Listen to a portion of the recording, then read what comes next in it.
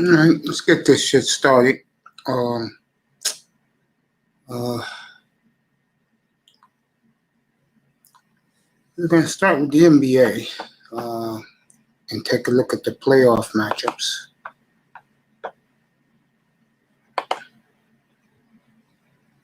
Oops. Looking at my boys.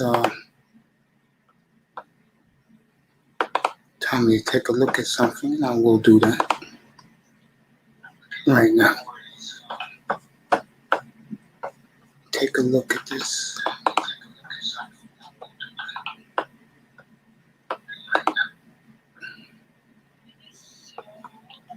You know, if I see this stupid woman one more time about moving, I'm going to puke. Oh, okay.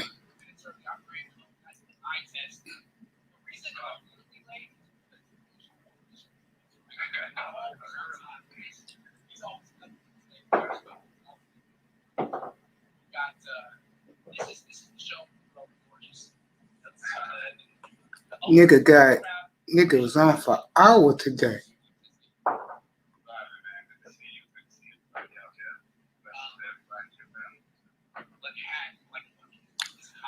All right, I'll watch this a little later tonight.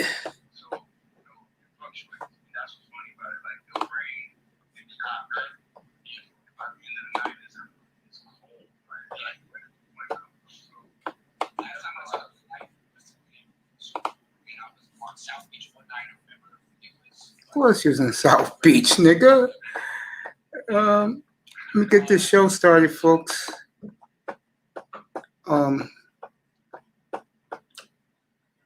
Let's do the NBA playoff matchups. Here in New York, they're pretty excited about the Knicks, about where they are in the standings.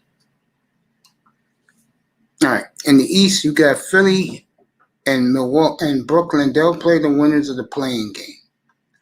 In the playing game, it's going to be Boston against Charlotte, Washington, Wizards. Give the Wizards a lot of credit. From where they started, I think they were like 2-12 to make the playoffs. Great job by their coaching staff in Washington. Excellent job by them. And Don't Smoke Rock should be very proud of his team. Those are the playing games. Now, the matchup you're going to have the Heat against the Bucks, a rematch from last year. Let's see how much guts Giannis has this year. And the Knicks and Atlanta, the Knicks have home court. So, Knicks finished strong, winning 8 of their last 11. Good for them. In the West, Utah and Phoenix will play the playing teams. That's Lakers against Spurs, Warriors against Memphis. Okay. All right. Now, the two matchups that are done, you're going to get Denver and Dallas. Portland and the Clippers, a gutless display by the Clippers again.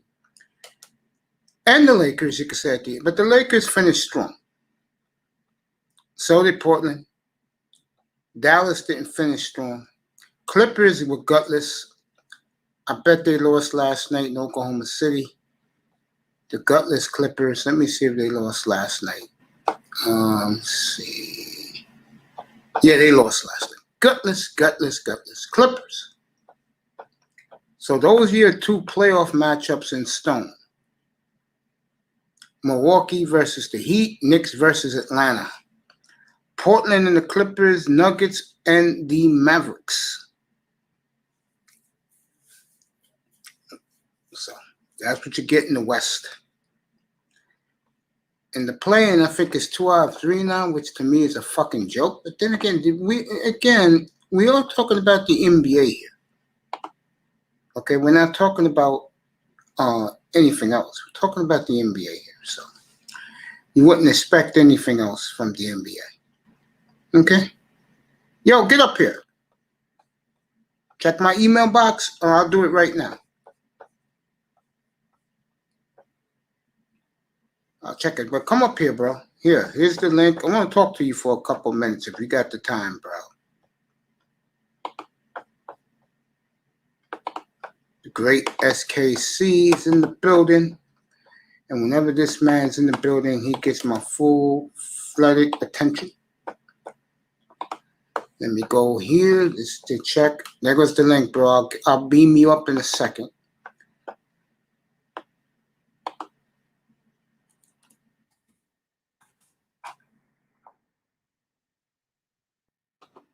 Okay.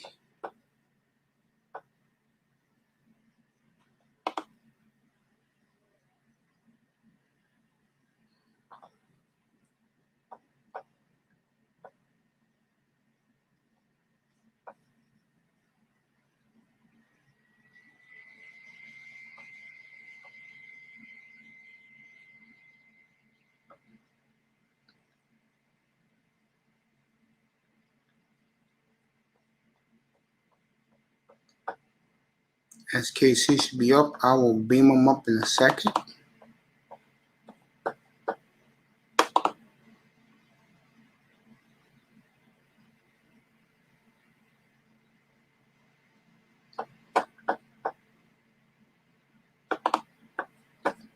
Jefferson's in the building. I'm waiting for SKC to beam up. Jefferson, you can come up too. LA or Golden State, who you going to make it? Damn, who expect a playing game? Well, I think the Lakers are going to easily win the playing game.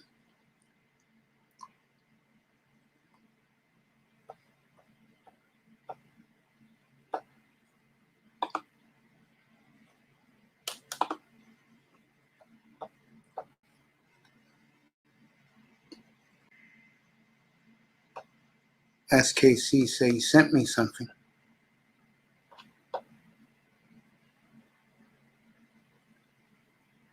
He said check my email box.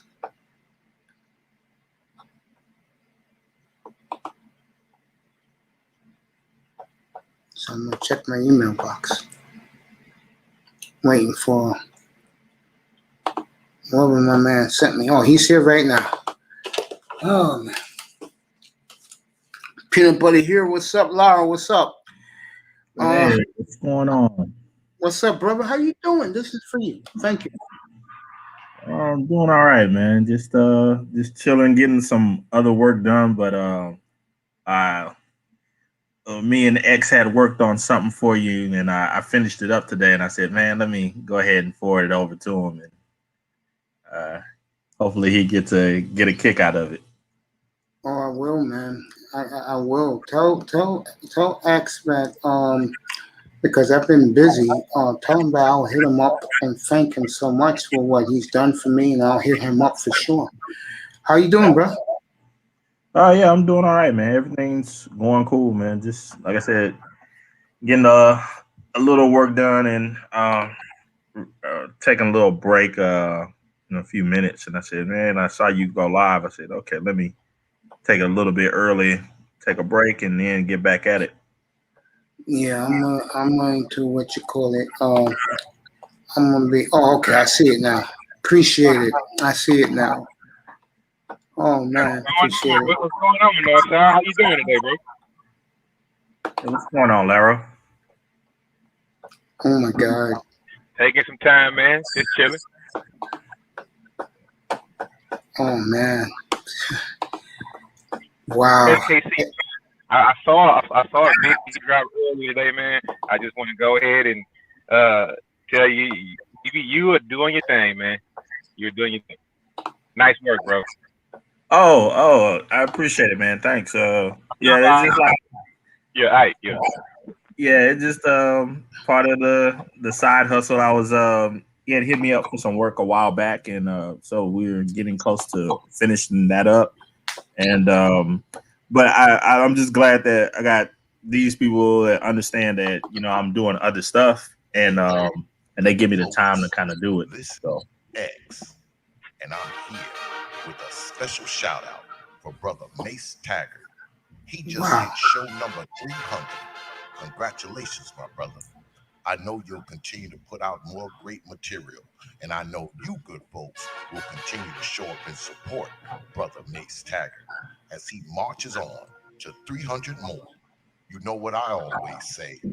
Let's get at it. Wow. Yeah, man. I knew you had your 300 show coming up, so I said, let me put something together for him to celebrate, man. Yeah, so it's a Appreciate milestone. you, man. Yeah. Yo, I'll send you something this week, bro. I appreciate it. Don't even worry about that, man. Dude. I mean, I'm speechless, man. Yeah, don't even worry about that, man. I'm gonna hit X up personally and thank him so much. And wow. Nah, man. He said he was gonna run it on his channel too, to let everybody know that Mace been putting in hard work over here, getting great sports talk to everybody. Nice little spot where everybody can come and relax and just chill, man. So yeah, we wanted to do something together for you for all the hard work, man. Thank you so much, man. How's the family, bro? Nah, yeah, fam's doing well, man. Fam is doing well. It's great.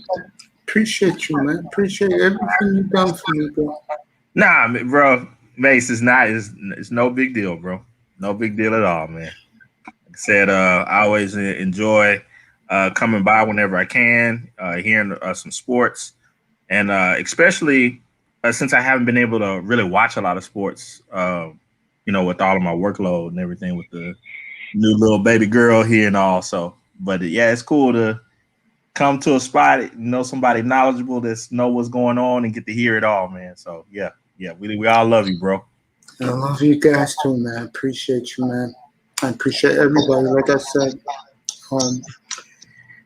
we're family here, and like I said, without you guys, I'm not here. And Hey, you know what, too? Also, SKC, I'm going to hit you up on Mace's behalf, right? Because Mace helps guys out with his picks, right? So this one is on me, okay? So whenever football season comes around, Mace does his picks for the games or whatever, man. We hit on parlays. I mean, he helped me out a great deal last football season. So if you can do another one, I got you on that one, okay?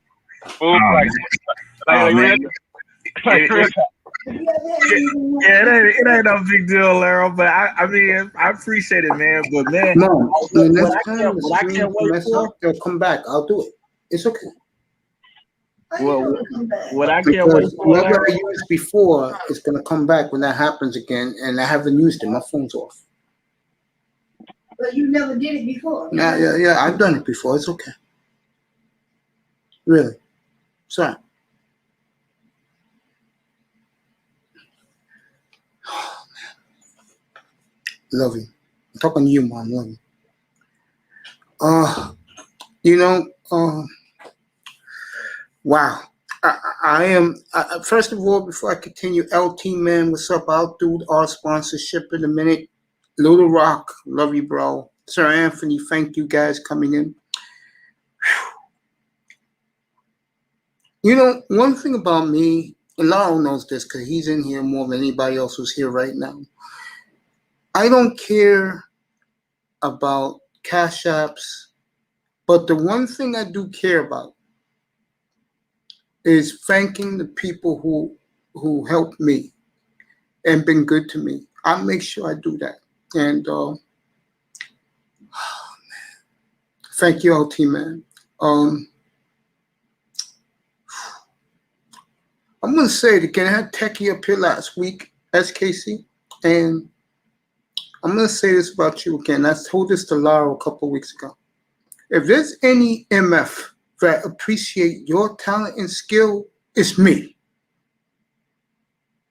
Don't you ever forget that, bro. oh man, I appreciate everything you do for me. You again. Oh,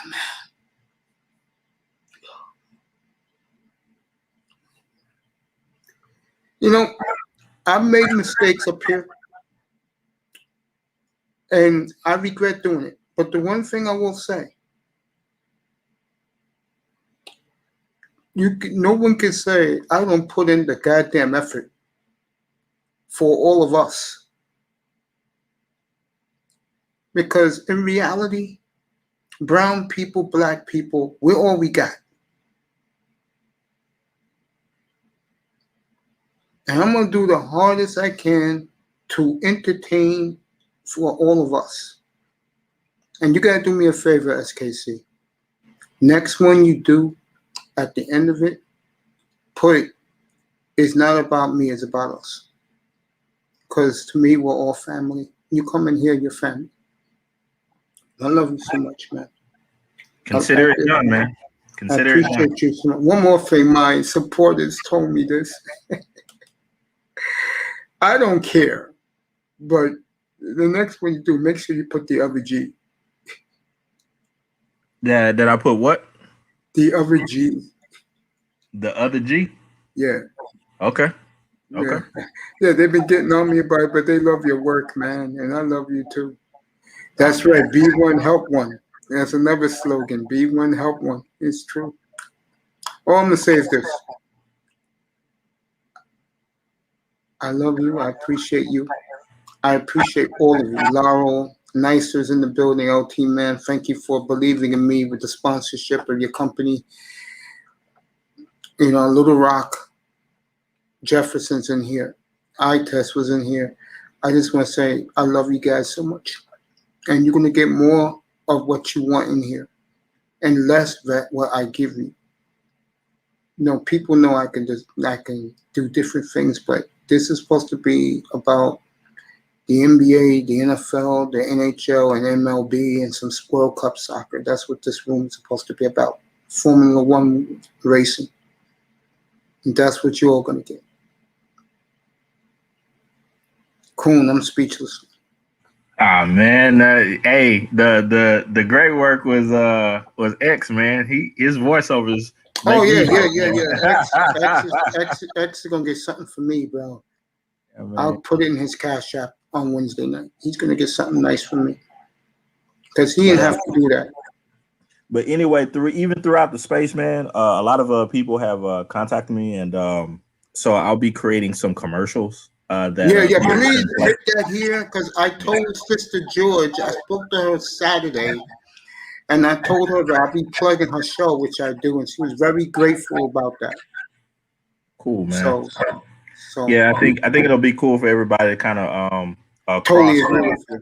You know, cross advertise everybody, and I totally agree with that because you know me. Once I get my website, everybody can come in there and put their shows and. What I'm going to do is I'm going to reach out to people and say, put your show, what time your show is going to come on, and people can come in my website. And they'll know what time their favorite content creators coming on the air, and they can just go there. That's one of my big plans. Well, Mace, I gotta get back at it, man. Lero, I love you, bro. Cool shit. Before you leave, let me ask you a question, right? Let's say top three for like voices in the manosphere, right? Now I know X has one, Lil Big Nate has one, and Old Man has one. Out of those three, right? Who would you rank number 1, 2, and 3? Oh wow. It depends on the project. Like if I was saying, if you said to me, hey, I have a corporate project and I want someone to do the underlay over it, I would say first I would go with Obsidian. Second, I would go with X. And then third with Nate. If I want to get the crowd hype, like a fight night or a football game or something like that, yeah, I'm easily going with X first, Nate, and then Obsidian. I agree with that. I agree with that. And if I want to do like something powerful that's with like a social message or whatnot, I would go Nate first, and then X, and then Obsidian. Yeah. Okay, that's cool, man. Yeah, that's around the same lines, man. So I know you got to get back to it, bro. So, another voiceover that people asleep on that they need to start checking out. You guys, two more guys I know. God, what's that guy's name? AJ Seeing Red. Yeah, he's good. He's good. and also Sir Tice. Yeah, Sir Tice got a nice voice. He Yeah. partners up with Little Big Nate on Sundays. Yeah. Two more that I know that can do really good if you could ever convince them to do it would be Judzilla and Zero. Both of them. Judzilla, no, hold up. Judzilla is number one to me. Number one. Judzilla the Beast is number one. He has a Hollywood voiceover. And here's the thing, though, with Zero, though, that's like a wild card because he can do impersonations and things like that, too. So, I mean, yeah, Zero is good, too, also, yeah. Yeah, but I would take Judzilla the Beast, number one.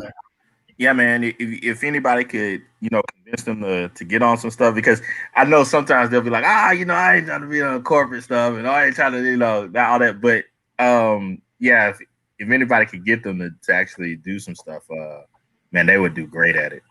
I totally agree with you, man. Yeah. I'm here with the great SKC.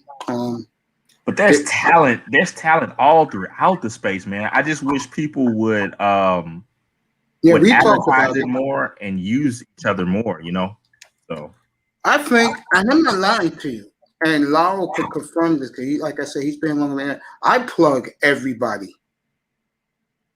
I mean, you support me, I support you. Game Changer, for example, got word how much of great relationship I have with Melody. And he's been here a few times, and we have exchanged great pleasantries. I used to be a regular on his show, like now on the platform, but I used to always donate to him. And that's very cool of him to go out of his way to do that. And I know he's gone. But yeah, Kona, love you, bro.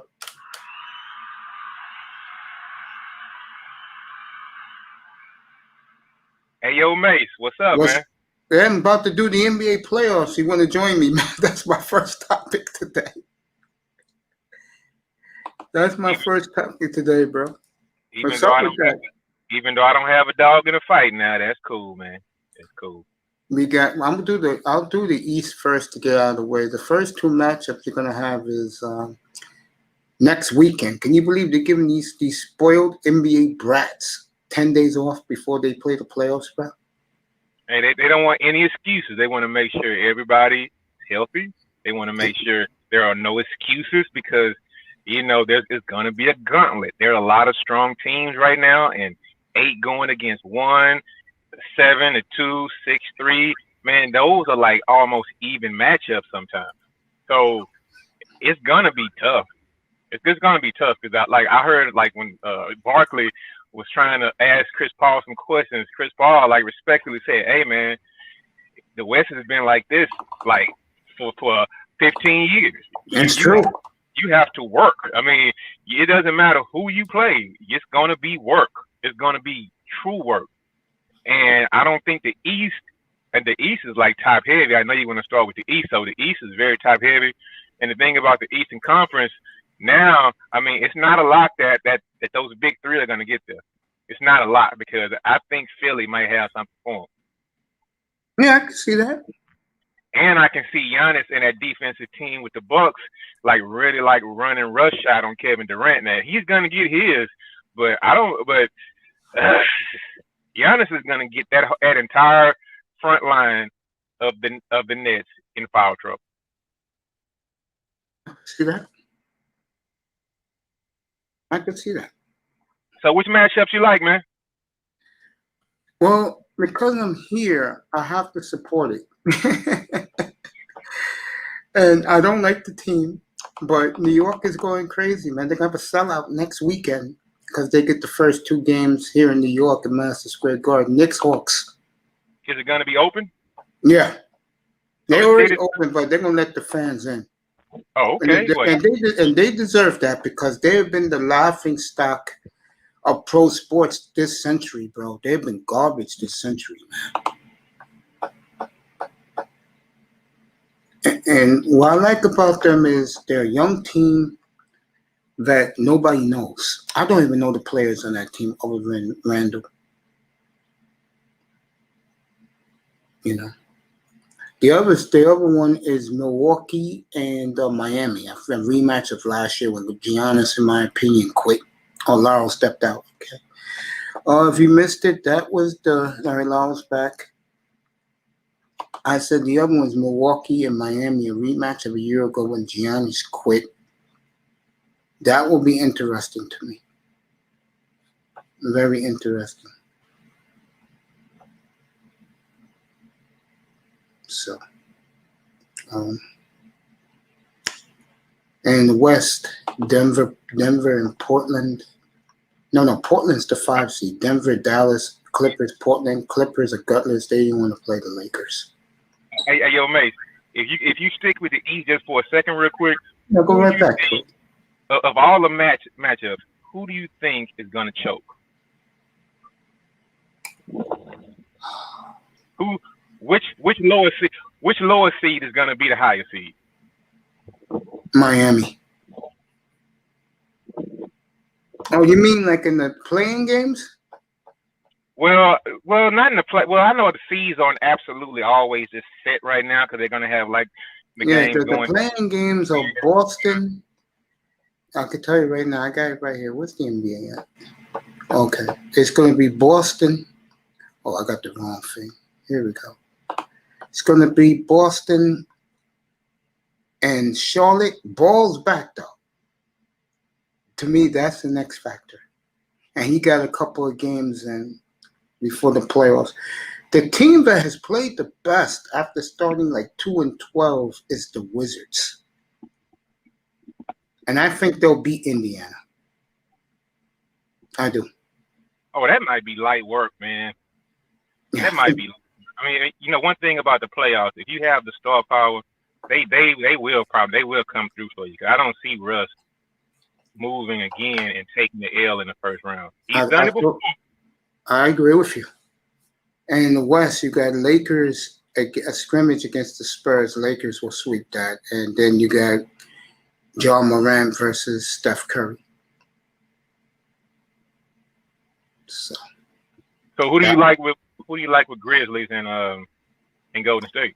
I'm gonna go with Golden State. Curry's the best player on the floor, even though I love John Morant. Okay.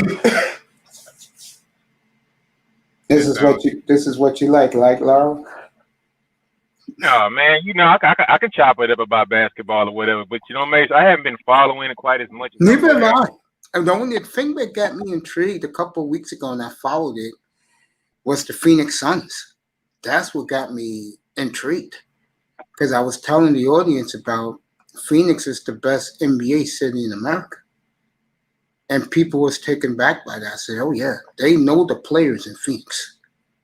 Like the Houston Rockets roll through right now, even though there's a bunch of no-names there, the Phoenix basketball fan will know who they are. Mm-hmm. Yeah, Phoenix has always been like a place that's always like the stadium has always been packed. It's always loud. The fans would show up. I mean, they've always had good teams, but I think they fell on hard times for the last 5 or 6 years or so. But before then, man, I remember Phoenix. Phoenix has always been in it, man. A decade, bro. They fell apart once Nash left. That was a decade ago when Steve Nash went to the Lakers on his last leg. It's been that long, huh? It's been that long. Well, you know what? With Ayton and Booker and Chris Paul. And Chris Paul, they honestly may have an outside shot at getting to the conference final. Well, their problem is round 2, they play the Lakers. That's going to be their problem. If the Lakers will finish 6th, and let's say they got Dallas, I would pick Phoenix to beat Dallas. Well, mate, let me ask you something. Do you really take for some reason, I'm just not taking the Lakers serious right now. I take them a little serious, Laurel, but I think the thing with them is that what's fascinating about them is, can they beat Utah in round 3? Can they beat the Jazz? Well, one thing I can say about this, Mm-hmm. Utah, man, look, Utah, they have been through the fire for the last 5 years, right? Yes, they have. And the Nuggets also, right? Mm-hmm. They have gotten to the brink. They know what it's like now. You can't call them a young team. You can't say they don't have playoff experience now. They knew what it was like last year, like the Nuggets, right? They knew what it was like. They knew, and they went through it with the Clippers. Like, how did you guys let this happen? So now, since they had that experience, they can go back and look because the team is exactly the same as it was. They're even better now, right? So you're right, yeah. So now you don't have that inexperience. You have both of those teams. You have Utah experience and you had a Nuggets experience, and they have more. Well, Denver has more talent than the Nuggets. Not at the top, but as far as the roster goes, from number 1 all the way down to number 12, I think they have more talent than the Lakers have. So the Lakers haven't really always played together all season because usually somebody's hurt. Yeah. So that may hurt them guys also because they probably can't talent their way to a win. You know, kind of like how the Clippers were able to beat the Nuggets last year. They were able to just come back off of talent. But if that team had just a little bit more playoff experience, there's no way that would have happened. Like, no way. There is no way in God's green earth San Antonio beats the Lakers. If it was like last year, it was one game, maybe, but they're playing 2 out of 3, which sucks. Yeah, that's not gonna happen. It's not gonna happen. This playing bullshit, and LeBron voiced it because LeBron was scared. You know, he didn't want to lose this, but they look at it now and say, yeah, we could run through San Antonio. They'll blow San Antonio out. It's not even going to be a contest, you know. Laurel, do me a favor. Entertain the crowd for like 2 minutes. I'll be right back. I'll be back, folks. Laurel got you. We got good packed house. Yeah. Hey, please, who's in the chat room down there? Oh, we got SKC. You got Nicer. You got Sir Anthony. You got LT Man. You got iTest will be back later. He was showing me on his little TV show today. Jefferson, Peanut Butter Hero, Lil Rock. And we got a nice 8-9 people in the clouds. So you could talk about, you can call the tour of the busted hit. Go ahead. I'll be right back. Give me a minute. Oh, okay, I will. Well, basically, like what's going on right now with NFL, I would say between the Dolphins and Philly, right now they want Deshaun Watson. And if I were either one of those teams or whatever, I think there might be a couple of Miami Dolphins fans down in the chat box or whatever, right? But I think that if they made that trade, they still gonna get pretty much. Damn, Mason go on mute. They probably would still pretty much get what they want. But I kind of think Deshaun will be off this season. He's got to do some time. He's not cleared yet. He's at least gonna do 10 games. Hey, yo, Mace, you might want to mute up, man. Hey, so I'm sure she's back. Oh, okay.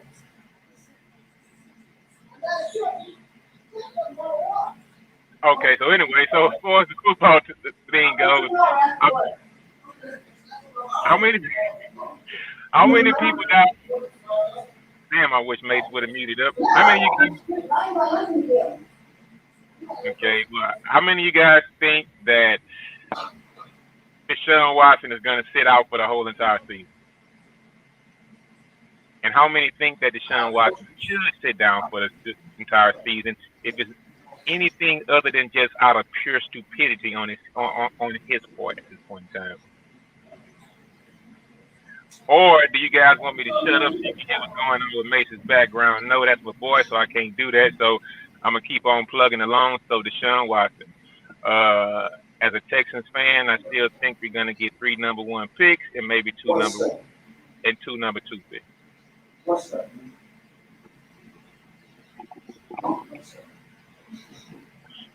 But since we're out here, and I'm here right now, I have a little project going on. I decided to smoke myself some ribs, and I got to talk over Mace so won't go back to hear any of his business or whatever's going on right now. So let me show you the slab of ribs I decided to put on my pit for myself today.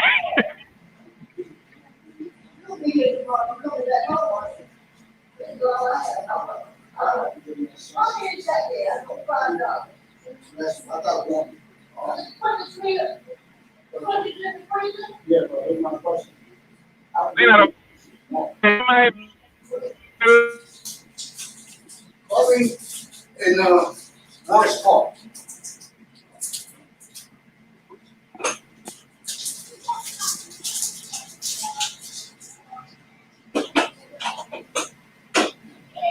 Anthony.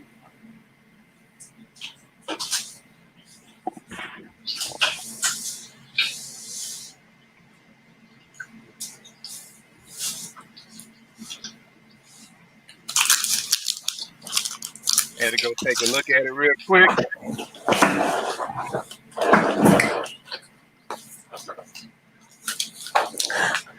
I consider this man one of my favorite people in the world who's with me up here right now, and I love you, Laura, more than you realize. Jay, It makes the thing is, I'm on my phone right now, right? I wasn't on my laptop or whatever, right? Mm-hmm. So I couldn't look at different windows to see who was in the chat or whatever, right? So it was funny because I had to keep on talking about something because you didn't mute yourself or you mute your mic before you went over there, right? Yeah. Yeah, next time you do that, man, just mute yourself up, man. I will.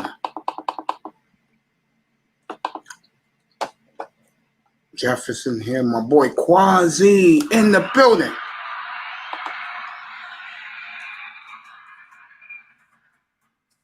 Boy, boys, all you're going to get some applause. Just give me a second as I welcome all you. I always welcome my boys in here. J.E. in the building.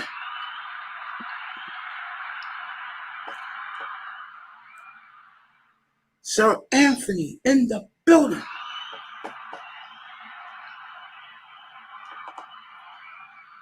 Laurel in the building.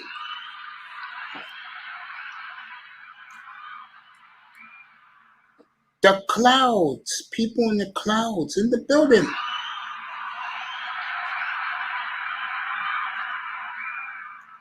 All right, let me read this to you. I guess he was talking about Sir Anthony's in Philly. The topic tonight, J8, is the NBA playoffs, the matchups. I just gave them. I'll give them again in a second. Me and Laura was talking about that. We'll also talk about the rookies who look tremendous. One of them is a guy who I cursed out here. I cannot believe it's been over 2.5 weeks ago. Yeah, they did try to kill Watson's image. Yes, J8, you hit on point. Jefferson, when he gets up here, I'll give him some applause. You know, Laurel, sometimes when I shoot off, he said it to me on Saturday. Sometimes I just blink and I lose it. I know, buddy. Trust me, I know, man. I know, bro. I know, man. This fucking waddle. Hey, mate, the thing is, that's why I told you when you leave the your mic, you should go ahead and mute up because we caught an earful, bro. So okay. Yeah, just for the future, just go ahead and mute that up, man. Yeah, I forgot to do it. Okay. I think the Lakers smacked the Warriors and they're playing it. No, they're not playing the Warriors. Lakers are playing San Antonio. They'll smack them. If LeBron don't win this year, he won't get another one. I don't think he's winning this year. And I don't think he's getting another one. So you guys, I don't think so either. All you guys put your questions in the chat. I will answer them. I don't have a problem doing that. Laurel, I took your words to heart, man. What was that? You told me, Mace, this stick. Oh God, you. And I just want to say this. I got you up here. I want to thank you. I want to thank Platinum Elite. Both of you guys. No. Both of you guys. Both of you guys have given me great constructive criticisms, and both of you guys are right. And I had yesterday off, and I was thinking to myself,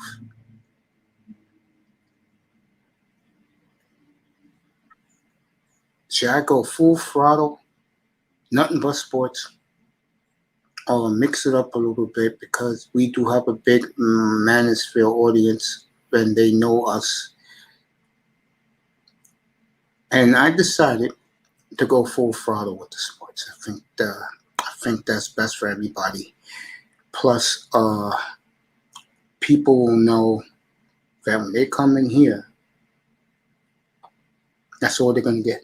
I think that's a great idea. I think that's the right way to go. And I have no problems doing that. Hey, you know what, Mace? If I can give you, I mean, you know what? Everything I've told you before, disregard it, right? But Yeah. if I can give you a little advice as far as like, and this is just like viewership advice. This is not content creator advice, right? Mhm. I would say, because I was in here from the start of football season, and we would like getting picks and make bets and do all those kind of things or whatever. At the end of the day, we come back and see how the bets paid off, how the picks came off, or whatever else, right? Yeah. But and you want me some money, it was good enough. So what I'm saying is this: I think when football comes back, you should probably go full throttle. But like because football is the season. Because Oh, no, you know it's football season, man. There ain't gonna be nothing else in here, bro. The thing is, a lot just like what happened last year, especially like with the money team or whatever, right? It was kind of like, you had a lot of people, a lot of influx of people coming into your platform who wanted to talk about Miami football and NFL, right? And it kind of turned them off about the manosphere topics or whatever, right? Because everybody didn't come to you on your platform to talk about, they came, all those guys, they came here to talk football. And then it started veering off, and I kind of understand why those guys, veered off. Man, I'll tell you again. I was on the platform when Star Platinum on Saturday morning. It was like he wanted to kill me, bro. It's like I did something to him. I'm like, bro, I didn't do anything to you.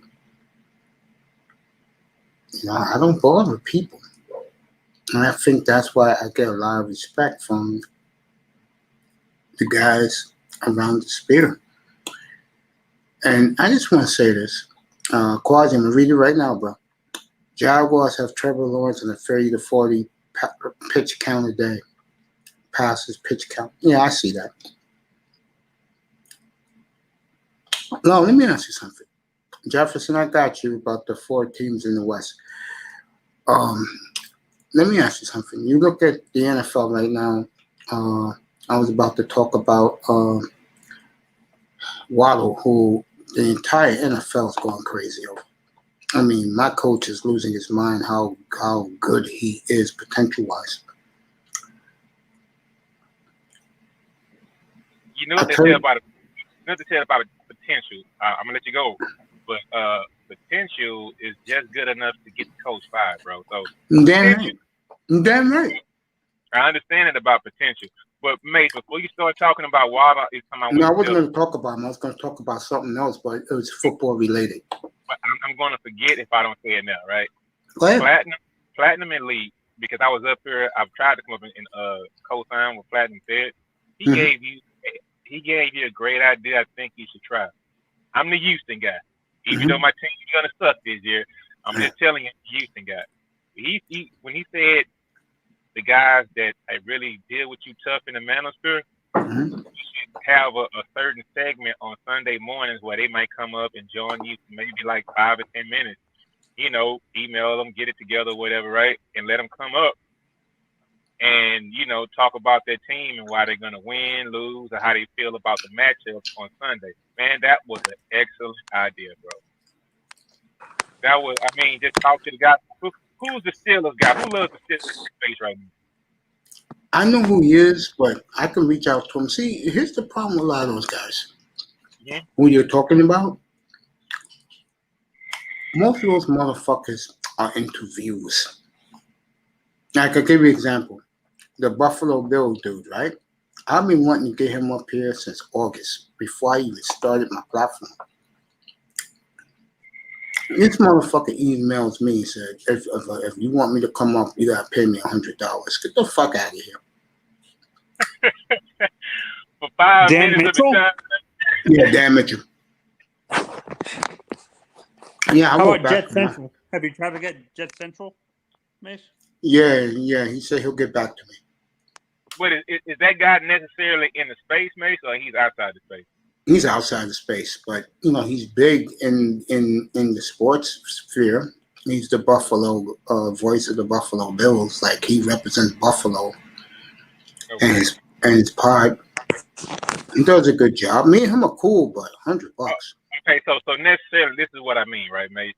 So you have your boy, we have official in the Bay who represents The Raiders. Yeah, I'll bring him up. Him and ism. you hear that?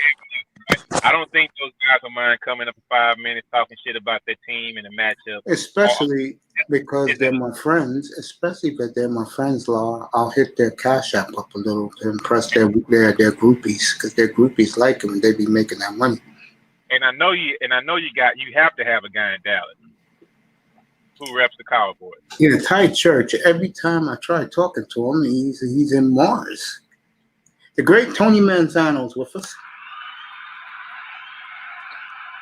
What's up, Do man? you know anybody in the Kansas City Chiefs, Mace?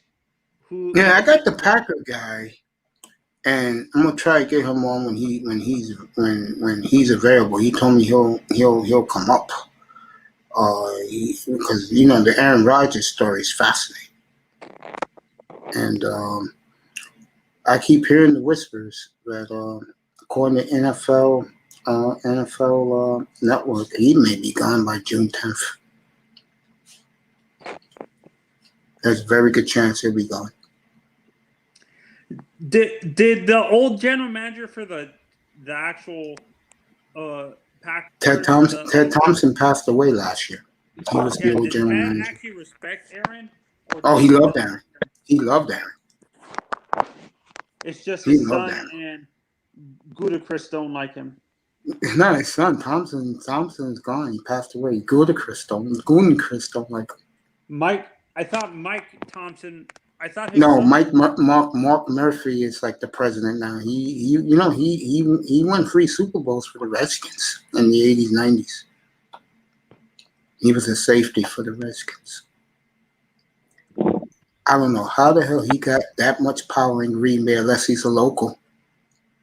That's a lot of power, bro, to run the president of the Green Bay Packers. Wow.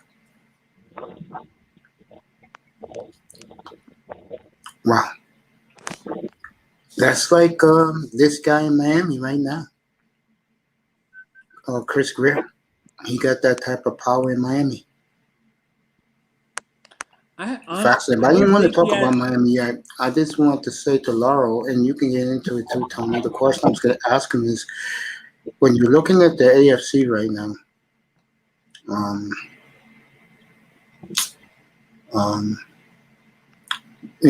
looking at these rookies, I was just telling Laurel how good Waddle looks, and the safety, what's his name? Kid from Oregon?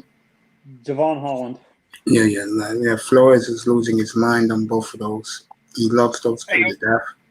Hey, mate, so what are they doing right now? Running 7-on-7s or whatever? Yeah, they're working them into their system. And I think OTAs is next week. Yeah. That's good. That means everybody reports. Yeah, man, everybody's going to look good in 7-on-7, man. The big question is, how is Tua looking? There you go. He's not working out yet. He worked out. He'll be there next week for the OTAs. Okay. Look, I was listening to him. Not him, but NFL Network was talking about him the other day. And again, and I told this to the Dolphin faithful, and they don't want to hear this. The whole league has written this kid off. Yeah. You saw what he showed last year, right? Of course. Hey, Laurel, I'm not a Tua pom-pom waiver. I told you what I think of him. The best he can be is a game manager. But you got a lot of Dolphin fans on other platforms, Laurel. You will not believe this. Manzano goes there. He can tell you. They're delusional. They think he's a 40-touchdown quarterback. They really do. Tell him, Anthony, how they are in Larry L's room and TD's room. The guys in the chat. They're like, he's gonna throw for 5,000 yards, 45 touchdowns. Yeah. EM, honestly, he's actually toning it down a little bit. He's waxy. Yeah, and I've been saying this. I think at best he might be 30, 33 maybe. in the low 30s, not like the high 20s, low 30s. That's the most he can throw. And at best, he might throw 3,900 yards. He's not going to go into the 4,000 yard. Guys in the chat, put your questions in the chat, bro. Let's go. Let's do this. People in the clouds, thank you for coming. Hit that like and subscribe. I could care less about the Cash App. Just like and subscribe. Yeah, go ahead, Tony. So Laura, you're a Houston fan. So I'm wondering, do you actually believe that they're going to start? Would you rather them start Davis Mills day one, or do you think they're going to start this guy Tyrod Taylor and the other backup, and he's going to be on the bench as the third string quarterback? Well, what I think and what I want are two different things. I know what you want. That's obvious. And what I want to happen is I want to lose all 16 games next year, right?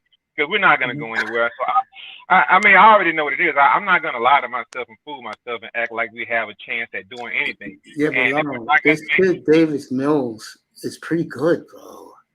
I think, Laura, I hate to say this to you, man, but if they get 7 wins out of this, like, I think they will. You guys, again, I will show you, especially for you, the kid from Liberty, his highlights every week so you can watch him perform. I'm serious about this. Because I think where you're going to end up picking, that's going to be your guy. And he's damn good, bro. You know who he reminds me of? And I know Manzano's going to roll his eyes at me.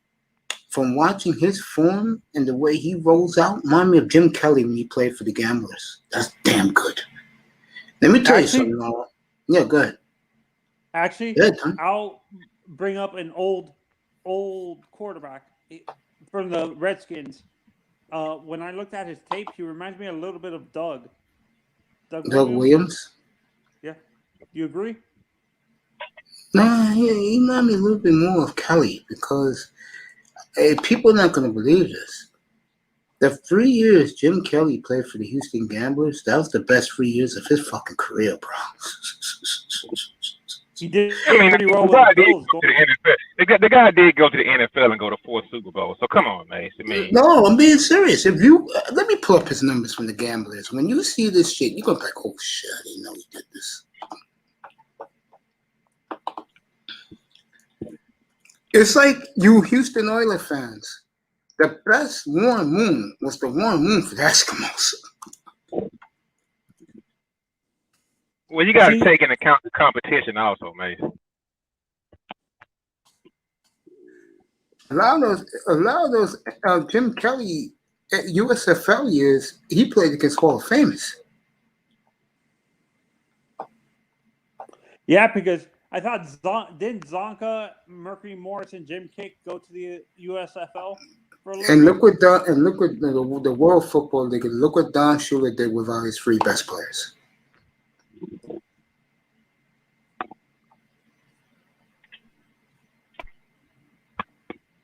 Well, with that being said, I mean, just to answer.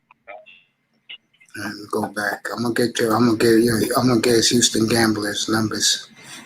To go back to what Manzano was asking or whatever, right? As far as Davis Mills goes, I mean, just to save face, I think the team would definitely start. I mean, just because they brought him in and they probably gave him a couple of promises or whatever, right?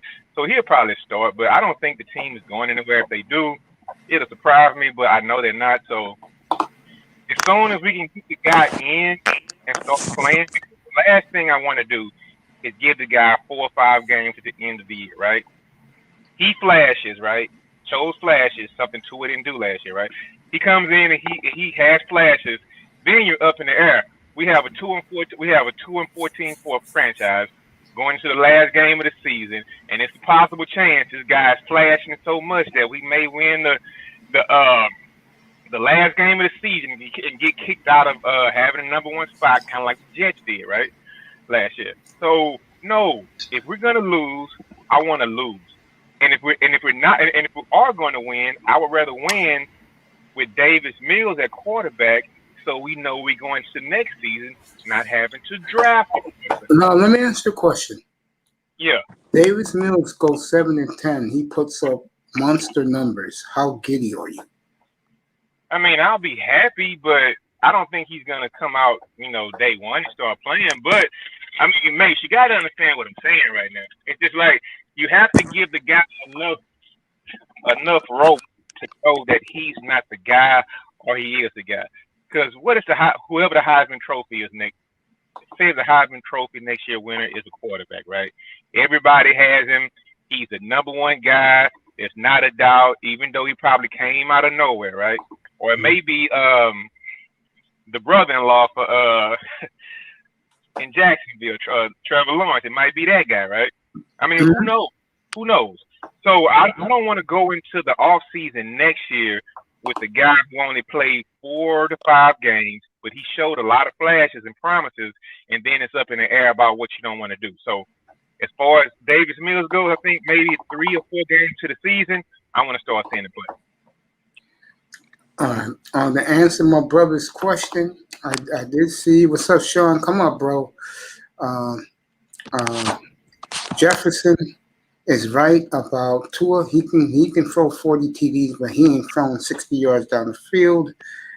Quasi just asked me who's the Niners quarterback. Week 1, I'm gonna say it's Jimmy G. Fireman's in the building, my boy.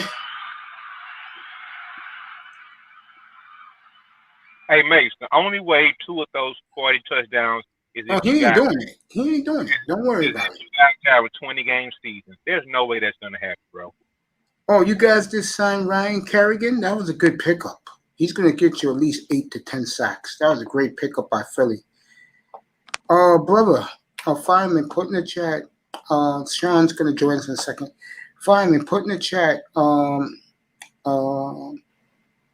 many years is it for Ryan Kerrigan, one of the most underrated pass rushers? Fireman, what you got Waddle doing, Mace? He might not start. Oh, he's starting. They're going with 4. No, they're going with 4. They're going with 4. They're going with 3 wides, a tight end, and 1 running back. Oh, Waddle. I got you too, Fireman. Don't worry. I'm gonna be fair. I'm gonna give him 8 touchdowns, 750 yards. That's gonna be his go-to guy because they were roommates in college. 10 years he played with the Skins. Yeah, Kerrigan's a good player. That was a great pickup by Howie.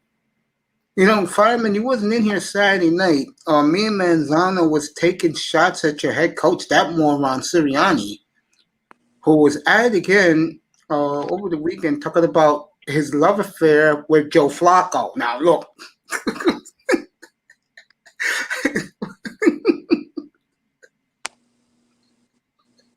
Tony, take that.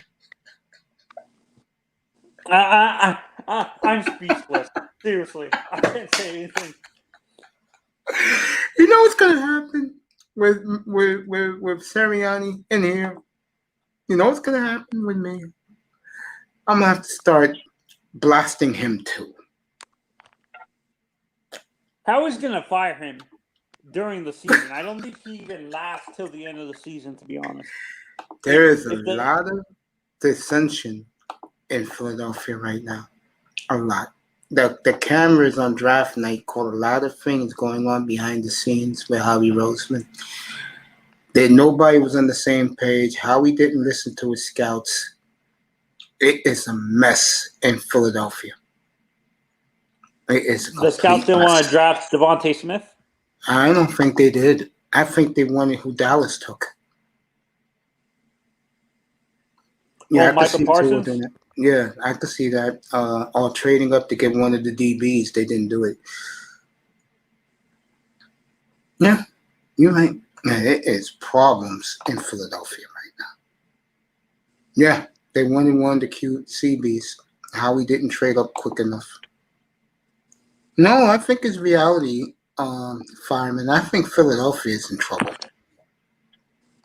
The only way you can fix it, and the man is up here, Laurel, you better go get Deshaun Watson. You got what Laurel wants.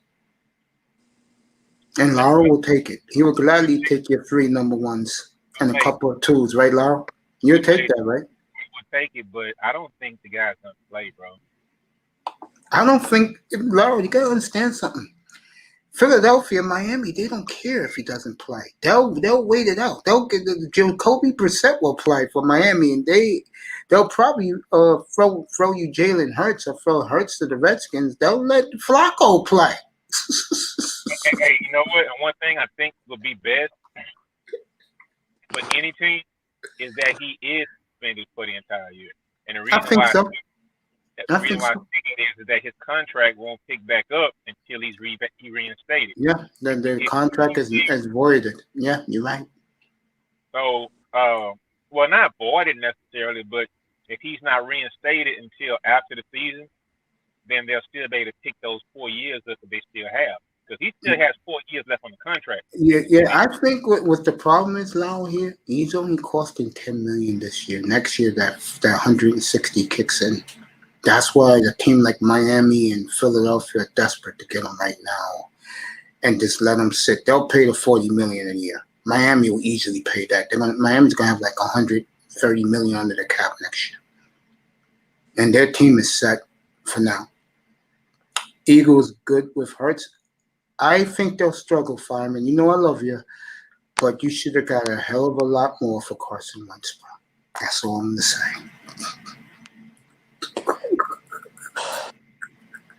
Go ahead, Tony. No, you can't No. make this up. You can't make this shit up. What's going on in Philadelphia?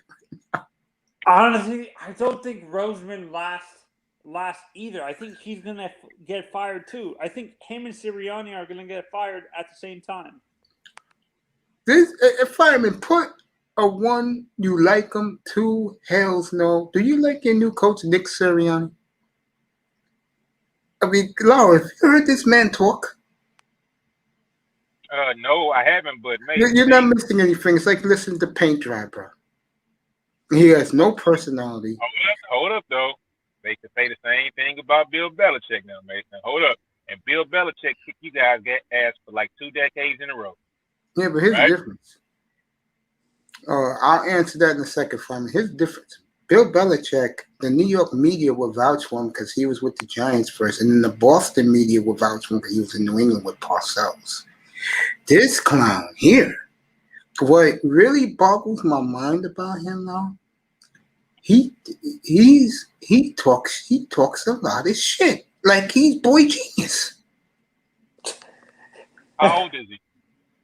He's a young guy. I guess he's mid to late 30s. A young dude, but he's very arrogant. He's 33. He's a few. Like 33. Yeah, he's very arrogant. So you know what? I've never been in agreement with that or whatever, right? Yeah. Because, I mean, I understand how it goes, right? I mean, you want to get the new blood in. You want to have but the thing about new blood is they don't have, like, those diamond hands or whatever, right? Do you remember the first time when, what's his name? I forget his name, the offensive coordinator for New England, when he first went to Denver. Josh McDaniels. Josh McDaniels, right? Yeah. He was a young guy, 35, 36 or whatever, fresh blood coming to the system, came out, beat his mentor the first game or so or whatever, right? They were on the road, won the first 4 games, lost the rest of the They game. went 8-0 now. Yeah, no, they won a lot of games the first part of the season or whatever, right? Yeah. And then they just went on a run and lost every other game. Yeah, they lost the last 8, yeah. And this guy here, I mean, Manzano could tell you, we both listened to it. The smugness about Joe Flacco was like, really, Flacco? Mace. Yeah. I'm gonna say this. Yeah. Him and the guy in Houston are their personalities. No personality. Cully has. Laura can attest to it. Does this guy have any personality when you see him doing interviews, Laura? Your new head coach, Laura Houston. I mean, the thing is, no, he doesn't. I don't believe in him. I think he's like a bridge guy. Because, I mean, you know what, mate? We're going to be bad for about 3 years. So. I mean, I have already resigned myself. If this quarterback comes through for you, you're gonna be good. You're gonna be good next year, bro. Oh, okay. All right, man. What's good? 5 wins, maybe at the most. No, I'm giving you 7, bro. I'm not joking about this. I think the Texans had a good offseason. They didn't spend a lot of money. They got like 30-some players in. I like for what, and I'm serious. What they were picking, they got some hidden gems. Mace, when was the last time a team that turned over 30 players was any good? No, 7 and 10. 7 and 10 ain't good. That's mediocre. Okay, so who wants to be 7 and 10, bro? You do because you want to get a quarterback. No. If you go 7 and 10, you'll get the quarterback from Liberty if you want him. No. Yeah, he's better than the guy you got now. Listen, I'm not joking. I don't want to be. Well, this is my want as a fan. I don't want to be 7 and 10. And you know, it sounds bad right now, but you know, I'm in Houston, right? I mean, I saw the Astros method to take us to almost dynasty level. Some breaks happened. We could have. So what do you want to do? What do you want to do? You want to pull up Miami? No, what I I'm want to not do. throwing that in your face. You want to start from the bottom up? What I want to do is I'm in tank mode right now, bro. Yeah, I know you are. I'm in tank mode. I mean, and whatever it takes me to tank, I will tank. Who knows? We might get the best edge rusher in the draft. We may get the best left-right tackle combination coming out the draft. We might have the best offensive line coming out of just sucking. You're right about that. So yeah. I would rather be able to pick the creme de la creme, like Jefferson. you guys, like you guys should have done in Miami. You guys came out the first round without the best guy. I said that. Saturday night. I said that they should have took. I want to be so bad this year, so at least we get the best player at his position. Yeah, I feel you.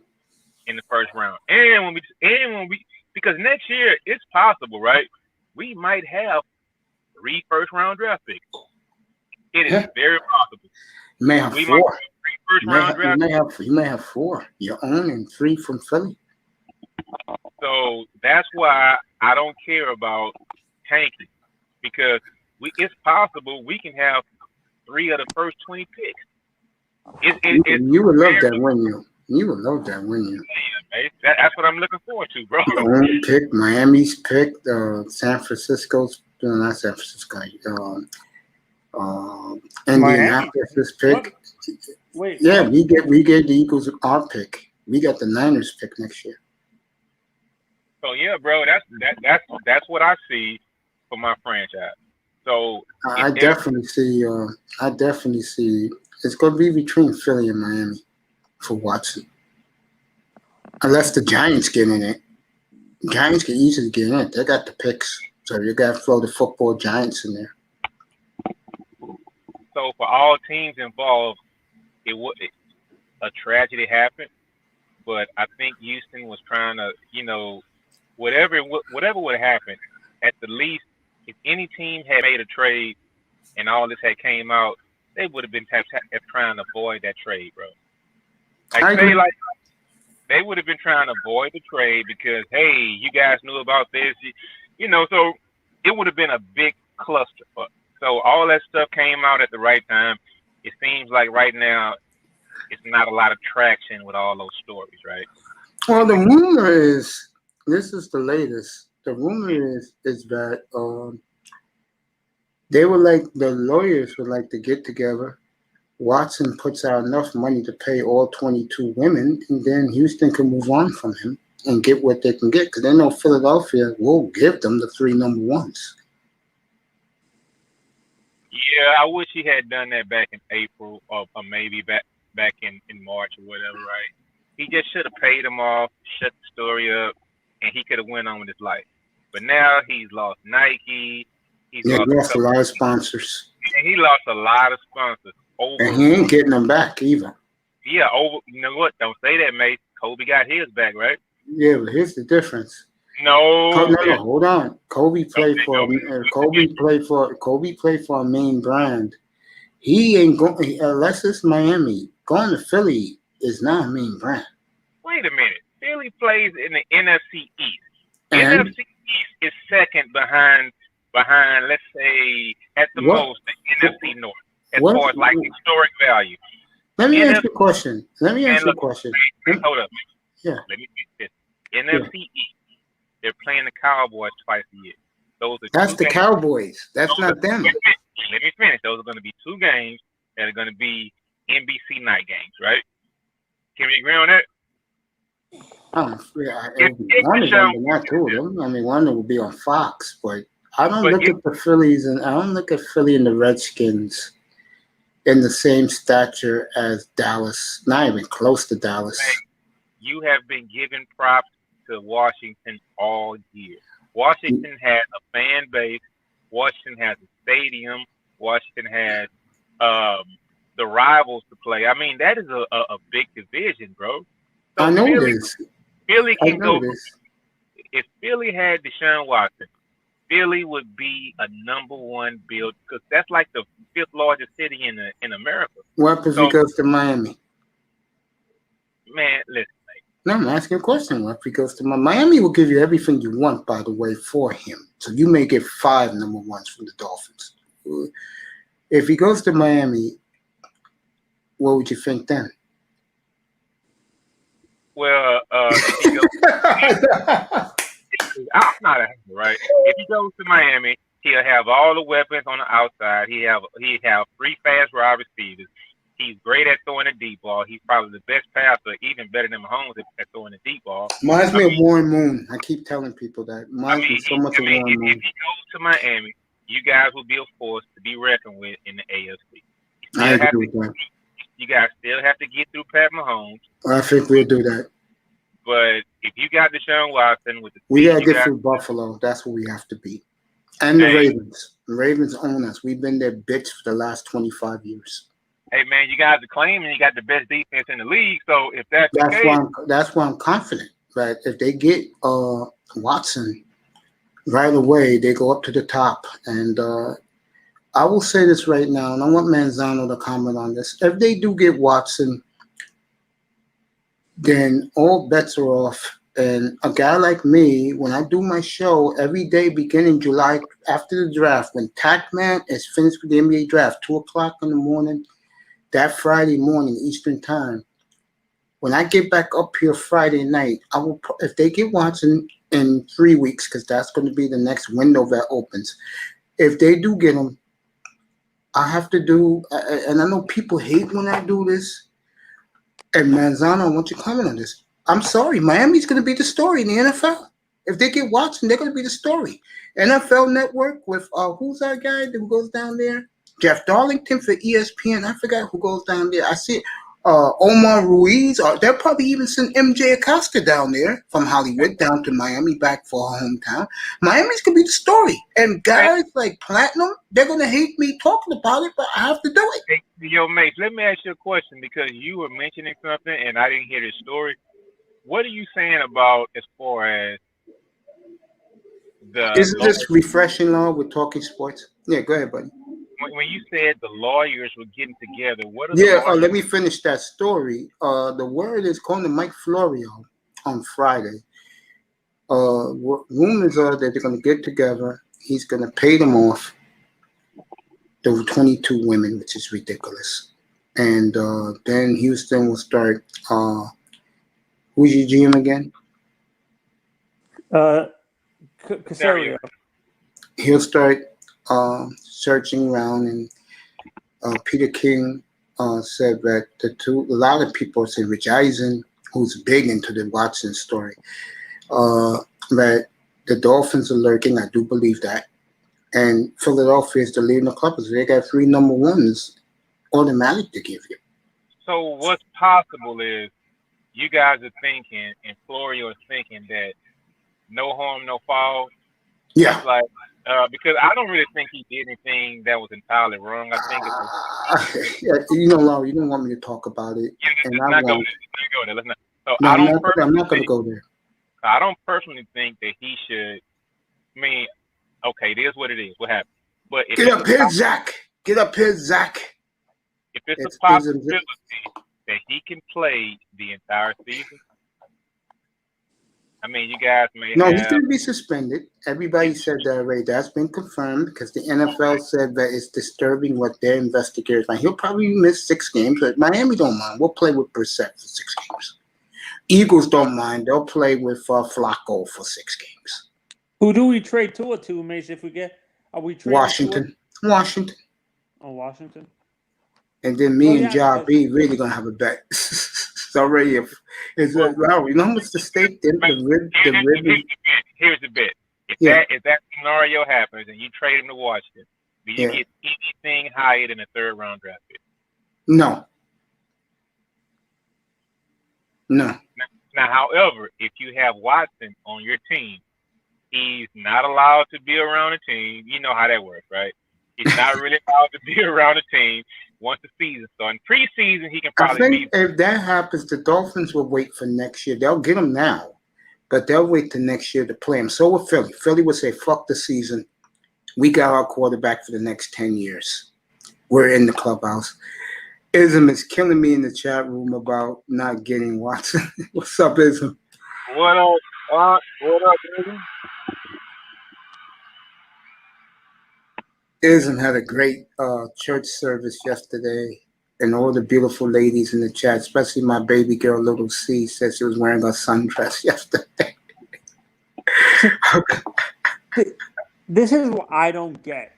Do you think they're going to investigate how this information got leaked, though? Of course they are. Of course they are.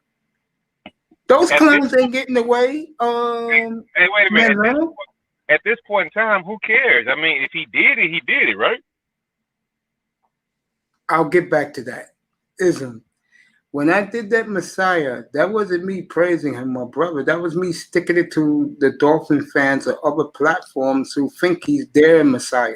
I don't think he's a Messiah at all. He's my game manager.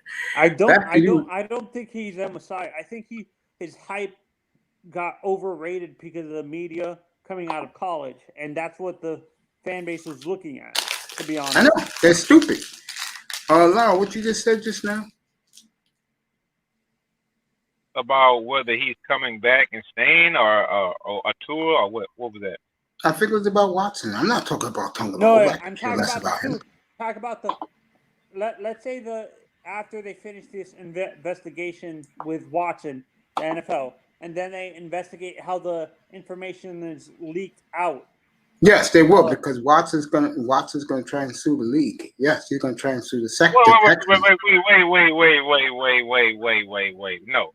He's gonna try to sue the league because somebody somewhere leaked the fact that he was, being kind of quasi inappropriate with the 25 Instagram model massage therapist. No, bro. He should leave that alone. Because Watson, he's gonna try to have a squeaky clean image for the rest of his career. The guy might get married, the guy might have a few kids, and he might just he doesn't have any more room for any more fuck ups his entire career. So I think that guy might chill out, fall back, and just become a what's the guy? Phillip Rivers type of guy. Just be the ultimate family man, because the guy has probably lost $100 million off this little fiasco. Yeah, I also want to keep with this Manzano. I've been saying, me and Tony's been saying it for weeks now. Mm-hmm. When the NFL investigates those two clowns, which they will, the owner and our good friend Easterby, I get the feeling they're going to find out that they were behind a lot of these shenanigans. And when they do, Easterby will be barred for life in any professional sports league. And so would the owner. I think the owner would. He'll be suspended, and then the brothers and football fans around will pressure Goodell to make him sell the team. Yeah, I do see that. Yeah, I believe they're behind it. By the way, I think Zach Easterby has a lot to do with it. Hey, Mace, I love the players, but I still enjoy my team regardless, right? So I embrace the emblem on the helmet, right? I'm a fan. I love your uniforms, by the way. I mean, once he said he wants to go, all right, fuck you, go. I mean, I love your uniform. If you don't like it here, okay, you can go, bro. However, you're the first guy to say you want to go with 4 years left on your contract. And I'll go a step further. You're going to get plenty of compensation for him. I can tell you that right now. No matter who you send them to, you get a lot of compensation. Yeah, but what I'm trying to say, Lauro, is it's kind of suspicious. It's an invasion of privacy. You're not supposed to send a private investigator if it's off the field stuff. Like if it's his private life and you're following him with a private detective, that's invasion of privacy. You're not supposed to be doing that. That's Mazzano, let me tell you something. The NFL has always done that. The NFL has always did things because you got to realize you're a corporate company, right? And you have a brand to protect. So if you have a guy who may be accused of being out there, you know, in questionable circumstances, especially it's different now. This is the face of your franchise. You cannot have the face of your franchise out there going and committing that behavior, bro. This is your corporate CEO. Yep, This is facts. the face of the team. No, you can't. Somebody should have pulled that guy by the coattail or whatever and say, "Look, man, listen. You're representing a $5 billion company. You can't be out here batting it up with fucking Instagram, with Instagram hoes, bro. You cannot. You're right. You're right. Somebody, no, but what pisses me off about but no. That guy, there has never been. I mean, come on, Montano. You got to understand. I kind of a little bit understand where you're coming from. No, the price is gonna be the price. You can dirty him up all you want to, but the price is gonna be the price. Just like I told you guys 5 months ago. 3 first-round draft picks, 2 second. You're gonna get that from Philadelphia. I can tell you that right now. So you can dirty up the Texans however much you want to, bro. That's gonna be the price. Okay. That's gonna be the price. You're not gonna fleece the Texans for Deshaun Watson. It's not gonna happen. He wasn't talking about that. He's talking more of. I know what he's talking about. What he's saying is, look, I don't care if the NFL wants to come through and say, Mr. McNair, Cal McNair, you can't be at the games for 6 weeks. Okay, cool. If they 2 years. 6 weeks. If they say Easterby, they're not running shit anyway. Easterby, you're banned from the NFL. That's what he's talking about. He don't care about that watching. would make me happy. That will make me happy. What they're not going to do is they're going to say, okay, Deshaun Watson, your contract is voided. You can go wherever you want. That's just not going to happen. I'm not talking about that. Man, that's not going to happen, dude. It's not No, we're not talking about that. He's talking about the punishment for those two. He don't care about what. But we don't even know if they did anything wrong yet. But we're going to find out. I promise you that. See, and I don't want to bring up race in this because I'm not saying Namath did this, but wasn't Namath sleeping around when he was in the NFL? Wasn't he? The difference is what's absurd. The difference was women. Thank you, buddy, for dropping in as always. No, the difference is one is a guy cheating on his spouse, and the other guy is like so-called committing sexual assault. Cheating on your wife is not a crime, as far as I know. I'm laughing because women threw themselves at Joe Namath. According to these women, they did not throw themselves at Sean. That's why we have this issue. And I also believe, and I do believe this in my heart, I think there's foul play here by Easterby and the owner. And because, the Lord. And Busby, he's not innocent here because how the hell you have 22, not 2, not 3, 22 women who don't want to pay out, at least publicly. Are you effing kidding me? I smell bullshit here. And what makes it even more suspicious, wasn't this guy Busby Deshaun's lawyer before? Yes, he was.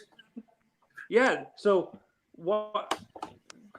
That's another suspicious thing to me too. Like, that's attorney-client privilege. Even though he fired you, you're not supposed to be releasing that information. That's grounds for disbarment. You're not supposed to, even though he fired you. That's attorney-client privilege. Yeah. John B I knows think, what I'm talking about. yeah. John B was here. Yeah, he'll be right in. I'm sorry, Laura. I really believe there is some foul play here. Well, none of that would have came out if he would have just shut the fuck up. I totally agree. If he wasn't macking it and being big time, yep, I agree. Coca-Cola or whoever else the hell he was with, if he had sat down and just shut the fuck up. And I understand. I agree. In today's sports landscape, guys are speaking up. They can move wherever they want to, even though they got 4 years left on their contract, down the franchise. I mean, because Deshaun Watson, listen, bro, you are not the first franchise who didn't acquiesce to what you wanted. You're not. You are not the first guy to not get what he wants. You basically, you're not. They made you the second highest paid quarterback in the league. And basically, that doesn't mean you run the franchise. This is not the NBA. It's not the NBA, bro. That's right. So you can still have been the toast of the town, still keep on getting your little Instagram models to come and massage your groin area or whatever, right? Yeah. Get all the money in the world, still had all your contracts. You probably would have sucked this year. However, you had a chance moving forward. But no, you wanted out. Okay, now you got out, and now your image is tarnished. You lost all this money. And, I mean, that's on you, bro. I agree. And again, and Lawrence could get mad at me what I'm about to say. Jefferson used the example. He owns his own truck. He messed up my truck. Don't I have the right to be pissed? Bro, if I own a team and a fan of a team, why would you wouldn't be there? I know what he means. Like, what he's saying is, if you're a Houston Texan fan and see what Deshaun did back in January, December, February, macking the Texans, I will be pissed off at him too, like Laura is. And it's true. Let me say this again, and Laura don't like when I talk about this, but I'm going to do it.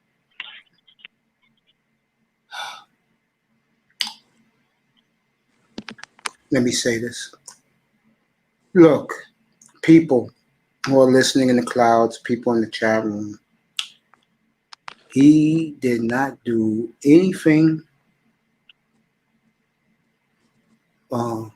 besides Don't say it, man. Okay. You wasn't there, man. I mean, all I can say is this. Wow. If this young man, let me just end it with this. The sooner he pays them, the better it be. Because if you're going to fight them in court, bro, you're going to be suspended for at least half a season. You're going to lose mucho money. And I would not be surprised if the franchise don't let him show up for minicamp. Because that's where he gets his money. And you know what, mate? Yeah. If it goes to court, all the little dirty details come out. Oh, yeah. Yeah, and he wants to go to court, believe it or not. Well, you know what? Yeah. Kobe went to court and it worked out in his favor. So, sure did. So, bro, if you want to go to court, go ahead. If you want to draw this out for another 8, 9, 10 months, take it to court. It's your decision. But you're gonna keep on paying Rusty Harden $50,000 an hour. Yeah. If that's what you want to do, hey, do it, bro. Yeah, I agree with that. I think he's a damn fool myself. Yeah. Let's move on. I was actually talking to Mace about this.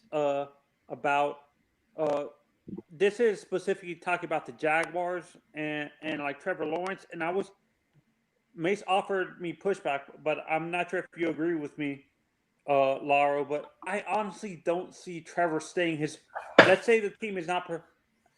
I know he's going to be the face of the franchise for that team, but he seems like a guy who would want to. Let's say the team is not performing up to his standards on what he wants. I can see him moving out, asking to be traded to a competitive team, a championship level team, and stuff like that. Let's say. Yeah, you see what happens when you got a guy like Deshaun who does unprecedented things with a 4-year contract left. It has guys like you thinking, what if Trevor wants to leave at his second year? Man, you can't think of it. See, that's why things like this shouldn't happen. That's why teams should honestly play hardball with these players that have multiple years left on their deal, and you don't do it. Because once you let one guy do it, everybody can feel like they can do it. I'm not saying 2 years. Lauro, I'm not saying after 2 years. I'm saying after, let's say they want to pick up. Let's say the team is not performing and he's performing well, but the team isn't, and his what is it called? The rookie, what is it called? The 5th-year option comes up, and he doesn't. Yeah, they have that also, mate. No, hold on, no, Marzano.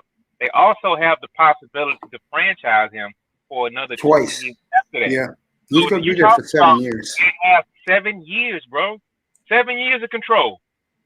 Now he might make $300 million during that 7 years, right? From Jaguars, right? But why would you want to pout all those years? Just play ball. And then on top of that, the franchise might move to a particular destination where you might want to live. That franchise isn't going to stay down there. I mean, so, hey, man, that's the game, man. I mean, I understand guys want player freedom, but I'm a fan, bro. And until it happens to you, like it happened to me this year with Harden and with Watson, man, until it happens to you and your own fan base, you don't know how that shit feels, man. No, sit your ass here and play, bro. He's right about that. I mean, Jacksonville, I've never seen them have more fans come out to support them than right now. Never. Yeah. Let's say you're right, Laura. Let's say the Jacksonville where do you? I don't see them moving to London. I see them being transferred in what is it called? Staying in the States, because London is too far to me. I think they'll let the league will let them move to London. But the league will let them. I honestly don't think that's happening, Mace. I know people think it's going to, but I don't think NFL football is going to be in London like people think it's going to be. Because the worst thing that can happen to the Jaguars, I'm going to say it again, if the 2 quarterbacks picked after Trevor Lawrence plays well, and the kid who went to Chicago. Zach Wilson and Trey Lance? And the kid who went to Chicago. Justin Fields. Yeah. If those 3 kids a year from now, like in the year 2022, they're balling as starters, that's going to really hurt the Jaguars. Because I'm going to tell you again, Jaguars are a team no one really cares about. They just don't. Well, I think the people in Jacksonville would think differently, bro. No, I'm talking about they care. I'm talking about across the country. No. Zach Wilson, New York. The other kid, San Francisco. The other one, Chicago. If those guys are playing on the similar level as him, no one's going to care about Trevor Lawrence. Hey, look, Trevor Lawrence may be like a Phillip Rivers. The guy got married when he was, 21, 22, right? Yeah, he just got married a couple of weeks ago. Okay, maybe he doesn't want to be in the limelight. That's what I told him. Maybe the guy wants to have a litter of kids, have a big mansion in Jacksonville that'll probably be 700,000 square feet that only cost him $2 million because there's so much land out there. And maybe he's happy living on this compound and just doing his thing. Nobody knows. I agree. Nobody knows. Oh, so you think I'm judging him based on what the media portrays him as, is what you're trying to tell me? No, what I'm saying is nobody knows what type of, unless you know him personally, right? Unless you grew up with him, You don't know what that guy wants personally. Maybe he doesn't want to be in New York with all that. That's what I told Dusty and all these guys back in November. They was giving me major pushback. I mean, Yeah, they don't. I agree with you, Mace. I don't think Trevor wants to deal with the pressure of New York. No, he doesn't. He loves it in Jacksonville. He could be a redneck, wear his hair. No. It's not about pressure. Maybe he doesn't want to be in that lifestyle in New York. That's what I'm saying. Yes. Same thing. Maybe he wants room. Maybe he doesn't want to live in some penthouse on Fifth Avenue. No, right? fucking Zach Wilson already bought him a fucking mansion in New Jersey. Zach Wilson is guaranteeing Super Bowl next year. Zach Wilson's already been running his mouth. See, Zach's a spender. Zach already spending. And you know what? Whatever Zach Wilson paid for that place in New Jersey, wherever Trevor decides to live, I bet it's going to be a quarter of the price. Yep, and I'll go a step further. Already, I was saying this Saturday night, his teammates are calling him already. He's a leader of men. I'm like going, come on now. Can the kid get on the field? I love the kid, but can he throw a couple passes? Remember what Underrated said? He said, shut the hell up. Yeah. You already got drafted by us. Stop talking so much. No, when he was drafted with Goodell, put his cap on, I'm guaranteeing you a Super Bowl to New York fans. Let me tell you something, mate. Yeah. That is worse. That guy is Broadway Joe 3.0. Tell me about it. That guy's gonna have his picture on all those screens, right? All those. He's gonna have his face plastered all over. Man, what was that place y'all congregate down? I forget the name right now. Times Square. Times Square. He's gonna have his face plastered all over Times Square. The Nike ads, the Coca-Cola, the everything, Nike, everything. Candy bars. I mean, everything, bro. It's gonna go to his head because he came in cocky already. Yeah, he's very cocky. Can't shut him up. Don't come out and ball week 5. The whole town is gonna be trashing your ass and trying to run you up out of there. But if he's putting up monster numbers early, they're gonna love him. They're gonna love him. They don't care if they lose. They're gonna be entertained here. But the thing is, management. But Mace, they're gonna pay him before he proves anything. Yeah. They don't even know if he can even play. Laurel, did you see his pro day? Did you see it? No, I didn't. What see, happened? the only reason why it was going at the same time the Dolphins made their blockbuster deal at the exact same time. I only saw the last 2 minutes of it. By everyone. Manzano could sign off on this. Everyone. Greatest pro day ever for an NFL prospect. He was so cocky. Laurel, he was so cocky. He threw a ball 65 yards sideways. With a smile and a wink. Yeah. Oh. That's the kind of guy who's going to walk around Times Square. Not walk around, but that might be a guy who shows up on the first game on a Monday Night Football game, right? In like a fucking mink coat, thinking he's and I used to see those pictures of Broadway Joe back in the days or whatever, right? Man, it might be some problems, man. I mean, hopefully the kid can ball, bro. But at some point in time, you see the last quarterback to come into the league with that much machismo was Johnny Manziel. And what happened to Johnny, bro? He flamed out quickly. You know what? I take it back. It was Baker Mayfield, and before that, it was Johnny Manziel. Everybody else is kind of like low key. You know, I want to practice on my playbook. I'm going to come in. I'm going to work hard. No, you flossing before you even threw an NFL pass, man. Those defensive coordinators have a way of humbling you. Yeah, they're brilliant people. People don't understand that in pro sports. Those guys who are the coordinators in every sport, they're there for a reason. And on top of that, Mace, if you that guy that's trying to show off, what you're gonna do is you're gonna antagonize your team, your opponents, right? Man, and when they drive your ass into the ground and on a blindside blitz, bro, Yeah. your career could be over. So you don't want all that smoke. You need to come in with And he's very light, by the way. He's a skinny kid. He's only He's a small 190, guy. Laro. He's Yeah, only he's a small guy. he's 6'3", He's not a big boy at all.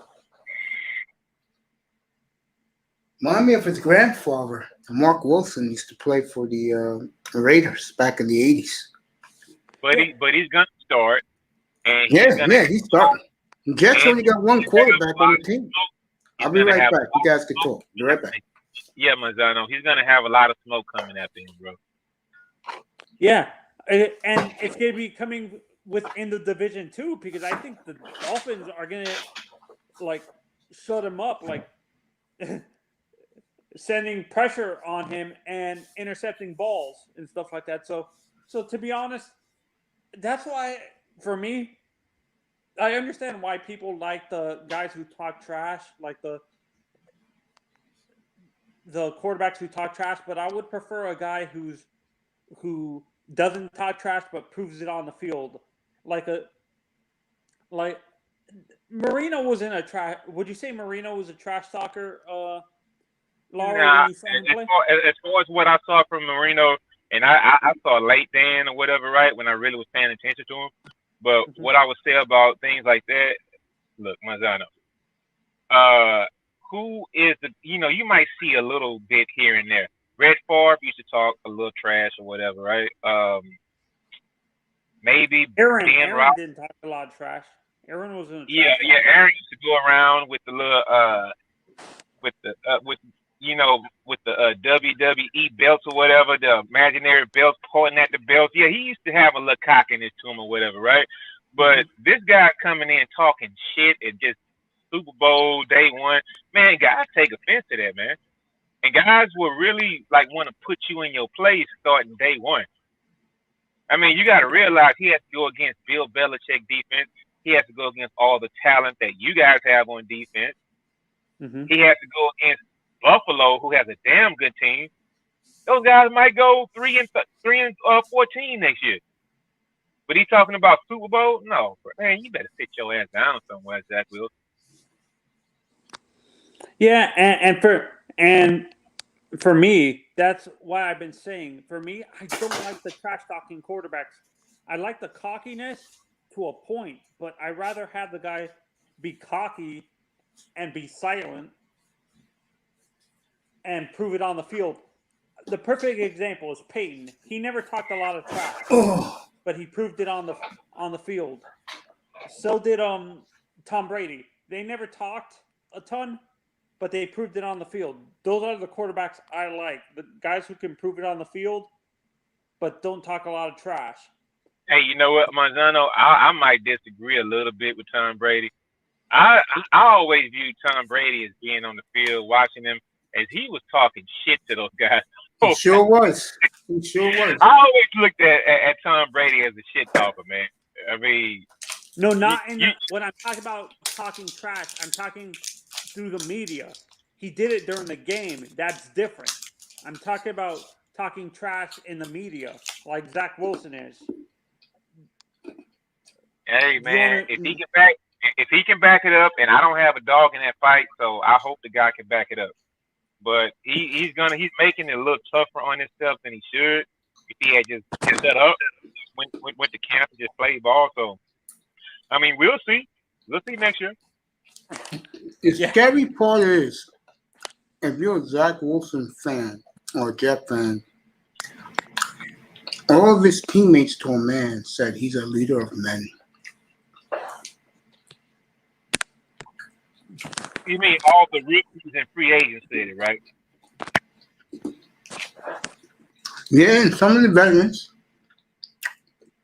Okay. See, that's another thing I don't like. They're gassing him up. So even his teammates are saying the same thing. They're gassing him up to a point. Let's say he fails, they're going to turn on him eventually. So that's what scares me about that. If the team is saying that, even though I can't trust that, because they're gassing him up to a point. Let's say he fails, he's not performing. The media, the fan base, and the team is going to turn on him. That's what scares me. If he And the puts thing up is, numbers, if he they puts should. up numbers, they're gonna adore him in this time. The thing is, here's one thing, right? I didn't watch a lot of Sam Darnold, I but did. I didn't think he was that bad, right? Considering the team he had around him. So they're willing to get rid of you after what, 3 years? Mm-hmm. So he better look at that also, Yeah. because you can come in as a toast of the town, and 3 years later you could be out. I think what killed Donald again was the mono. Because when you think mono, that tells you he's out there chasing tail. Women giving him a hickey at the bar, at the club. That's what killed Donald here. If he never had mono, I think they would have kept him. But him getting the mono after week 2, that killed him here. Mace, I have a question for you. Since you've seen Dan Marino's whole career, Yes, was I he a did. trash talker? Was Marino a trash talker? On the field, not in the press. In the press, he was all class. Yeah, that's the difference. What I'm trying to point out, Laro. There's quarterbacks who talk trash on the field. That's different. But I'm talking about guys who trash talk in the media.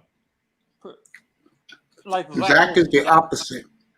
He's the guy that's going to give the media a quote, but on the field, he's all professionalism. And he's very inspirational. See, to me, Aaron Rodgers is better than Russell Wilson, but the big difference is this. When Russell is down, he inspires everybody.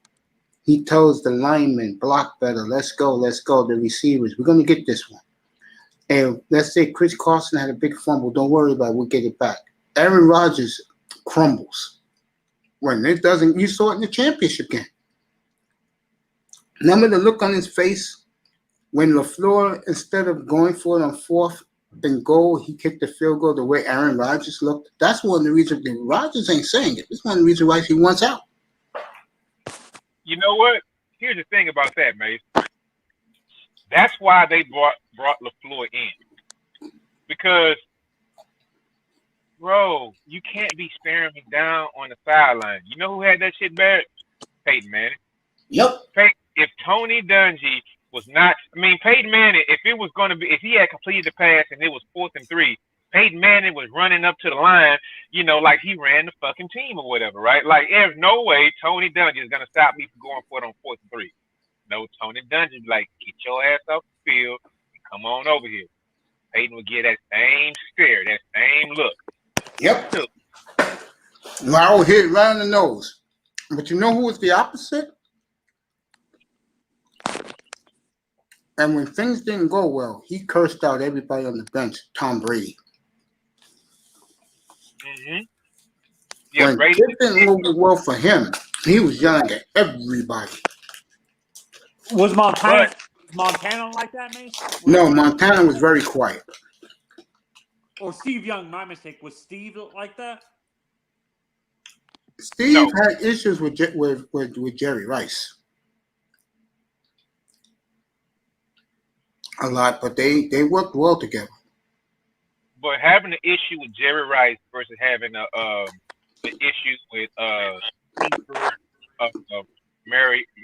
Mariucci or whatever, that's different from staring your coach down 50 yards while you're walking off the field. That's a big difference, man. Totally agree. Brady didn't do that to Belichick, but he yelled and screamed at his teammates, especially who's the kicker? Gakowski? Vinatieri. No, Gakowski. Oh, Gostkowski. When he used to miss field goals, Brady used to slam his helmet, used to glare at him.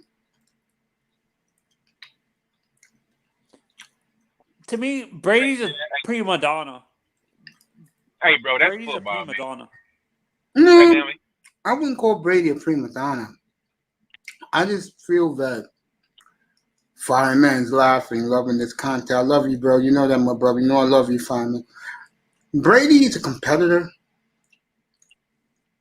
but he don't dare. I'm talking about looking at the coach. He don't dare stare down Belichick. He can't stare down this guy either, because Bruce Arians now got 4 or 5 rings as an offensive coordinator and a head coach. He will stare down his offensive coordinators, and he will shout those guys out. Mm-hmm. He will do it, but he never did it to Belichick. So damn right. It's just like when you do it to the head coach, right? Mm-hmm. It's like that shit is so disrespectful. And Peyton Manning did that to Dungy the entire time. I'll tell you somebody else who didn't fuck with his head coach. When Caldwell was in Detroit, Matthew Stafford don't dare say shit to Caldwell. Well, wait, wasn't Jim Caldwell in Indianapolis? Wasn't Yeah, then he went to Detroit. Manning didn't F with Jim Caldwell. Yeah, wasn't Jim Caldwell coaching Peyton too, or was that Andrew? No, he coached Peyton. That was the team that lost to New Orleans in the Super Bowl. Mm-hmm.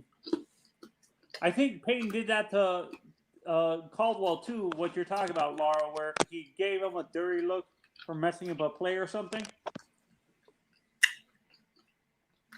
The thing is, those quarterbacks need to realize. Listen, man, I don't just coach you.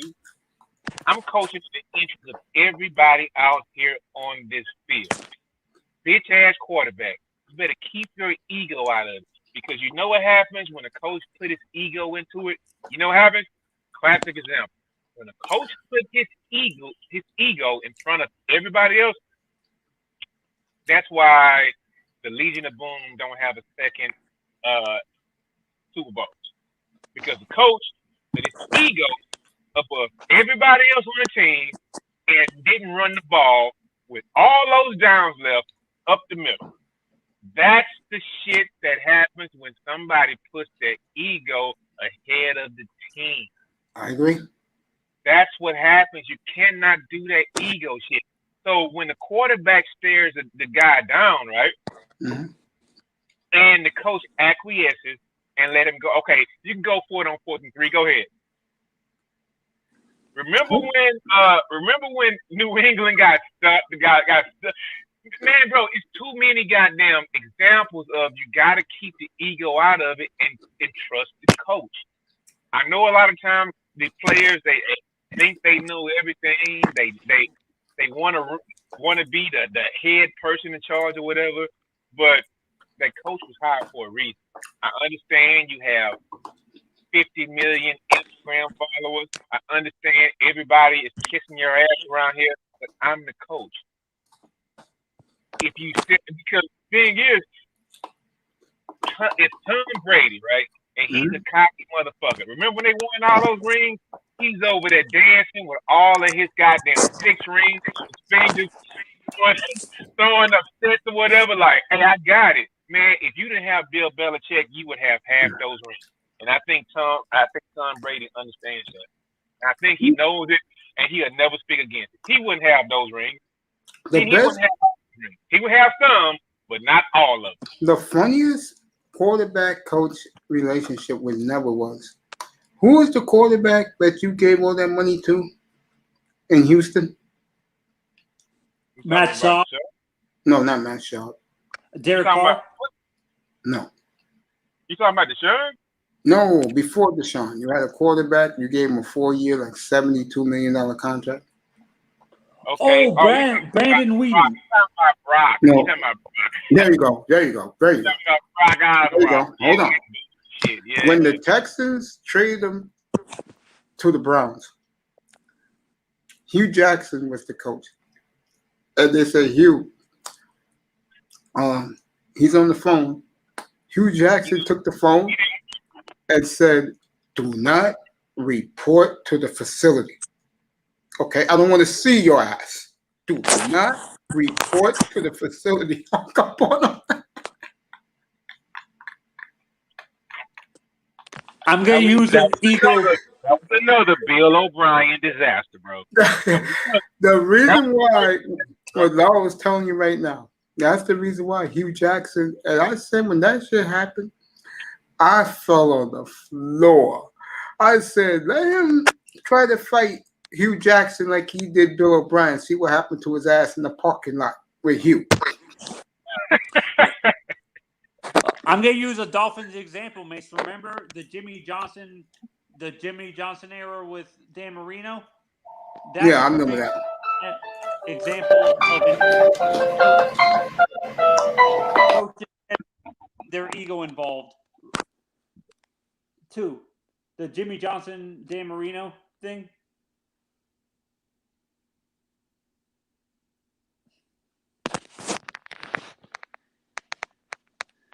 Laura, Oh, I think he laid back in the cut on the phone call, man. He might be talking to one of his I don't know, one of his lady friends or something like that, one of his girlfriends or something. But what's up, Manzan? Yeah, what I was saying, I think you probably, I know you didn't follow the Dolphins back then, but remember the Jimmy Johnson, all those fights on the sideline with Jimmy and arguments with Jimmy and Dan during the games? Well, you know what? The only thing I knew about that era was the fact that Jimmy had sat out a year, right, or maybe 2 years, and then he came back, and he never like had that spark with the Dolphins because Jimmy had a leg up with the Cowboys, bro. Jimmy was scouting all the talent. I don't think he was scouting the talent, but he saw all the talent. He was playing against the talent. So he knew once he got to the NFL who were going to be the good players. And then Jimmy Johnson got the best trade of all time in the NFL, which propelled the Cowboys. See, I don't think Jimmy Johnson was that good of a coach. Jimmy Johnson had an overabundance of talent because of one fucking trade. And that's why I hate the fucking Miami Dolphins so much, because they could be the next team. It was kind of like in 2 trades, we kind of gave you guys the Herschel Walker deal or whatever, right? Mm-hmm. I mean, you guys fuck y'all trades up this year. I mean, I'll leave it alone. I'm still mad about it or whatever, right? But Jimmy Johnson was handed the best trade of all time. He had like 2 number 1s, 2 number 2s, 3 number 3s for older, washed-up running back. I don't know how it happened. It did. They already had a number 1 wide receiver already in the fold with Michael Irvin, right? Yeah.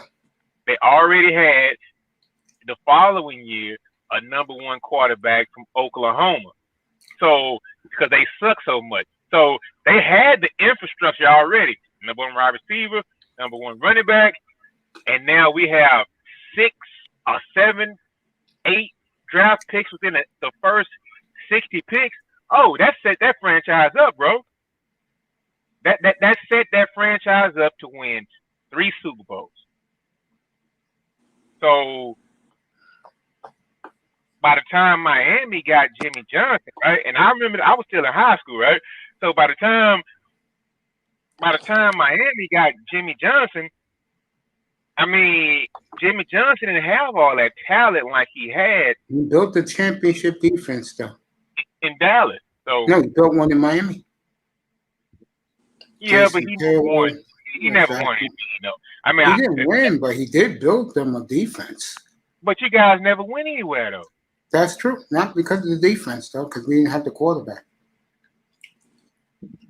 They once drafted Drew Brees, and then when he had the chance in 2006 to get him as a free agent, Dolphins Nick Saban made the bad choice. He took Dante Culpepper. So, Mace, this is why I come to your channel, right? Because, like, Manzano pulled that out of me, right?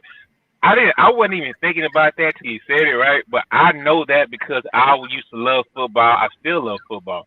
Bro, Jimmy Johnson, he cannot be considered some type of coaching guru or something, bro. It's no way. He was in the right place at the right time. He knew a player to draft because he was coming out of college. He already had a wide receiver that was number 1. He already had a number 1 overall Troy Aikman. and he had a slew of that. He had that Herschel Walker deal, so he was set. He was set. All they had to do was make a. He had a great general manager also. Gil Brandt. Who kicked ass all over the league. So he was able to make little deals, get Newton, get a couple of guys. He built that offensive man, bro.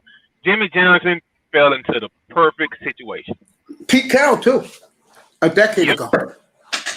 He knew from USC all these guys like Sherman, like Van Chancellor. He knew all these guys. Yeah. Mm-hmm. And now I think Urban Meyers could do a hell of me and Platinum agree. Urban Meyers could do a great job in Jacksonville. Matter of fact, I'll say it now. They'll win 11 next year in 2022. That's when they'll make their jump. But Maze, what if he wins 3 games? That guy is shallow as a puddle of water. I don't see it with that quarterback, man. I just don't. If it's one thing, I'll give you an example of what I mean by that.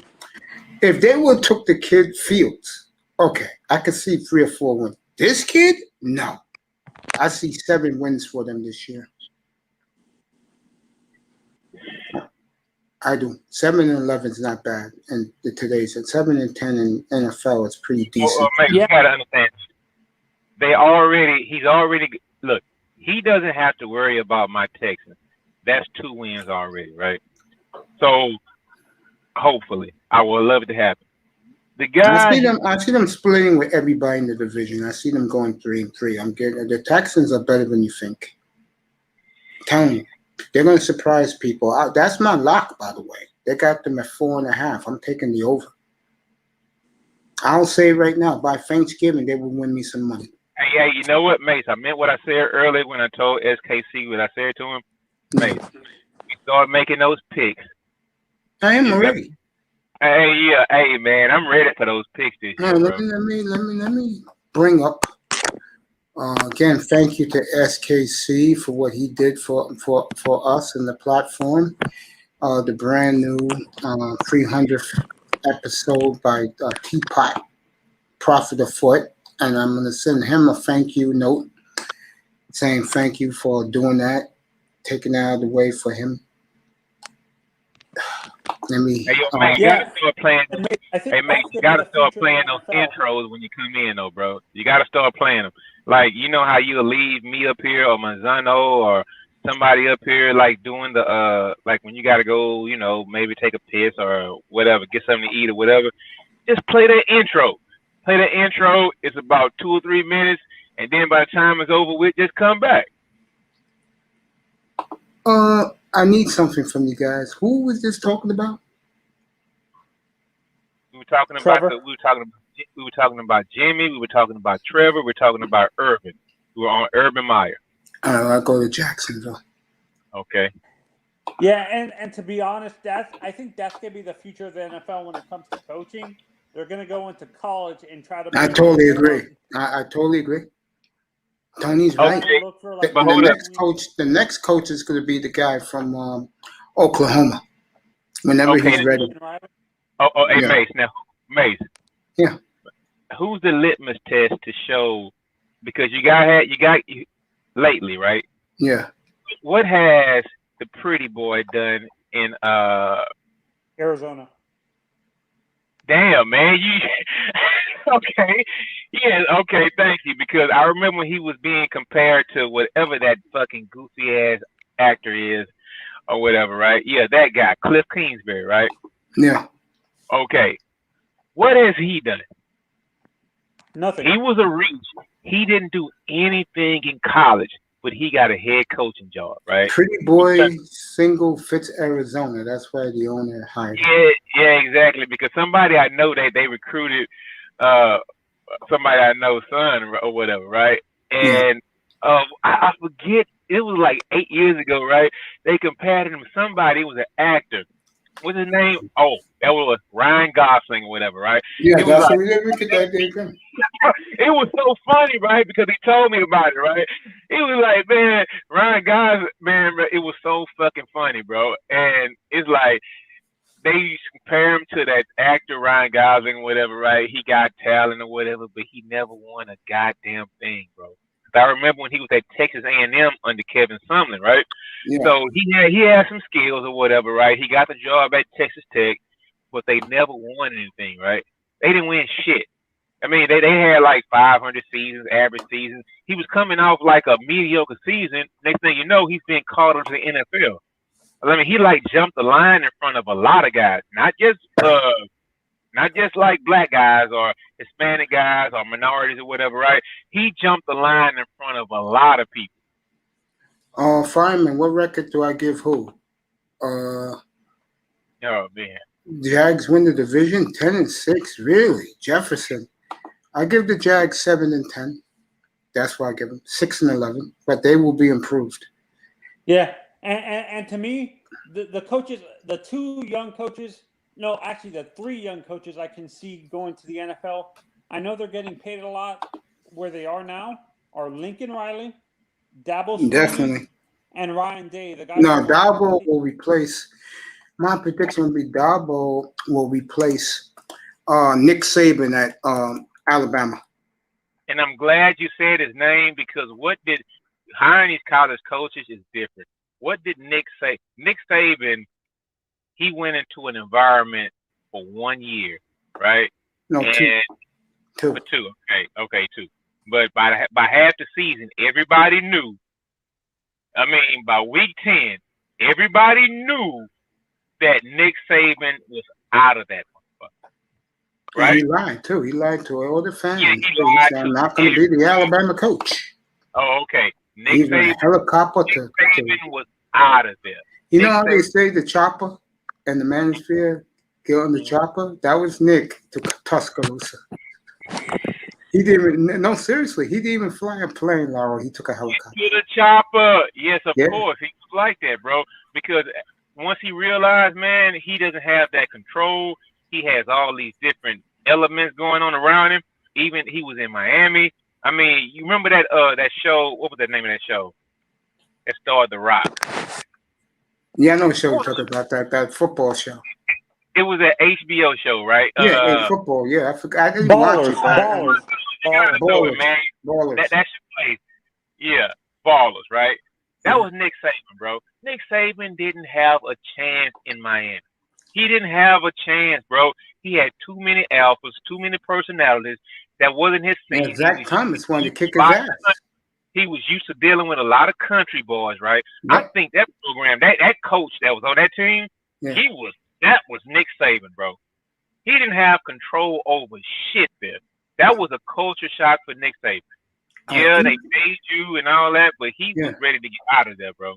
Eaton, by the way, just to let you know, I got pushed back by this on Saturday, and I told you guys this. They showed him today, all at rookie camp. He's worked. They work on Irvin's putting him at wide receiver. You know what? I think since it's maybe like mini camp or whatever, I think they might be trying to see everything he can do. But I don't think that's going to be his main position. I think he might be more like they might try to use him like a Reggie Bush type of guy. I think he can do it. Well, why draft him so high then? Why not get a guy who's trained at receiver his whole career though? They did that for Trevor. That's his buddy. That's his buddy. It's like Saban. Flores with Waddle. That's to his roommate. Yeah, and to be honest, I don't like when franchises do that. Just because you have comfort with it, I understand you're trying to make the quarterback comfortable, but that's going to mess with Manzano, the receiver from LSU who went to the Panthers. Oh, to the Bengals? No, to the Panthers. The one who went to the Panthers. In the third round, they're already tap dancing how good he is, how explosive he is from the line. Again, if Miami would have took so well, they could have got that kid in the second or third round. Those are the little things I'm talking about the hometown hero, right? Leave me alone. He's a solid guy. I think he's comparable to Najee. You guys did botch that draft, bro. Yeah, I agree. They should have took Sewell. They would took Sewell. Been dancing right here, bro. Would got up their little silhouette, bro. Instead, they took Waddle, and you know what happened after that. We don't.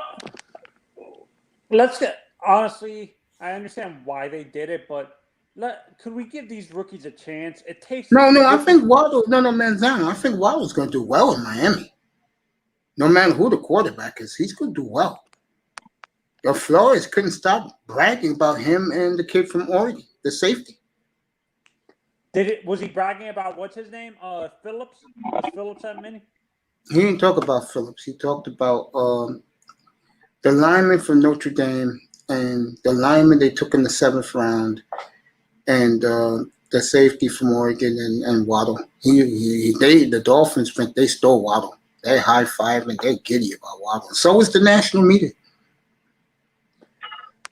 And to be honest, let's not say the drafts are a complete bust until you can't really.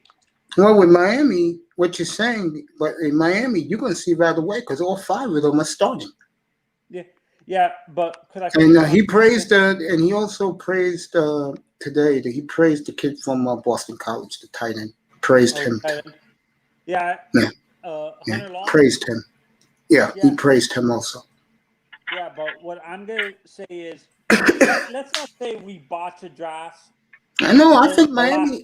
Manzano. I think I agree with everybody else. They hit a grand slam with this draft, but I'm not giving them an A+ like everybody else. I'm giving them a B+ because they effed up the running back draft. If they would took a boy, that's what I'm saying. But could I finish what I'm trying to say, Mace? There's parts of our fan base, our Dolphins fan base, that are saying we botched the last 2 drafts with the amount of capital we got. But you can't evaluate draft classes after 1 year. You have to wait till maybe 2 or 3 years after the draft class to fairly evaluate them. Do you and Laura agree with me on that? Yes, but here's the thing with the Miami kids. Hey, Mace, hold up. Let him finish. Me and Mace both agree because once he finishes, I'm going to roast his ass. Go ahead. We cannot agree until 2 or 3 years. Go ahead, Manzano. I'm going to roast his ass, man. Go ahead, Manzano. Yeah. So we can't say the Dolphins draft classes are complete botches on the picks because you really don't know how some of these guys, just because he's not starting right away, the guy that you roast all the time, Mace, Noah Igbenogany, saying that he was a wasted pick. You can't really, you don't know what the Dolphins. Maybe they know down the. We don't know what they're doing. Let me give it to you like this: you guys passed up on the offensive rookie of the year last year. True or false? True. Okay. I agree with that. Okay, so since you guys did that, right? You guys could have filled your roster out this year because you would have had the same picks. You'd have had our pick, right? You could have had the best tight end and the best wide receiver, like bar none, right, in the draft. And without making a trade to San Francisco or anything, with the other picks, you could have picked up an offensive lineman and a running back, right? So that's why it's not like this next line going on. Hey, because what I'm trying to say is that, man, listen, bro, it's a trickle down effect. You missed out on the offensive rookie of the year. So yeah, you guys fucked up. So you can judge it, right? You can judge what a guy does, what guys do in the first years because you guys passed up on the offensive rookie of the year, which means going into this draft, it would have been all cake. You guys would have had all those draft picks, and you guys could have filled every single hole that you guys have. Mm-hmm. So yes, it doesn't mean that you have to wait for all those guys to come to fruition or whatever, right? It's the picks that you passed up. Look at those guys. Okay, so you're judging the picks. You're not judging the player. You're judging the picks, is what you're saying. Yeah, I'm judging the guys who were there when you guys picked. There's no way Tua should have went that high. So you guys did kind of mess up. I wanted Justin Herbert. That's who I wanted. But people were. That's what that's what I'm talking about. So what I'm saying is you guys didn't pick him. So therefore, you're going to another year where you don't know that the most important hole on the entire field, you guys still are looking for an answer because you guys missed the right guy. Mm-hmm. Yeah. So yes, you can criticize. Yes, we can criticize because you picked the wrong guy. Yeah. So no, this after year, the draft, actually, Lauro, actually, after the draft, I read an article that we were trying to give up. We were going to give up multiple first-round picks to the Bengals for Joe Burrow. We wanted Joe Burrow, but they refused. They refused to trade down with us. okay, so basically, you still would have picked the wrong guy. Not to say if he would have got hurt, circumstances are different. But what I'm saying is that pick was right there waiting for you guys. You didn't have to move up. You didn't have to move down. You could have sat still and picked the guy. The guy was there. The guy was on your franchise. He was there. He would have been the same guy, and he would have showed you what you had on your roster. He can throw guys open. He doesn't crumble down the pressure. He's not like peanut brittle that's gonna fold and break when he gets hit. He doesn't have a fucking artificial remanufactured hip or whatever, right? He doesn't have a history that he has a bigger arm. He's taller. He's stronger. He reads defenses better, and his teammates respect him a whole lot better than the guy you picked before him. Okay. So yes, you can't judge first-round draft picks off of 1 year because you know why? Because you didn't get that guy. Yeah, you can't. And Marino actually wanted it. What pissed me off about that the Tua pick is Dan Marino went to Stephen Ross specifically and said, choose Justin Herbert. He reminds me of myself. He's gonna be that quarterback. And what's his name? Ross completely ignored him and drafted wanted Tua. So I blame Ross for that pick. I don't blame our front office. I blame Ross. Ross wanted Tua all the way. But Manzano, you can't you can't crawfish out of there, bro. You can't backtrack. You said you have to get. I was just trying to present an argument why it is possible why you can judge draft picks before year 2 and year 3, because if guys that were picked, especially at the same position, I can understand if one was a defensive end, like we were talking about Chase Young versus Justin Herbert or something like that. I can understand that. But when we talk about Tua versus Justin Herbert, come on, dog. The talent difference only describes incompetency at the front office. And everybody else knew it except Raw. Everybody else knew it. Everybody else in the Yeah, that's what I was trying to say, Lauro. Actually, everybody in that front office and Dan Marino knew that Tua wasn't going to be a first round. No team was going to, because of his injury history, like the hip. No one, everybody else knew. No one knew how well he was going to perform. And that's why I think that you blame Stephen Ross. You blame Stephen Ross, not the No. Stephen Ross owns the franchise, right? Right? Yeah, that's right. Okay, so you blame the Miami Dolphins because he is the Miami Dolphins. Yeah, but Lauro, I got some bad news for you. Bad news for me? Hold on. My GM right now, after that 49er blockbuster, he's the toast of the NFL now.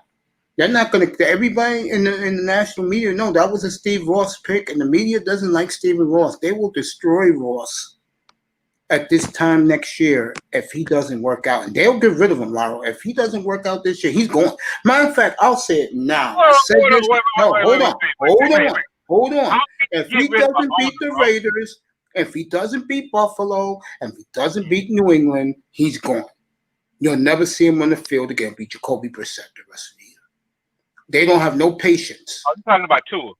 That's what I'm talking about. They don't have no patience. Okay, we're talking about Steven Ross. Okay, you're talking about Tua. Okay. No, I'm saying the GM, he'll give Ross the finger and say, you blew this. He's already got carte blanche. Now, let's say if it was the other way around, and I've been saying this up here, and Manzano know where I'm going with this. God forbid, if that boy is balling at quarterback and we have no running game by Thanksgiving, you know who's taking the hit. And it ain't going to be Stephen Ross. It's going to be Gaskin. It's going to be the GM and the coach who was very arrogant and smug that Friday night when they were bragging they didn't need a running back. Man, Mace, I don't think it was arrogant and smug. They were arrogant and pompous. I think what they were trying to do, because I was shooting shots at the guys in the group or whatever, right? The money men or whatever, right? Because it's like, and I even told you this. I test also.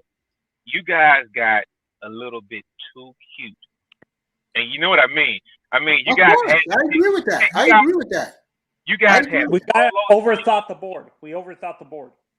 Yeah, man, you guys got too. You got too cute. You thought that Chase or what's this other guy? You thought that Jamar Chase or the tight end. What's the name? I'm drawing a blank. Kyle Pitts. Okay, Pitts. Kyle. You guys thought that one of those guys was going to fall to 6, but something happened and it didn't happen. So therefore, it threw your entire board off. You guys. I'll tell you. No, I'm gonna be honest with you. You know what threw them off? When they didn't get Aaron Jones from Green Bay. Seriously, if they would get Aaron Jones from the Packers, that will set up everything for. But that didn't happen. And I'm gonna be honest. And me and Tony talked about this on many occasions. The kid they took to play right tackle from Notre Dame is damn good, but he's not Sewell. Yeah, see, that's what I understand why you want Sewell, because he's an all-pro level and maybe a Hall of Famer. But I like the guy from Notre Dame. I trust Notre Dame's quality. I do too. That's why I didn't complain when they took him. Yeah. Well, the thing is. Yeah, go ahead, Laura. No, the thing is, those guys could probably be comparable to each other, whatever, right? And that's cool, right? I mean, maybe you guys. I mean, the thing is, but that's like apples and oranges. The thing is, you guys didn't really want either one of those guys, right? I totally agree. Chase or Pitt, right? You guys either thought one of those guys was going to fall to you at 6. Yep. It didn't happen because you guys got too fucking. I agree with that. And I said that to my audience. I said that what happened was Atlanta, their young GM, and Cincinnati. They said, what the fuck? They giving this nigga all this props for this trade? We'll show you. Yeah, I totally agree with that. No doubt. Fred Ward in the building. What up with your third? I mean, real talk, for you guys to make that mistake without getting Chase a Pitt and then still having that hole at quarterback, I think that, man, it just threw everything off, man. And then to compensate for that, you guys would pick like maybe, oh man, we got a better pick in the 3rd round than you got at number 18, bro. No, that kid number 18. Every NFL consensus said he's the best pass rusher in the draft. Oh no, mate! Yes. He doesn't have spin moves. He doesn't have up and under moves. He's another Jason Taylor, bro. I don't know what you're talking about. Because he's a hometown hero. Hi, MJ. He's another Jason Taylor, bro. Bro, elite pass rushers get drafted in the top 5 picks. I'm telling you right now. What you call it? Laurel, this was a special case, bro. People wanted those quarterbacks, bro. When that happens, you drop. I'll tell your team right now. I feel wait, hold on. Yeah. What was the last guy who came out of there? That long, tall, gangly fellow who went to the Cleveland Browns. What was his name? No, he didn't go to the Browns. He went to Buffalo. He went to. What was his name? He was Rousseau. tall. He was tall. He was gangly. Rousseau. That's his name, Rousseau. Okay, he didn't have much meat on his body or whatever, Yeah, right? Rousseau. Yeah, he went to the Bills. He's wearing number 50. What I'm telling you, man, look, man, if you're an elite pass rusher, you're going top 5. I'm talking about. Well, Rousseau went 30. Okay, we'll went 18. Hey, man, we'll see how they go. All I'm saying is this. You were fortunate enough to get a dumbass white boy from Boston, right, to give you guys all that draft capital, and I think you guys botched it. And you guys agree. I don't know, Lon. They got 5 starters in this draft. I don't know. And that's the point I was trying to make before about last year's draft and this year's draft. Most of those kids are starting this year. That says a lot. I'm not making excuses. If the head coach and the GM is putting all these draft picks this year and last year together in the starting lineup, that says something. Well, somebody would say if you're depending on that many rookies to start for you, you don't have. Remember, they started over again, Lauro. It wasn't like they were a good team already. They started over in 2019. They had what? Oh man, Zon, they had like 100 players in and out of the team in 2019 when they started 0-7. Oh, Tony went away. I mean, Lauro, the team is growing. How can I say this? I have confidence in the team. The position I'm worried about is running back. Because I know what to expect from the quarterback, and that's not much. He's a game manager. But convert third downs. That's what he has to do. Listen. Yeah. It goes against the functionality of your actual squad, mate. And hear me out for a second, right? How can you have 3 wide receivers that run sub 4.4, right? Mm-hmm. And you have a quarterback that can't get them the ball? He's asking for problems. He really is, man. Mace, it's going to be a shit show in Miami. Tour, he's going. Man, look, man, Mace. If he was underthrowing guys in college, right? What do you think having elite speed at 3 receivers on the field, right? And he can't get him the ball. He's not throwing 9 routes, hitting guys 37, 45 yards down the field. That's the problem, mate. So you try to tell me that the problem is at running back. No, the problem isn't at running back. The problem is at quarterback. Well, we're going to find out because he already announced that they're going to throw to open up the pass. When you got that much elite speed at receiver, Mace, you have to be able to throw those guys open. They don't, man. I look. If Third Ward is still here, I'm quite sure Third used to see this shit all the time. Andre Johnson would have had maybe 20 or 30 touchdowns more under his belt when he was playing with Matt Sharp. I remember so many countless times Andre Johnson had 8-9 yards on the nearest defender, but he had to slow up to get the ball. No, you can't play like that with a noodle arm quarterback, bro. And not only does Tua have a noodle arm, he has a fucking fractured hip, bro. But go ahead. I'll let you go, man. No, I'm just saying that, in this room with me, I'm not expecting 40 touchdowns like a lot of these Dolphin fools are.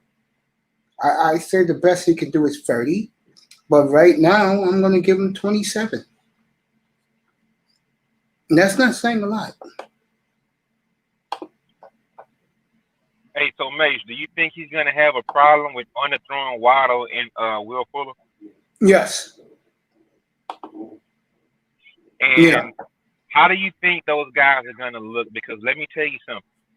As far as wide receiver goes, if Devontae Parker is the third fastest wide receiver on the team, that's a matchup nightmare for defense, bro. Sure I mean, is.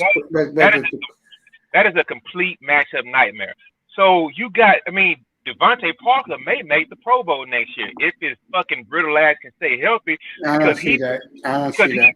Because okay, if he had a quarterback like Deshaun Watson behind him. Oh yeah.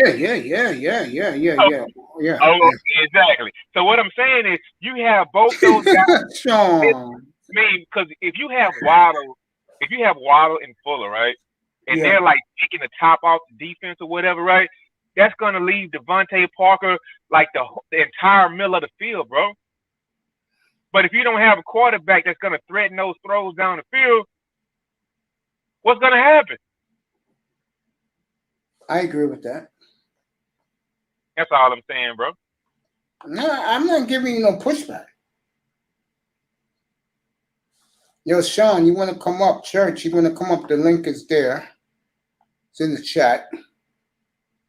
Come on up and join the convo.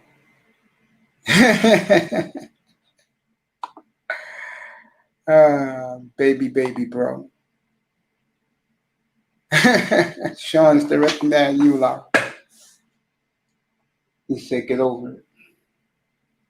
Oh, yeah. Hey, Sean Jones. Yeah, I'm still sour, but you know the thing is, bro, it's like, hey, man, it is what it is, man. I'm being real with you, man. I'm being real with you on a serious note. As a friend, I'll be fucking pissed off. To matter of fact, I probably wouldn't root for the Texans no more if I was a Texan fan. Why is that? You sabotaged my franchise. I got no picks the last 3 years. I had a fucking 21-0 lead, and my quarterback work at a half a yard on fourth and a half a yard. That game's over. I'll probably be going to the Super Bowl. And this motherfucker kicks a field goal, and then in the next series, they fucking fake a punt and deep in Chiefs territory. Come on. Can we not talk about that, bro? Those are facts. Hey, you know what? Those are facts. But you know what, Mace? I still plan on going to Miami in November. Here we go.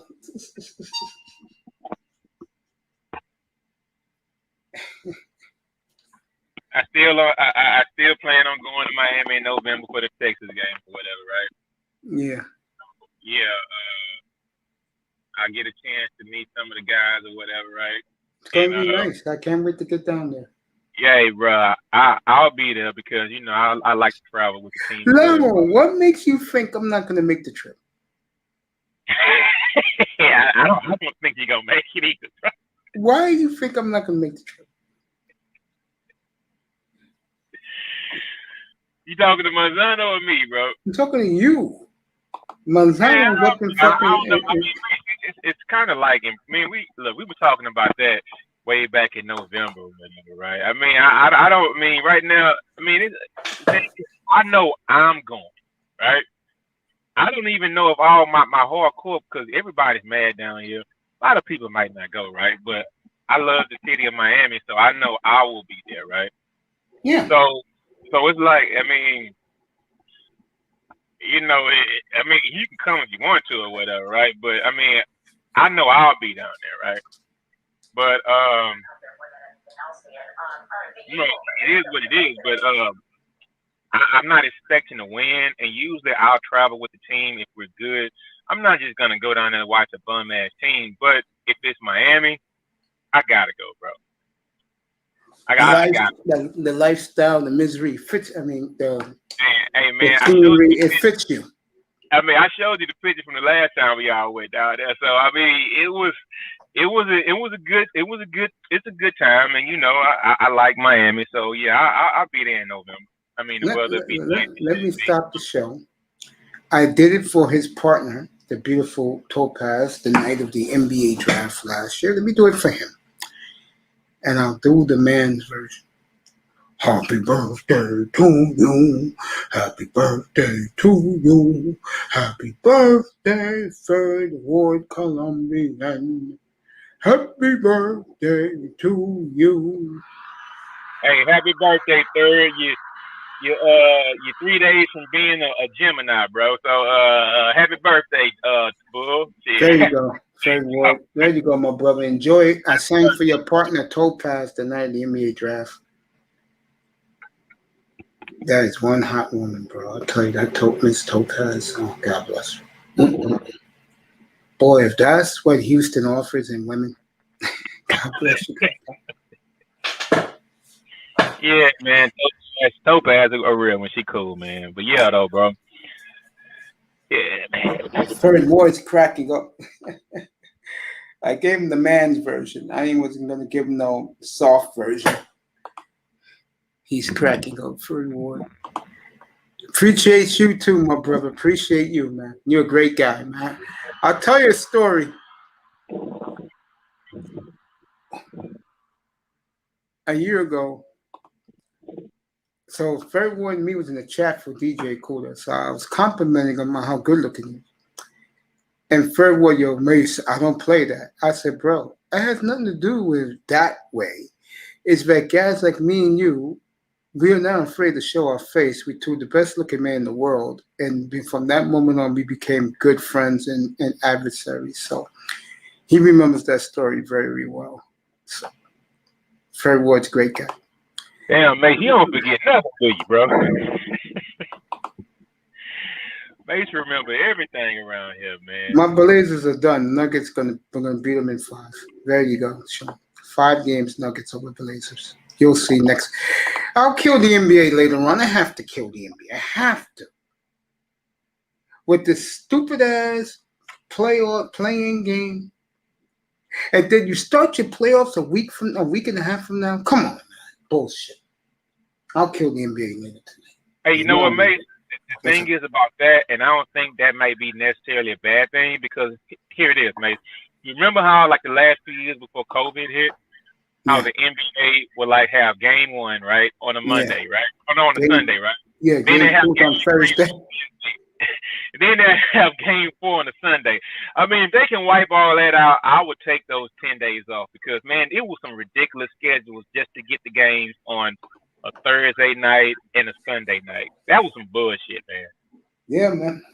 If they can tighten it up with like every other day games, that's cool with me. I'll tell you one thing the NBA did this year that went quiet everywhere, but they should do this a lot more. A couple of weeks ago, they were playing games on a Thursday or Tuesday or Friday afternoon. I think that's a brilliant idea. Like baseball has that, the businessman special. The NBA should do more of that. I'm serious. Yeah, they play should. some afternoon games. Let the kids get free tickets. Take a school class or two to the game. You know, let them go on the court doing warm-ups and high-five the players. I'll tell you a team who does it well in another sport that I know you don't care about, no one cares about. The Montreal Canadiens, you could say, is bigger than the Yankees in North America for champions. They won 24 Stanley Cups, and what they do is they take like a 4th grade class, the whole class throughout Quebec province. They bring the kids into the arena, and they practice in front of the kids. They shake their hands, pat their heads like this, sign autographs for the kids. And when you do that to little kids, they'll never forget it. Seriously, they'll never forget it. For me, believe it or not, it was the Seattle Supersonics. And I wasn't a Supersonic fan back in the late 70s.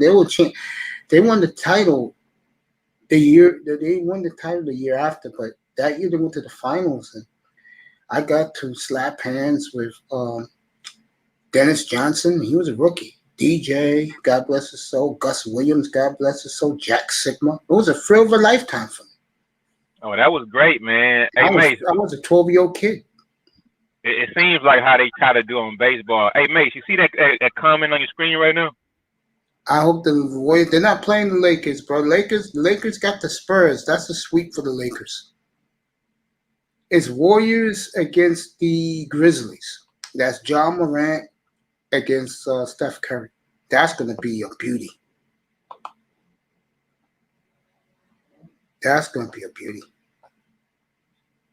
That's going to be a great play-in series. I'm going to give it to the Warriors in 3 games. Well, Mace, if the Lakers get in on that playoff game, right? Yeah, they Play-in should. game, right? Who would they be first facing in the first round? Phoenix. And I hate to say it, they should win that. Lakers will win that series because Phoenix is very inexperienced. I wish Phoenix would have got the 1 seed because then they would have played the winner of Warriors, Grizzlies. I think that would have been a better matchup for them.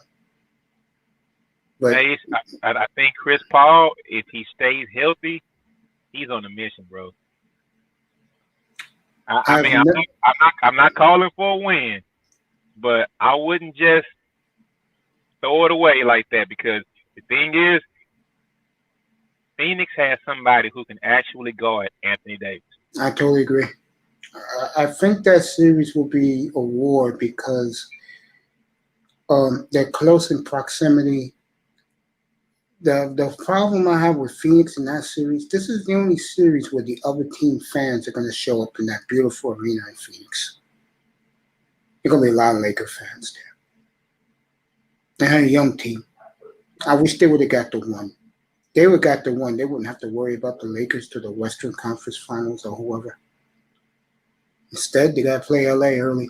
If they knock out LA though, wow, we're going to see something.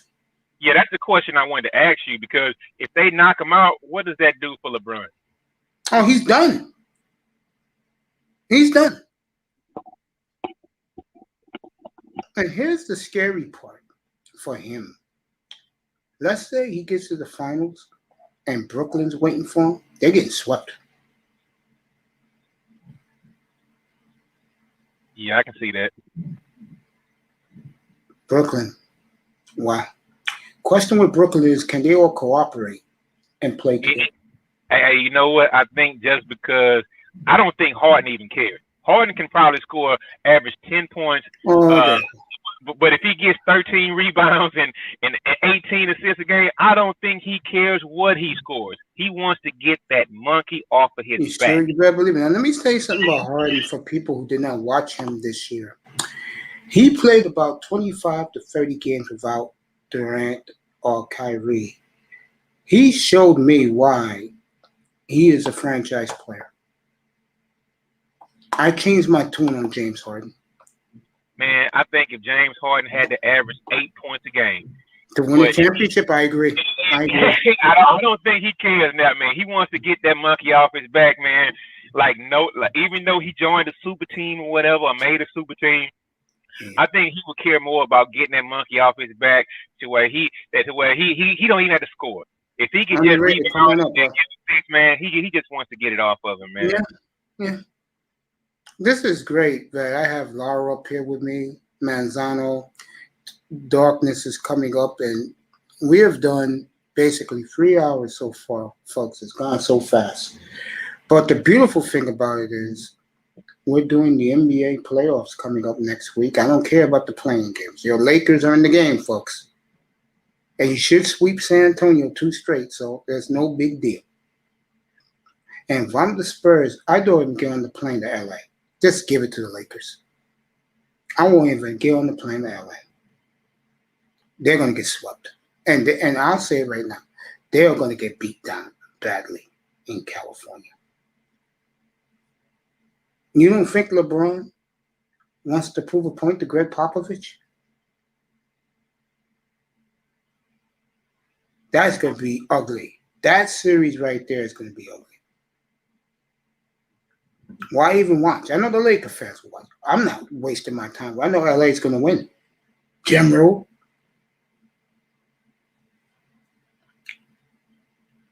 I shouldn't plug the motherfucker, but I will. It's coming this summer. Look out for the General War Room. That's the name of his room. And he'll be talking about politics, sports, women, and, of course, military. So, shout out to the General. See how much of a good guy I am, Laura? Hey, man, it's like a network, right? I mean, I plug everybody like I told SKC.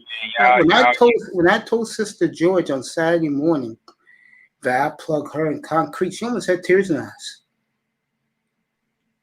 Mate, you gonna go as far as tears, bro? No, her. She had almost tears in her eyes. Not me, her. No, I'm saying that I don't know, so I take your word for it, though. You know why? You know why she was moved by it? Why? Because of all the guys in the world. Me? Because I'm a small YouTuber. She's big, bro. She charges people now to be in her chat room, and those women pay. She got that S symbol. She got that now. She's had that for a couple of weeks. And those women in her chat room, they pay. Shout out to Sister George and the beautiful Danielle George and Concrete Rose. Man, you know what, mate? I mean, you brought it up, so I don't, man. You brought it up, so I gotta go there, man. I don't necessarily think it's all about just because you have people that pay. I mean, bro, even though like whatever I'll give out to the manosphere, whatever, right? Man, that don't really mean nothing to me. Have you seen Kevin Samuels' prices to be in his chat room? I've seen it, but one thing is, and I may be speaking against the brand or whatever, right?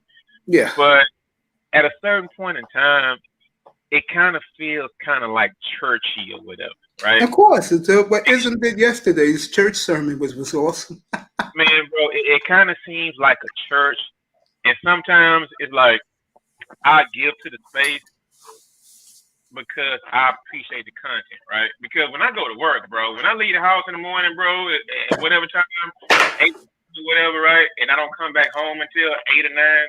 I mean, it's like I'm here and I'm absorbing the content, right? Because I could listen to music for 3 hours a day. I could chop it up with my homeboy 3 hours a day. But sometimes it's like, okay, well, you guys give me a lot of content throughout the day, right? And it's like support the space. And it's like, but sometimes it feels kind of churchy, right? Yes. It feels like, hey, hit it. So the basket is coming around for your contribution. Yeah. And you know, I don't mind doing it because I mean, I do well for myself or whatever, right? So I don't really like trip on, right? But it's just the thought and the gesture. I mean, I've been on channels briefly, and I've never gone back, right? Because it's like, hey, what's going on, y'all? Hey, I'm here, and I'm one of the only few guys that cam up. Hit that cash out, by the way. Hit the cat, man, bro. Listen, dog.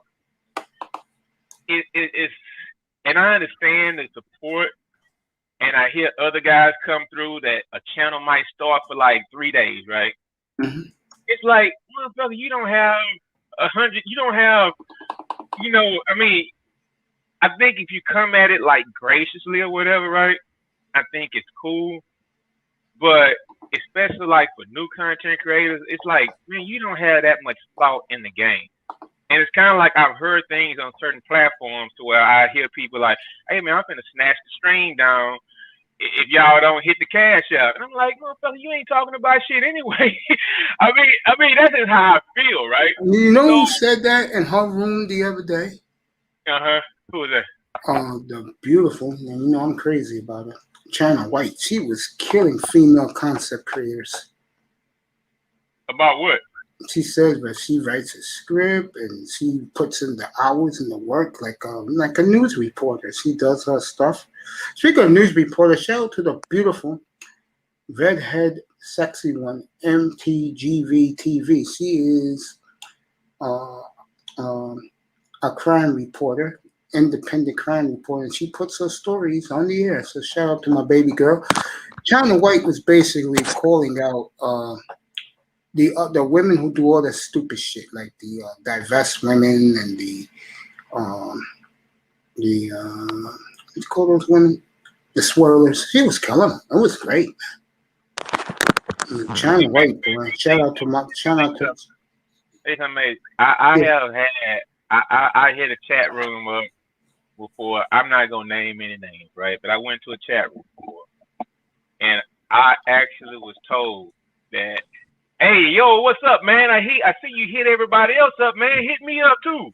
Mm-hmm. Man, I'm like, bro, this is the first time I ever came over here. I don't even know what the fuck you talking about. Yeah, man. Nah, bro. And I just laughed at it, right? And never went back since then or whatever, right?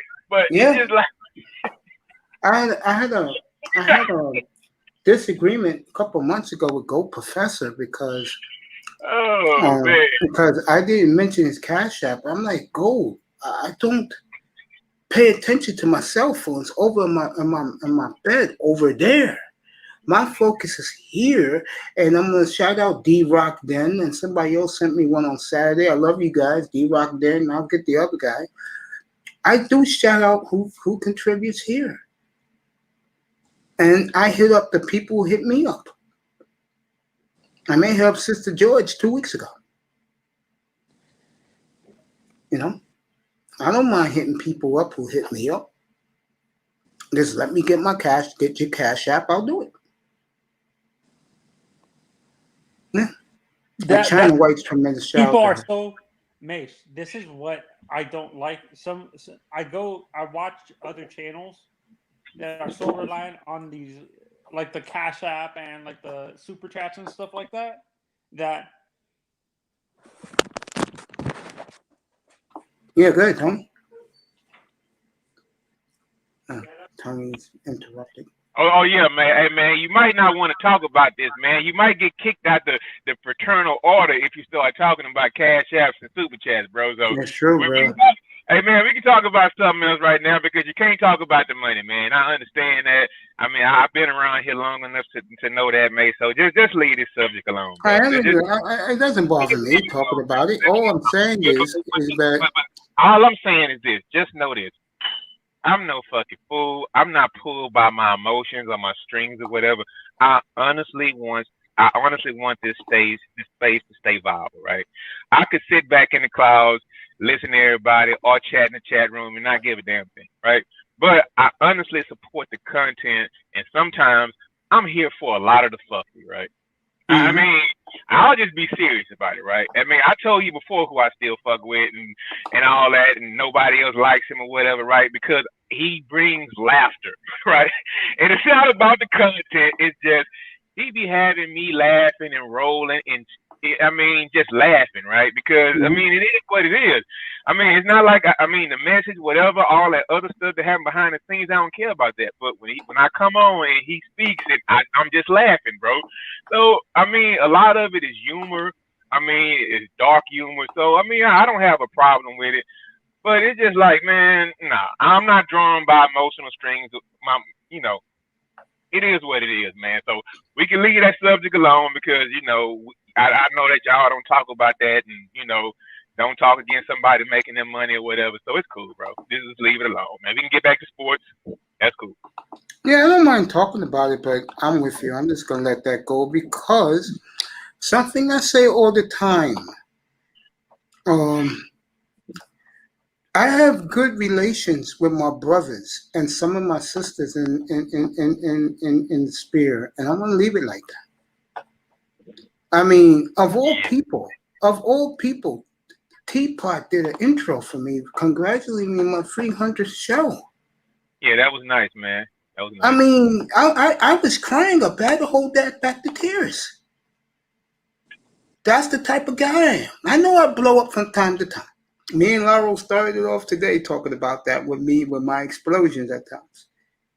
But I was trying to say this Saturday night, and I'm going to go back to Quinte. When you had the big war with fucking Platinum. It was classic up here.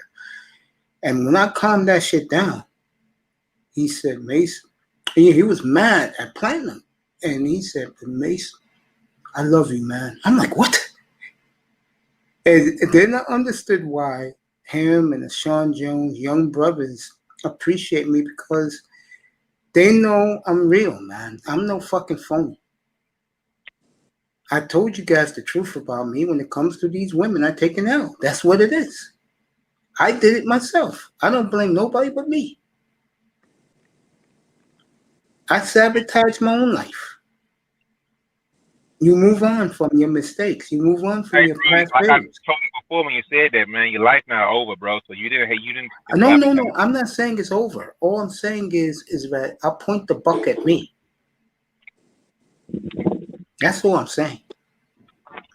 John B said that Trey Lance looks awful beyond awful. Okay.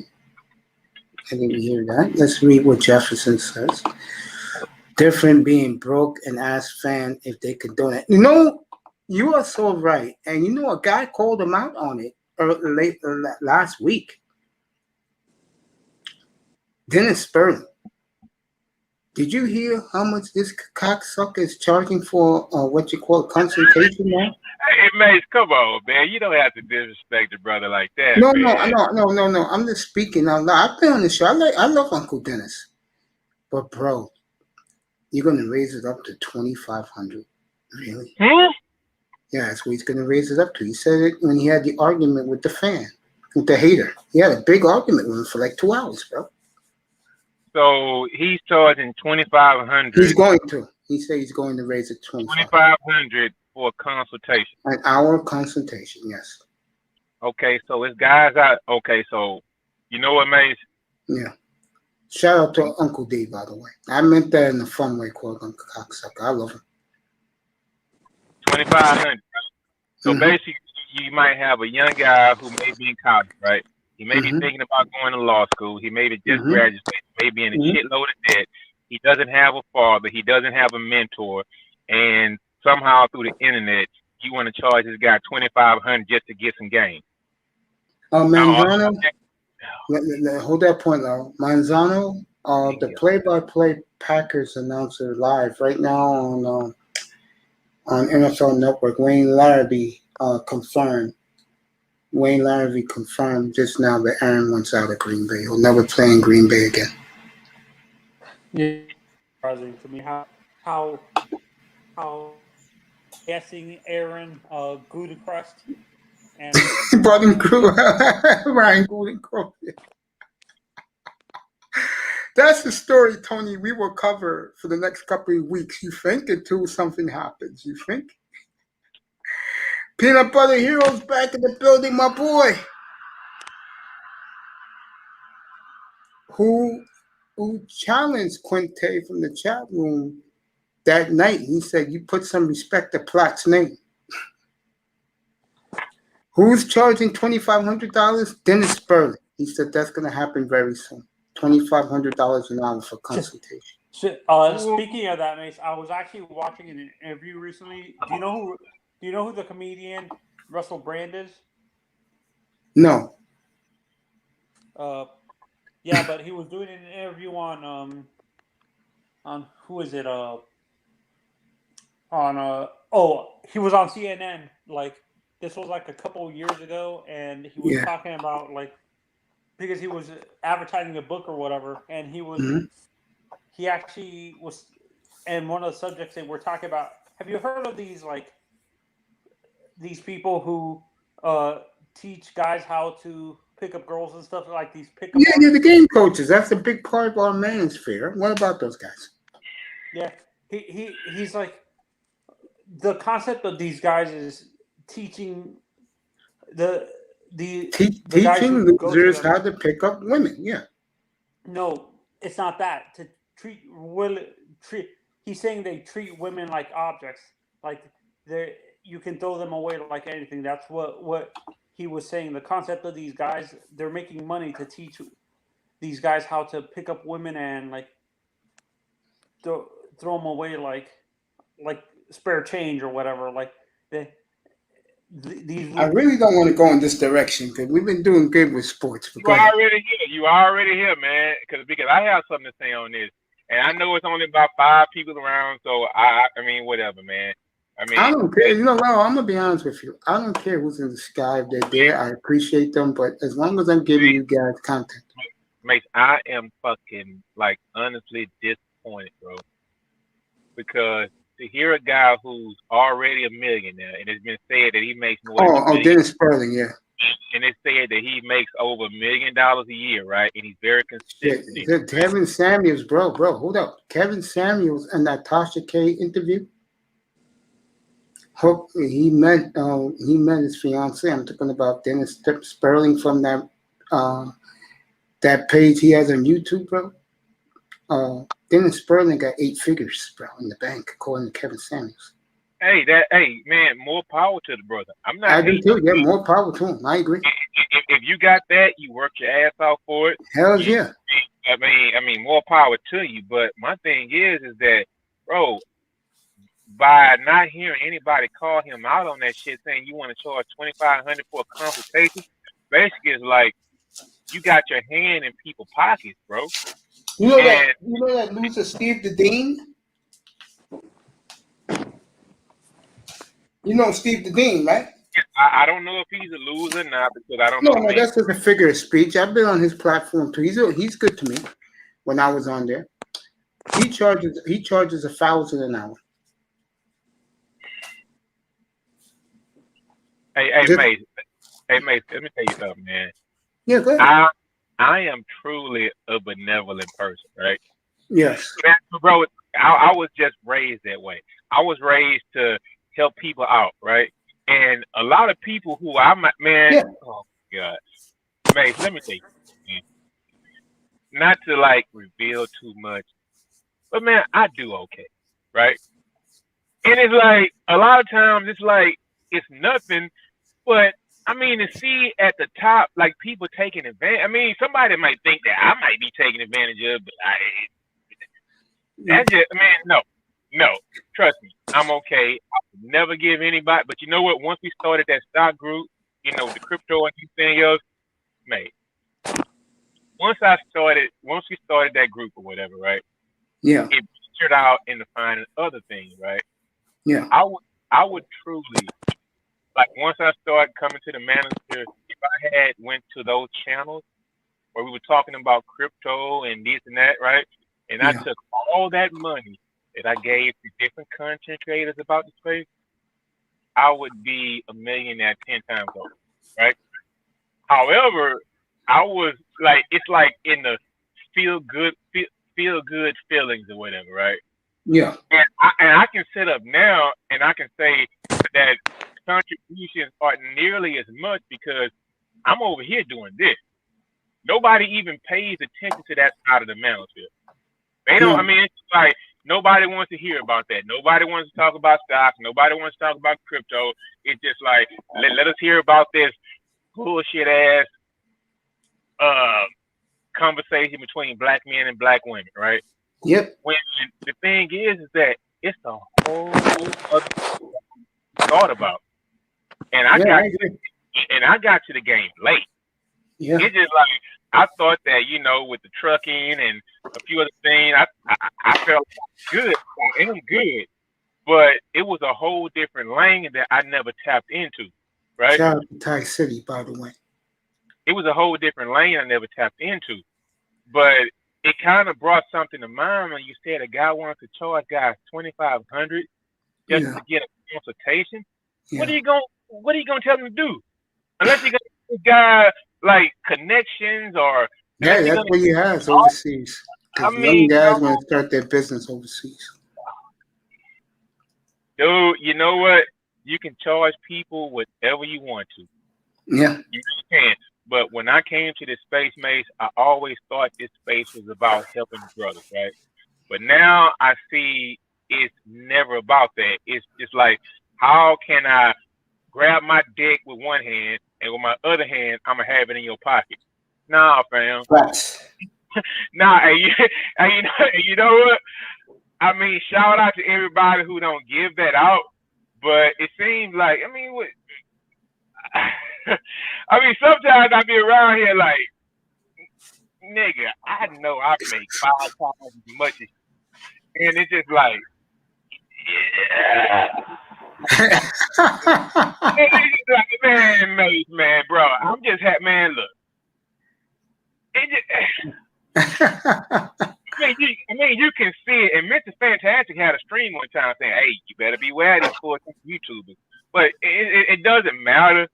Because like I would never give anything I can't afford to like just donate or whatever.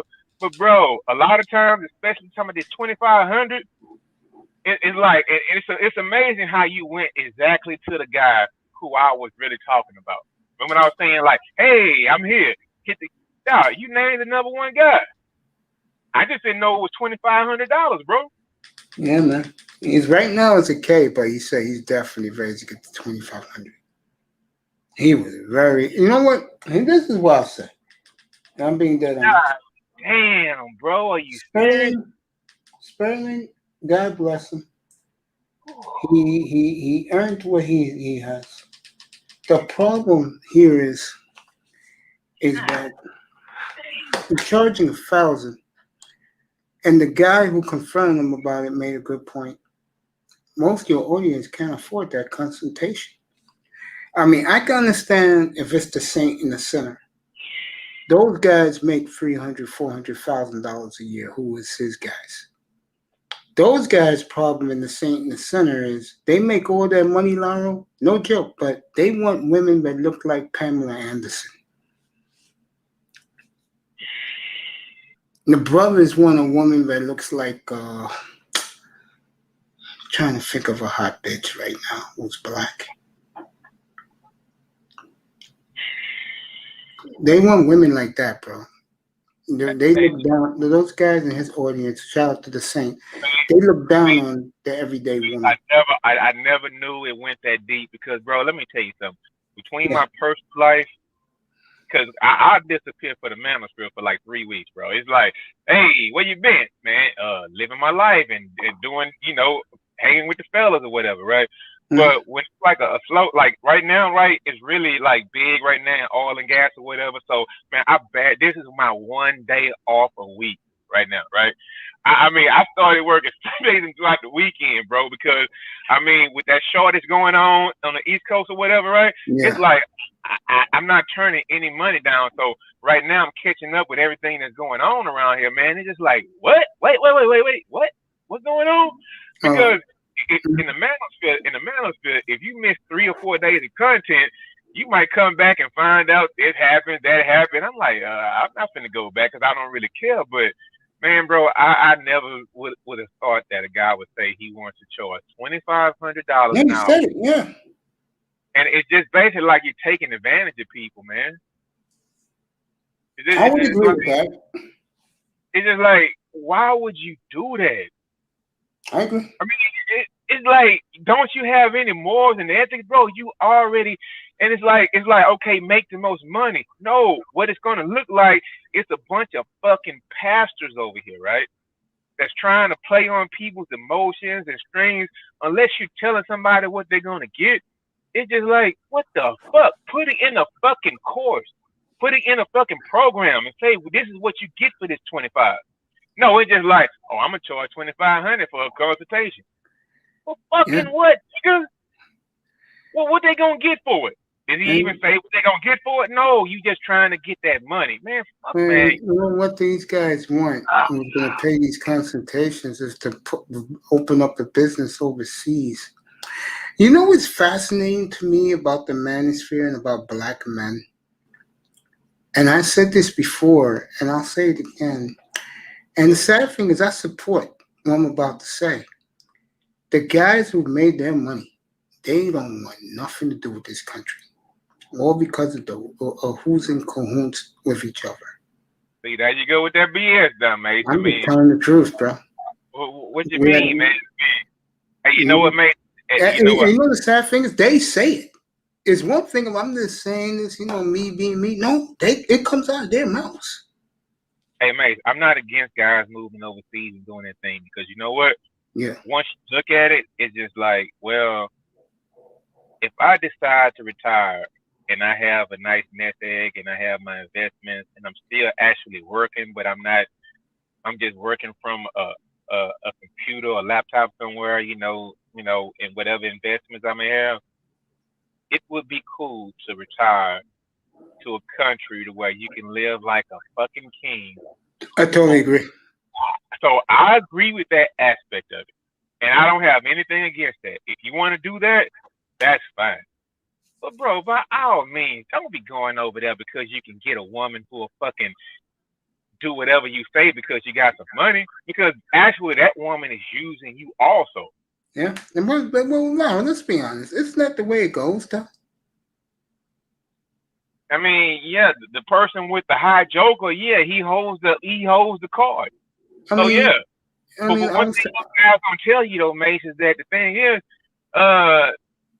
bro, you taking care of whatever woman that is, may have been a former prostitute or whatever, right?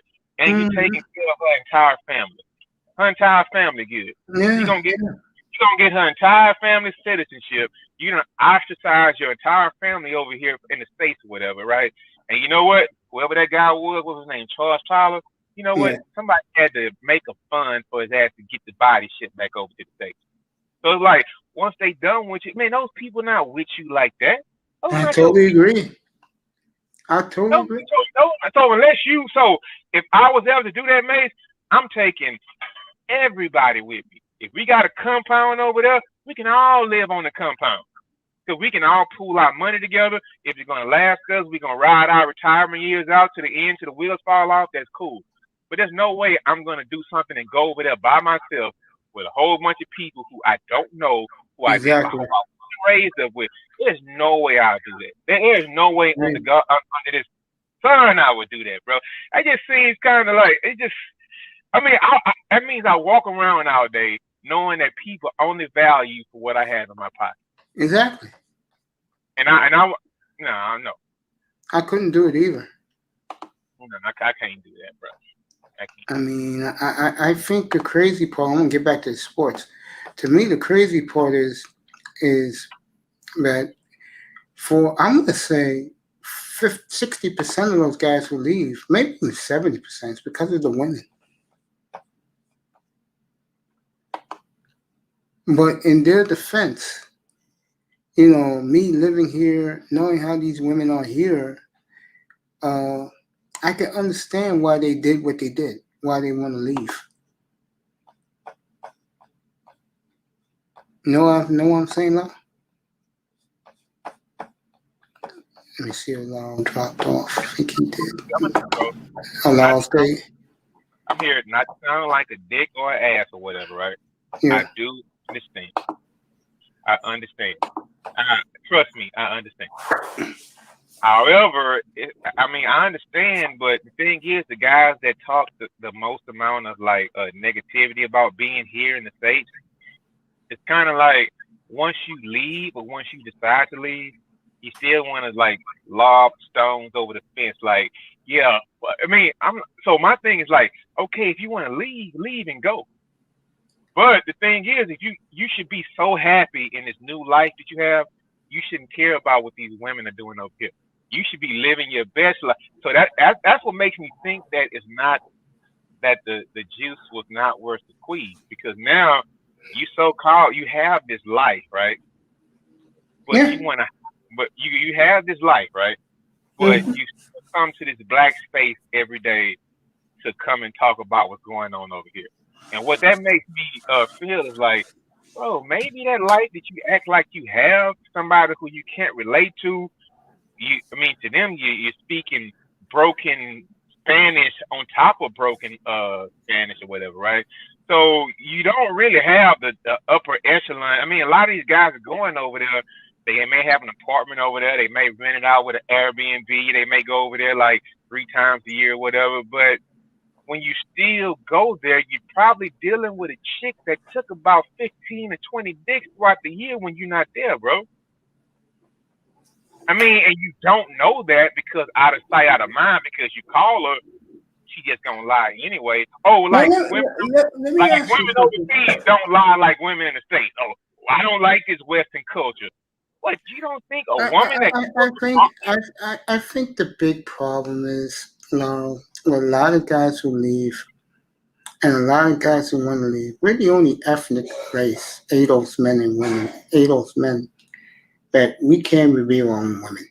And then this is the part that I rip these women. Mm-hmm. They just throw themselves. I saw a video the other day Jessica X had, and Little Big Nate destroyed this woman out in Arizona, begging. And I seen it from my own eyes, too, in New York. These black chicks begging white men to take them. That's the problem. Had a video on that? Say again? I said somebody had a video on that? Yeah, Jessica X. Let me reel it up. Fair use, everybody. Fair Hey, use. content creator, you have to set the tone. You got to tell me what the video was about, bro. I Like, I mean, just told you she was begging a white dude to take her. so she had a video of a black Yeah, woman begging yeah, a white guy to take her. yeah. Okay. I'm gonna bring it up right now. Let you see it for yourself. This is Fair Use Jessica X. I believe this was on Thursday of this past week. Here we go. Let me bring this up. Let me see if she left it up.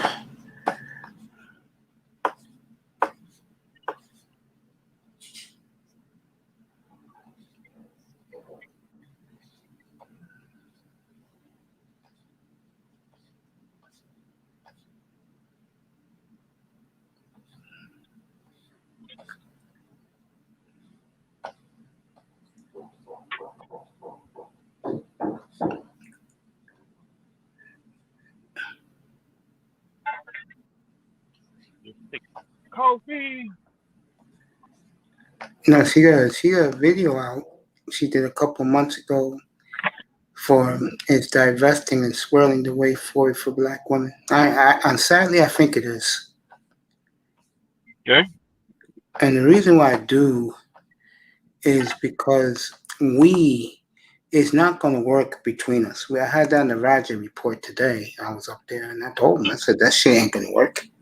Why do black men continue to fantasize about marrying black women? What black men don't realize is black women do not want nothing to do with us. And they, Hey, mate, that's not true. they love being a white man's slave. That I do agree.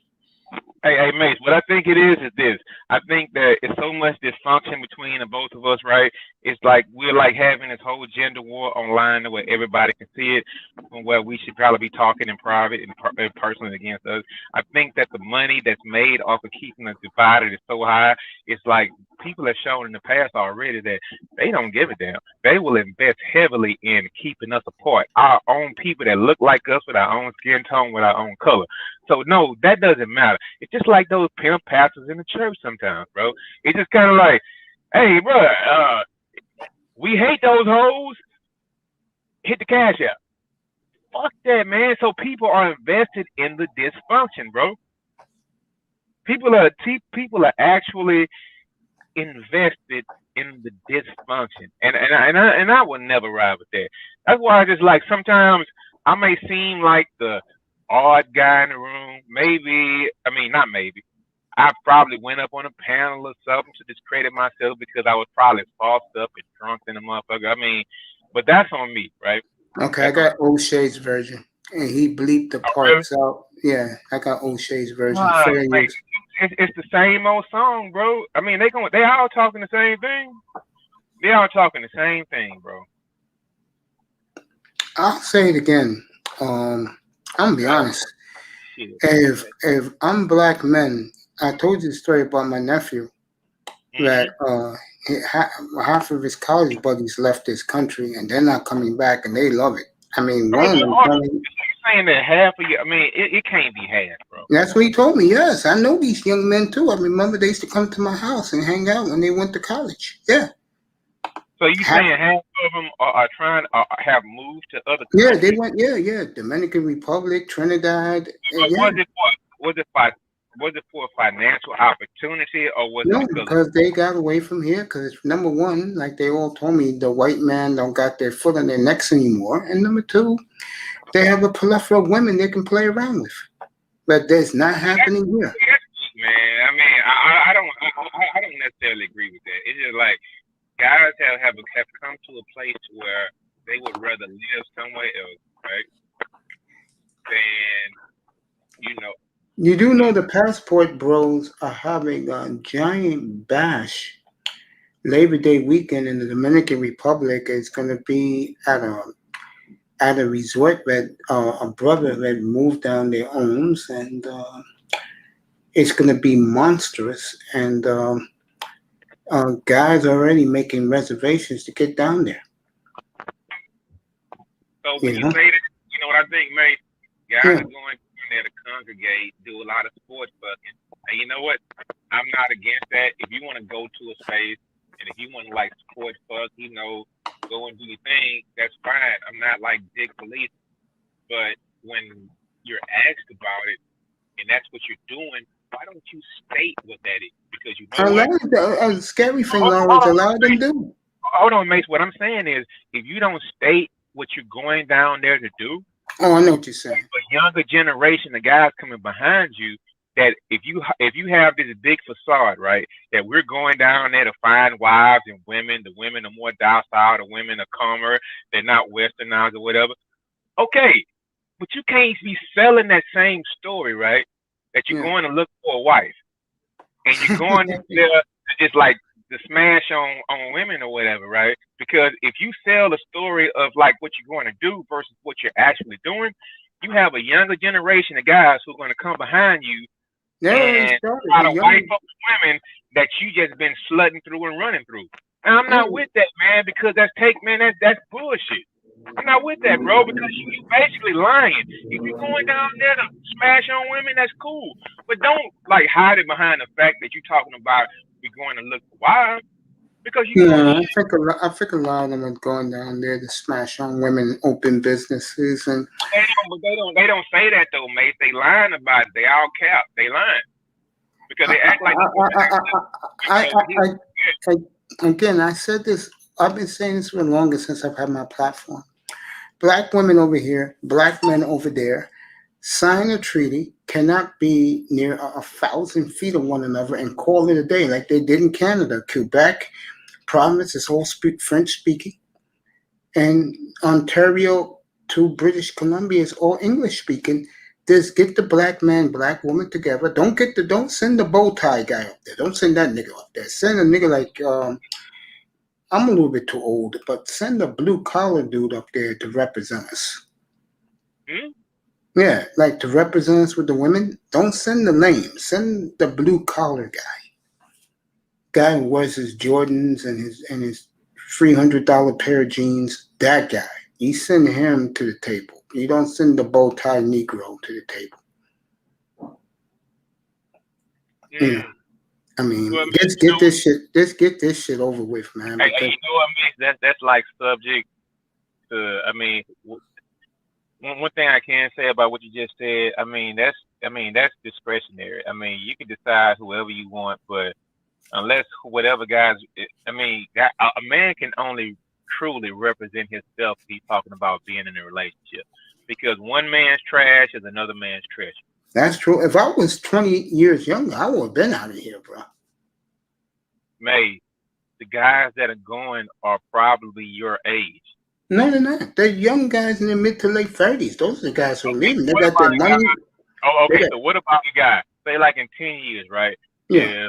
If things go wrong here in the States and I have a nice bag of money or whatever at the end of it, I decide, you know what? Let me live out my last 30 years in Havana. Let me live out my last 30 years in Santo Domingo, or what was the name of those places? I think the next big hot spot for black men, and this is my opinion, I think the next big hot spot's gonna be somewhere like what you call it. And the one thing I give black men, give them credit. Wherever the white man is, they're not there. Like these guys who leave, they're not going to Africa. They're not going to Caribbean. Because they all look at them and American black women the same. So they're not going there. And it makes a guy like O'Shea Duke Jackson, shout out to the GOAT, makes him scratch his head. You know, why these niggas who claim they want big booty women, they ain't going nowhere near Africa or the Caribbean. I know why. But, you know.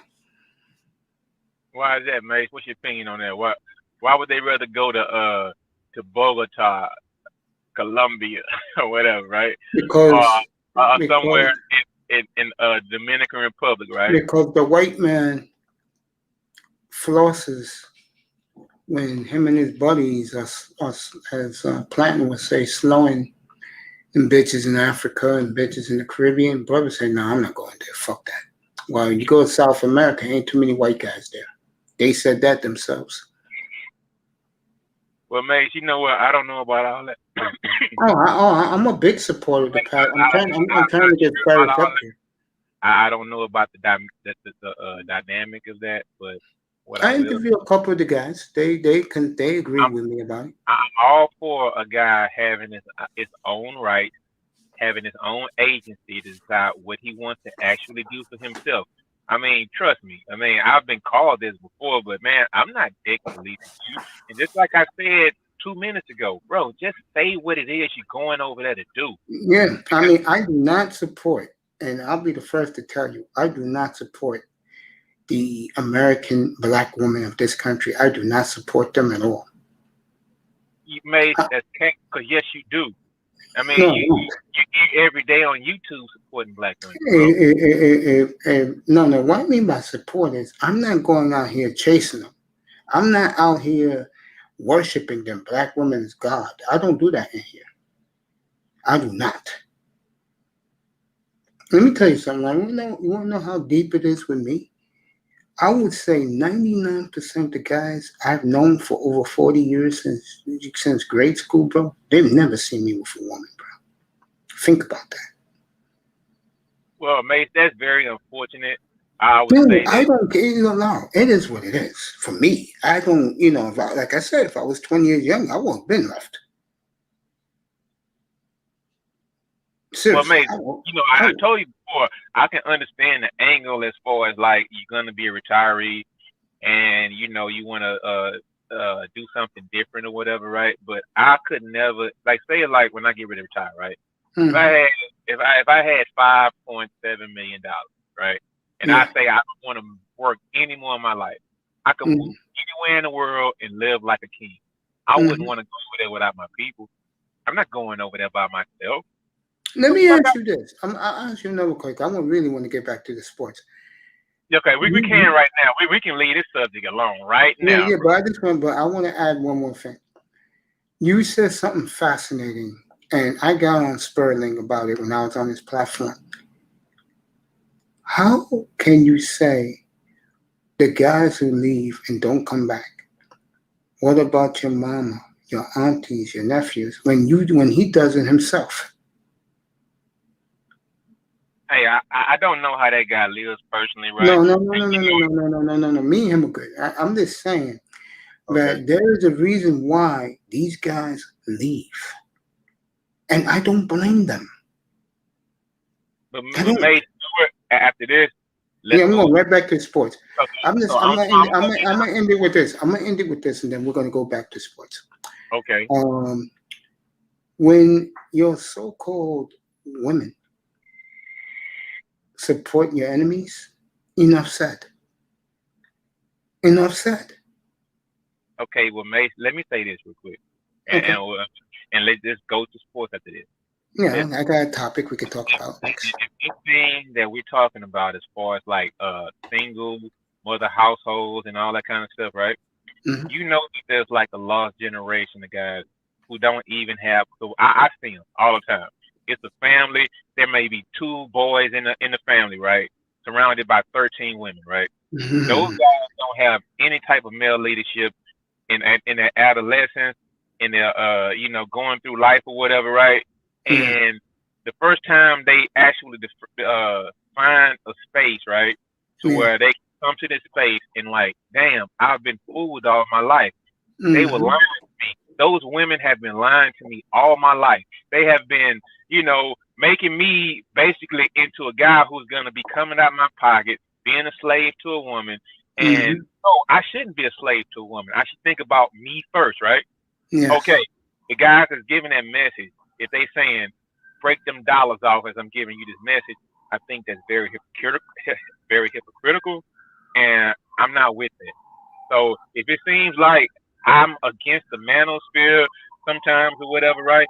Man, that's some whole shit, and that's some predatory things that I will never be with. And yeah, I donate to the space, but I'm not here for the space for that. I'm here because I'm thinking these guys are trying to uplift brothers. If you want to leave these hoes alone, leave them alone. Totally agree. If you want to deal with another race of women, deal with a race of women. But just because you give me this message, break me off $2,500, nah, bro, no, that makes you the scum of the earth, in my opinion. No, bro. it's not. It makes you just as bad as those strags, bro. I mean, it really. I'm just saying that when Sperling, I can understand why he's going to raise that price up, because I watch his show every day, every chance I get. There's a lot of dudes got their money, resources saved up. They want to open a business overseas, and he can do it, man. So more power to him. Yeah, and you know what? If that's doing, then that's cool. Excuse me. I'm backing that message. If you're talking about giving guys a program where they can come over, open his business up, do all those things, okay, yeah, that type of information is probably invaluable. So that type of information may be worth it. But it's a lot of guys who maybe can't afford that, right? But they're listening because it's a lot of guys who may be a blue collar guy, who may be 3 years into his career, who may have, problems with women and this and that or whatever, right? But if they're coming to this space, because a lot of guys are, if they come into this space looking for a daddy or something, and a lot of guys probably, if they come to this space looking for a daddy or whatever, right? Bro, you a mark and you a lick, because it's not the content creator's job to provide a father for you, bro. It's really not. But it's a situation to where we know what the numbers are. We know that there are a lot of men who haven't, been around men their whole lives or whatever, and now they're here, and it's like, okay, they're getting masculine leadership or whatever, right? But the worst thing in the world is take advantage of that guy and have your hand on your dick, and at the same time have your hand in his pocket at the same time. That means you're not offering anything in return. It just means you're in this space just to make $1. I don't think Sperling. I think Sperling, if you want my honest opinion, I think what turns people off about him, his detractors, is that he always says he's here, he's in the manosphere to help young black brothers. I'll tell you one thing though. His his Facebook page is phenomenal. Uncle D, to me, does a great job. He's raised his sons tremendously well. And if I am a black man and you really want to open up a business overseas, at least I know, because he has the receipts to show us with his lifestyle overseas, he's going to help you open up a business. Seriously, I do buy that. I wouldn't say it if I didn't mean it. So I don't have a problem with it, man. That's cool. I mean, that's cool. But what you told me earlier is that like $2,500 for a consultation. Yeah. If it's like $500 for a consultation because I'm going to help you do this X, Y, and Z, then okay, I'm cool with it. But it's just like $2,500, so we can chop it up about whatever bullshit that you want to talk about. No, the guys want to open a business. Okay, well that's cool then. If it's about opening businesses, then I think the price is a little oversteep, but hey, guys already said to him the other day in the chat they're willing to pay it. So, see, if Sterling was one of these guys that didn't have receipts, okay, but he has the receipts. I'll tell you another guy. I'm gonna end it with this. It has nothing to do with women. I think more people should really pay homage to the Saint in the Center. Oh, he's tremendous. That's a self-made billionaire. Good for that brother. All right, let's get back to the sports. I'll get to the NBA playoffs that begins tomorrow night. I'll give you the matchups right now. John B is in the building. What's today's date? Oh, they're all going to play the Warriors. Okay. It's going to be Warriors-Lakers. What do you think about that, Law? I mean, we talked about it a second ago. Warriors-Lakers, man. Hey, wait a minute. Hold up, man. You said they were going to be playing the I was wrong, bro. I make mistakes. I'm not Mr. Perfect. You know what? T3rd came in the building. He was like, what do you feel about that matchup? And you said that. You know what? Well, that completely changed the dynamic. I apologize to my brother. I am not Mr. Perfect. Let me make sure. Let me go to NBA.com. Even though they lie also. They like their teams. Because if that's the case, then If that is the case, I'm gonna have to go with Golden State. They're hot right now.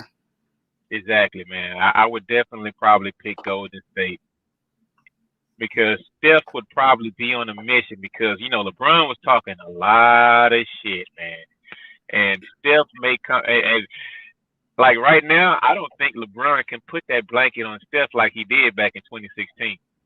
I really don't. 5 years later, I don't think he's chasing down Steph or Iguodala or anybody else like we came. No. Yeah, okay. It is Lakers and Warriors. Okay, all right, cool. Yeah, I'm taking the Warriors, bro. And tomorrow night is Pacers. It's the East tomorrow. Pacers and Hornets. I don't care. Celtics, Wizards. I think the Wizards can take the Celtics. I do.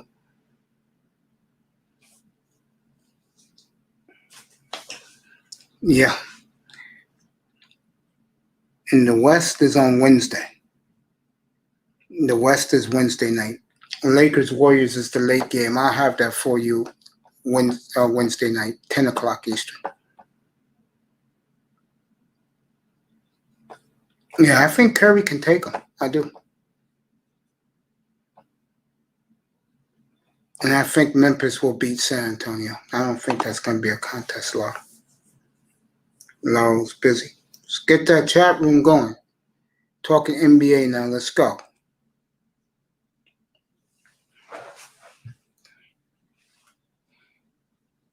Let's go. Let's go, people.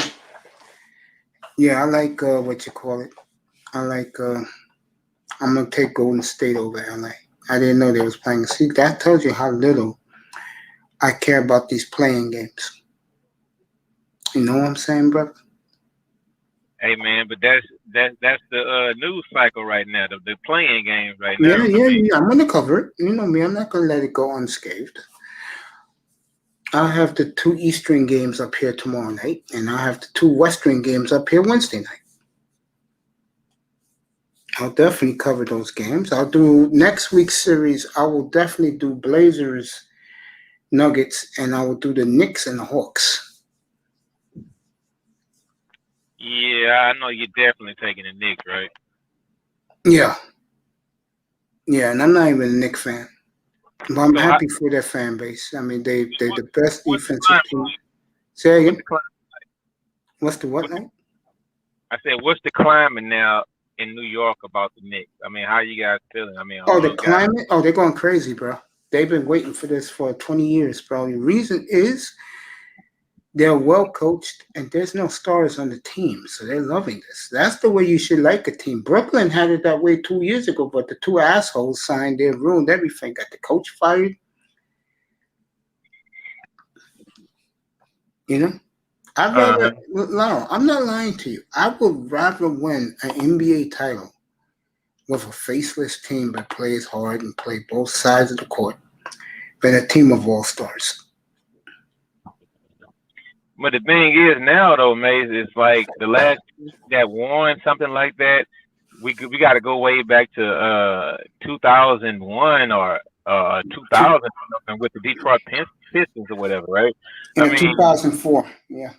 Okay, now it's like it's a must that you have multiple stars because these guys stack these teams so heavily. I mean, it's like everybody either is going to be the Clippers, the Lakers, or a team who built their team the right way, like the Denver Nuggets. Denver. Yeah, those teams they built and they went through the fire, and those are probably better teams than the Lakers. I honestly feel like the Lakers would get swept by the Nuggets. Like real talk, the Lakers will probably get swept by the Nuggets. Because you can have those 2 top guys, but throughout the course of the game, who are you gonna deal with?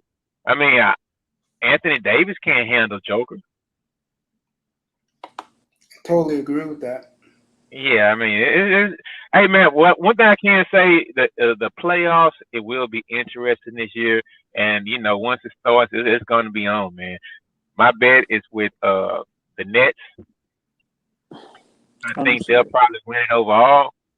But it's a shame we have to go into the playoffs and everybody has a favorite consensus. I mean, the consensus is like the Nets are going to win the championship. I mean, I would like it to be more in the air.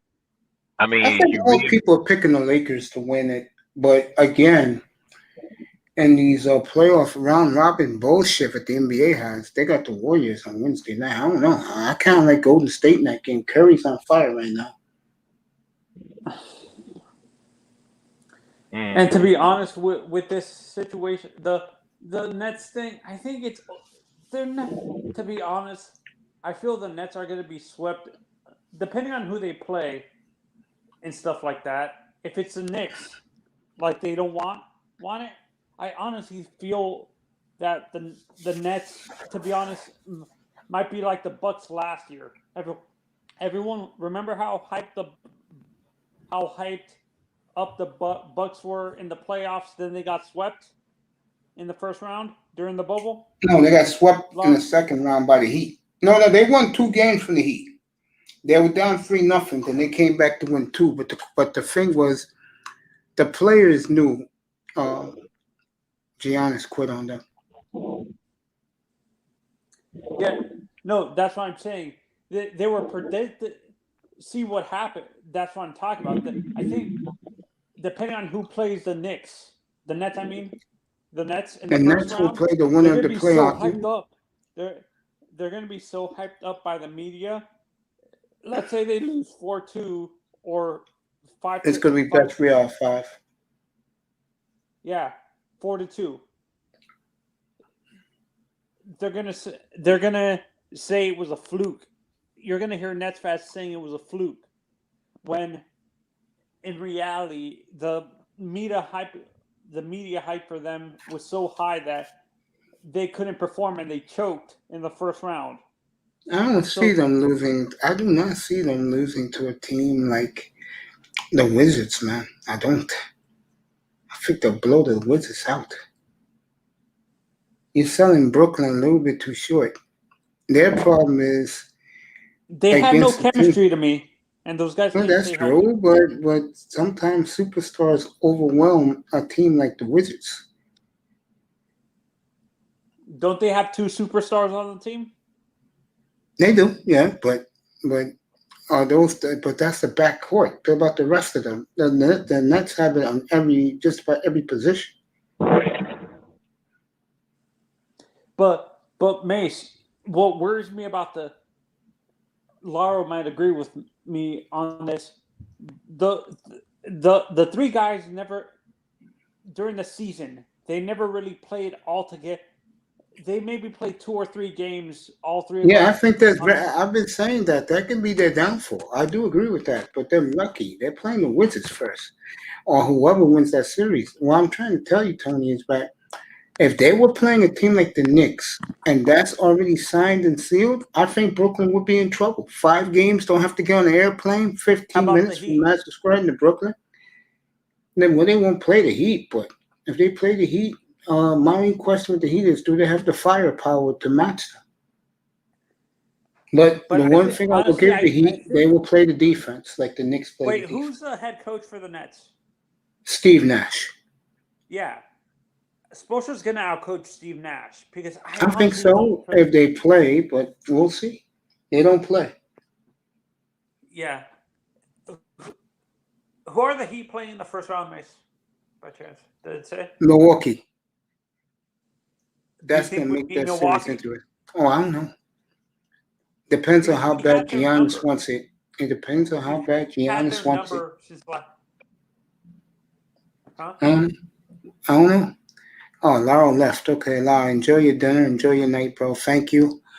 We're heading to the 4-hour mark. I don't know. And I'm not saying that because I'm anti-whoever. I'm not. My thing with that series is how bad do Milwaukee want to avenge last year? And I think who's the head coach of the Bucks right now? Mike Budenholzer. I will take this guy over him. Spoelstra? That's what I'm saying. Yeah, I think Budenholzer is one of the worst. Yeah, so I think he's gonna. that's what I'm saying. I know the Heat don't have the firepower, but I think we can out-coach the Bucks, to be honest.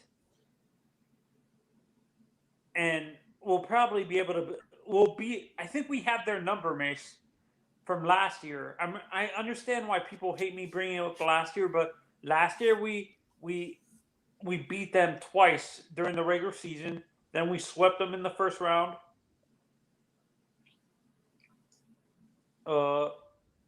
Then I honestly think we're gonna beat them again this year. Okay. So I'm not going to argue with you because I wonder about the Bucks myself. At least the Heat have a track record. So that's why I'm saying I don't trust the Nets or the Bucks at all. And the only two teams I actually can trust, even though they haven't been playing well, because their track records in the playoffs are the Celtics and the Heat.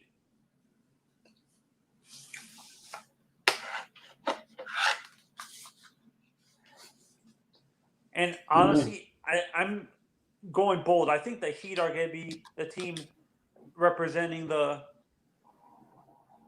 East in the finals. Okay. Am I being too realistic, Mace, or do you think that actually can happen? I don't know if that's going to happen this year. Since San Francisco on top of Cincinnati 5-0. You know, you've noticed these baseball games are starting earlier these days. White Sox up 3-0 against the Twins. I want you to watch a video on YouTube. I can't remember. I can't find it. The T.O. versus interviewing Tua. No, he wasn't interviewing Tua. He was being interviewed by people. And he was at Alabama. Huh? When he was at Alabama. Yeah. I know they're going to have favorable comments about Tua, but still, if that's coming from a Hall of Fame receiver, that you are really praying for Tua to perform, aren't you? I'm praying for him to perform. No, I'm for the logo, but I want the kid to perform well because I want to have these Tua people to be quiet. It's getting annoying already.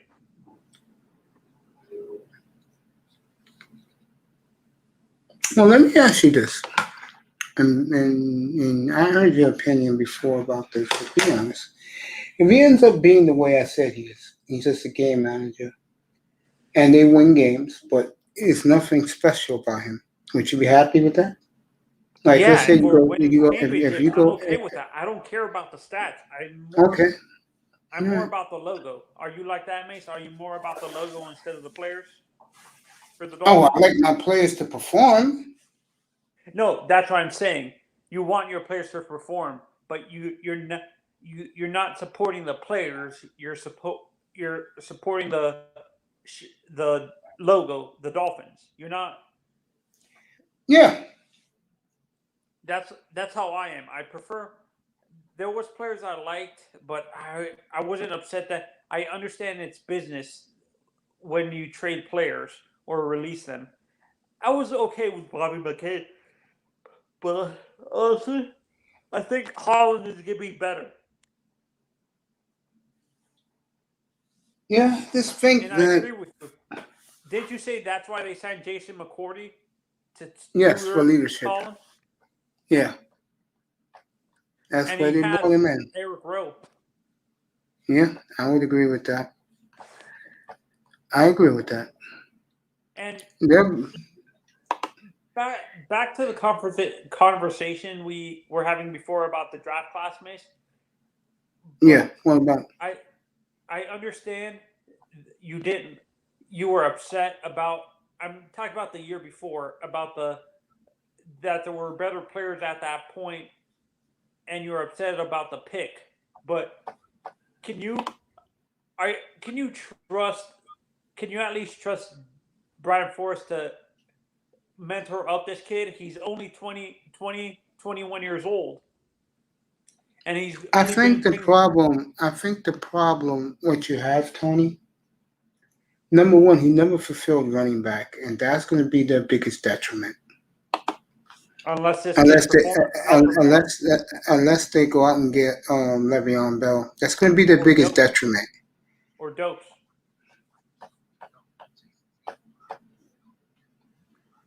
Don't forget about Dokes, Mace. If Dokes is the one that beats, you're fine with Dokes, or would you still? Are you still upset? Let's say Dokes is. Let's say he performed like James Robinson last year, a 7th-round pick that no one expected to be on the roster because people predicted him to be cut last year out of training camp. There was people predict he wasn't going to last.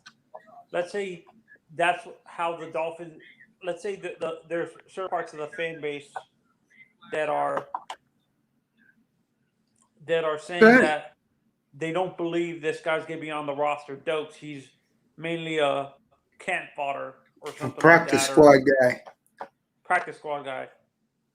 Let's say he beats out Gaskins and all these guys that we have, and he's performing like James Robinson last year, running for 1,200 yards.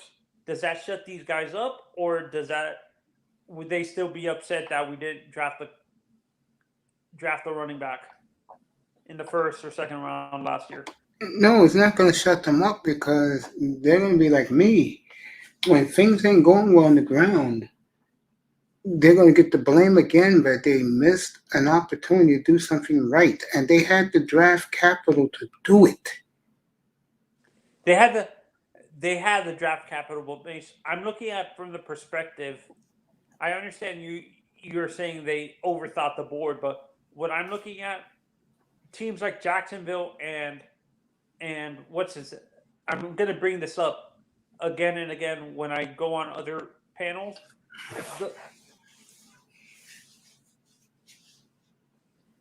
Yeah. Well, what was I going to say? Shoot. He said teams like Jacksonville did what? Jacksonville and Pittsburgh were asking for 2 first-round picks for their first-round pick. I'm going to continue bringing that up.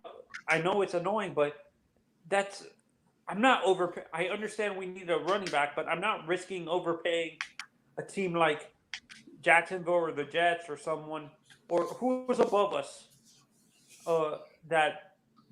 Carolina.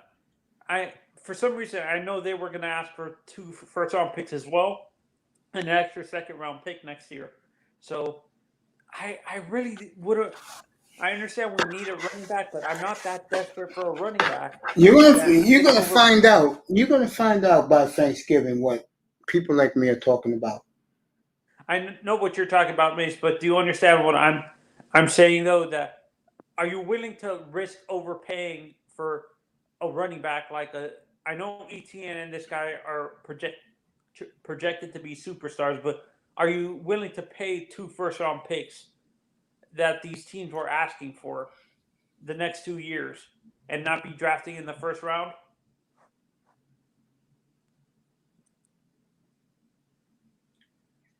No, but still, they could have did something to they could have took the running back at 18. And honestly, I like the Jalen Phillips pick. I think he's going to be a success, and honestly, I think Flores can bring the best out of him. Do you agree, Mace? Yeah, but you'll find out come November what guys like me are talking about. Yeah. Like I said, I honestly think Dokes is going to beat these guys out. And here's the scary thing, Tony. If that quarterback is playing well, and it's because of the running game, every platform is going to destroy Chris Greer and Miles Gaskin. I honestly think Mace, I'm predicting this. I think there's going to be a surprise. Once we get a little more money, I think we might be signing Le'Veon Bell. I think that's our surprise running back move because we can get him for cheap. we can get Le'Veon Bell on the cheap for maybe 2 years, right? Yeah, but I'd rather have did what he had to do with all those draft picks, though. Maybe that's what he's doing, Mace. Maybe you guys are over. Maybe the fan base is overreacting, not drafting a running back. Maybe he's waiting for Le'Veon Bell. He's going to sign Le'Veon Bell in June.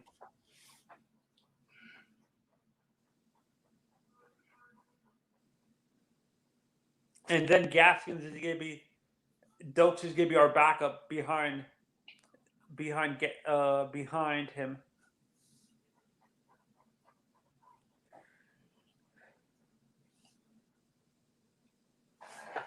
I just think it was terrible. So you don't actually think they're doing what I was doing, Mace? That they're actually going to sign, they're going to surprise everybody and sign Le'Veon Bell in June or something like that during training camp once they start cutting people and creating more money.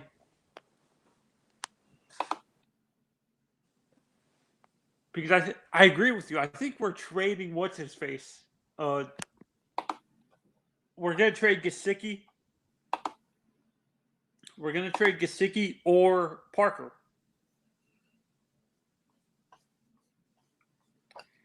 Yeah, I can see that. There we go. At most, That's me looking more sexy. Get for Parker? I don't know. I think they'll keep all of them, but I don't see them re-signing Gesicki. Because of how this kid is performing in OTA in a rookie minicamp. Yeah. Hunter Long. Yeah. That guy, honestly, he's a better athlete, but he kind of reminds me of Randy McMichael. Yeah, but the one thing he can do well besides catch, he can block. Yeah, no, Randy could block too. Randy McMichael was a good blocker. That's what people don't realize. But people are comparing him to Todd Heap. Pro Football, I think it was Tony Pauline, Pro Football Focus, or I can't remember who it was. I think it was Tony Pauline that compared him to Todd Heap. Yeah. Do you agree with that comparison, or do you think he's? Yeah, that's a good comparison. That's a compliment to that kid. Or they were comparing him to Anthony Fasano.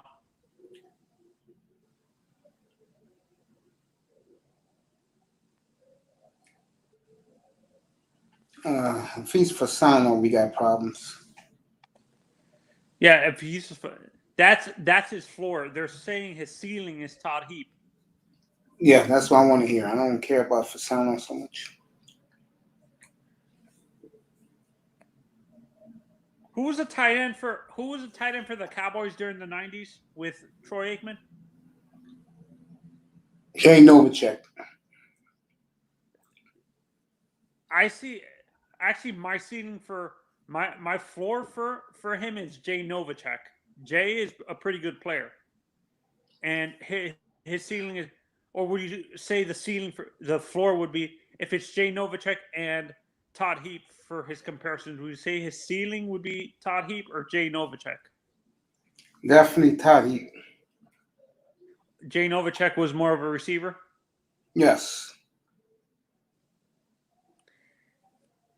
Being that I'm honest, who was saying that Jimmy Johnson was a little bit got lucky with what he landed? Was that Laro saying that? Yeah, that was Laro. Saying that he got lucky, he landed in the right place at the right time, which I agree with in a sense, but you have to realize he was having issues with the front, you have to read into why he left Miami. The president of that university during that time didn't want Miami to be all all arrogant on and off the field, like dancing on the field. He wanted us to be which we're not. The way Randy Shannon turned it into. Yeah, like Randy Shannon turned it into. Yeah, which I hate. Like, you have to realize we're not Notre Dame. I know we're a private university, but we're not Notre Dame.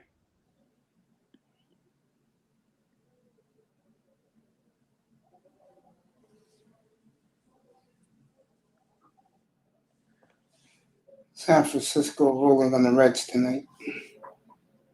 Are the Marlins playing tonight, Mace? Or are they off? Let me find out.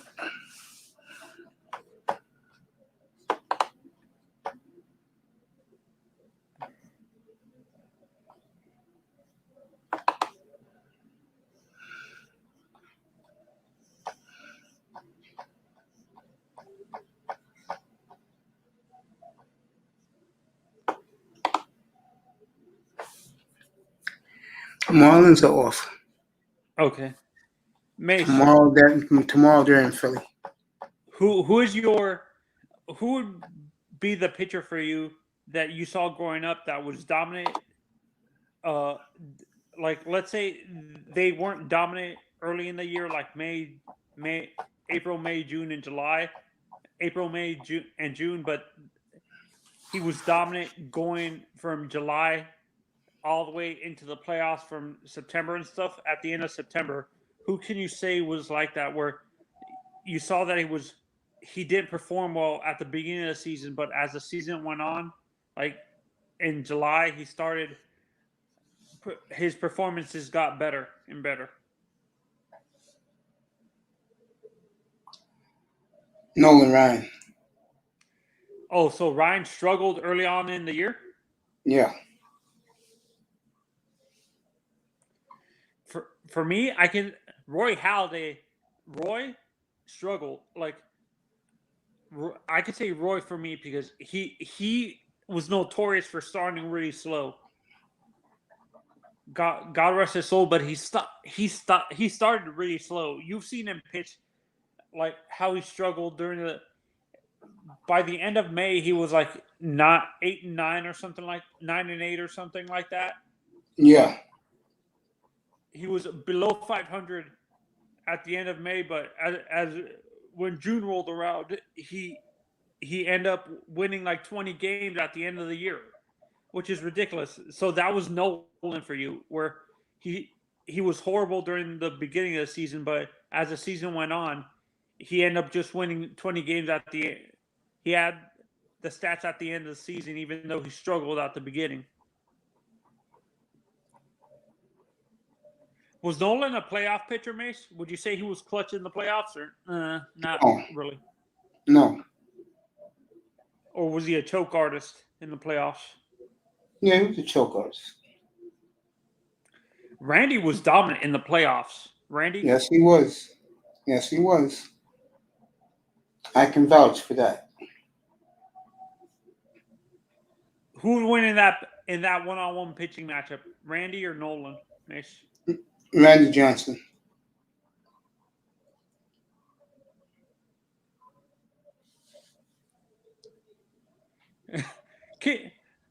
The dream pitching matchup for me would be Bob Gibson versus Randy Johnson.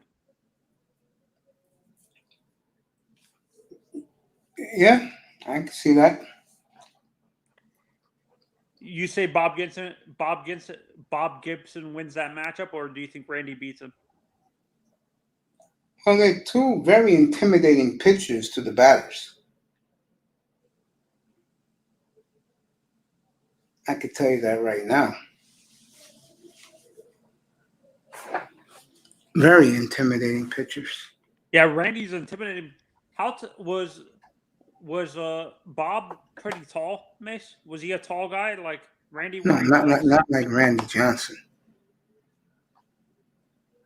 I mean, Randy was ridiculous. Remember that 6'10" reliever, Mace? I forgot the guy's name. Not Randy Johnson was 6'8", right? Like No, 6'7"? Randy Johnson was 6'11". What? He was? Yes. Wow, That's I didn't know. That's why they called him the big unit. I didn't realize he was that tall. I thought he was only like 6'6" or 6'8" or something like that. No. Who was that dominant reliever during the early 2000s who was like 6'10", Mace? He played for like the Brewers, I think he played for the Brewers and the Padres. Oh, I don't remember. Let me see. Randy Johnson.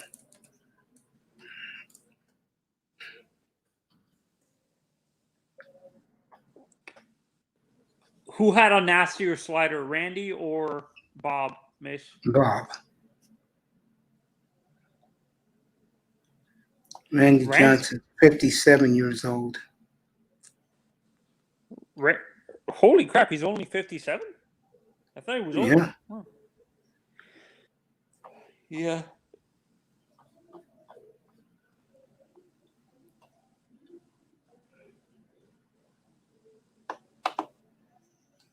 All right, let's see.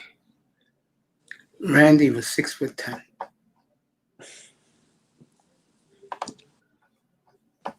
There you go. 6'10", Randy Johnson. Yeah, I think that he threw hard, but I think the most intimidating thing about Randy was his height. Going down. Yes. Randy was very intimidating. And then when he killed that bird and laughed about it on the mountain. Oh, I seen highlights of that. I thought he missed the bird. It just knocked off a portion of a feather or something He killed like the that. bird, bro. Oh, he actually killed the bird? Oh, yes. Jesus. Yeah. Randy was very intimidating, man.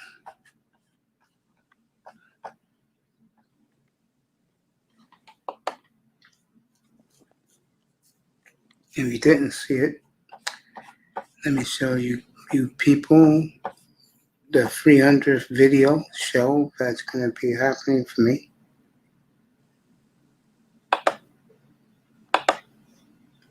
There we go. Let the people see it. Thank you. Prophet of Fraud. I'm going to write him an email later tonight and thank him for him doing this.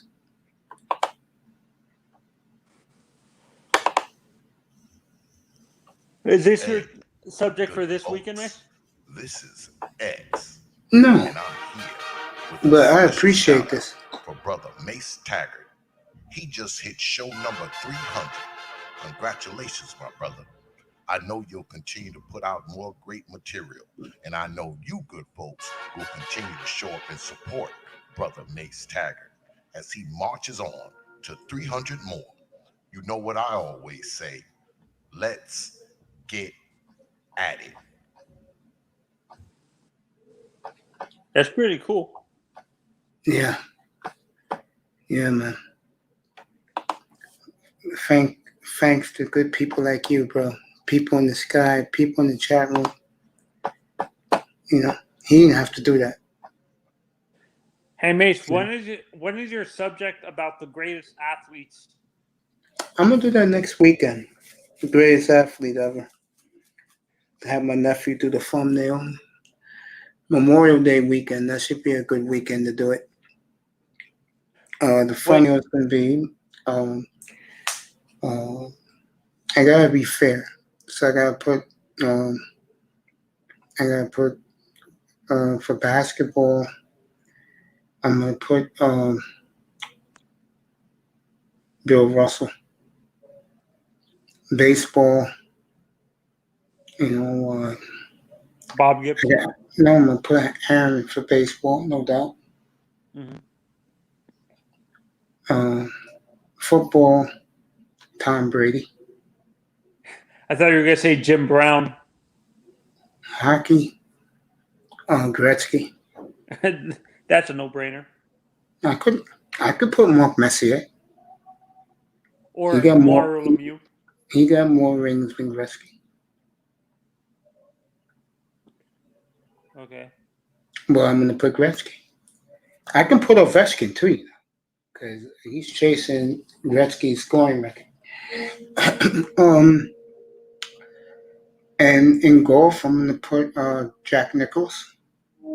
Over Tiger? Yes. And in tennis, I know this is gonna ruffle feathers, but I'm gonna put Serena Williams. And for the men, I'm definitely putting Novak Djokovic. Over Federer and Nadal? He has a winning record in majors against both of them.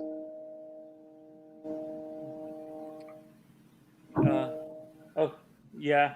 For me, I agree with you with Bill Russell.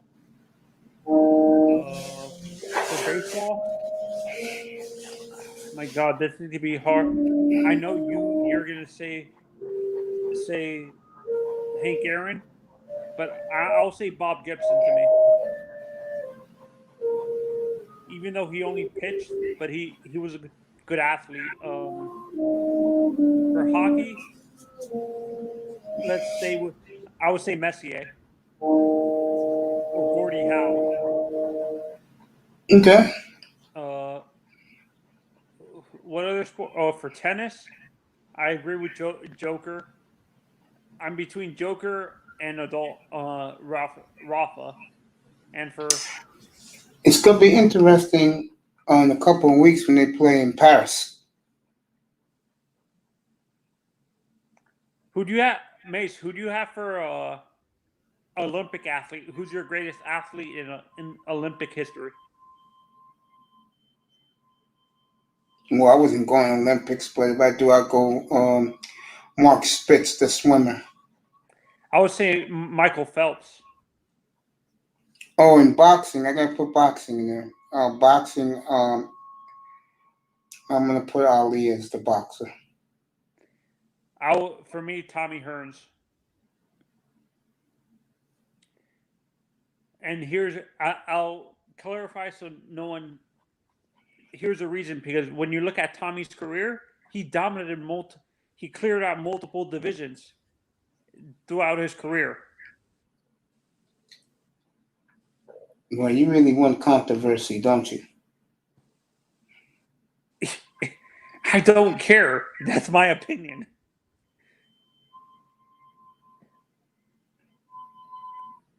I give Muhammad Ali his skill level, but honestly, I think his hype was a little bit too much because of who he hung around with.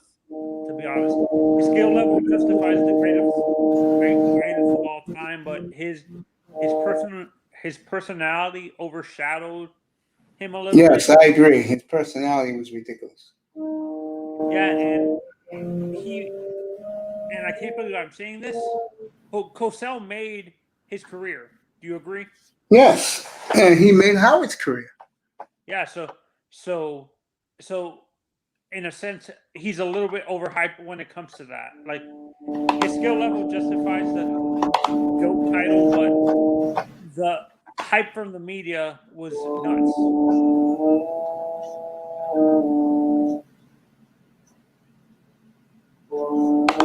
Yeah. Actually, no. Let me switch my greatest of all time for boxing. Roberto Duran.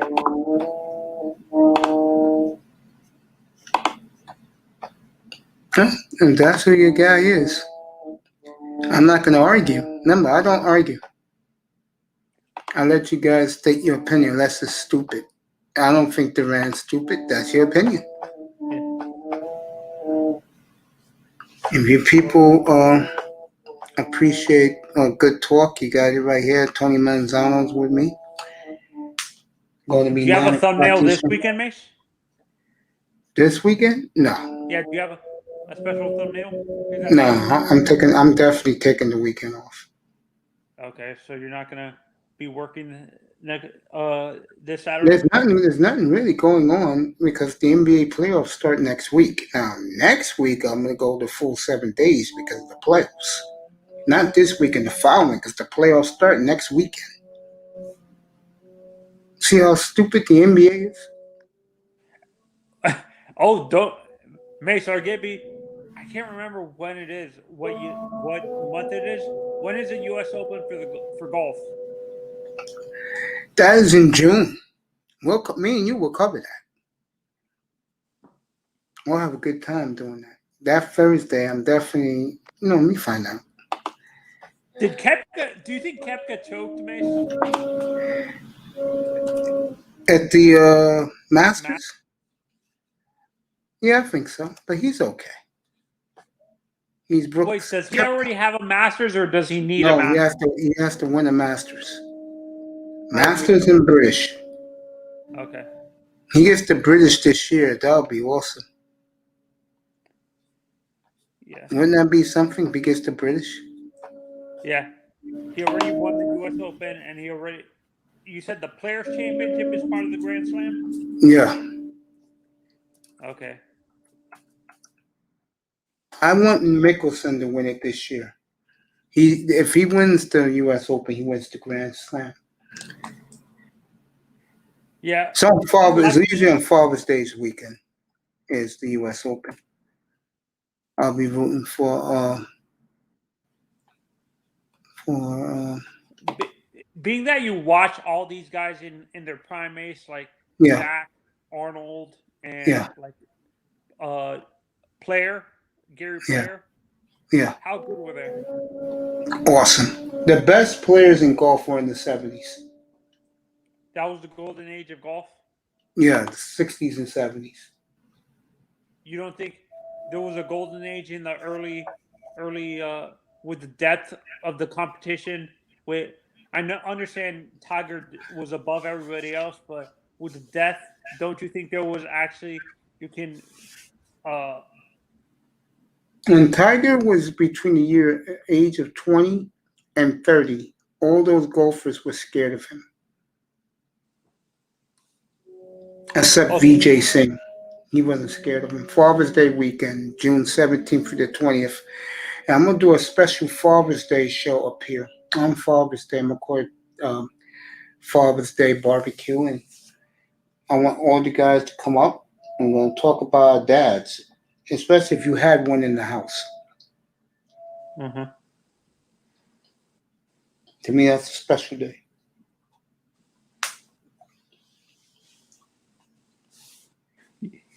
No, but what I was saying with the depth, I understand you said they were afraid of Tiger, but with the depth of competition, I understand they were scared of him. I could say from the late 90s to the early 2000s, there was a golden age of golf. Yeah, for Tiger Woods and his sycophants. Oh, VJ? Vijay Singh was good. I'm talking about his sycophants. Like people who only think Tiger Woods is the only one who can golf and didn't respect the other golfers. I hate to say this, but to me, golf got better once Tiger was down and out. Oh, you think with the younger guys coming up, do you think that's going to be the renaissance for golf? With the young I think it is right now. Yeah, Koepka, Rory McIlroy, these guys, yeah. Yeah, I do. I think golf is good right now, but I do think another superstar golfer, I'll probably be gone, dead, but one is coming again. Always happens that way. Yeah.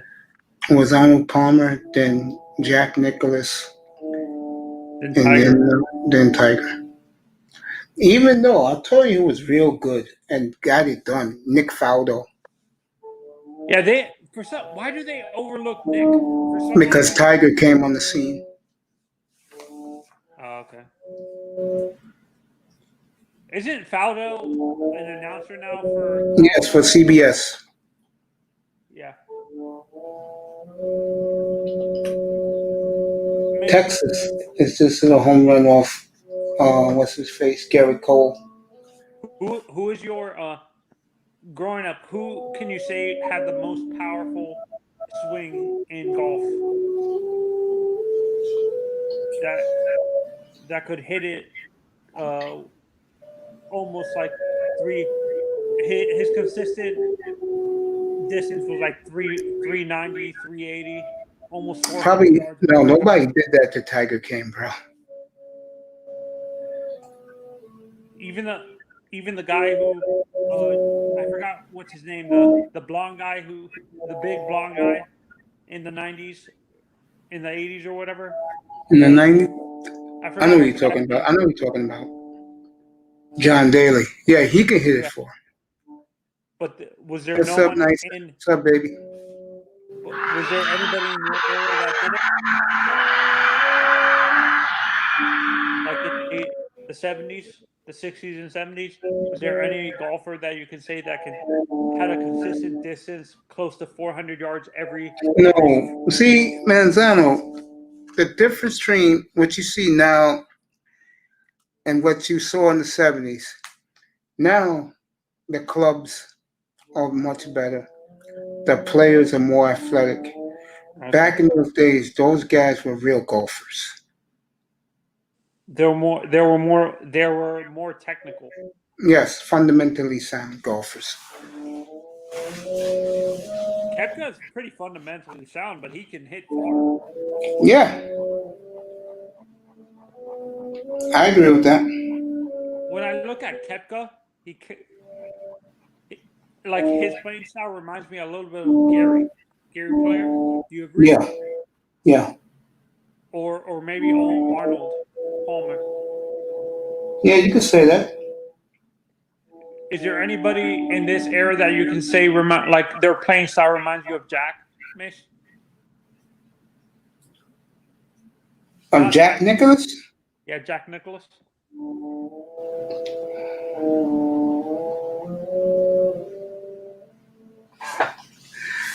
What's our buddy name from Texas?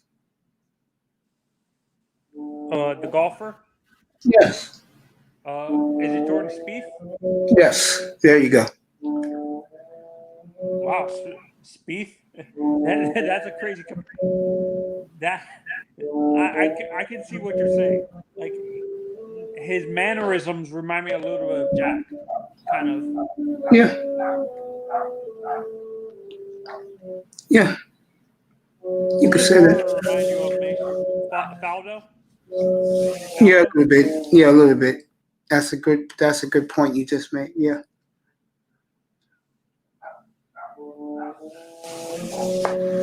Is VJ still golfing, Mace, or is No. he retired already? He's in the senior league.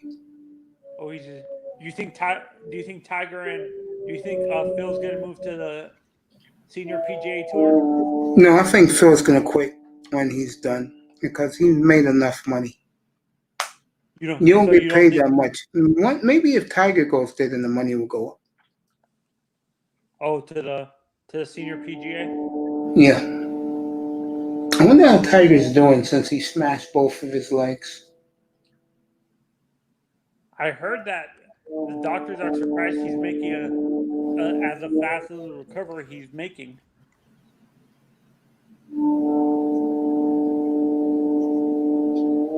Do you think he's going to be paralyzed, Mace, or do you think he's going to walk again? I think he'll walk again, but he won't play golf again.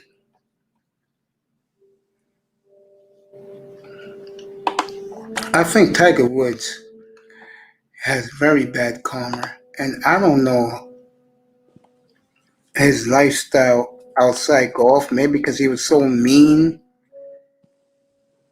to fans and people. They said he was an a-hole to the press. Yeah, he was.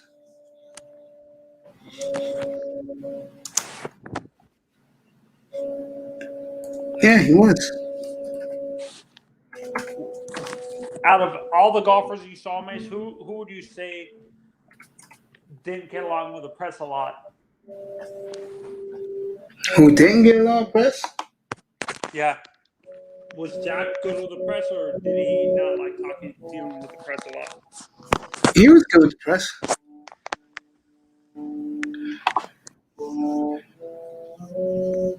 How about Palmer?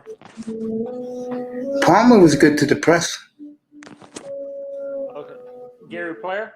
Okay, they're showing Tiger walking with his dog. Oh, so he's walking again. Wow. Yeah, on crutches. On crutches, but he's walking again. With crutches. With crutches. Yeah, he has a big Kool-Aid smile on his face. Good for Eldrick. Okay, let's get.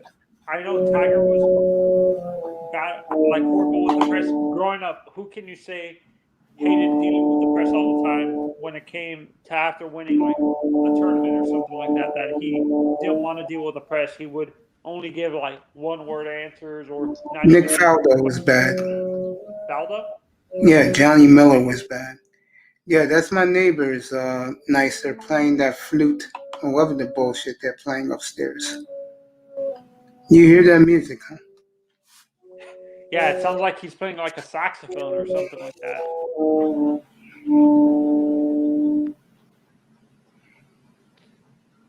Yeah. Do you think that's why it took him so long to get into the Hall of Fame, Ace? Who? With the media? Issues with the media? Yes. Is Johnny, the guy you just said, Johnny, is he in the Hall of Fame or he's not? Yeah, he's in the Hall of Fame. Yeah, Johnny Miller, you could argue, was one of the best golfers in the 1970s and ever. You could argue that. Even better than Jack? Not better than Jack, but you can make the conversation. Johnny Miller was a great golfer.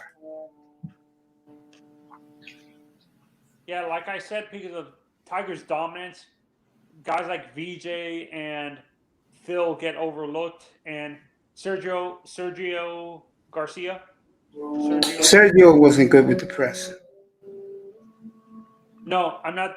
I'm talking about like I know he wasn't good with the press, but what I'm saying is their talents got overlooked because of guys like and Nick, like you said, Nick, Phil, VJ, and Sergio got overlooked a lot because of Tiger's dominance in golf. Yes. Exactly. Was there someone in your era of golf, like the dominant, like in the 60s and 70s? That Well, me, it's the 70s. Huh? Yeah, I told you, Johnny Miller. Oh yeah, because of Arnold and Gary. No, Johnny was just cocky about himself, like the way Zach Wilson is. Yeah. Jesus, we need underrated up here to tell Zach to be quiet again. That was the funniest thing ever. Because he was doing and I saw an interview with him that was like a day or 2 days ago, and he's saying besides that he's continuing to say he's going to bring the Jets a Super Bowl championship this year. Boy, tone down. You're going to get that arrogance, like Laura. I think Laura said it best. That arrogance is going to cost him, and people are going to knock him on his butt.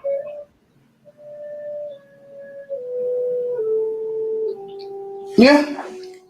But I think one thing he got going for him, his talent justifies the arrogance, but still. It's not. Is the guys around the league when the Jet players say, "Oh, this guy's cool, man. Works hard. This is the first one to come to the facility, last one to leave." They're gonna give him his respect. Yeah. Now the teams in the division, Miami, New England, and Buffalo, ain't gonna do that. They're gonna try and knock his ass out. Sounds nice. Nice is so funny. At least it sounds nice. At least it's not ghetto music like my neighbors.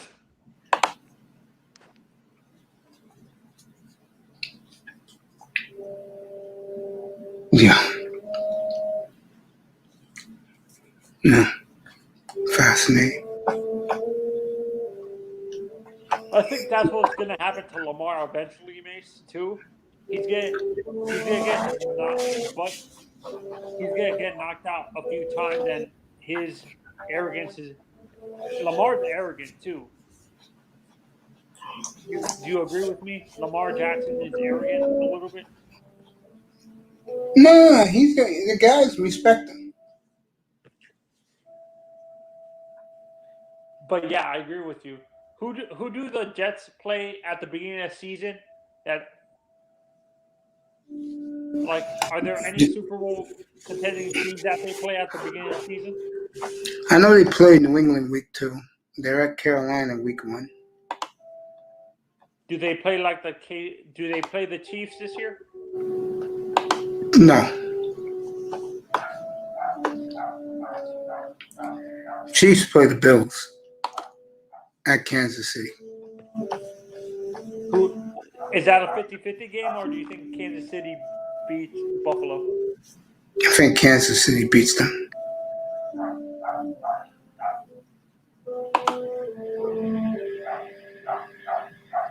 Who do you think has the strongest schedule in the AFC East, Mace? Buffalo. Huh? Buffalo. Then Miami, or do you think it's Miami's number 2. All right, the Jets play at Carolina, home for New England, at Denver. Okay. Tennessee Titans, at Atlanta. Then they get an early bye. Then at New England, Bengals. They ain't playing nobody. So they play the Colts, the Bills, and the Dolphins back to back to back, and that's in November. Yeah, and to me, I don't get why they gave the Jets the early bye week. That early of a bye instead of the Dolphins. The Dolphins are a playoff contending team. They should get the early bye week. Miami's off week 14, and then they play 4 games after that.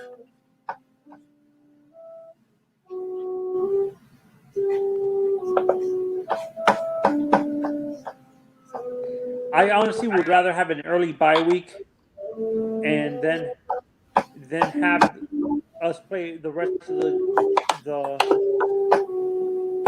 maybe a bye week in like week 5 or something like that. Then play the. There you go, Grinder.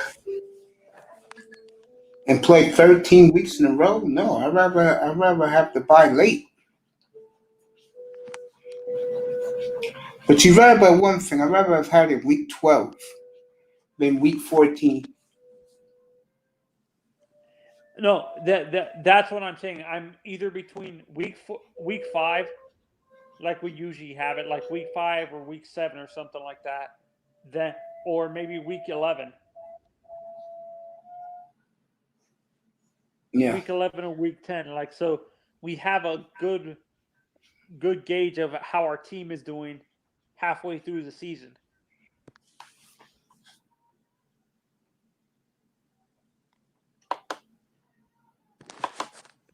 Underrated said, good evening, Grinder. Underrated is with us. Underrated Grinder. What's good? Hey, Grinder. Hey, what's going on, Tony? Hey, I like it, Mace. I appreciate that, man. Man, I don't know, man. Are you on Syndicate or something, man? Do I get past to get it? Mason's eventually gonna have his podcast on NBC Sports. Man, Mace Syndicate, man. You know what I'm saying, Mace? We might have to like call to get in, Mace. You might send a call, Mace. Well, I'm going to turn it a little bit into a Colin Cowherd platform once I get everything fixed up. That's nice, though. Yeah, I appreciate Teapot for doing that. I'm going to send him a nice thank you note. Teapot did that? Yeah. Let me show it. That's hot. People haven't seen it yet. Here you go. This is Prophet of Thought. Yeah, Prophet of Thought. Yeah, that's hot. Congratulate me on my 300th show coming up Thursday morning. I appreciate that, man. I wish you know what, man. It makes you all right, man. Oh, underrated. By the way, yes. We talked about this. I don't know if you caught it before, but me and Mitch were talking about it. Like, Zach Wilson is coming up again. Like, he did an interview earlier this week. Like, who? During the week, or Zach Wilson. Okay. Oh, he running his mouth again? Yes. He's like, he need to shut up, though. Stop giving interviews, man. He ain't finished OTAs, man. Tony, I'm not mad at you. No, he don't know to stop. He leaders of men and not no. No. Listen, they gotta put something in his mouth. You gotta stop. I can't take no. Me and Damn, man, come on, man. Wait. With the defenses in his division, he's gonna get his butt knocked down on his ass with him. No, I'm gonna tell you. I understand what you're saying, but I'm gonna tell you one thing about this new regime. They're gonna give him everything to protect him. I just want him to shut his mouth.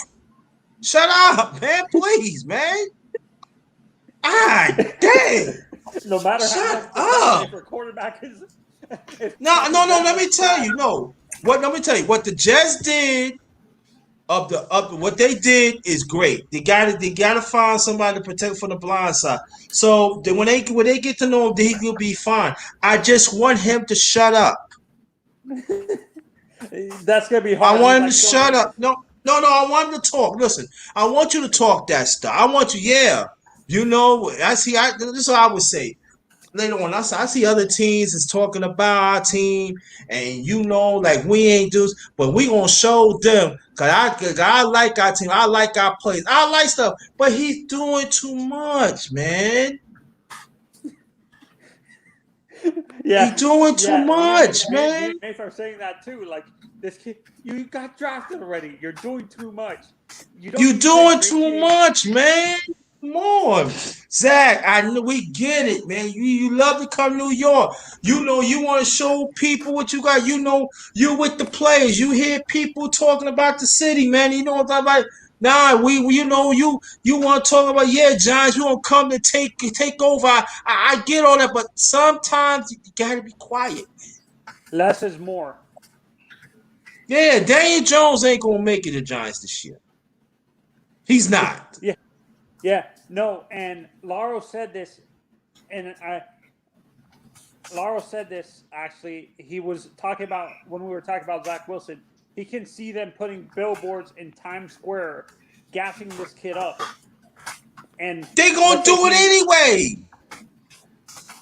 You know what they said? They probably said, "Oh, that is the next Broadway. They might call him Broadway Josh." All right, then they call him the Zach Attack.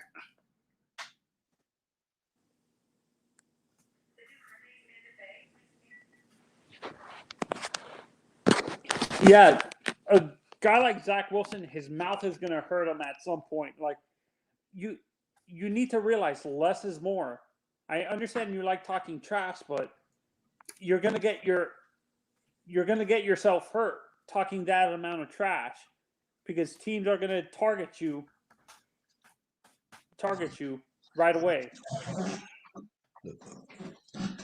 Listen, they got the coaches. The coach is gonna sit them down. Listen, I understand you talking like that, but you know, but the Jets gonna be all right. Yeah, Saleh comes from that. No, Saleh comes from that mold of like a Bill Parcells,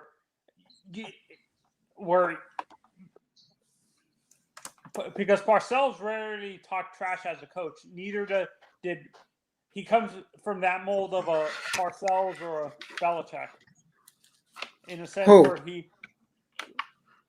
Talking about Saleh. Robert Saleh, like where Robert Saleh. He doesn't. Do you agree with that, Mace? Where he doesn't? No, Brian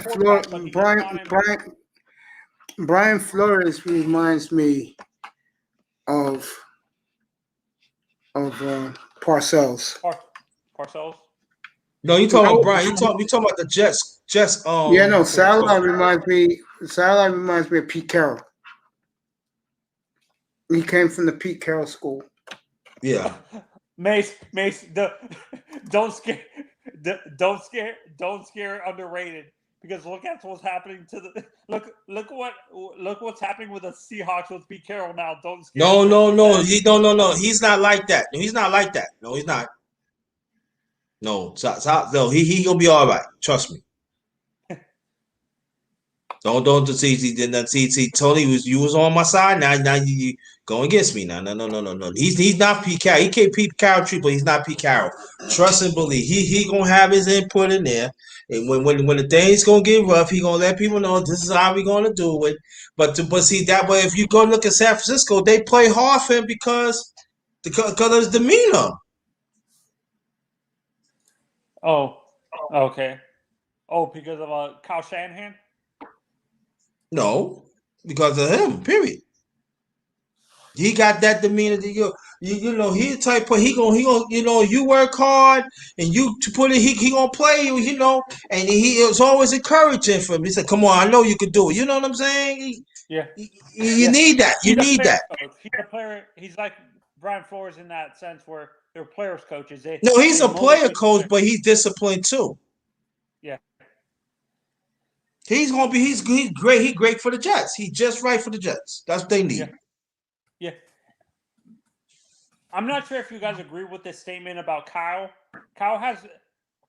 Did his father have a lot of arrogance like Kyle does now? Yes. Or Very arrogant. Yes. Yeah. Yes, he do. Mike Shanahan a lot was arrogant. Yes. Very arrogant. Very arrogant. Do you see when Dylan went back to back, how arrogant you see arrogant he was? He said, "This is a touchdown." I think Gruden is more arrogant than Shanahan, to be honest. John Gruden. No, Gruden wasn't arrogant. Gruden is this crazy. He's your typical white guy. Yeah.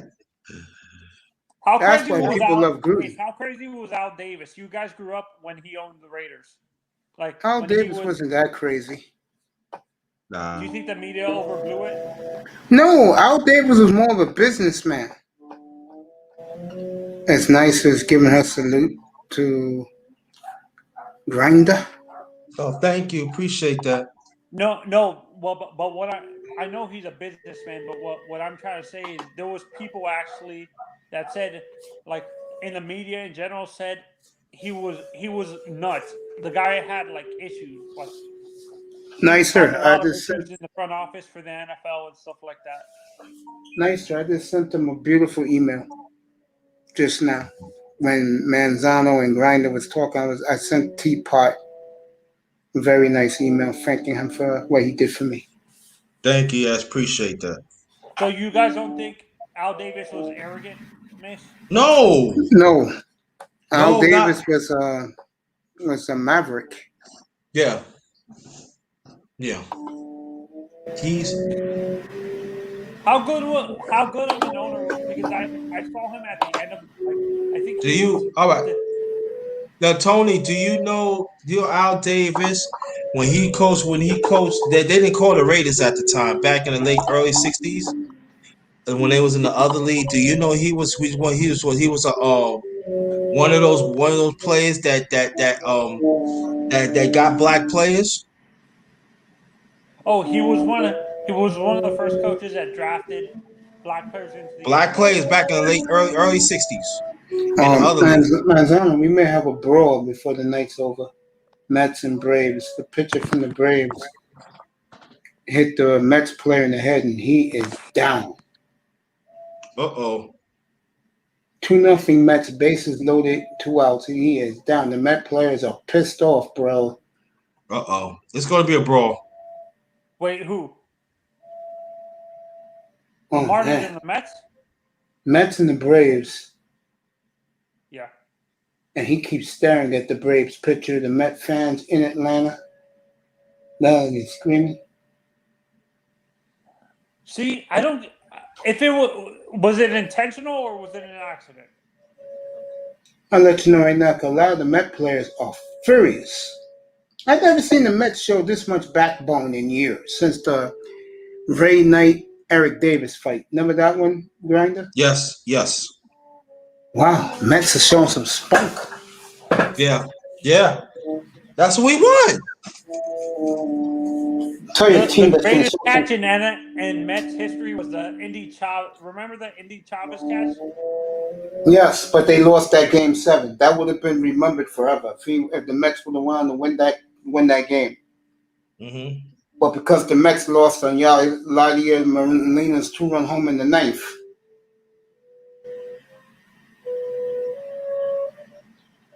The Braves pitcher looks stepping up. The Mets look like they're going to get somebody. Yeah. When the Braves come back up.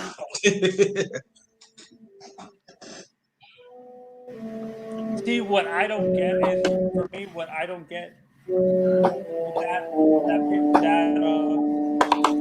that whole thing.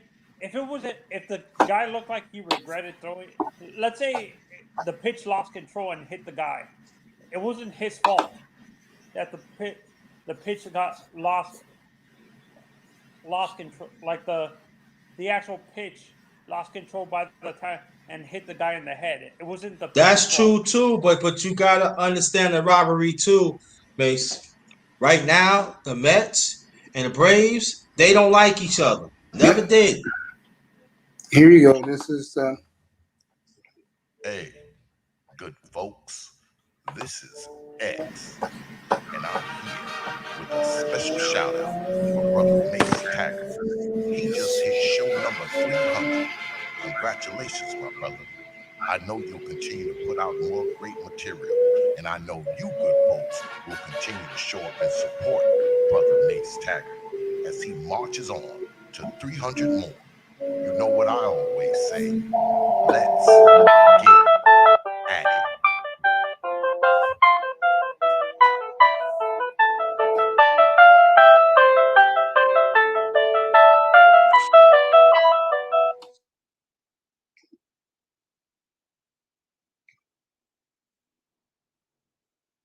That's all right.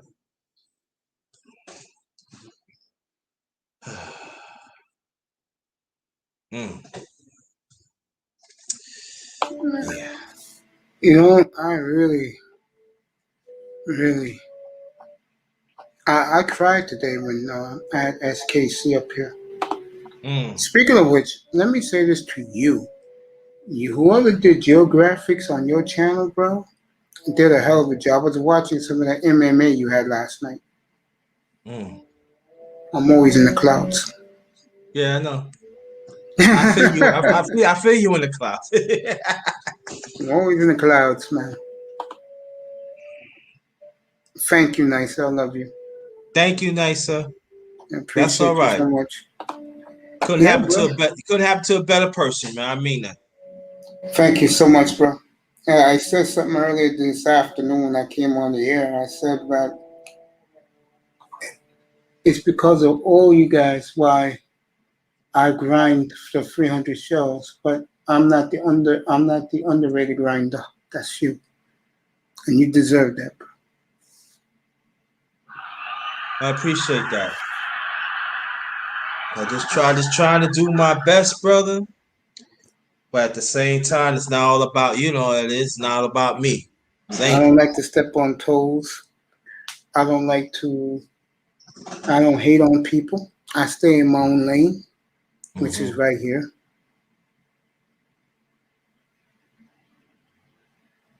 You know? Yeah. Yeah, by another 6 more minutes, I'm gonna go live. I went live earlier, then I'm gonna go live again. I'm boxing. I don't know. You heard the news on Wilder won his arbitration, so Fury got to fight him for the 3rd time.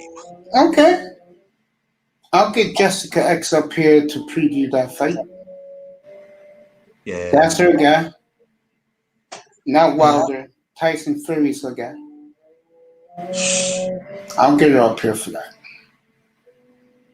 Yeah, but we gonna talk about.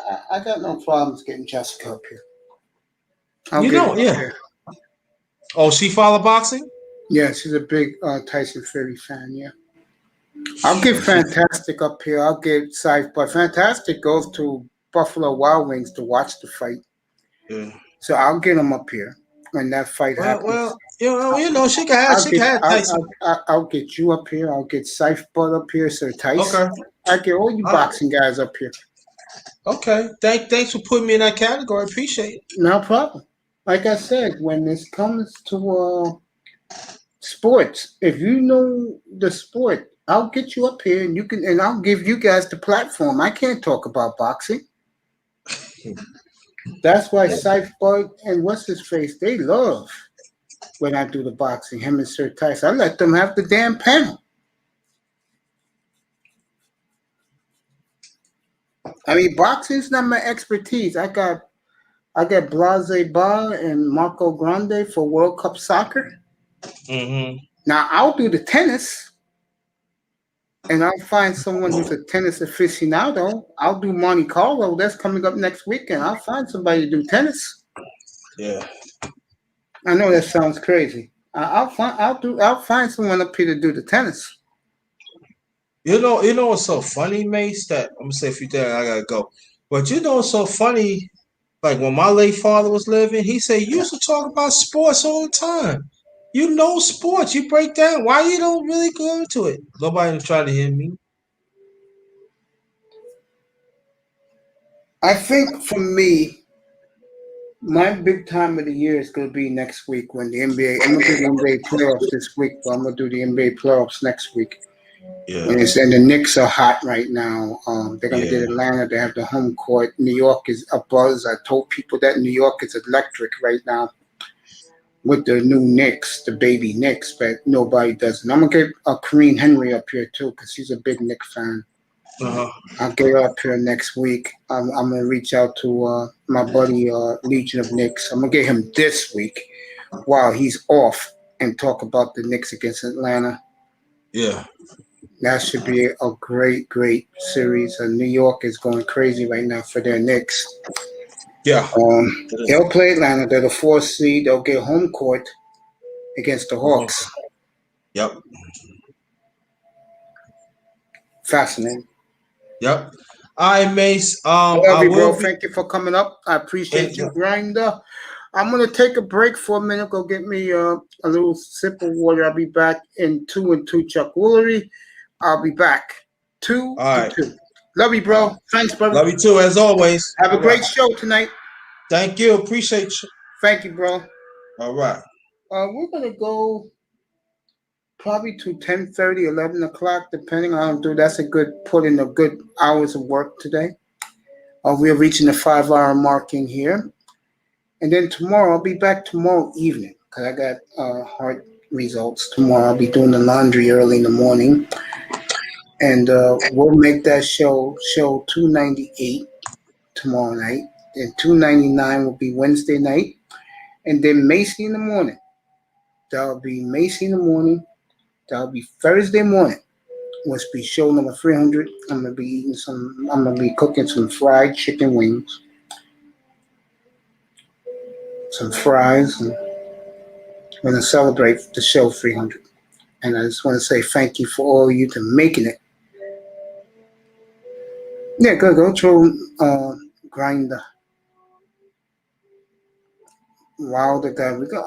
If when that fight happens, I will have it up here live, the fight, and you will see it behind me. So if you don't, I'm gonna give you folks live fight coverage. The baseball season, I'll get into the NBA, NHL playoff. White Sox up 10-1, flexing their muscle. Texas up on the Yankees 3-1. Indians and Angels will start in 15 minutes. Angels have hit rock bottom. Can't pitch. I told you people that.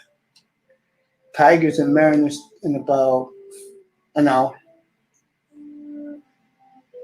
Giants up on the Reds 6-3 in the ninth. Mets 2-0 on the Braves. Nationals losing. They had a 3-0 lead. Cubs have stormed back 5-3 in the sixth. Diamondbacks and Dodgers in about 45 minutes from Chavez Ravine. Rockies and Padres 45 minutes from now from San Diego Petco Park, the home of the Gold Professor and Tackman Clan Killer and my boy Warmaster. I mean, not Warmaster, my boy, Warmaster. They're from the San Diego area. I'll be back in 2 minutes, everybody. As the White Sox are flexing their muscle in the home of the beautiful Nicer, Minneapolis, and Mont Perry's there too. I'll be back in a minute.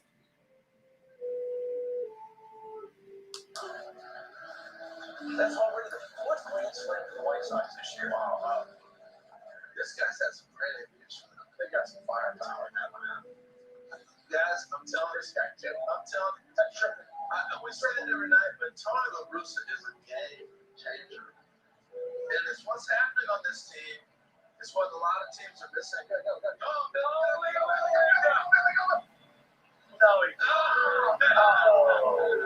no, that's right. There was. They're laughing. They're loving it, though. But I'm going to tell you what a lot of teams are missing.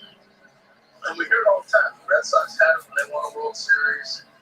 It's that chemistry of a club. And not. Yeah. True.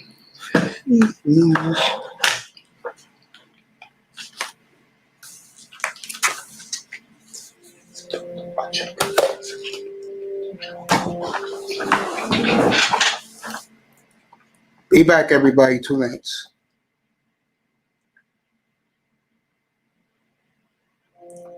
We'll do the NBA playoffs beginning tomorrow night.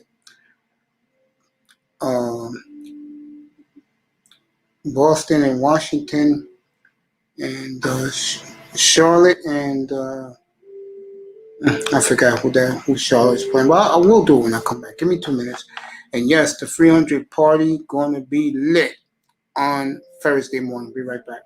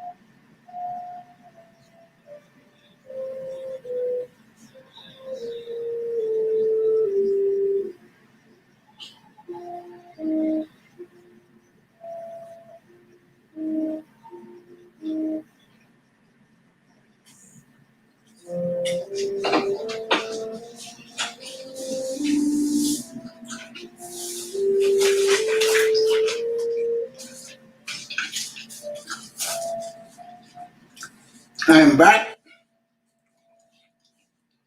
Told you I'd be back quick.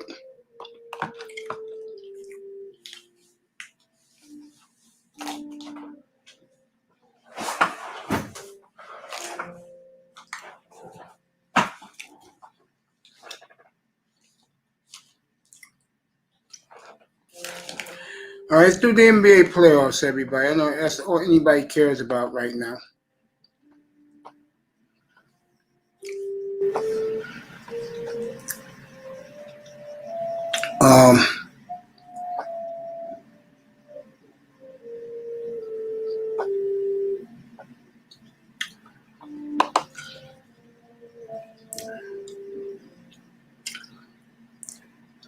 It's going to be the Lakers and the Warriors. Round one.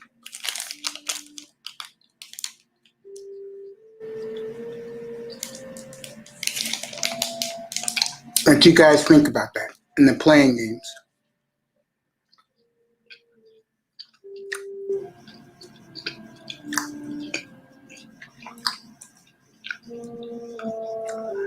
Should be fascinating. LA in a playing game. Wow.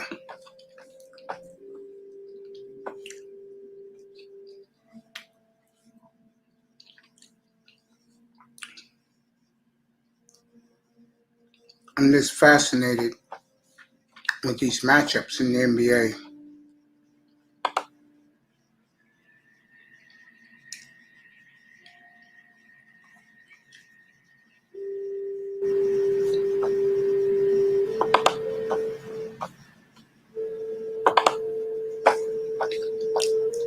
You know, it starts tomorrow.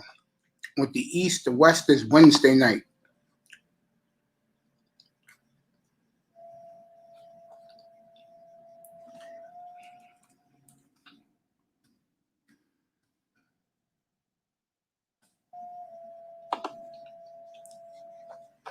Here we go.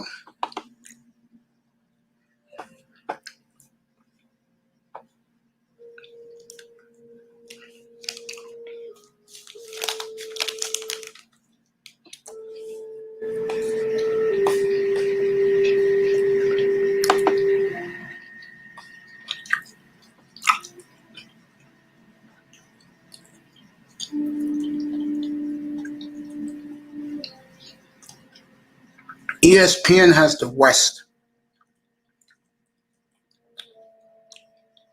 Memphis, San Antonio, Lakers, Warriors.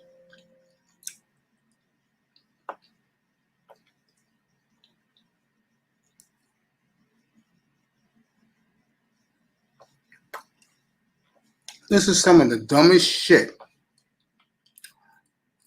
Why even have games if it's going to be bullshit like this?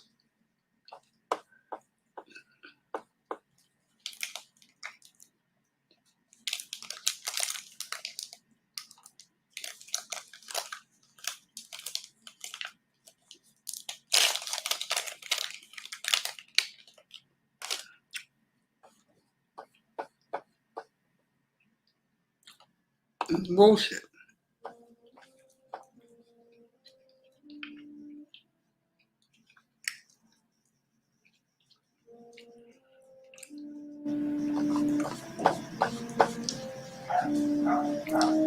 Let me see what the real games match up.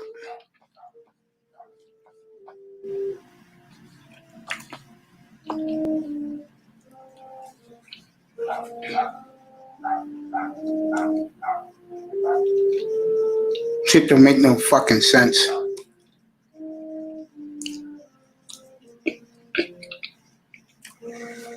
All right.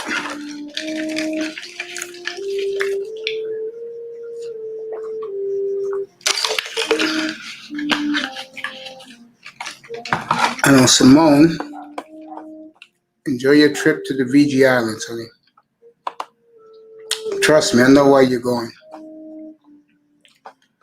Some men gotta swallow their ego and their pride. All right, let's do this. Since it's a round robin tournament, which is bullshit, typical NBA. This, you know, the one thing about the NBA, they just cannot get shit right. That's why the NBA, guys like me, struggle myself.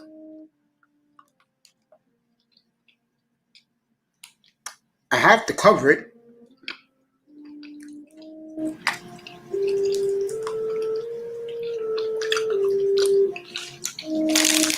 Wait, you think I'm excited about the NBA? Come on. Because of stupid shit like this round robin.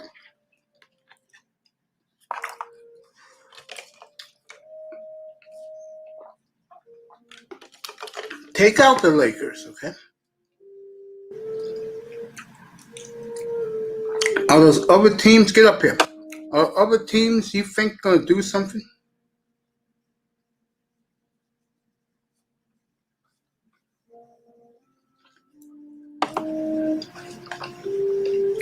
Seriously. Boston, I don't see it. Memphis, as much as I love Ja, I don't see it. Warriors, I definitely don't see it. Wizards,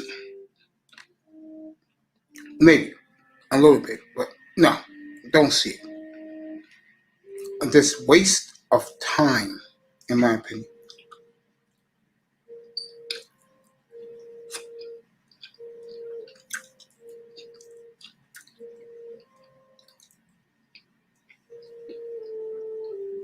Baseball is in the beginning stages.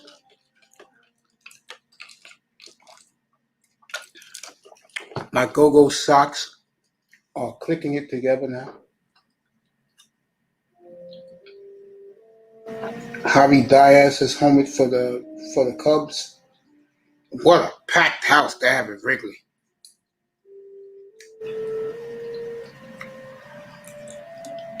It's great to see the fans back across the country. New York, July 1st, no more masks. Everything's open 100%. Clubs, gyms.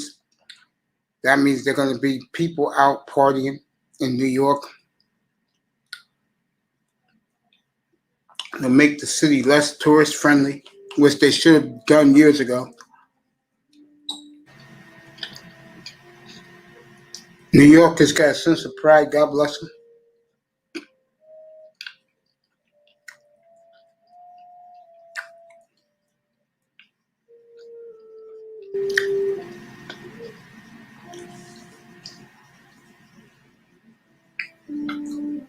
The Rangers, Willie Calhoun, is home off Garrett Cole, the fireworks in Arlington.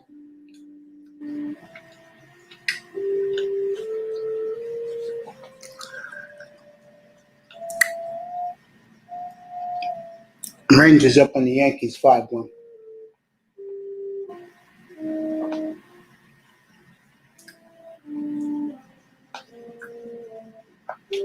Cesar Hernandez has just homered 1-0 Cleveland. First pitch of the game. Home run for Cleveland over the Angels. The Angels are horrible.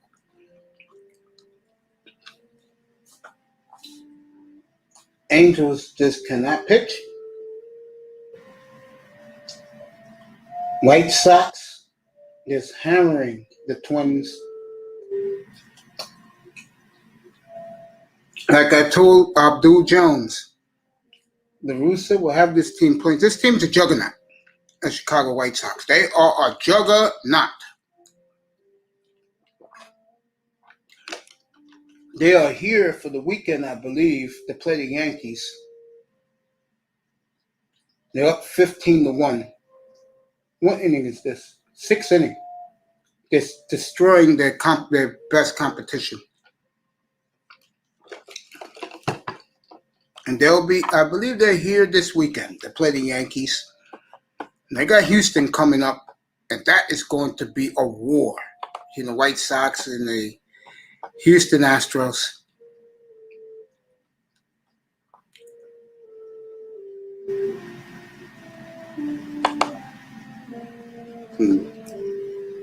Yeah, they're here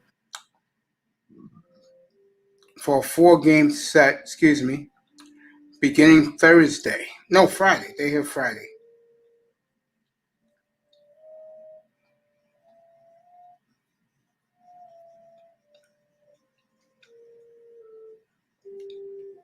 They're here Friday. So they're here for the weekend, the Sox.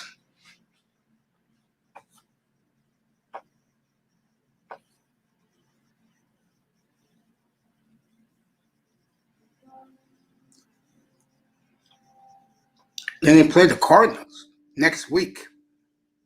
That should be interesting. Then they're at Cleveland Memorial Day. I'm trying to get when they play Houston. There it is. They'll be in Houston Father's Day's weekend. for a 4-game set. And I will definitely cover that series. I got the MLB extra innings, so I will definitely have that for you. Houston and Chicago is in Houston, and then they go to Comiskey.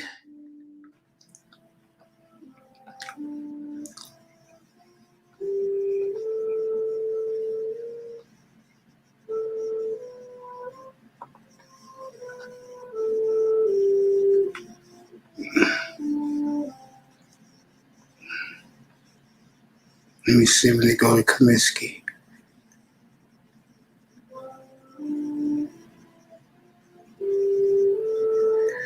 The Yankees are in Chicago for 4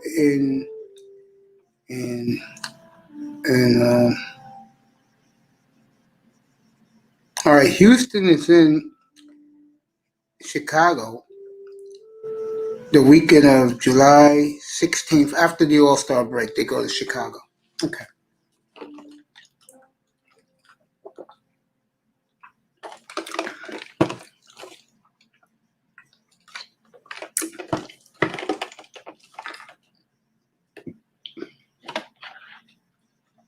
So,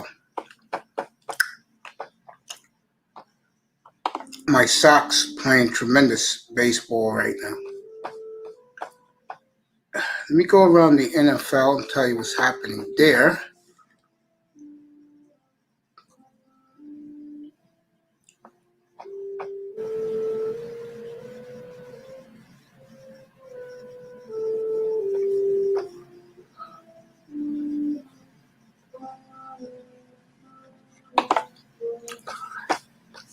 Nothing really. It's just rookies and OTAs. I can shut the football down for a week or 2 or 3.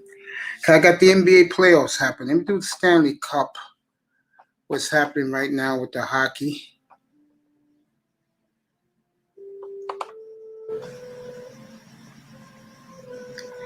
I'm gonna go over to check the Bruins game. Should be over. Bruins and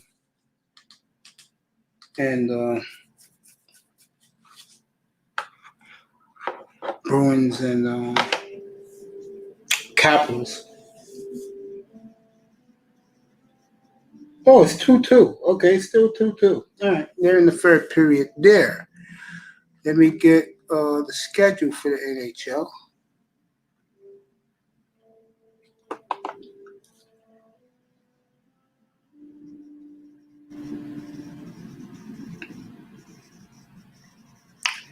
Carolina and Nashville is 2-2.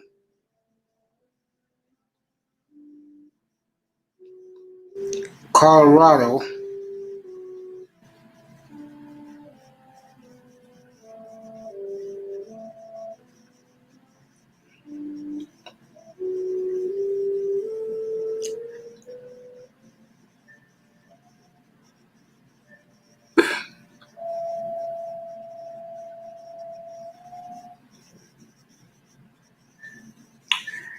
Winnipeg and Edmonton starts Wednesday night out in Alberta.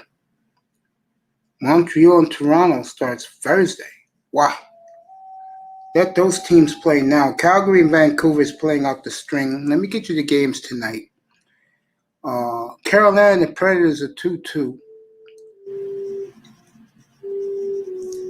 Boston and Washington are 2-2.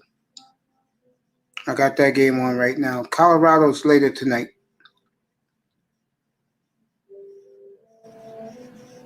Tomorrow, game 2, I will have that. The Islanders and the Penguins. And Tampa and Florida, game 2 tomorrow night. So, that's your hockey coverage, if you care.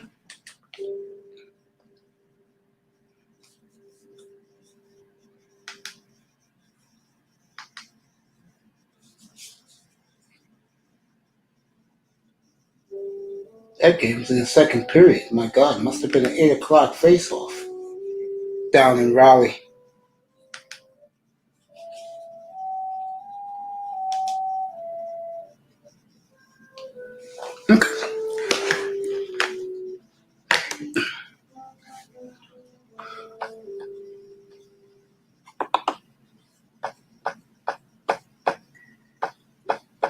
I'll be back in a quick minute. Put my water jar away, and we'll continue to talk with the NFL, with the NBA tonight.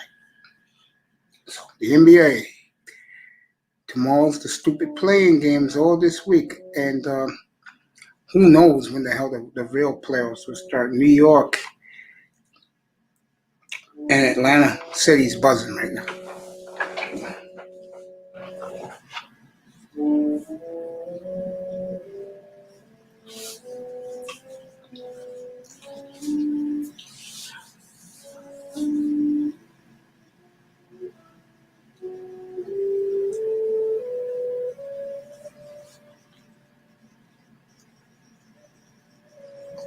Yep, be back in a minute, folks.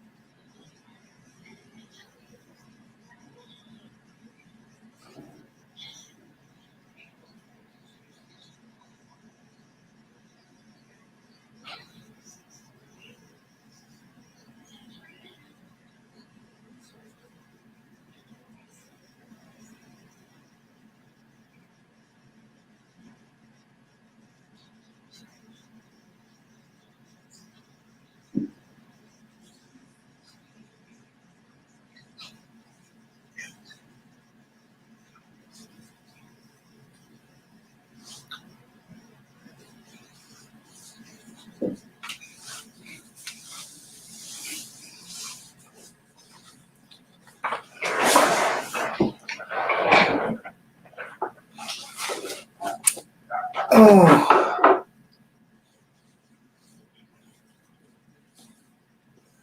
I am back.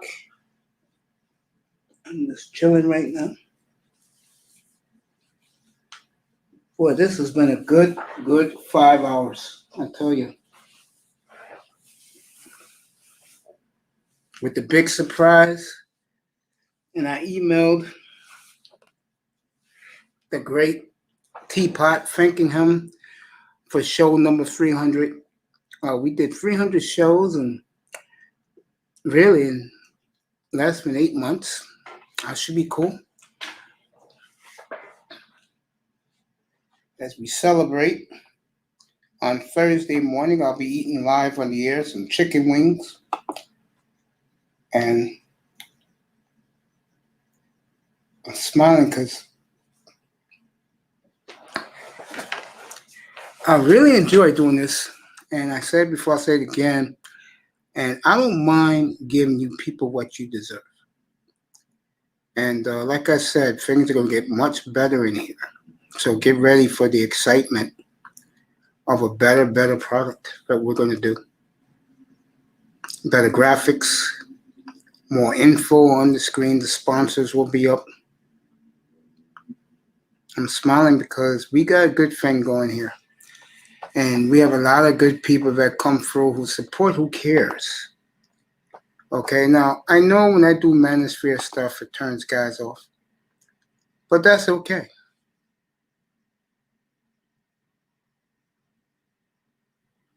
Yeah?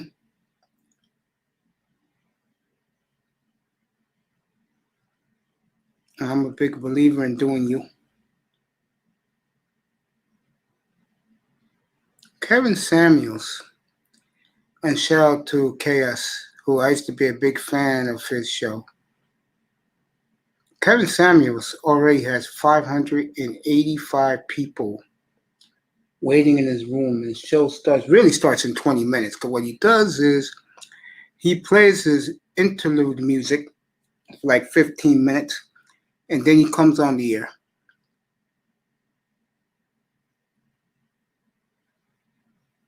So it's going to be fun, folks. I love it. Let me tell you a little bit about the new format that I'm gonna be doing in here, and that is I'm gonna do it more like Colin Cowherd, you know, and it's gonna be good. I'm gonna have this room when I do my videos will be a little brighter, but when I do the shows, it's gonna be a lot darker because I'm gonna have a real camera, and I'm gonna make this room like the way the gamers have it. That it's gonna be pitch dark with the, I guess, it's velvet poles, lights.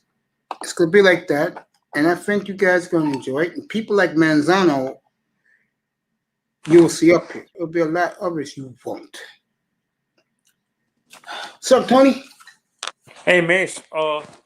By chance, do you know? Did the series for the Panthers already start with the Lightning, or does that start tomorrow? That started yesterday. The Lightning came back to win game one last night, 5-4.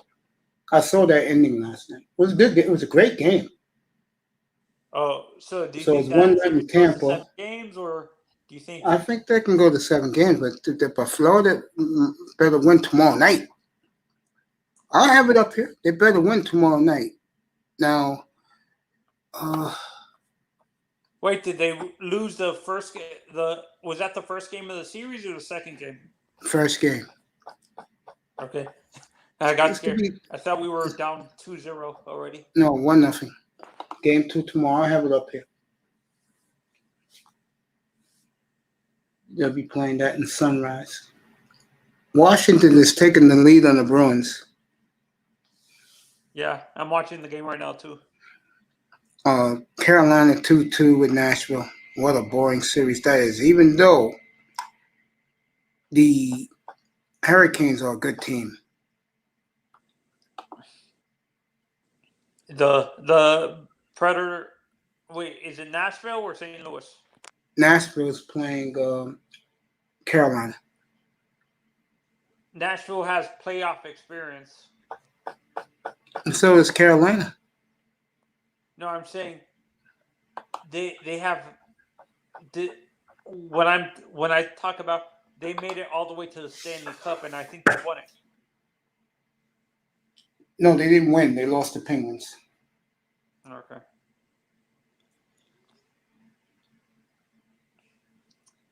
I think that's going to be a defensive series. Like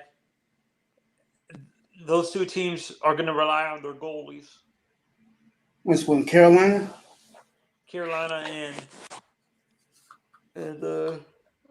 Nashville. Nashville. Are you honestly surprised Nashville has lost when it comes to that team, that it hasn't either been moved or went out of business? Well, they support that team down there, Tony. They love their Predators in Nashville. Oh, they do?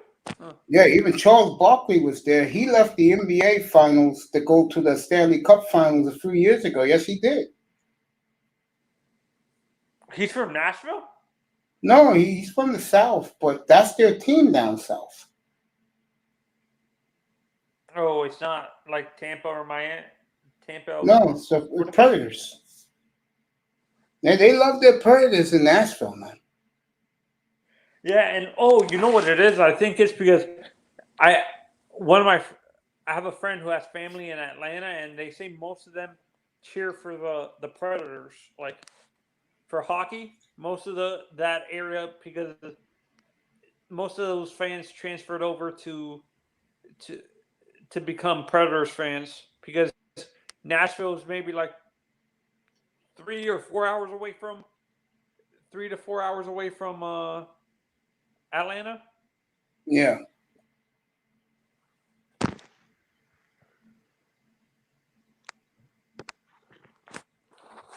That is true. Did the Western Conference already start?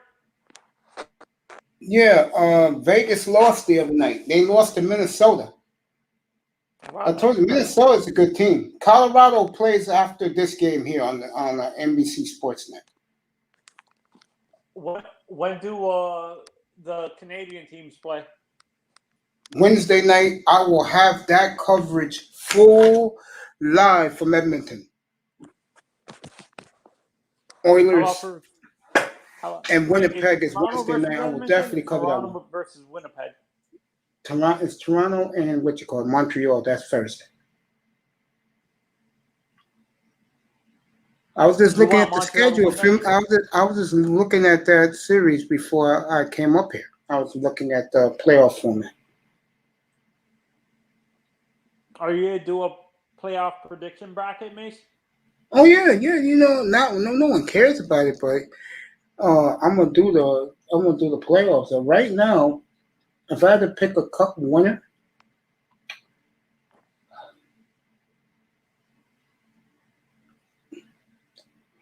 I'm gonna stick with my gut. And the way they came back yesterday in Pittsburgh to win Game 1, I'm gonna go with the Islanders. Okay. Here's my prediction for the first round. Colorado. Who's in the West again? Who's against Minnesota? Colorado, St. Louis, Minnesota, Vegas. Minnesota versus Vegas. Yeah. In that final, in that semifinal. Toronto beats Montreal. And I would say Ottawa wins that. Ottawa didn't make the playoffs. Wait, who are the Canadian teams that made the playoffs this year? Winnipeg, Edmonton, Toronto, Montreal. Okay, I choose Edmonton and Toronto. That would be a hell of a series. Florida and Nashville. Both cities will be rocking too. If that is Toronto and then Montreal too. Montreal beats Toronto. Edmonton and Winnipeg. Winnipeg is a hotbed too. And I'm gonna trust the Penguins, to be honest. I'm gonna stick with the Islanders. I'm gonna stick with the Islanders in that. Islanders have done it the old-fashioned way. Every year they got better. Okay. Then I'm gonna say I'll tell you. Beat Minnesota. I'll tell you, in the Eastern Conference, you got Trotz, who won a cup, LaValliette, who's won a cup, Joe Quenneville, who's won a cup, and John Cooper, who's won a cup. Okay. Oh, okay. And here's going to be my semifinal. It's going to be Minnesota versus Colorado. And then I will predict if Vegas loses to Minnesota, they're going to go out and get a superstar this summer. Yeah, I agree with you. Then the Capitals beat the Penguins. Okay. Wait, who did I say? Did I say Carolina lost?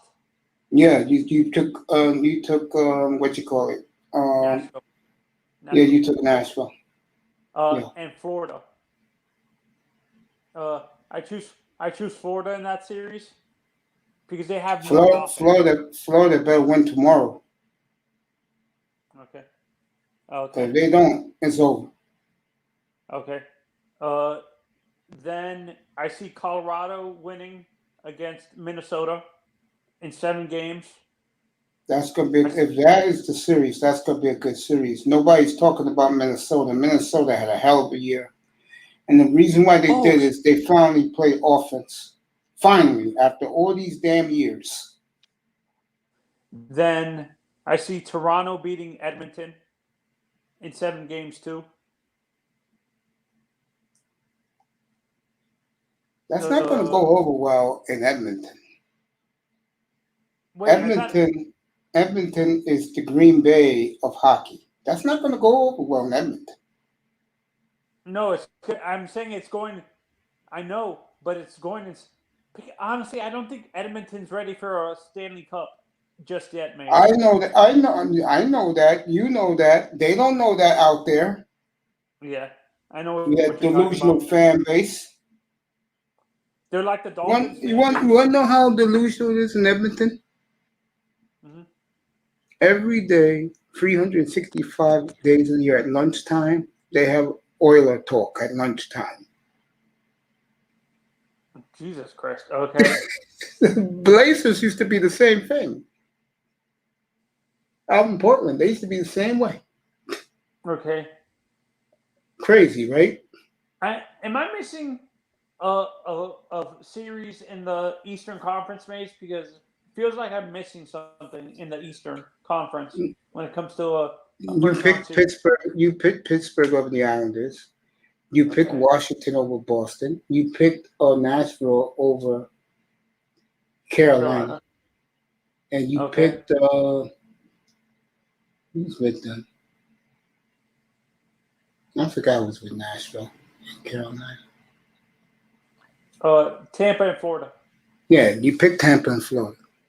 Yeah, I picked Florida. So I did miss a series. Because it feels like... No, you didn't. You picked all the series in the East. Ovechkin was cheap shotted. Okay. So am I in the semifinals already? Yeah. Correct. I have Florida winning that series against Nashville. Nashville. And who wins the Penguins and the Capitals? Caps. So No, you got Colorado and Toronto in the finals out there. Who wins? I say Colorado. And you have who? Washington. Who you pick? Pittsburgh or Washington in that series? You pick Washington, right? Yeah, Washington. So who wins between Florida and Washington?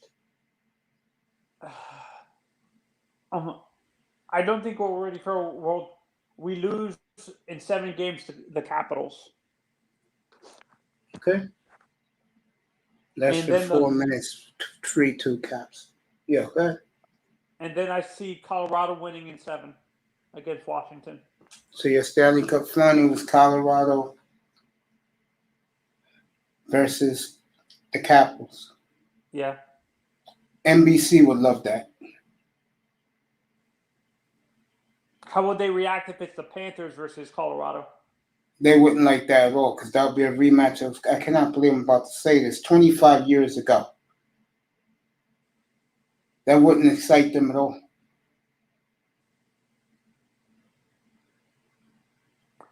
Actually, that would be exciting. Honestly, I disagree.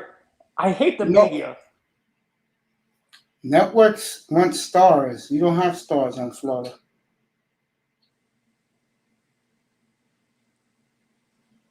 You don't consider, what's his name, a star? Barkov? Not really. Barkov ain't going to sell to America, man. If NBC had their druthers, the Bruins tied it. Okay, 3-3 late. If they had their druthers. You don't consider Huberdeau a star? No. Their goalie's a star. What's his name? No, he's not. He's Russian. The goalie for the... See, this is what I don't get.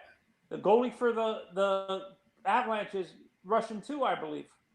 Yeah, but they have superstars like Nathan McKinnon. Guys like that. They're stars.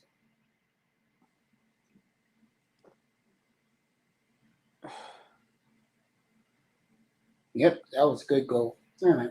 3-3 late. They tied it. And to be honest with me, Mace, I hate that the media does that. I know why they want it, but to be honest, it would be a good grassroots with the Panthers because they built it up.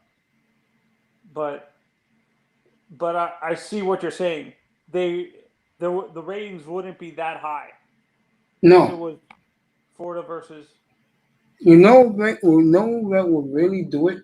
You get Chicago from the West, and they used to be in the West, and a team like Philly or Boston from the East. That will really do it. Would that be actually, it would be cool to see an original 6 matchup with Boston and Toronto. What a gutsy. What guts by the Bruins. Would you say the Bruins versus Toronto would cause a lot of media hype, Mace? Yeah, but here's the problem. NBC won't get the Canadian ratings, but in Canada, forget it. Canada, it will be like a 95, it will be 100 rating. You get the Maple Leafs, the Canadians, the Oilers. Especially if you get the Oilers, because you get the best player in the world in Connor McDavid. You know what? I actually disagree, Mace. I understand why you say they have no stars, but it would be a special thing for the Panthers because if they win against Colorado, it would be a rematch, but it would be their first. It's going to be their first Stanley Cup. Yeah, but no one And cares. want that? I'm telling you, they won't care. They won't even care in Canada.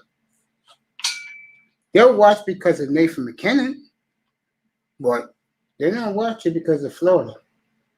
Huberdeau's from Canada, actually. Yeah, but he's not a big star, Tony. I'll tell you a team with stars who's playing right now. These two teams right here have star power. Boston has Boston star power? Hells yes. Oh, Tuukka Rask because of Tuukka? No, they got guys who could score. And Marchand is a punk. But Marchand will score 40 goals, even though he's a troublemaker. We all know Ovechkin is the Capitals. Hey, Mace, did Ovechkin win the Rocket Richard this year? Oh, I don't know. I don't think so. Really, I don't think so. Think about that. Capitals got a breakaway. So you stop. Wait, Less than 2 minutes in this game. What? Ovi did he sign a multi-year extension with the Capitals? Is he staying there for the rest of his career, or is he going to become a free agent? No, he's going to be there for a couple more years. So let's say Ovi goes to the Panthers. Then you think that changes? Yes.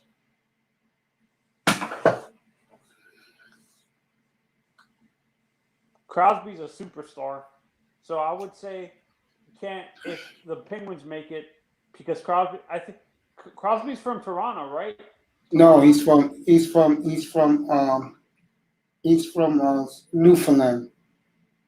Oh, Newfoundland?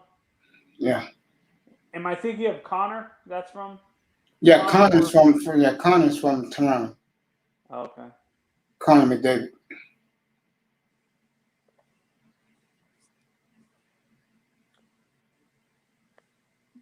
Mace, who is your most underrated goalie in the NHL, not today, but in history that nobody talks about a lot because he was overlooked in his era? Curtis Joseph. Because of Dominic Hasek? Hasek won a cup. I could say John Van Briesbroek. Yeah, he was, but unfortunately, the Rangers won without him. Get up here, buddy. Link is in the chat. Get up here for your break. We'll preview Nuggets Blazers, Sean Jones. Actually, my underrated goalie, my underrated scorer that nobody talks about a lot because this guy scored a lot of goals, but because of Ovechkin and Sydney, Malkin. Yeah, Malkin. I used to love Malkin. Do you like him better than Alex, or do you like Alex better, Mace? I like Alex a little better, but they're buddies, him and Malkin. Moscow. Do you consider Malkin a superstar like Ovi, or he's more of a... Malkin? Yeah, do you consider He's more of his teammate Crosby. These guys are second tier superstars. Reason is Malkin doesn't speak English, and the other reason is Crosby is an a-hole. Crosby's honest? I can. My favorite. All right, they're gonna go right to a now second is Austin overtime. Matthews. They're gonna go to another overtime. The Bruins and the. Honestly, I like Austin over Connor. To be honest, Austin's another asshole. Austin Matthews. Yes. I think the next time you see Austin Matthews in like 3 years, he'll be wearing a Coyotes uniform. Do you see the Kachucks playing like in Yes, Minnesota? yes, I see them playing in St. Louis. Oh, like their dad? Yes. But if Austin goes to the Coyotes, they'll go to the Coyotes. And that will save that franchise. From moving to a different Yes, city? no doubt. Get up here, Sean. No doubt. All right, Boston and Washington going to a second night in a row. They're going to overtime. Washington won last night real quickly in less than 2 minutes, and we'll see. They're going to the locker room. The rest 3-3, going to overtime. Bruins Capitals. Mace, did you prefer the sudden, like, let's say it was on overtime, then it was a sudden death shootout, or do you like these multiple overtimes, then the shootout? I like the multiple overtimes because it's drama. Don't you think drama with the shootout? No. Drama with the long overtimes. Carolina's up now 3-2 over Nashville, and these teams are getting at each other. Beautiful hockey tonight. Beautiful hockey. This is what you ain't getting this in the NBA. Yeah. Hell, you're not getting this in the NFL. Yeah. Hockey is the most physical sport that still has violence. Yes. To be honest. These two teams are killing each other right now. It's on CNBC right now. We just want to know. Teams are killing each other. Who is your most underrated goal scorer, Mace, that you saw? Like Dino Ciccarelli. Huh? Dino Ciccarelli. He scored over 600 goals, believe it or not. Did he play in the same era as Gretzky? Yes. Our boy is up here. I was wondering what happened to him tonight. It's my little bro. Baby bro's in the chat. What's up, player? What's up, man? Just chilling, man. What's up, brother? Good, man. I'm good. Hey, damn, I'll do a 7th hour now. 6 hours. Well, I've been pumped by them, bro. Show's coming. Yeah, man. Yeah, I'll get Sean up here. He's on his break. How was your day, little bro? It was good. I cannot wait to meet my 3 bros when I get down to Miami. I'm ready. Everybody waving their hankies in Carolina. The Hurricanes leading 3-2. A great crowd tonight. We'll be in Sunrise tomorrow. It's going to be a little different, guys. We're going to have the Heat and the Panthers on at the same time. And the Marlins.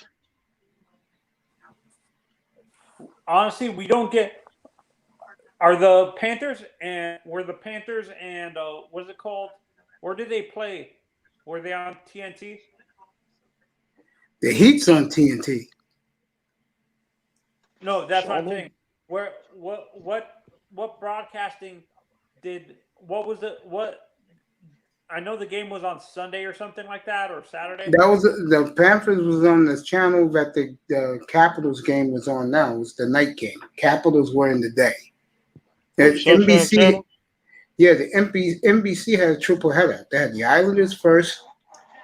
They had I forgot. Oh, they had the Capitals second, and they had the third game was Las Vegas. What, the Sunshine Channel? No. NBC. So the Panthers and Lightning were on. That was the night game last night. That was the night game. That was on NBC Sportsnet. I thought the NHL had a contract with TNT to do game playoffs. No, they don't do TNT. That's the NBA. Am I thinking of USA Network that they do? You think of USA Network? There's probably a game on there. But right now, this Carolina crowd is into it. They are really into it in Carolina. Great sports market no one talks about is Carolina. They deserve a baseball team. Ooh, Carolina. Yeah, and these fans, I mean the players, you know what they do when they win the game, Manzano? What?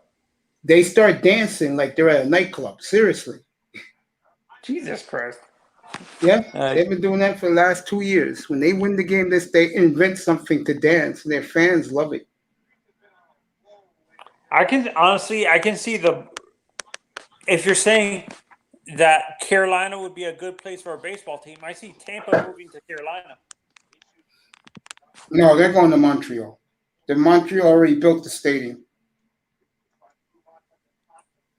So you think they added an expansion team, is what you're saying in Carolina, maybe? I don't think Rob Manfred's going to do it. This Carolina team is something. They're very underrated. Sebastian Aho, that's his real name. He's from Alaska. He is some player.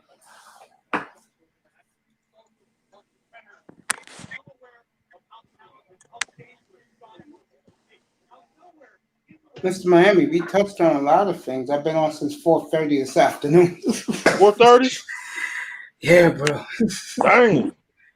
I'm feeling it right now, man, but I'll give you guys another hour. What the hell? Another hour and a half. Yeah, because the hockey's on. I can do that for you guys. NBA tomorrow night, Heat. I'm not playing tomorrow. I swear, I keep forgetting that. He's got a week off. They'll be playing the Bucks next week. Or next week? Yeah. How are the series set up for Mace? How are the series set up for hockey? Are they every other day or every 3 days? It's either like the Capitals and the Bruins are playing back-to-back nights. Okay. Everybody else is the Islanders is tomorrow, so they got a day off. Okay. And I think Vegas is Wednesday night, so they got 3 days off. Wednesday night, Vegas and Minnesota game from Vegas. Another electrifying crowd was in Las Vegas yesterday. Sold out in Vegas. They're going to have the sellout here next weekend or whenever the Knicks are home against Atlanta for game 1 and 2. Hey, Anthony, you watch it? Tony, you watched the pay-per-view last? What? You watched the pay-per-view last night? Carolina just scored. This place is going ape shit. What did you? I didn't hear you, Mr. Miami. What did you ask? Sorry. You watched it on pay-per-view last night? The wrestling last night. I can't afford the pay-per-view. It's like close to $80. I'm not spending $80. Yeah, you didn't know that, Mr. Miami? Mm-mm. And I think WrestleMania is like $119. Wait till it come on DVD. So Carolina, they're going to win this one. That place is going bonkers. And it's great to see a full house at an arena for a playoff game. Good for Carolina. It's good. And let me say this. I know he gets knocked a lot. And I keep telling people the truth. He doesn't give a damn about the basketball team here in New York. He loves his Rangers.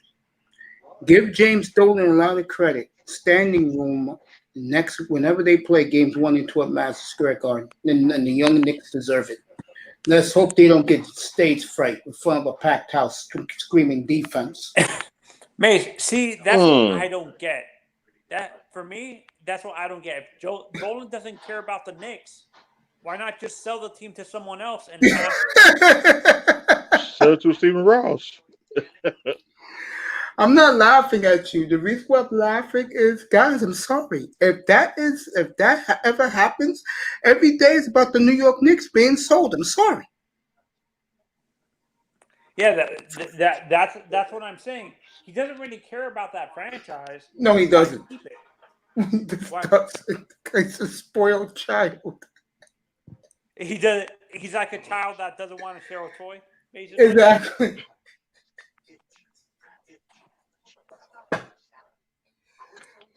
Is it like like the Pagulas? Terry controls the hockey team and the wife controls the Bills? Yes. Or is it the other way around? I think that's a smart move by both of them. The NFL needs a sexy woman like that as an owner. She is hot. Somebody on the Redskins on. No, not Manzano's girl. Jesus, please stop.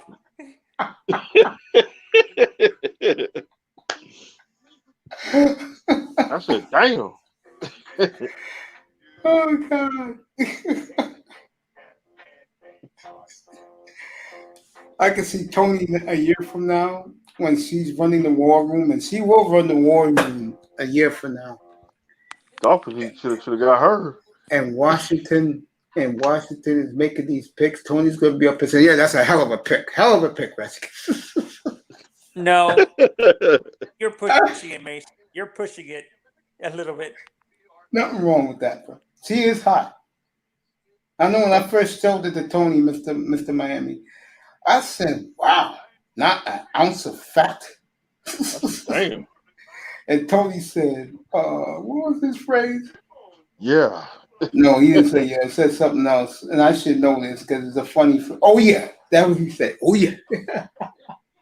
Oh, good Lord. I'm never going to live that down. Seriously.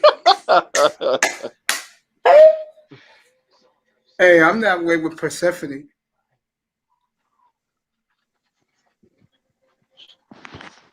He came out with a new video this weekend, Mr. Miami.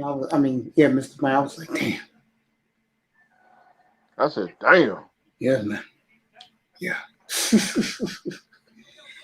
That Simone Love came in here a couple of weeks ago. She said, "You being a good boy?" I said, "Yes, I am." Oh boy, I cannot wait till she get back home up here. All right, Simone Love. She's from here. She has family here. She must be on the road. Yeah, she lives down south. She's doing great. She'll be going to the Fiji Islands for some fun. Some things you have to accept as a man. Carolina is smelling the kill here halfway through the third period. They're sharkling, no offense, like sharks around the goalie. This Carolina team is a good team. I mean, the problem is, again, they're faceless. Hurricanes, they're faceless. That's their problem. Just like your Florida Panthers, Manzano, they're faceless. Yeah, you know what it is? I think the Panthers, Mace, they actually draft guys that Alex Ovechkin, not Alex Ovechkin, Barkov is a good player. He's a very good player. But he doesn't talk to he's good with the media, but he's not like one of these players that gives you a soundbite just for a soundbite. You know what it is about your team? Honestly, they don't have a 40-goal scorer. Yeah, we have a guy coming up that's probably going to be our 40-goal scorer. Carolina doesn't have one either, but they don't have one either. That's where they're faceless.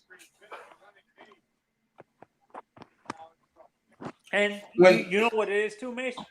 I bet you're going to agree with me. Quenneville doesn't want guys. He'd rather have the scoring throughout the lineup instead of one guy. Let me tell you something. He had you can argue, the second best American ever. And my guy, what's his face? Patrick Kane. You kidding me, right? And he had Patrick Kane from the beginning of his career. And Jonathan Tays. And Patrick Sharp. You kidding me? There's a reason why, Tony. They won 3 cups. in the decade of the 2010s. It wasn't because of the goalie. I don't want to hear about Crawford. No, I'm not going to talk about Crawford. What And are like some I names said I ain't before, never heard of before? Crawford, he was their Yep. goalie during their winning times. And he sucked because he used to give up 4 or 5 goals. Chicago's Dang. Mace, we have 2 young guys coming up in our system for the Panthers that are going to be our 40 goal scorers down the road. And a guy named Alexi Heponiemi and a guy named Saran Noel.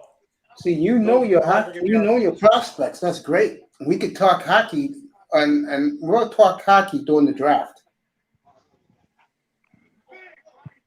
And you know what it is? Like I told you, I think Quenneville is a coach that he liked that he had Patrick Kane to score all those goals, but I think he prefers a defensive-minded a team that's good on both ends of the ice and stuff like that. Yeah. And that's why he likes guys like Barkov and the guy that we drafted last year He's going to win you a champ. I guarantee you, he'll win you a Stanley Cup this decade. Who? Mace, Joe Quenneville. He'll win you. See, I believe this is my belief. If Greg Popovich, let's say, left the Spurs and went to the Blazers are going to win at least 1 or 2 championships this decade. Or 3. I believe in the coach if he has a winning pedigree. Joe Quenneville, I told you, I used to know the man back in Quebec, back in the late 80s, early 90s. I used to run up there all the time with the late, great Marcel Bull. But I ain't going to get into that tonight with Marcel Bull. Again, fat guys stick together. Yeah, and this is honestly, Mace, and they're saying the goalie that we drafted, Spencer Knight, is going to be the next great American goalie. Yeah, he's a black guy, right? No, he's a white kid. Okay. Yeah, they're saying who has the most wins for Americans for goalies again? Mike Richter. Yeah, they're saying this guy's gonna be better than Mike Richter. All right, the Bruins. They win. Bruins win. Over. The Bruins. Michael Krejci. They are going crazy. We'll have that game 3 Thursday night in Boston. The Bruins. They win in overtime just as quick as the Capitals won in overtime yesterday. Brad Marchand with the winning goal for Boston. This is why you have 40 goal scorers like Brad Marchand. He may be an a-hole, he may be a troublemaker, but boy, can he snipe it. And he sniped it there. Brad Marchand, the winning goal in overtime. Boston ties it up. They go home Thursday to Beantown. And trust me, I tell you, they'll be waiting for the Capitals in Beantown. Yeah, and don't forget, mate, they have David Pastrnak, too. Yes, they do. What a shot. Craig Anderson had no chance. Brad Marchand, folks. Wow. Like that, the Bruins have tied this series up, and they're going home Thursday night for Game 3 in Beantown. Boston? That's right. Mace, is there any superstars in next year's free agent class? Let me find out for you. Usually the free agents stay in hockey. It's like football. It's not like baseball where the guys leave. You know what I'm saying? Some guys leave if they're like in their prime. Like Zdeno Chara left a few times. He's with the Capitals now, by the way. Wait, didn't Zdeno get traded to Boston? No, he went there as a free agent. Zdeno? Yeah, the Islanders traded Zdeno to Ottawa. Okay. So the Bruins. What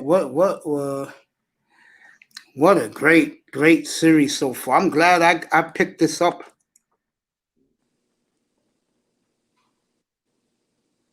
Okay, I got the NHL free agents. Let me tell you who's the stars. Tuukka Rask is available. Pekka Rinne. These are old goalies, though. Frederick Anderson. Yeah. These Talk are old about offensive goalies. players.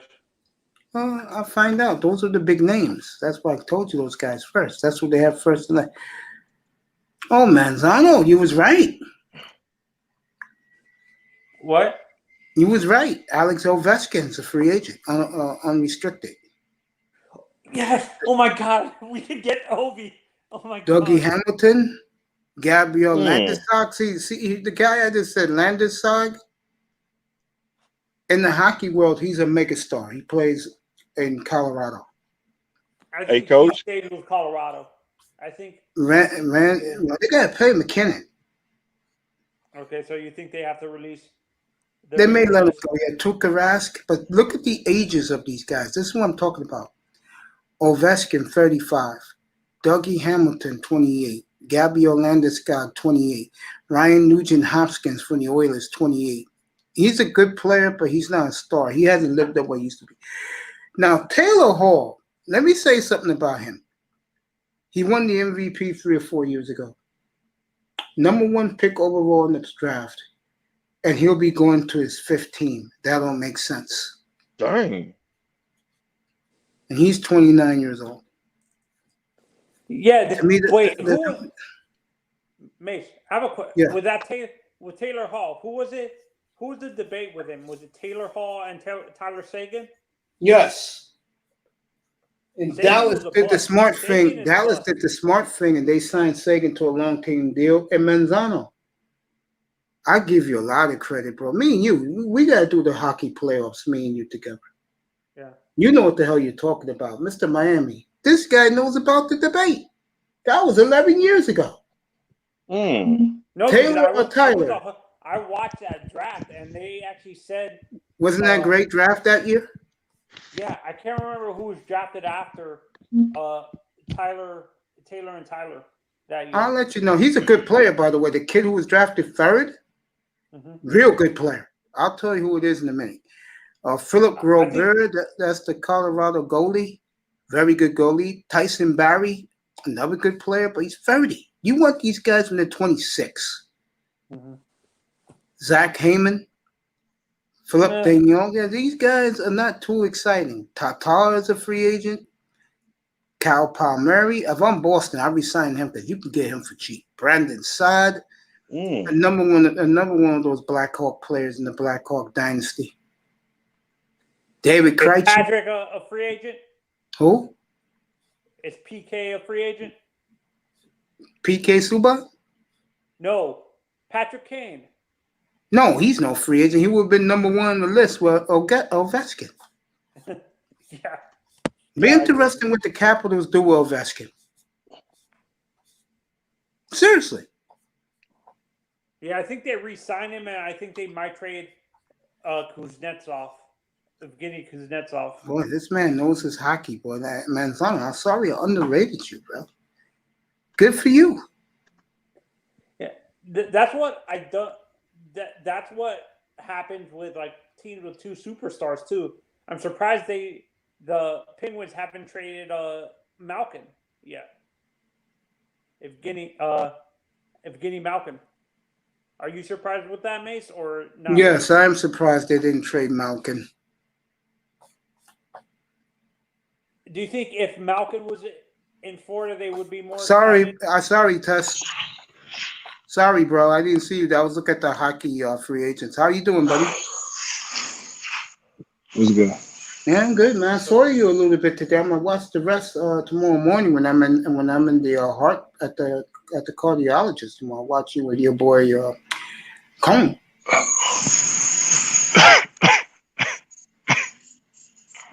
Yeah. So, yeah, I'm good, man. Just laying low, as I always do. Keep my mouth shut. Colorado did score. Did they score? No, they stopped the puck. 0-0 there, St. Louis and Colorado, NBC Sportsnet.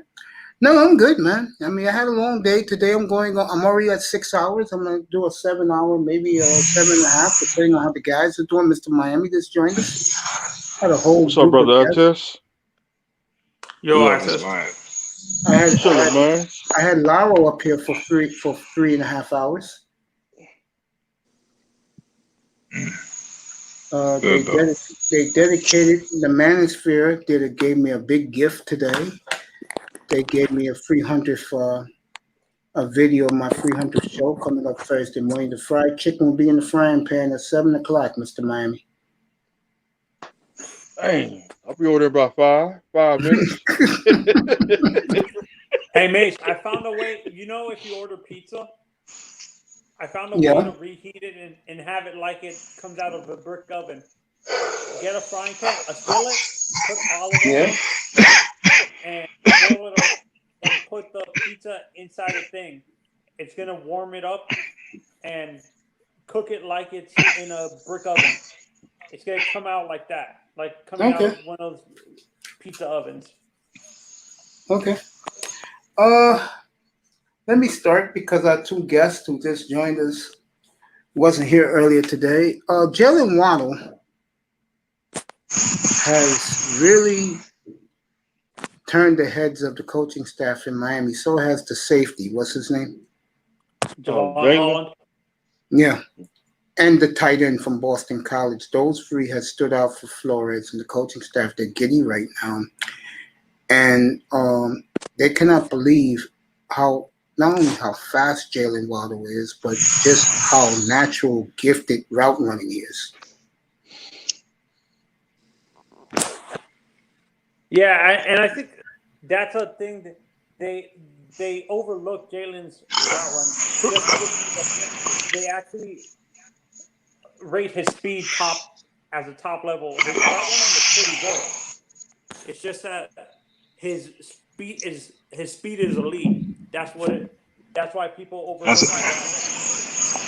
I told him, bro. I said, yo, you got a stud because he's a speed guy that doesn't do what speed guys does. Usually, speed guys can't go up and catch the ball. He can. Usually, speed guys can't run routes. He can. So I don't know why Mace don't like that nigga. You just don't know football. That's not true. It's because he's hurt. I get it, but he was just hurt like once. You act like it's a reoccurring thing. Now, if it was two, I'll be like, okay, you got me. He got hurt one time.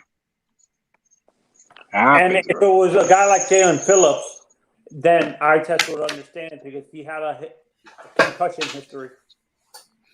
And you can't promise. He retired in college, and you telling me this nigga is gonna go his whole NFL career with no concussion? Man, that's a dumb pick to me.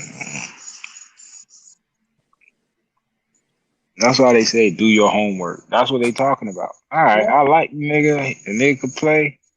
But I ain't gonna lie, this fucking concussion might be a reoccurring thing. You know what? Let me not trouble myself with this right now. Let me just get a guy that doesn't have this issue. What's wrong with that?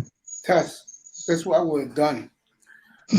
I would have took Najee at 18 and take the kid from Wake Forest at 34. I mean at 36. The kid who Buffalo took at 50. I don't know who you're talking about. Carlos Basham.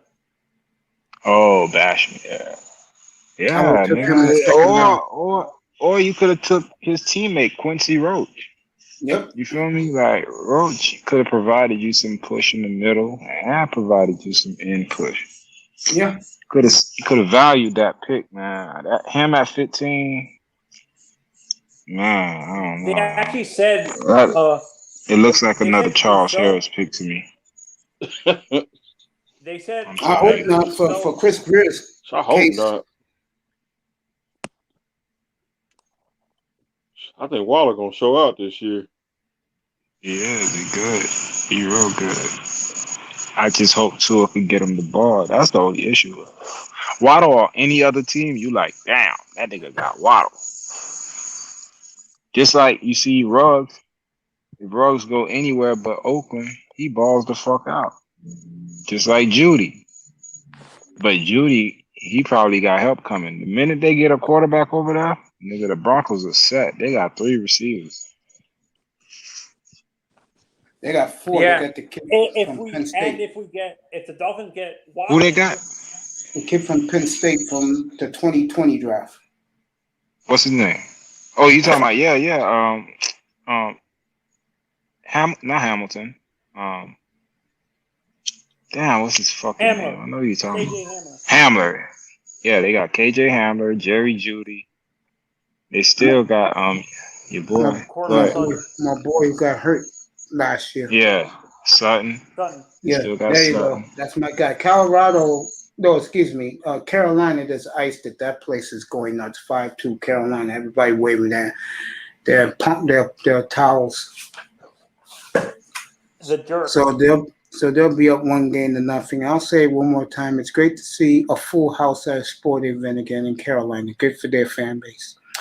And the New York Knicks will have a packed house next week when they host Atlanta games 1 and 2. And New York right now is blazing about the Knicks. Blazing. Nobody cares. A lot of guys do care. No one in the national media cares about the Knicks besides New York. No one besides. No, yes, they do. You can't shut ESPN up. That's it. ESPN is biased. The New York analyst. Was Stephen A. Smith? I don't know. I don't watch TV. I know Stephen A. Smith talks nothing but shit about the Knicks. He loves his Knicks. Stephen A. It's Max Kellerman that's a Knicks fan, mate. Him too. Stephen A. loves the Knicks. Max said, yeah, Cowboys. Yeah, fuck them Cowgirls. Does Kellerman like the Cowboys? Does he really? Nah, Stephen A. hates the Cowgirls. I know he does, yeah. I'm with him. I hate them bitches. The team I hate, I'm the old school Dolphin fan. I hate the Steelers with a passion. I hate the Raiders with a passion. Yeah, you see, me and you are from the same era. I hate the Patriots. Yeah, I know, you the young guys. I hate the Patriots. And the Jets. I love shitting on the Jets. That's just my pastime. I love when the Jets are garbage, and I love Buffalo too. Yeah, the whole division I hate, but I fucking hate Jet fans because they come out. Jet fans and Patriots fans, they come to our games deep, like it's day stadium, bro. Yeah, man. I hate when teams do that. Then when they lose, they leave with their head down. Well, they be mad, bro. But I hate it, but I like it too because in your home stadium, you get to yell at Jet fans. You feel me? Like you can't. It's like that up here when the Dolphins come in. It's like that here too for the Dolphins. Yeah, I'm saying that's the only. I think those are some of the only rivalries where the fan base is so close. Like so many people migrate from New York to Miami and vice versa. So half the stadium when we play each other is half the team. And you get to sit there and yell at a Jet fan. You sorry, bitch. You gonna see that? I'm gonna tell you something. Yo, I remember you remember that Monday night game where Ted Ginn caught that game winner? Yeah. I was right there. I was right fucking there. Yo. From then on, I said I'm going to every Monday night Miami game I can, and I've been to every single one except for this year. Yeah, man. Oh, when did the Monday Night Miracle happen? What year was that made? The Monday Night Miracle? 2000. I'll never forget it. 20 years ago. Arnold Schwarzenegger made that prediction. I'll tell you what's going to be a scene because they hate each other because they're very close. Opening day, there'll be 80,000 white pom-poms in Buffalo for the Steelers coming to Buffalo. They're gonna light. My governor is already pumped up for that. They are gonna be ready up in Orchard Park for the Steelers. Fuck Buffalo. They should get their ass whooped this year. Why? See, look at the Colorado fans. They're all clapping, waving their hankies for their pom-pom, their towels for their team. Beautiful scene in Carolina. 20,000 deep. For the Buffalo Hurricanes. gonna be trash. Why is there a hatred between the Cowboys and the 49ers? Fuck them fucking. You don't know why? Hey, I know motherfucker. Yo, fuck them cowgirls, man. I don't know about that, but I know them bitches got 2 rings that belong to us. Started in Them 71. bitches. Nah, I'm talking about when they took Dion in the year they beat us in the championship. 95? The year, Yeah, yo, those are 2 rings that belong to fuck them cowgirls. Okay, that's why. Your quarterback got a fucking peg leg. Nigga. I remember the playoff game in 71. I remember that playoff game. In 71. Man, this nigga finna talk that 95. Yo, you remember that shit, bro? Yo. I remember Gary Clark's catch. When I don't know what you talking about that. Oh shit! Stop talking that old shit. What I'm Dwight Clark's catch. Started the Niners dynasty. The shit that I know. We don't want to hear that old shit. From the late 80s to early to the John Taylor catch in Miami in the Super Bowl. Yeah, that was that's when I said, I love football. Who's that? I was like, that's my team right there. Them niggas cowgirls. I'll never forget them. Cowgirls. Yeah, I'm happy, bro. Ty out there, nigga. Your quarterback got a peg leg, nigga. He's a fucking pirate, nigga. For me, Captain Hook.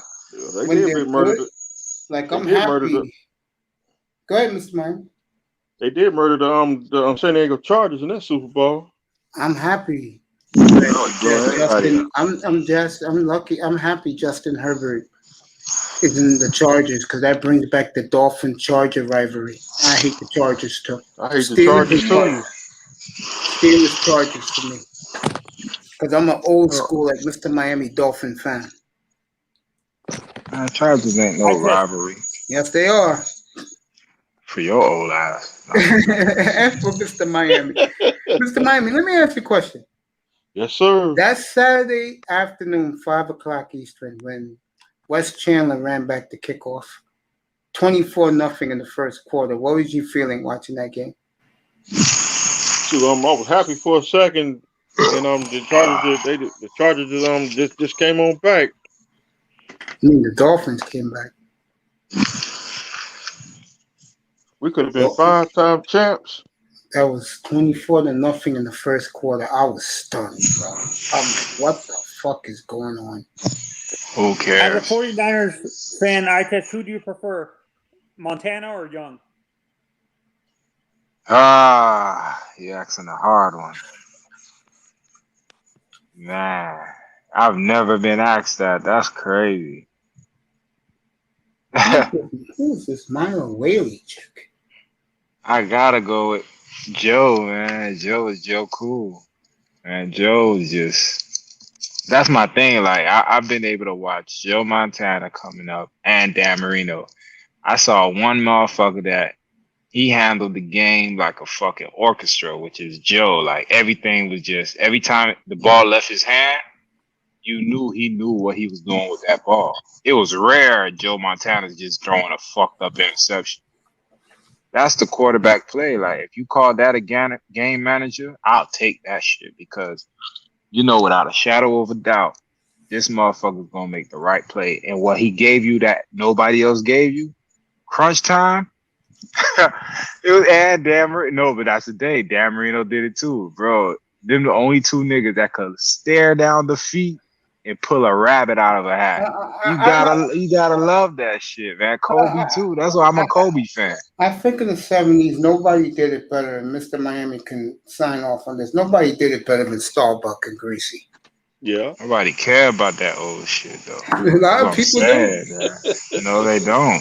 Yes, they keep bringing that old shit. No, they don't. I even remember the motherfucker. Who remembers the motherfucker? Cowboy fans. Dolphins. Nobody remember. The ex-Ty Church right now. He don't even remember no fucking. Church is not. What's that nigga name? I know he listening to fucking Cowboys. Vader. I know he listening. Captain Comeback? Are you kidding me? America's quarterback? Fucking cap. Roger the Dodger? Roger the Dodger. You listen to the damn names. This sounds like some fucking people that used to listen to. You remember the jukebox motherfucker playing sock hop and all that shit? Nobody gives a fuck I about that remember the shit. game when Bob Greasy threw 6 touchdowns. Thanksgiving 77. That's when y'all first. Yeah, that's when cars were invented, right? That's when y'all first had radios and all that shit. Nobody gives a fuck. All right, Chess, I have a question for you. Honestly, I was 6 years old. why you don't respect history? Nah, I do. I'm fucking with you, but it's just like when you bring up NFL history, because I do respect history, because you can learn a lot from it. But it's like revisionist NFL history is like, who cares? Because them niggas could never, ever step on the field these days. I don't care who that nigga was. You put Bob Greasy. Get his ass smacked. You put Get his ass raped out there on that football field, man. Listen, genetics alone tells you that's impossible what you're talking about. Them niggas was built different. You built Joe Montana in today's football. Are you kidding me? That's what I'm saying. When you start from that era, because when I look at it, that was the golden era of football. You're never gonna see that, where every team had a quarterback, every team had a team. Every team was constructed like to win. It was just how the chips fell that year for that particular team. Nowadays, it's more geared towards if you have that top quarterback. That's what makes the game so diluted to me. Like, it's only a handful of teams that are gonna have that guy, and everybody else, you basically have to play perfect football just to be in the conversation. But when it all shakes out, who's gonna be there at the end? We could count it on one hand. Rodgers, Brady, Mahomes. It's never been Watson because he never had a team as great as he is. Could be. By the way, since you two guys Breeze, came here, I talked Wilson. about this.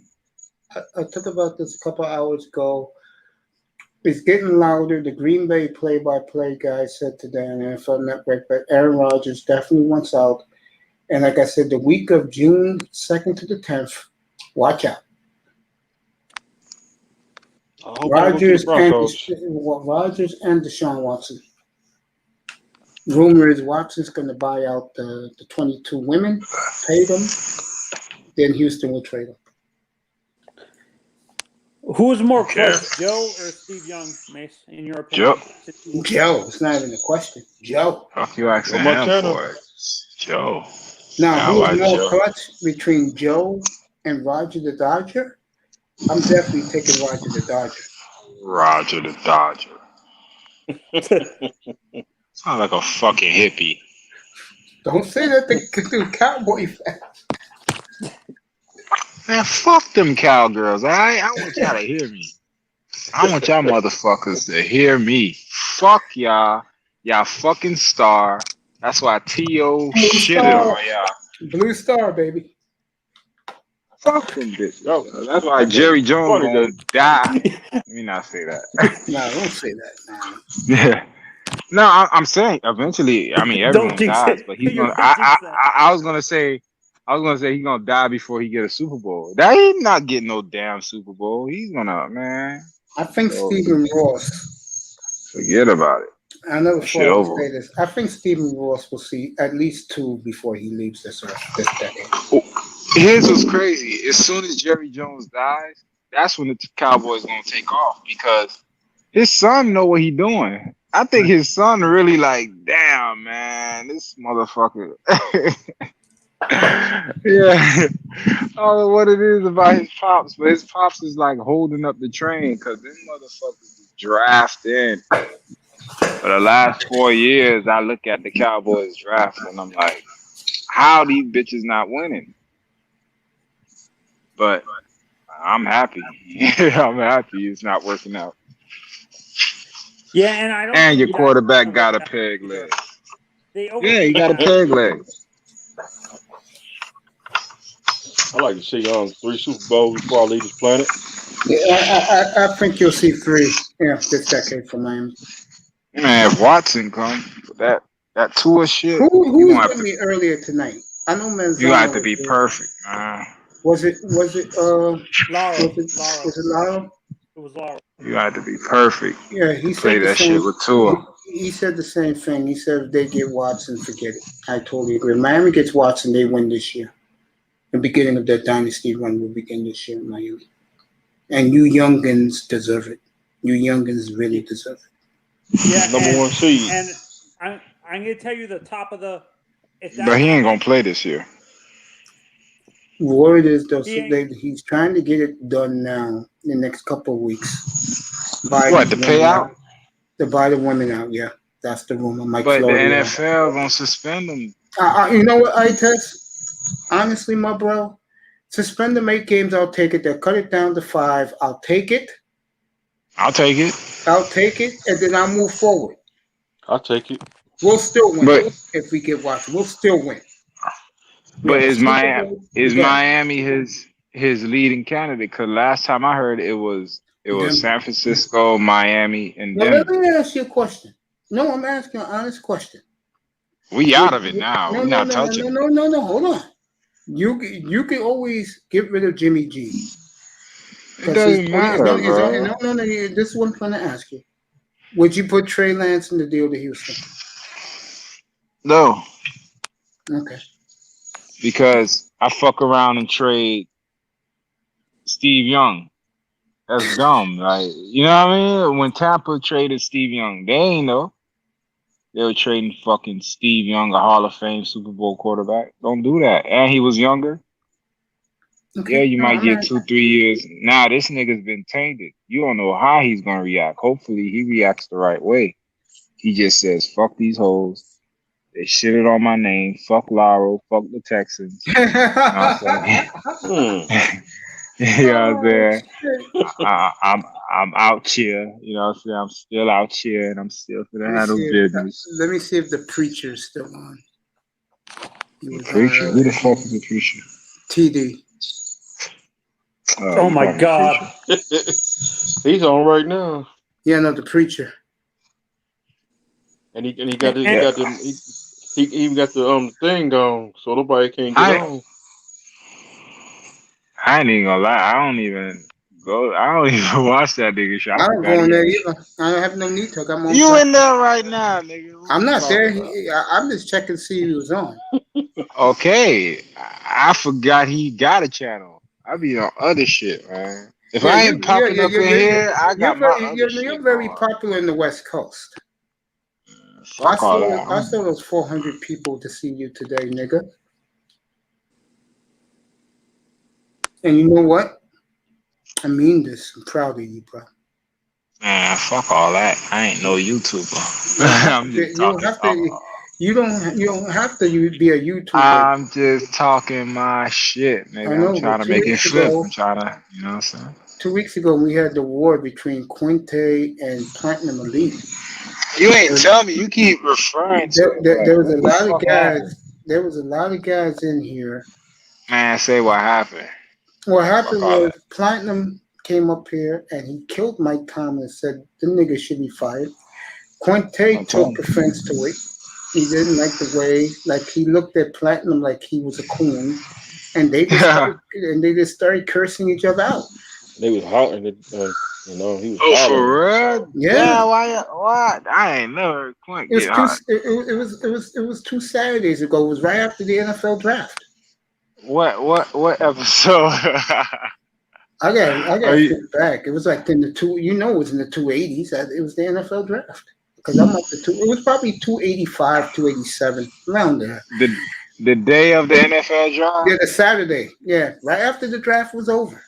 Me, Manzano, Mr. Miami, I was exhausted, I dropped man. out because they started cursing. Yeah, you was there though for the draft. Dropped off. Yeah, and it was bad. You wanted to listen from the clouds? Get your popcorn. No, I'm talking about the Riddler and Mr. Miami. Yeah, it was bad, man. No. It was so bad. I had to stop the show. Oh, okay. And you stopped it? Yeah, and I told everyone. No, I gave everyone a speech. There was a lot of people in here, man. And I said, hey, we're brothers, we're sisters, we're black, and we're proud to be here. And I support you. And then Quinte came out and he said something that blew my mind. He said, Mace, I love you, man. I'm like, what? He said, I love you, Mace. And I was like, really? That's exactly what I said. I said, really? And then I asked him Made your day. I asked him 2 weeks ago tonight, why did you say that? He said, because Mace, you keep it real. And that meant the world to me. Fuck you, Mace. You don't keep shit real, nigga. You be flip-flopping. Well, if I'm such a flip-flop, I know Mr. Miami. I know Mr. Miami hasn't seen it. This was a dedication to me from the Manosphere. What is it? You guys gonna see it. Where is it?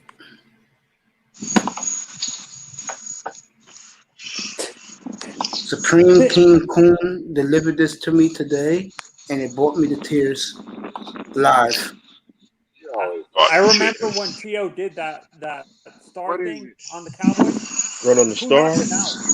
Like, danced on the Fuck middle it. of the star. Who knocked I love him you, out? Nisa. You have a good night, baby girl. The beautiful I Nisa. think it- Motherfucker. Go ahead. Hey, what is it though, Mace? I'm not looking at my screen. I'll let you hear it, and you can't see it, but I'll let you hear it. Oh, they're saying you happy anniversary or something? Yep. Or happy And I meant the 300 world to me. I cried on the air.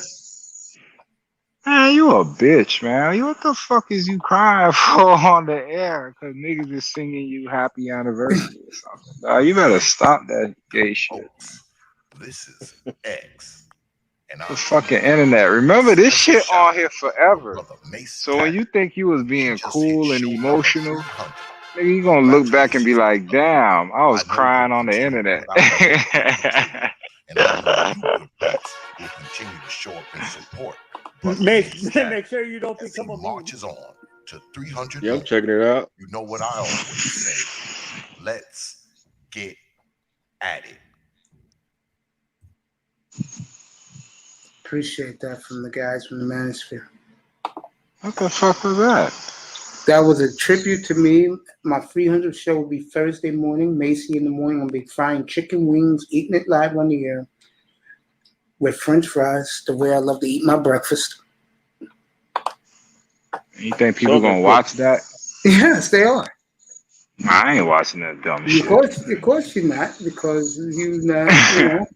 But people, I expect to come in to congratulate me on that.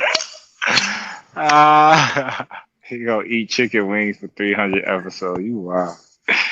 Hold on, man. Them niggas ain't give you no plaque or something. They gave me a tribute, man. Man, that shit gay as fuck. Give me $300. Fuck the 300. I'll tell you right now. That shit wasn't even 3 minutes, my nigga. What the Doesn't fuck matter. was that, dog? It does matter. It's That's the how much foot they that appreciate. counts. Man, that shit gay as fuck, man. And they're gonna make me a bigger. That's what I'm saying, man. You doing all that shit trying to please you. Nigga don't give a fuck, man. Yo. Why are you hating on me, man? I mean, you're supposed to be a top supporter of mine. Instead, you trashing me, man. What's up with that?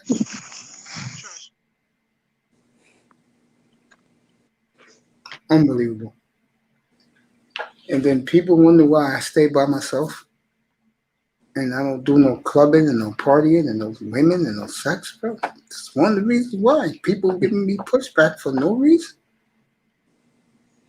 What you think about that, Mr. Mime? That video tribute. Huh, Mr. Mime? Huh? I said, what did you think about that 300th episode tribute by the Manosphere? That's a good video. I appreciate it. Hey, Mace. Yes, sir. I was wondering, actually.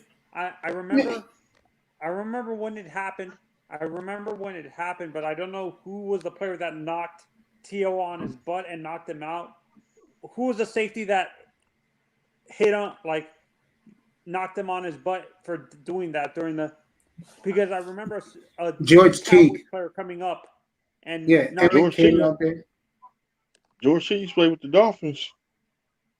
Yeah. For dancing on the Cowboys thing? Yeah, for the star. Yeah, that made he became a hated player in America until he put on the Cowboy colors. That's when they had that big fight. Honestly, I like when T.O. did that. That showed. I understand the history, but I do not care. Like for Blue Star. I don't know why people are so sensitive about that crap. Because they like Blue Star. You either love or hate the Dallas Cowboys. There's no in between. I don't hate the Cowboys, but people are overreacting. Like that's an overreaction. Hating T.O. for doing that because it's not really disrespectful. He's being he was being entertaining. I don't think he really meant. I don't think he really meant to offend people. I think he was having fun, and people took it too seriously, Mace. That's the way it is, man. You go to San Francisco. You go to San Francisco and badmouth the Niners and say Montana sucks. See what they do to you out there, right, Tess? Yeah, jump you. No, I tested. I test dropped out because I think he was having connection issues. Okay.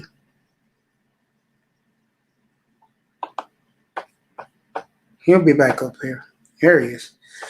Yeah. Tess, if someone called out Joe Montana's name out in San Francisco, they're killing, right? How, Tess? What you said? I'm sorry. If someone badmouthed Joe Montana in San Francisco at a sports bar, they'll kill him, right? It's like talking shit about Dan Marino. You crazy? Yeah. And for us older Dolphins fans like me, that would be badmouthing Larry Zonka, like Larry L tried to do in here, and that's why I banned his ass. I feel you. I don't feel that Larry Zonka, but I feel like how you feel about Larry Zonka, that's probably how I feel about Dan Marino, Jerry Rice, and Joe Montana. Yeah, there goes your guys. Mine was Zonka, Kick, Warfield, Dick Anderson. I gotta get that jersey, man. When the Dolphins, when the Dolphins go back to retro and they sell the authentic, I'm gonna give me a Dick Anderson. I don't like wearing crap. I like wearing the authentic. All my jerseys are authentic. Yeah, and I was telling Mace, I test, and I bet you're gonna agree with me on this. People were overreacting and hating on T.O. for doing that. He was just having fun. I don't think he actually really meant as a disrespect dancing on the yes, he did. Agree? Yes, he did. Hell no, T.O. meant the disrespect. Yo, the hate between the Niners and the Cowboys is real, man. No, I thought he did that. He was with the Eagles. I thought he was. He did that with the 49ers. Nah, he was with the 2002. 2002. Yeah, nigga, T hit him. T hit him off that shit, man. T.O. was the only thing we had. We had Jeff Garcia, Garrison Hurst. That was a 10-6-9 team, too. They lost in the playoffs to Tampa that year. Yeah, they beat the Giants. Yeah, that's the year Tampa went to. Yeah, that was a great game. Great comeback, too. You remember that game? The Giant game? Yep. Yeah. That's what I'm saying, bro. Them niggas, like, every couple years, they just Giants are a big rival with the Niners, too. The Giants. Hell yeah, nigga. Fucking Lawrence Taylor. Not Lawrence Taylor. Who was the other guy? He hurt Joe Montana. Jim Burt. Jim Burt. Jim Marshall. Man. That nigga hurt my heart. Jim Burt. It's two games at as a kid that at the Meadowlands. It was two games. It was two games as a kid that hurt my heart. It was that game, and you remember the Minnesota game? Yeah, when the Minnesota Vikings beat us. Yeah, I was like, 87. what the hell? 87. I was like, what the hell? This is not supposed to happen, yo. Yeah. But you understand what I'm saying. Do you think fans overreacted? I know T.O. meant it, but do you think fans overreacted like when they did that? I'll tell you what, I'll tell you who else was a good rival in the 90s into the millennium with the Niners, the Packers with Brett Favre and Steve Young. And the Raiders and the Dolphins. In the 70s, yeah. I say the Bills and the Dolphins rivalry in the early 2000s and Go way back 90s. and the 80s. The 80s and 90s were pretty good, Mace. Do you agree? Yeah, I think it's going to be a beautiful scene in Buffalo when they host Pittsburgh opening day. Man, fuck Pittsburgh. I'm the same way. When the Dolphins play the Steelers, seriously, I circled that on the calendar. You remember that year we played them and them niggas stole the game because the nigga fumbled at the goal line? 2009. That was the game with Russell face. Oh, what's the Pat White? That was the Pat White game. And then you remember that same year. That's the year New Orleans fucked us in that game. Yep. Darren Sharper. Dolphins had the ball for 43 minutes. Whooping their ass, bro. Whooping them. And then one fucking play, and I saw that play, and I said, watch, this is the Dolphins' cue to lose this game. And on cue, they lost that shit. That's what frustrates me about the niggas. It's like there's this thing on them, bro. Like even last year, for all the good shit that happened, I could have called it that they, with one game on the line, it was going to end the way it ended. The way it ended in Buffalo, it made your season look like it wasn't even real. I totally agree. Come on, man. A team that has playoff aspirations don't look like that, just like how they look when they get into the playoffs. The Ravens spanked. The last time I thought the Dolphins were finna do something was the year we played the Ravens with Chad Pennington. That was the only year. It'll be interesting. Week 2. Hold on. Hey, what y'all niggas watching on Netflix, man? I need a good fucking Netflix show. I'll be watching all kind of shit. You don't watch Netflix, Max? No. You crazy as fuck. That's the best thing going. That and Prime TV, Prime Video, I'm sorry. Go ahead. What you said, Mazzano, or the Riddler? It was me. You should actually watch Last Chance U. It's about Nah, I seen that shit. I don't like that shit. I seen it. You know what I'm talking about. What else? What's up, Tad? Yeah. About motherfuckers that this their last chance to make it to the NFL or to make it to a D1 school. I know that shit. Yeah, and then there's a documentary. I can't remember who it was. It was a famous basketball player that died on the court or what. I think it was a Lim Bias. Hank Gathers. Hank Gathers? Yes, Hank Gathers. 30 years ago. Hank Gathers. 30, yeah, you're right. 30 years. Where did the time go? The last year of school, too. Buffalo, Miami. That's week 2 in Miami. We're going to find out a lot about the Dolphins week 2. I think, honestly, people are giving the Patriots too much credit. I think we're going to shut up. Man, to be honest. You crazy as fuck. The Patriots have been having a foot in your ass for 20 years. You think good, Miami split with them a lot. Just because 1 year they ain't put their foot in your, they still that bully. You ain't knock them out. They still split you last year. All right, as good as you was last year. Hold on. We're gonna get back to the football. John B has just posted this in the chat room. Man, fuck John B. He ain't come up here yet. He be hiding, dog. He's fucking singing ass. Who takes the name John B? You singing ass nigga. You trying to be John B with Tupac? You Vanilla Ice baby. Fuck wrong with you, nigga? Get your bitch ass up here. John B. He just fuck John B. His name is John Q. John fucking Q, nigga. Denzel Washington, nigga. Your son need a heart. John, I love you, man. Thank you for supporting the platform. John P, nigga. John Pussy. Get your bitch ass up here. John, $5,000 that the Nets will lose in the first round. You guys gonna take that back? I He ain't ain't got messing with that it. kind of money. He won't even come up here. He's a John he's a- P, nigga. dude. If I lose the tour bet with him, and if I do, bro, I deserve to pay $1,200 for a steak. That's not even a real person. You're $1,200. not. You're Damn. not betting. You're not betting a real person. So John B is you're a not. wicked. You're not getting no money, and you don't know who the fuck you betting. You probably betting some fucking transvestite in New Orleans. You don't know Stop who the fuck saying that John. about my guest. John P, nigga. John Pussy. Ever since you blasted MGTV, she doesn't come back here no more. She's one of my sponsors. Fuck that. She need to have a big girl panties on, nigga. And We that's- play hard and- over and- here. and she's a fine ass woman too. I'll say that for her. Okay, then fine bitches, they know how niggas talk. Well, you know me, I don't talk to women. Church has heard you. He's in it now. Fuck them Oh, cowgirls, shit. okay? Fuck them Church. motherfucking cow, Church. hoe ass, tumbleweed girls, nigga. John Tumbleweed B. motherfuckers. Oh, I call him the district attorney, John B. Say he's a real person. John, you know I rock with you, bro. You know I knock with you. I rock with you, my brother. I Ty bet he Church. used to be with Ty- what's that motherfucker that died? That nigga that died, Johnny Cochran. Yeah. John B. I mean, what the hell? I keep putting up this goddamn. Where's the bet? Yeah, John P. Where's the $5,000? There it is.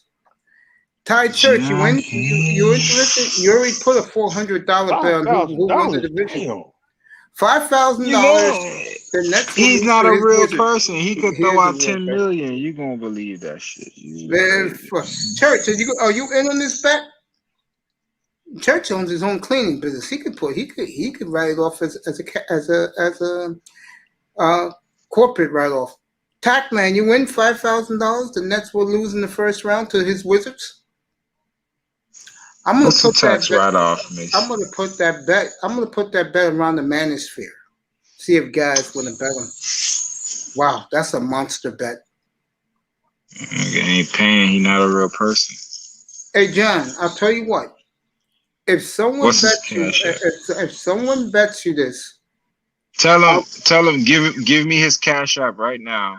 I'll tell you this, brother. He And I'll wants your put cash $20. app. Yeah, I'll put $20 in it right now. I'm dead serious, bro. If someone bets you this and you win, I will come down there personally.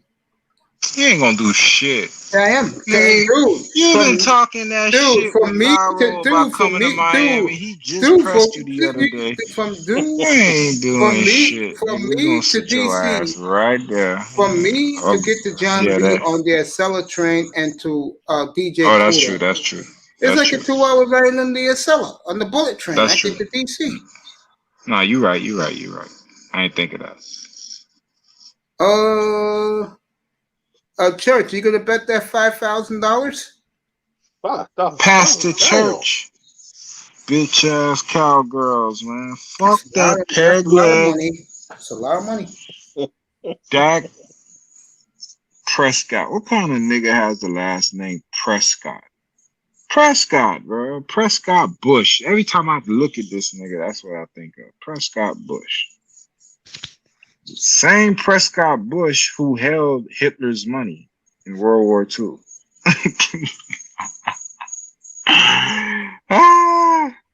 Yeah.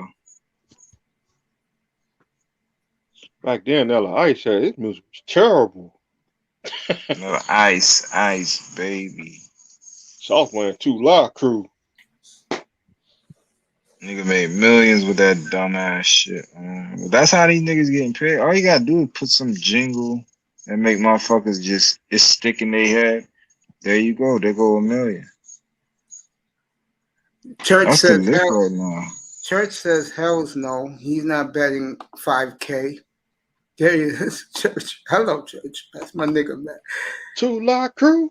2 Live Crew. Let's bust the rhyme. 12 different ATMs. Kellen Moore would be a good NFL college football coach. I agree with that in the future. Tack. Great Tack Man Clan Killers in the chat. John B's here. He said Kellen Mond. No, Kellen Moore used to be a brigadier. Oh, okay. What's that school? Boise State in the early 2010s. Let me see. I would advise eye test to read the precedent of Bullitt versus Sanchez. Read a site TOS before talking, kid. Ooh. Okay. Ouch. Hold on. What he told me to read? I'll read it, nigga. I don't care. The precedent of Bullitt versus Sanchez. That's a court check case. About what? What is it about? He wants you to read it, you'll find out what it's about if you read it. But what is it in reference to? Like, why would he refer me to a court case? What did I say to him? I just said he's not a real person. I know what it is. You'll see his name as the counselor. Oh, okay. You're actually gonna let? All right. We'll see. I respect John B, bro. I mean, any guy who come in here and tell me, this is why we him have this bet, that if Tua's on Washington, he'll throw 40 touchdowns. He would trade 4 number ones for Tua. All right, when you say shit like that, now I know he's not a real person. I'm trying to give him the benefit of the doubt. You know what's sad? No, Tess, honestly, you know what's sad? Go to Larry L's room. Fuck that. I'm not doing that. No, you understand what I'm telling you. Most of those guys believe what he just said. That's why they over there. It's a bunch of fucking winos. Winos. Sit there, talk football, think they know what they talking about, ain't never played a down in their life. Manzon, you taking that 5,000 bet from John B? No, I don't have that much money. I do not have that much money. Even if I did, I'm not betting that much money. Seriously. But did you see that New Jack Young passed away? The wrestler from ECW? Yeah, he passed away. Oh my God! I didn't know that. I don't even know who that is. He's a new wrestler. No, he was back in the 90s. He was back in the late early 90s. See, I ain't watch ECW like that. I like Rob Van Dam. It was the I only liked Rob Van Dam. That was about it. It was the best $20. Stone Cold was in ECW. Yep. He was? Yeah, he was. Yeah. Mustafa. Yeah. I didn't know that. Now my guy was Sabu. Yeah, I test. I came on specially on Saturday for these guys who hung with me for 9 hours and 48 minutes on Friday night, and I gave them and I showed them the pictures. What pictures of what? Of the famous people I met. Is that the day that Quinte went off on? No, that was 2 weeks ago. That was the day after draft. I mean, that was the night of the draft after the draft. Oh, it was explosive in here.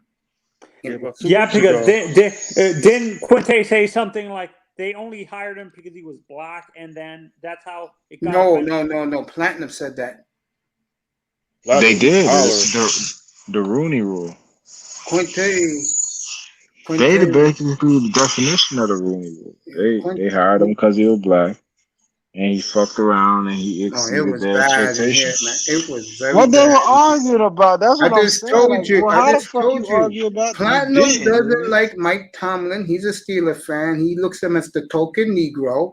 And Quinte told him, get the F out of here. What are you, a coon? Like he called Platinum a coon. Then you got niggas in the chat room yelling at Quinte saying, don't be calling on Platinum, don't be bad-mouthing Platinum's name. You know, niggas were going off. They was like, yo, Mace, man, what the F? I deal with these Man and Fear brothers. And I had to cease the shit. And then Quinte came out and said what he said to me, and I was very moved. And you started crying. No, I didn't cry. I was just moved. Oh, okay. John, since you're a lawyer, he ain't no fucking lawyer, man. Yes, he is a lawyer. No, he's not, because he told you he's a lawyer. He's a lawyer now. I can tell you, nigga, I'm a brain surgeon. I take people's words. You're a fucking gullible Let me stop. Why Yeah, you keep yeah. bashing me, man? What is it about Nigga, me? I'm trying to introduce you to reality, nigga. But People can say whatever the fuck they want on here, nigga. You can't believe everything, nigga. You gotta vet motherfuckers officially before you start believing everything. Be nigga, that could be fucking who's the nigga? Big Time. Impersonating fucking, you know what I'm saying? You don't know who that is, dog. Nigga just talking shit. And if that's you, Big Time, that's some funny shit.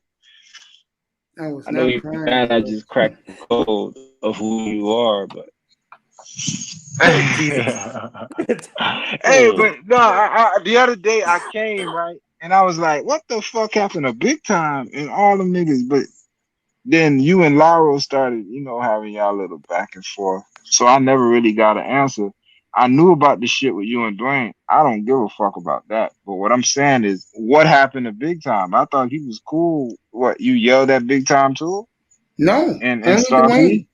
They all went with Dwayne, so fuck it. Like I said, Man, ain't Star nobody P. go with Yo, nobody. let me Everybody, tell you. is it that you said something that made them niggas say, damn, Mace don't fuck with us? Because them niggas will find... I fuck with their boy, and that's the way it is. But let me you say ain't listen. Okay, let me before this is me. Okay. When you first did that shit, Big Time was still in here. Star P was still coming in here. But there was a point in time I had shit to do, so I kind of was doing my shit. And when I came back, I ain't see no Big Time and no Star P. No, a lot of guys left here. I don't care. Let them go. So don't tell. But that's not what I'm saying. What the fuck happened from the time that, because you already had your little spat with Dwayne, and they still came back. So what happened after they came back? Why did they say, okay, fuck that, I'm not coming back? I have no idea. And to be Nigga, honest you with you, know, hey, one of y'all really niggas don't know know. what I happened? really don't know, but I know this. I'm trying to tell you something. When I was in another platform, Man, Saturday you used morning, to be on Big Time Dick, my nigga. Now all of a sudden he don't come back, bro. You're not gonna tell me what happened? I don't know what happened between me and Big Time. I just felt they all went with Dwayne, but I'm trying to make a point. When I was in Kuda's room Saturday morning, Star P was with me in the platform. He was very rough with me, and I didn't understand why. I said I didn't do nothing to him, you know. What you mean rough with you, dog? Hey, you better stop talking like that, man. Niggas gonna keep playing with you, man. Look, you a grown ass, old ass nigga, man. What you talking about rough with you? Like niggas gotta deal with you with kick gloves. Dude, it is what it is.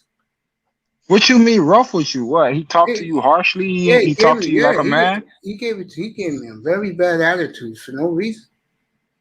Give it back to him. That's what happens, bro. Like, no, I'm the type of guy that if you have an issue with me, that's a you problem. I walk away. It might have not been an issue with you. It probably was the nigga was barking. You want to see if you would bark back, and you just walked away with your tail between your legs. No, I didn't. Yes, you did. You just say you walked away. Yeah, that's what you do. No, nigga yell at you. You like, what the fuck you? Who the fuck you yelling at, dog? What the fuck wrong with niggas? Yo, what's wrong? Who raised you? I keep asking you this shit. Like, yo, who the fuck told you it was cool to let niggas yell at you? No, I don't let niggas yell at me. Who told you it was cool to let niggas talk to you any kind of way? I would rather, how can I say this? I would rather have someone give me an attitude, but it's no skin off my back and I keep it moving, than a guy that is got beef with me and is confronting me. That's a whole different story. Okay, was Star P confronting you? No, he wasn't confronting me. Did he have a beef with you? Yes, he did. I can tell. I don't know why. I guess because of Dwayne. None of those guys come back here. Okay, so when did this happen? Saturday morning. Wasn't this nigga in here just the other day? No, Star P hasn't been here in weeks. Yeah, I just went off on that nigga the other day. No, talking about this nigga was sitting here talking about what you talking about, bro. I got a good memory. The nigga was sitting up here showing you pictures of some bitch No, Then he want to Star sit P, there and act like he on some. Star P hasn't been in here in weeks, bro. Seriously. Oh, I'm mistaken, bro. It's that nigga Star Platinum. I keep Platinum thinking Elite. about him. Yeah, Platinum Elite. Me and him are Them niggas got each other names. I told Like, you one Platinum. nigga. I told you Platinum Elite had the fight with Quinte 2 weeks ago. I don't know, fight. Them two niggas are just arguing online. It was bad, bro. I was never famous, though. Haha. The only famous attorney I ever met was F. Lee Bailey. That's a famous dude. Good for you. Most very good defense attorneys are unknown people. I do believe that. Yes, sir. I cannot wait to get down to D.C. I'll probably come down this fall, buddy, and come chill, and we'll have dinner on a Saturday night down there. That's a fucking lie. You ain't going nowhere. Hats off. Can't wait. You reneged on Lauro, so I did renege on Lauro. Okay, so your word is not to be trusted at all. Why? What did I do? You just fucking told everybody. You said you sat there for months and told Lauro, I'm coming to Miami. And when Lauro finally said, all right, bro, we doing this, you said, nah, I ain't doing can't do that. I never said that. Where did this come from? Oh God! Then Lauro come back up here. He sat there the other day. Was like, I ain't going nowhere. I'm staying right here. You ain't say that? Well, that's when it comes to entertaining women. Anybody asked you that? He said, "Are you coming to Miami?" Yeah, like, we was talking about the women. I said, I'm going to Miami not for women. I'm going there for a little R&R for a couple of days and eat some good food. Chef Creole. That ain't no damn good food. I ain't gonna lie. I graduated from. I used to eat that shit. I ain't gonna lie. Ty Church is here. What's up, buddy? Man, fuck no Not cowgirl. Man, fuck y'all cowgirls, nigga. Y'all niggas I don't like hear all that shit. He throw all this roll shit away because like a the tumbleweed. Wow, look at this. What you gonna say about that, Tess? Cowgirl. Tess, what you gonna say about that? About what? Them cowgirls? No, John B said you're a 7-year-old single white female using a voice change. Dang. Now you gonna let him slide? You gonna let him Yeah, slide? I don't know who he is. He can say whatever he wants from the comfort of his computer. Fucking bitch ass nigga. Just like Jimmy G, that bitch ass nigga. Jimmy G, your quarterback's a bitch. Yeah, bitch. You could call him all of it. You could call him John P. You can call him all that shit, man. Let's be real. Your quarterback's a bitch. That nigga always get hurt every 5 seconds. Jim, you know what I'm talking about. Slim fucking Jimmy. That's why we getting out of that Jimmy jam. We got the young horse, Trey Lance. Trey Lance, nigga, you know. Trey Lance ain't doing shit in the NFL. You know who it is. Now. You know who it is. Long as you're on the night, it's going to be ass. The young Mustang, nigga. When was the last time y'all been to the Super Bowl? Oh, wait.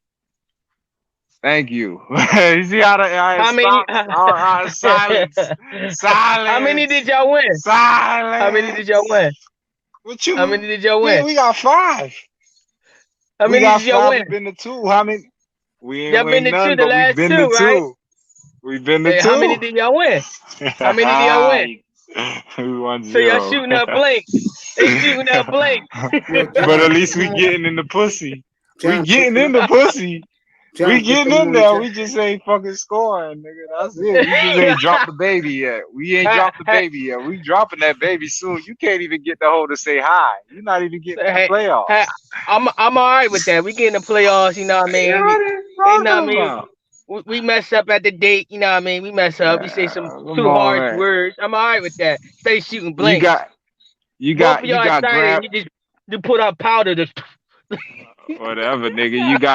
You got your grandpa Jerry Jones, who's the daddy, fucking up your dates, calling the girl, hey, bring my son back early, like you the bitch, nigga. Stop playing.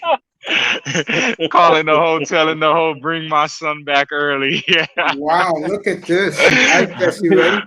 Dang. Tess, this is a hold on. John P. still talking shit. What he said? Yeah, he said you're a fake ass football player. That's great. That's Have you ever awesome. like he's I ever have the played pictures to. football? I have the pictures to prove it. Oh, I got more. Dumbass. All kissed the Damn, he said woman. you ain't kiss a girl either. Wow. Yeah, that's why I'm married with kids. Well, I already know Dumbass. that. I know you I know that got too. kids. Like I You're my said, son. and I touched early days up here, and I told him this. What he impressed me with is that he went out in the evening to get his little boy something. And I said to me, yo, this guy, not only is all right, this guy's a good dad. And I like to say, speaking of father, if you have a great relationship with your dad, come up here Father's Day. I'm going to do a special Father's Day show. I'm going to call it the Father's Day's Cookout. I have my nephew up here. You know, he's going to talk about me, which I appreciate. My God. That's what's Yo, up. he sent me some. He sent me some nice logos. What you think? Yeah, he coming along. He looking nice. There you go. That's what's up, man. That's what's up, man. But still, fuck them 49ers, weak ass team. I know. Y'all going to be 5-12. Watch, bum ass team. Trey Lance gonna say that your team ass, weak ass. Everybody gonna get hurt again. They're gonna blame it on COVID again. Weak Your ass quarterback team. got a peg Here. leg. Your Hey, quarterback is Captain still better Hook. than Jim. He's still better Captain than Hook. Jim. He has a wooden leg, man. Your quarterback only average. Your quarterback only averaged 200 yards passing a game. Weak ass quarterback. 22. He won't be here much longer. At least we have a succession plan. He won't be there much longer. What do you have? You got who's backing up peg leg? That's what I'm gonna call him, peg leg. Trust me. This is John B. Trust me, 42 years of experience proves having kids doesn't prove you have sex. It is a meritless argument. Huh? I don't get that. What he's trying to say is that don't even talk to don't explain what he's trying to say. Ignore him. I'm not that's even my paying guy. I attention love to him. him. Uncle Mace, Bro, how much do you want he's for talking your nonsense. Cal Van Cal Noy Van jersey? Noy. Tack is being funny as usual, man. Ty, believe it or not, Josh Bell is going to be a future Pro Bowler. I feel you on that one. Tag, I agree with you on that one. Nobody don't care about them Niners. That's why he was talking to you, all right, Ted? Weak ass team. Yeah, it's cool. How lucky we don't play each other this year. Wow, we gonna bust your ass like we did last time. I ain't gonna lie, I got us. I was mad as hell. I was like, man, we could lose the whole season as long as we beat the Cowgirls, and we did. Y'all niggas got us. Yo, why that catch is considered the catch? That weak ass catch your tight end caught back of the end zone against my Cowboys. That catch was weak as hell. Man, it started that new dynasty and it shut down that old. That's what it was. Yep. And the story again begins in 1971. That weak ass catch, man. Don't get out of here. Anybody make that catch? Weak ass. Hey, ass catch. I know you seen this little episode. You seen the Tale of Two Cities, the 49ers and the Cowboys. You seen it? Yeah. I hate y'all, bro. I hate y'all with a passion, man. I hate y'all asses too. Ted cannot defend his arguments. He must do better. Okay. I'm not trying to argue with no fucking ghost. Get your ass up here.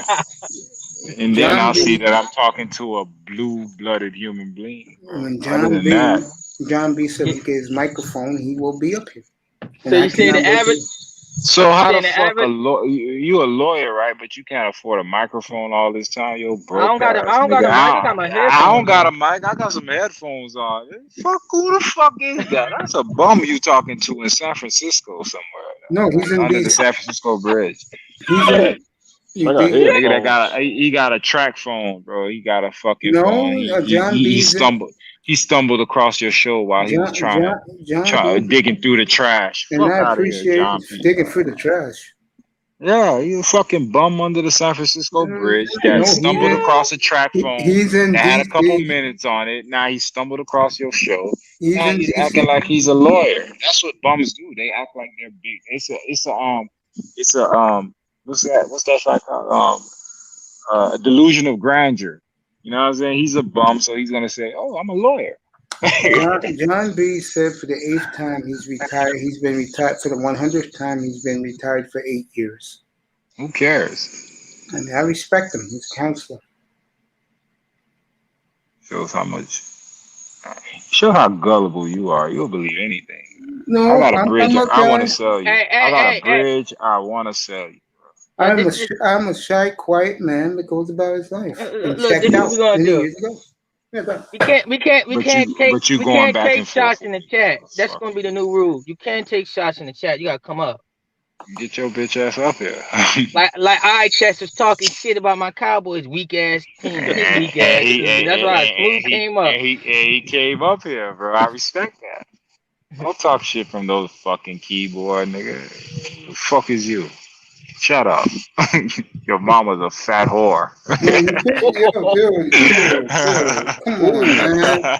I mean, I like family things in here, man. Fuck his fat mama. Man, cut that out, bro. Damn. I mean, I have a nice reputation in here.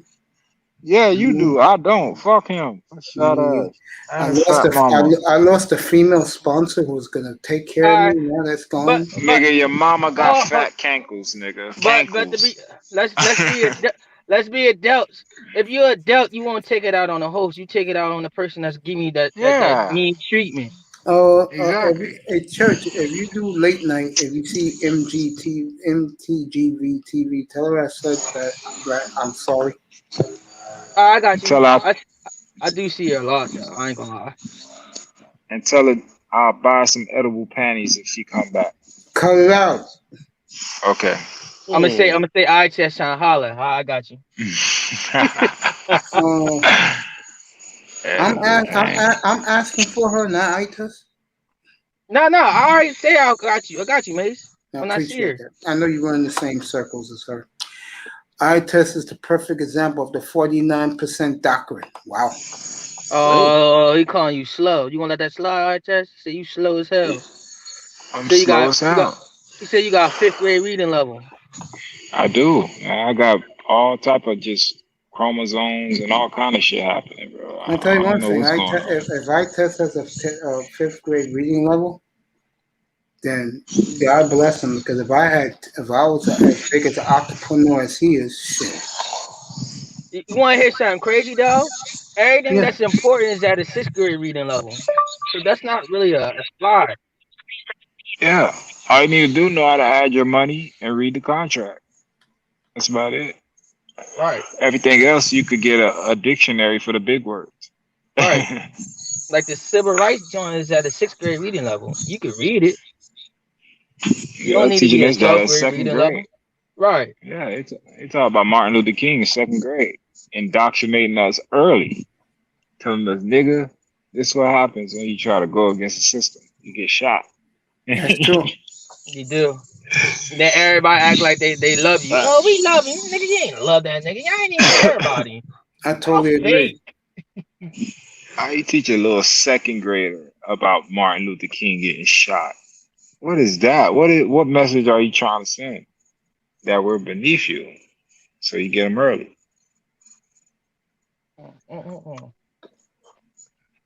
I agree with that, by the way. What's up with my Lakers? I'm gonna change the subject real quick. My Lakers ain't going to the championship this year. You think Curry got it? Nah, we gonna make the playoffs. We just not gonna go in the championship because we weak as hell. You think you lose to Phoenix or you lose to Utah?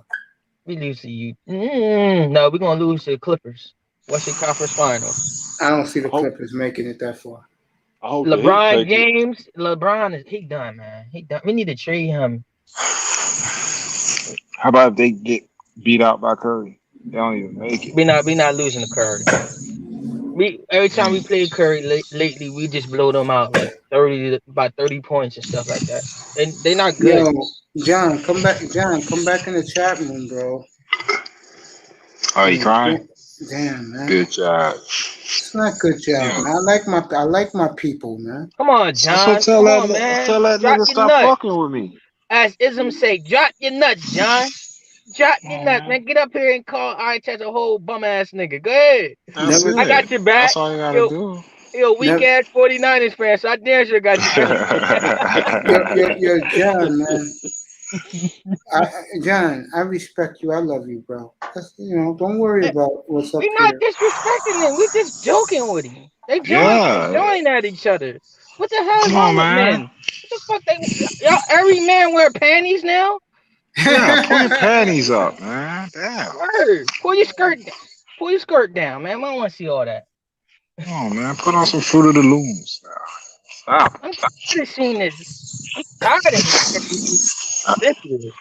Oh, he talked about me. I can't be his friend. Man, nigga, just crack back. That's what I'm saying. Niggas so feminine now, dog. Like, so easy just to get up under their skin. You can say anything.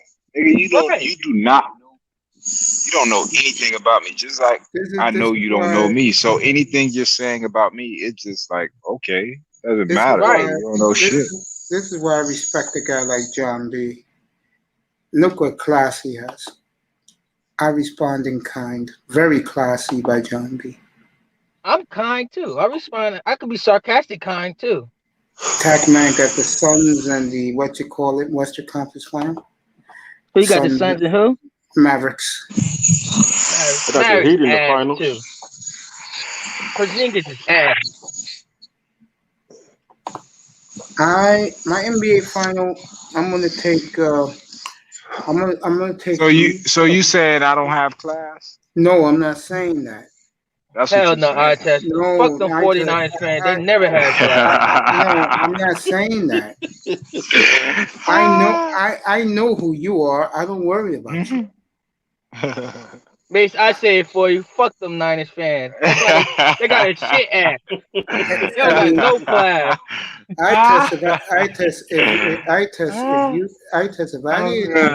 I didn't like you, I would have banned you already, bro.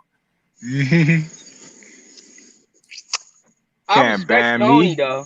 I respect Tony. Tony always up here. He don't care. No biking off. Tony always up here. I test for him since day one.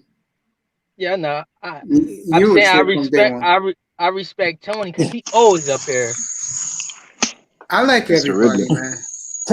I do. I like everybody. Let me tell you this. I respect you as a Cowboys fan for coming up here, but you have Cowgirls. Yeah, here you go, Tony. Great, get on me. All right, go ahead, Tony. You're gonna hurt me. But you're gonna shoot me after I gave my comments. You was waiting in the wings with that one. Oh. I'll tell him that after Manzano finished talking. You're like the Dolphins. The Cowboys have won one playoff game, and since then they've been mediocre. They've been 8-8 the rest of the time. The rest of the last decade, you have to admit that that's true. You guys have been mediocre like the Dolphins the past maybe 4 or 5 seasons. You guys haven't been to the playoffs. Well, let's be honest. Everybody on here team hasn't won a Super Bowl either.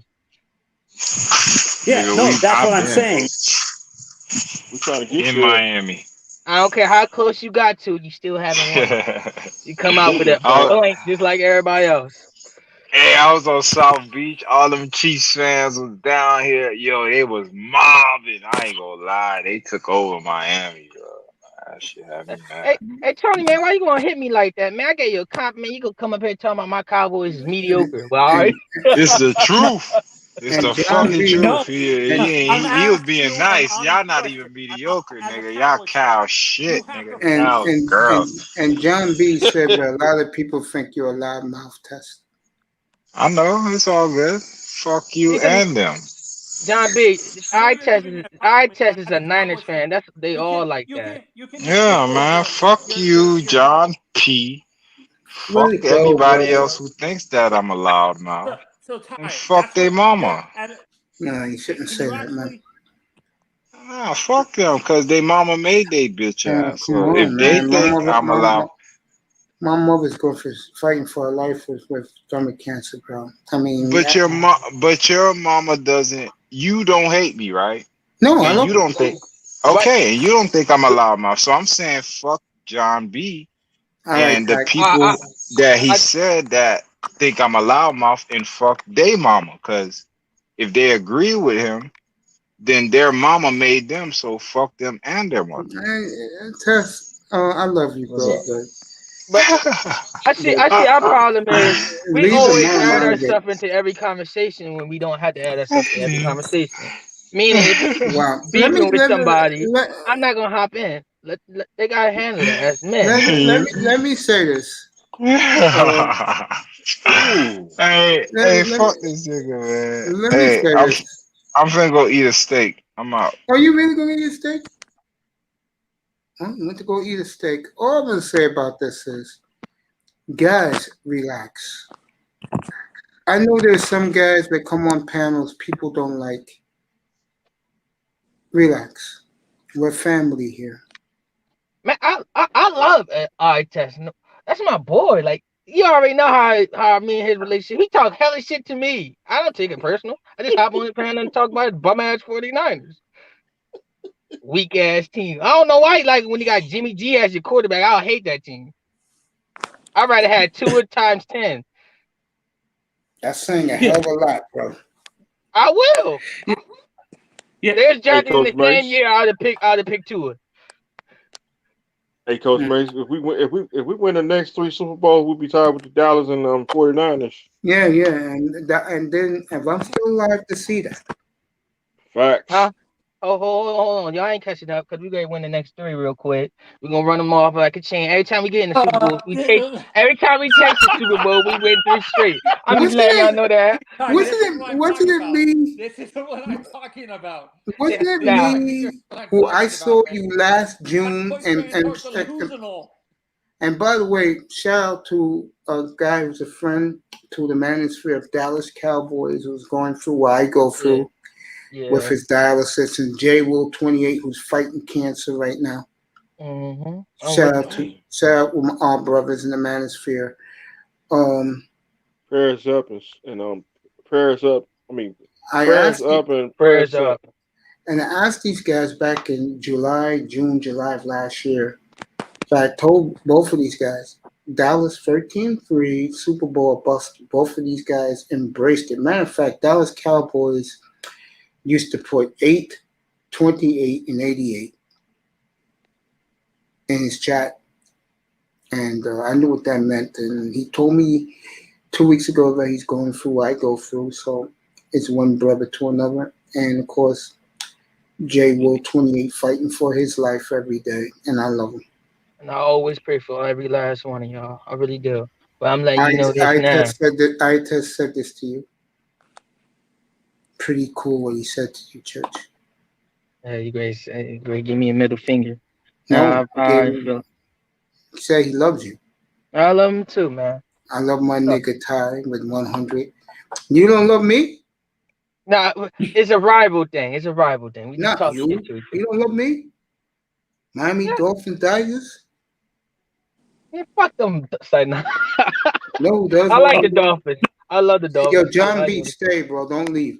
I know who does love me. This man right up here right now, boy. And I love you too, Mr. Miami. Yeah. Love you too, brothers. I know Church loves me too. Church loves me. Much love for everybody on the panel in the chat. I don't know about Manzano too much, but I'll tell you one thing about Tony. He loves coming up here, bro. Yeah, nah, Mace, I was coming. I respect you, Mace, because you allow me to speak my mind. Because sometimes when I go up, I know it. I saw it, and I told you. I sent you in the chat when you was on the podium. I said, "Yo, why waste your time here? You come up here talk over you." I sent you that. I was on the sideline. Yeah, and Ty, let's be honest. There you go. What has the Cowboys' record been the past few seasons? The same as the Dolphins. Let's be honest. I'm gonna keep it a buck. It ain't Jerry Jones. I'm gonna keep it a buck. Our coaches, like, we bring the most gullible, dumbass coaches in. Like, of course, our coaches don't know shit. Like, when it comes to time management, go back and watch the game. Like when we was playing the Vikings 2 years ago, Dak was hitting on all cylinders. Guess what we did the next 3 plays? Ran the ball with Zeke. He wasn't getting nothing. Shit the whole game. I'm like, what the hell are we doing? I'm a big fan of Dave Campos. You know that. Yeah, that's my guy. But you know, what I mean, anybody that's kind of a man, Jerry getting you the hell out of there. It's his way. Well, it's not Jerry. It's actually his son. Love you too, nigga. Yeah, Love you. yeah, and to be honest, I agree with you. I think eventually what's going to happen, I think the Cowboys are going to be, once Steven takes over, I think he's going to hire a coach, maybe like a Dabo or a Ryan Day, to come in and take over the team, a young college coach and stuff like that. I'm gonna tell you this was gonna happen. Steven already technically since 2012, Steven already took over the team. They grooming their next coach, and the next coach is going to be Kellen Moore because he already had 2 opportunities to go coach to college. Even Boise State called him to come be the head coach of them. He had to turn him down because obviously they whisper in his ear like, you the next head coach. So if McCarthy don't get nothing done this year, he's out of there. Stephen Jones is too tight pocket. He's too tight. He don't want to pay nobody. He already said it during the draft interview. If the rookies outperform the veterans, he cutting the veterans. Which makes it. That's during practice. Okay, yeah. Me and Mace were wondering, actually, we were talking about this. There's something missing with the Cowboys, and I keep on saying it's a defense. Your defense has been horrendous the past few seasons. You agree? I agree, because we don't spend on defense. We only got 2 guys paid on defense. Everybody else is cheap. Yeah, I think everybody else cheap.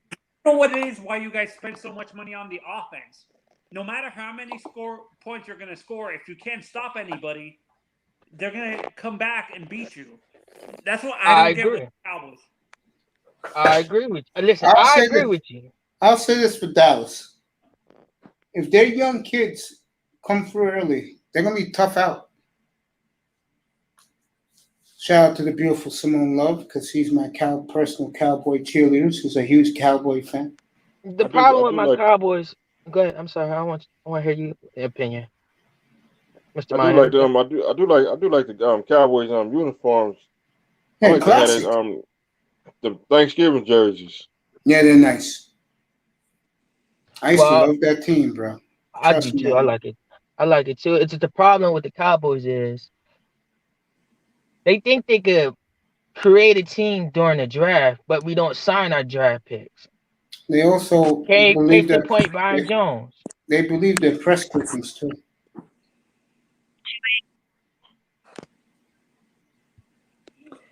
Yeah, and actually, me and Mace were talking about this, Ty. If Jerry had the choice, he would actually have traded his first round pick for what's his name? Kyle Pitts. For Xavier Howard. Nah, it was Kyle Pitts. Kyle Pitts was the guy they wanted. They really, really wanted him. So if Jerry Jones had a choice, he would have traded up everything for Kyle Pitts. It doesn't make sense. You guys don't need offense. That pisses me off about Jerry. You're not. Your defense. I agree. Horrendous. Yeah. Why don't fans call? Why don't the? We do. We do. Listen. We do. It just like he threw at it. Dallas Cowboys cost $5 billion. You know what that means? If you think you can get better, come. You know, he said that means if you think you can do better, pay for the Cowboys. Go buy the Cowboys. $5 billion. That's what he told his fans. So what we gotta do? We gotta eat it now. They're just gonna do what they're gonna do. He may get what he asked for because they're gonna be some rich dude like you never heard of, and say, you know what? I'll give you $8 billion for the team. Oh yeah, Jerry's selling that shit. I know that. The only person that probably would stop him from selling is Steven. Ty, let's say Jerry sells the team. Who would you want to buy that team? I just need somebody I want somebody with football smart. I don't want nobody that's just buying the team just to buy the team. Right. I need somebody that got a little bit of football intelligence. Or if you're not going to do that, if the new owner come in, I'll hire Troy Aikman to be the general manager. No, my perfect person would be, let's say Jerry sells a team. I can see a guy like Mark Cuban. He would no. hire I people am who not knows paying football. Mark Cuban. Hell no. Hell, he stick to basketball. Let him stick to basketball. He don't know shit about football. He don't. Hey, Coach Mace, how about somebody buy the Miami Dolphins? Who you think might buy the Dolphins? I got bad news for you, big boy. Ross already entrusted the team to his young assistant, and he sells the team. It's gonna be to him, and the kid can buy it. Crazy, right? Yeah. Well, at least you developing somebody to get the team. Rick And, Ross? Yeah, I'm not talking about that man right now for the obvious of reasons. Oh Jesus! Mace hates him so much. You know, Mace hates him so much. I Hold on, don't know. Tony. I don't know who dislikes him more, me or Greg Likens. You, Tony. Why would you say Mark Cuban? Out of all people, you say Mark Because Cuban. they got millions. You need somebody, billions. You need somebody who's a billionaire to No, buy that team. Rick Ross a billionaire? Right. Who's Rick Ross, the rapper? Yeah. I didn't know he was a billionaire. Hey, Jay-Z, a billionaire. What's up? You want Jay-Z to buy your team? No, but He would buy the Cowboys. He would do it. He will. That's the type No, that but fits his Jay-Z ego. He would buy the problem is Cowboys. Jay-Z's not for. The reason why I'm saying Mark is because he knows that Dallas area. Like he's from Texas. Mark Cuban's No, from he's Texas. not. He's from no, he's not. He's from Pittsburgh. Hey, Tony, you giving up knowing the area. You got GPS for that. Yeah. And the We don't team need- he would buy the Cowboys off Jerry. He would. And Jerry. know what he would do? He would leave everybody in place except Jerry. That's something he will do. He'll let the Jones family keep running the team except Jerry. And I'll tell you one thing, Steven will be very happy about that because Steven likes to Steven really gonna get they'll go for it. He will let them stay. And when that day happened, we ain't never touching the Super Bowl. Why do you never why touching do- the Super Bowl? Why don't you like Mark Cuban, Ty? Because he don't know nothing about football. Yeah, but I just told you he will leave everything in place except Jerry. But Jara has a son that's arrogant and that's a daddy's boy, so he's not gonna be feeling some type of way. So you're gonna have to get rid of all the Joneses because they all If you tell daddy's boys. if you tell Steven that someone just put $8 billion in my pocket and I can still keep my job as GM and president, shit, he'll go for that. I guarantee he's not. Yes, he will. He's a daddy's boy, man. His face is in his dad's ass. Dude, dad can stay there, but he's not around management. And you think Jerry gonna let that happen? Yes, if you're putting Jerry $10 billion in his pocket. He can't stay off. He cannot If you do that. put $10 billion in that man's pocket, he won't mind being with his beautiful wife and daughter in another saying box. that, but you gotta understand this guy already got billions, so that's not really gonna move the chain. That's like me putting hundreds in your pocket too. And his 1-1, this is for Manzano. 1-1 started the third period in Denver. Yeah, I'm watching the game. Who won out of the Bruins? Bruins won in overtime, like in less than a minute. But beautiful shot by Marchand, the sniper shot. 1-1 there, and Carolina destroyed, played with Nashville in front of 20,000 in Carolina, waving the white towels. Yeah, and I'm gonna tell this to Mace. I think Ovi would go to Florida and Colorado just took the lead with 30 seconds into the third period. And it's who else but Nathan McKinnon with the goal, and everybody's waving the white pom-poms in Denver. So McKinnon scores 2-1 Denver. I mean Colorado. Who's the owner of the Dallas Stars, Mace? Do you know by chance? The guy who used to own the Rangers. Because the Rangers and Stars are same owner. Didn't Alex Rodriguez and somebody just bought a team? I forgot what team. The Timberwolves. Timberwolves. But they need to. I think they can save them because they've been dead for a while. Yeah, been dead since Garnett left. Right. That crowd in Denver is rocking. Everybody waving the white pom poms in Denver. I'm gonna say it again. You will see 80,000 in Rich Stadium in Buffalo opening day against the Steelers, and they hate the Steelers in Buffalo. I've been thinking about this honestly. I think, let's say Mace doesn't think it's going to happen with Goodell, but I honestly think there's going to be an expansion with the NFL, adding more teams, and I think Texas is probably going to get another team in San Antonio, probably. I don't think so. Jerry won't. No, I don't think Texas is gonna get another team, but I think they're gonna expand it, like some random, huh? No, they're gonna get more teams. Yeah, in London or somewhere, or Mexico or somewhere. Yeah, Mexico City, definitely Mexico City. But I'm already hearing talks that they're talking about stuff like that. Yeah, guys, Jacksonville moving. I'm gonna keep talking, but I appreciate you guys. 7.5 hours. This is great stuff. Yeah, and anytime, mate. This is I'll be right back. I'll be right back. You guys can talk among yourselves. Okay. I can see. I'm not sure if you guys agree. I can see them adding a team in Orlando with Tampa and Miami, having 3 teams in the same state. They can't do that, Tony. They gotta spread it out. Cause that's having a sports California team has bring. 3 teams. That's unfair. I know, and that's why they're gonna keep it like that. They already getting complaints that California having 3 teams and all other teams be having 2 or 1. So you guys spread out the money because having sports team bring income to your state. How about adding a team in like Alabama or Oklahoma? Okay, that seems reasonable. Oklahoma or Mississippi. Oh boy. Actually, no. This would be a good state. How about adding a team in Canada, a pro football team in Canada, NFL team.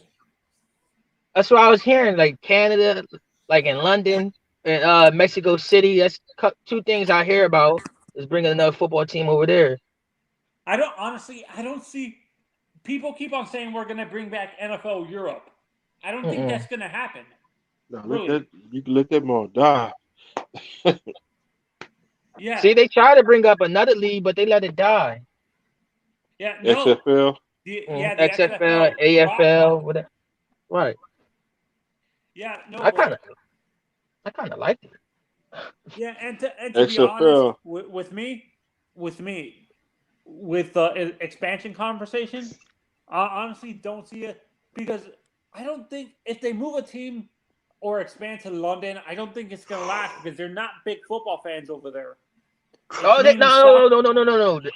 They're big football fans. Trust me. They already do rugby, so football is like another rugby to them. So they are huge fans in London or Canada.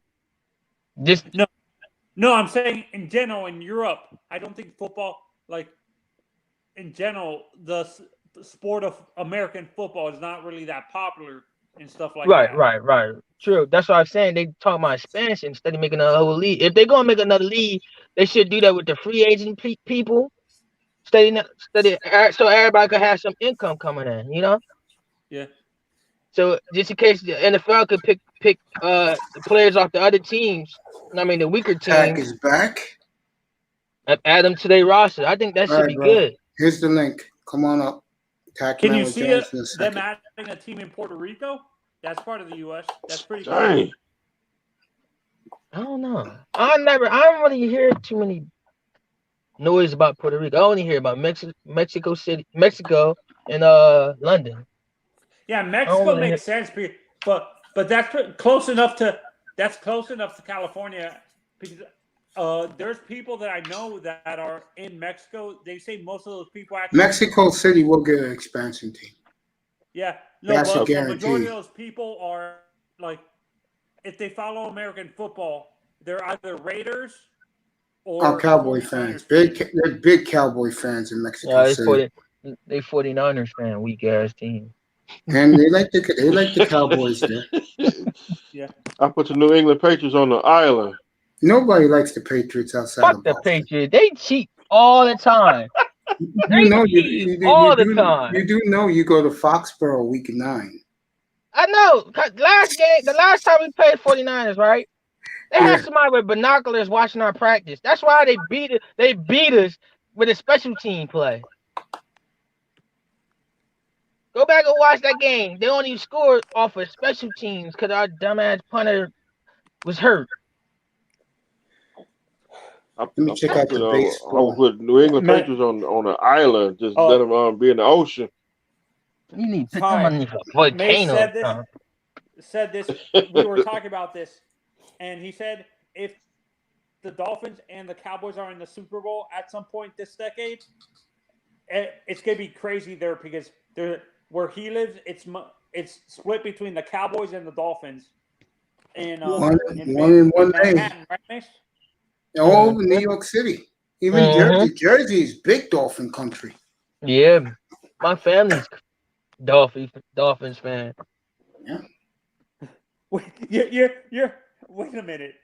If you're, how are you a Cowboys fan? My cousin. I'm talking about like my cousins and all Because that. he's the Cowboy fan. This is the point we're making. I'm He's a Cowboys the fan. I'm a Cowboys fan because I inherited from my dad and my grandfather. And the people in New York are Miami fans. In New Jersey, Miami, Jersey, and Miami. There's a lot of Dolphin fans in Jersey. They are. Yeah, isn't Finsanity from like Jersey and like? Yes, he's a big Dolphin fan. Yeah, I know. My auntie, she Cowboys fan. Yeah, God bless her again, soul. the beautiful Simone loves. That's the only team she likes. Dallas Cowboys. She like the truth. She loves her Cowboys. I remember when I showed her a Saturday night, bro, a couple of weeks ago. I showed her the highlights of Kyle Pitts, and she was in her feelings. Well, Jara got the most money in the world, and Jara, we're gonna go trip. I was like, okay, baby girl, okay, I feel you.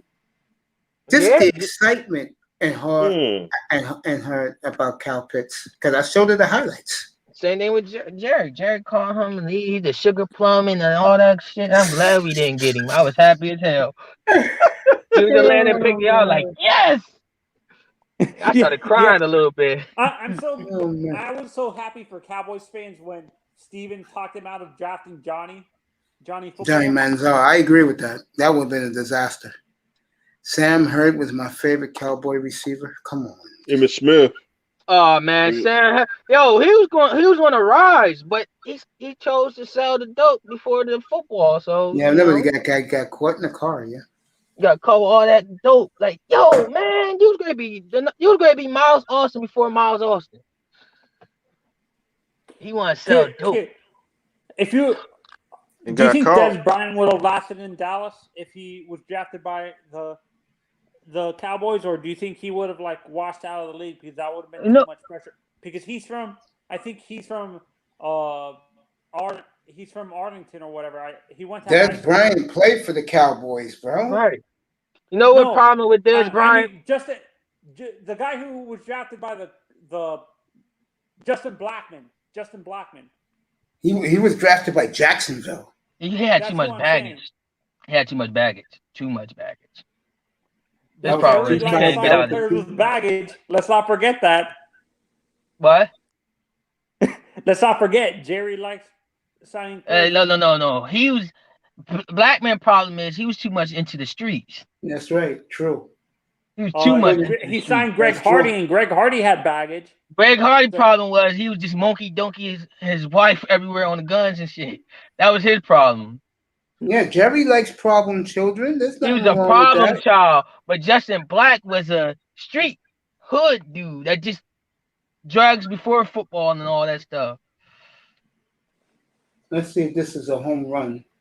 No, it's caught. Walker Buehler is pitching a hell of a game tonight. I wonder if he's pitching a no-hitter. I don't think so. Dodgers up 2-0. Angels are winning. Show some guts. Yeah, I agree with Tack. Justin Blackman was beyond talent. Yeah, he had the talent. He just liked the streets more than that talent. He's really a definition of the hood booger. Him and Sam Hurd. Who in your opinion is the most underrated running back for the Cowboys that nobody talks about. What's up, brother? Hi. Barbarian. Marion Barbarian. Yeah, they was talking about him on the radio the other day. Marion Barbarian. The only problem with Marion Barber, he started trying towards the tail end of his career, he started trying to juke too much. And he was the power running back. Yep. I never seen a quarterback, only Marshawn Lynch, but he was even running more violently than Marshawn. Right. Mace right. He was a very violent runner. Right. Which means he ran angry. Don't fuck with me. Yo, he looked angry too. I heard he was mean. Sure did. He was mean as hell. And then towards the end of the career, was he the one before Zeke, or he was way before Zeke? Way before Zeke. He was way before Zeke. DeMarco Murray. DeMarco Murray. My boy, yeah, DeMarco Murray. But Darren McFadden, then DeMarco Murray. We had McFadden for a year, then DeMarco Murray, then Darren McFadden, then Zeke. What's your opinion on DeMarco as a Cowboy? DeMarco Murray. He was good. Go ahead. I loved him. I did like DeMarco Murray. I loved him. He's underrated. My you know nigga. what? I think he's underrated, to be honest, as a Cowboy. He was in that great Boise State game, by the way. No, that wasn't him. He was afterwards. That was Adrian Peterson was in that game. You know the problem with DeMarco Murray? He started having that Tiki Barber problem. Yep, I agree. Same Can thing you Zeke imagine had. if the Cowboys drafted Adrian Peterson? Oh my goodness, that was the my brother. I didn't know you was in here that long. I didn't see you. Yo, Terror Battle. I'm sorry, bro. Let me read this. Imagine a world where Sam Hurd and Michael Irvin was on the same team. He's making fun of that. Micah Parsons has problems. Mace Taggart, salute. Yeah, I got you, my brother. You know, Michael Parsons going to be on his best behavior because when I mean his family are true Cowboys fans, they are die-hard Cowboys fans. I love these questions. Ever think did Barry Sanders cut back too much? Yes. Remember DeMarcus Ware? Yes, he's trolling you, Church. I know. I remember DeMarcus Ware. Mace Taggart, glad to catch this one. I love you, man. I'm glad you was in the clouds. I love you, bro. You know that. You're my nigga. You know that. Imagine DeMarcus Ware with DeMarcus Lawrence. Oh my goodness. Woo! Woo! Dallas, bro. Y'all beat everybody every week. So then I said T.O. and Dez. T.O. left a little too early. We could let go of T.O. a little too early. Yeah. Have T.O. and Dez on the same team. That would be cheating. Like, what would happen? Like, I know T.O. did it when he was on another team. Do you think the players would actually be pissed off if he did that? Like, let's say after he scored a touchdown, he ran out of a touchdown and danced on the star. Do you think your team, if he was on the Cowboys, would the team be okay with that, or would the fans be pissed at him for doing that, even though he was on the Cowboys? Well, it's a celebration. It depends on the team. Some teams are soft; they just let it go. Some teams just a player gonna run your ass over and try to beat you up. I'm talking about if T.O. stayed on the Cowboys and he did that, like dancing with the tradition of the star. Doing against his own team? Yeah. That'd be stupid. That's dumb. It's already your team, so you don't got to celebrate on your star. Because you are a star. Yeah. T.O. reminds me a little. Michael Irvin was like that too. Michael would do crazy crap on the field. Who's the most underrated receiver in the 2000s era? Underrated? Yeah. That's a good question. Who's the most underrated? Who? I would say Amani Toomer. No. For me. No. Hell no. He wasn't great. He's not star level, but he was good, but he wasn't star level. Dallas finds some gems, don't they? I say Jimmy Smith. When he played with the Cowboys. No, but he was in the 90s. I said 2000 era. I'm going to tell you who. I got Chad Ochocinco. No, he gets his love. It's just like I don't talk about Chad. He was one of the best route runners in the game for a while. I'm going to tell you who I think was. Let me think. 2000s. 2000. Keenan McCardell. He was in 2000s. He was the 90s. Because Yeah. Jacksonville, people don't remember. They faded out quick. Once Tennessee beat them in that playoff game, they never recovered, bro. Muhsin Muhammad, yeah, you could say him. Who was in the Saints when they first Santana got good? Moss. I like the Santana Moss from the Washington. Who was Marcus Colston. There you go. He was very underrated. Yeah. Marcus Colston was very yeah. underrated. He was underrated. How about his teammate? Cooper. Not Michael Thomas. There you go. We got the answer. Ding, Roddy ding, Wright. ding, ding, ding, ding, ding, ding, ding. Colston, I would say number 2. This is number 1 by far. Andre Johnson. Hell yeah. Hell yeah. Andre was my boy. The reason? Because, again, the Texans never From did you. anything. Never did Matt anything. Schaub, bum-ass. Matt Schaub, yeah. We get. Yo, they had a good running back, too. Remember Arian Foster? I actually follow him on Twitter. That's my boy. He always talking about space shit, though. But that's still my boy.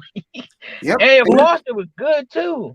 Let me tell you something. Back in the late 90s, R.W. McCordis, I had lunch with him because I knew his agent very well. And his agent also represented the group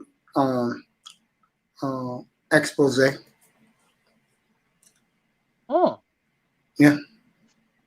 In your opinion, who were the most underrated safety and corner? Safety is obvious. He's not with us anymore. Sean Taylor.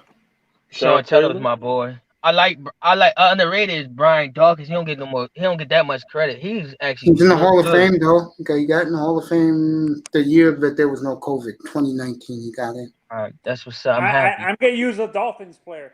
I say Trey Boston was underrated. He wasn't a great player though. He wasn't. Sammy Knight. Wilson from Arizona.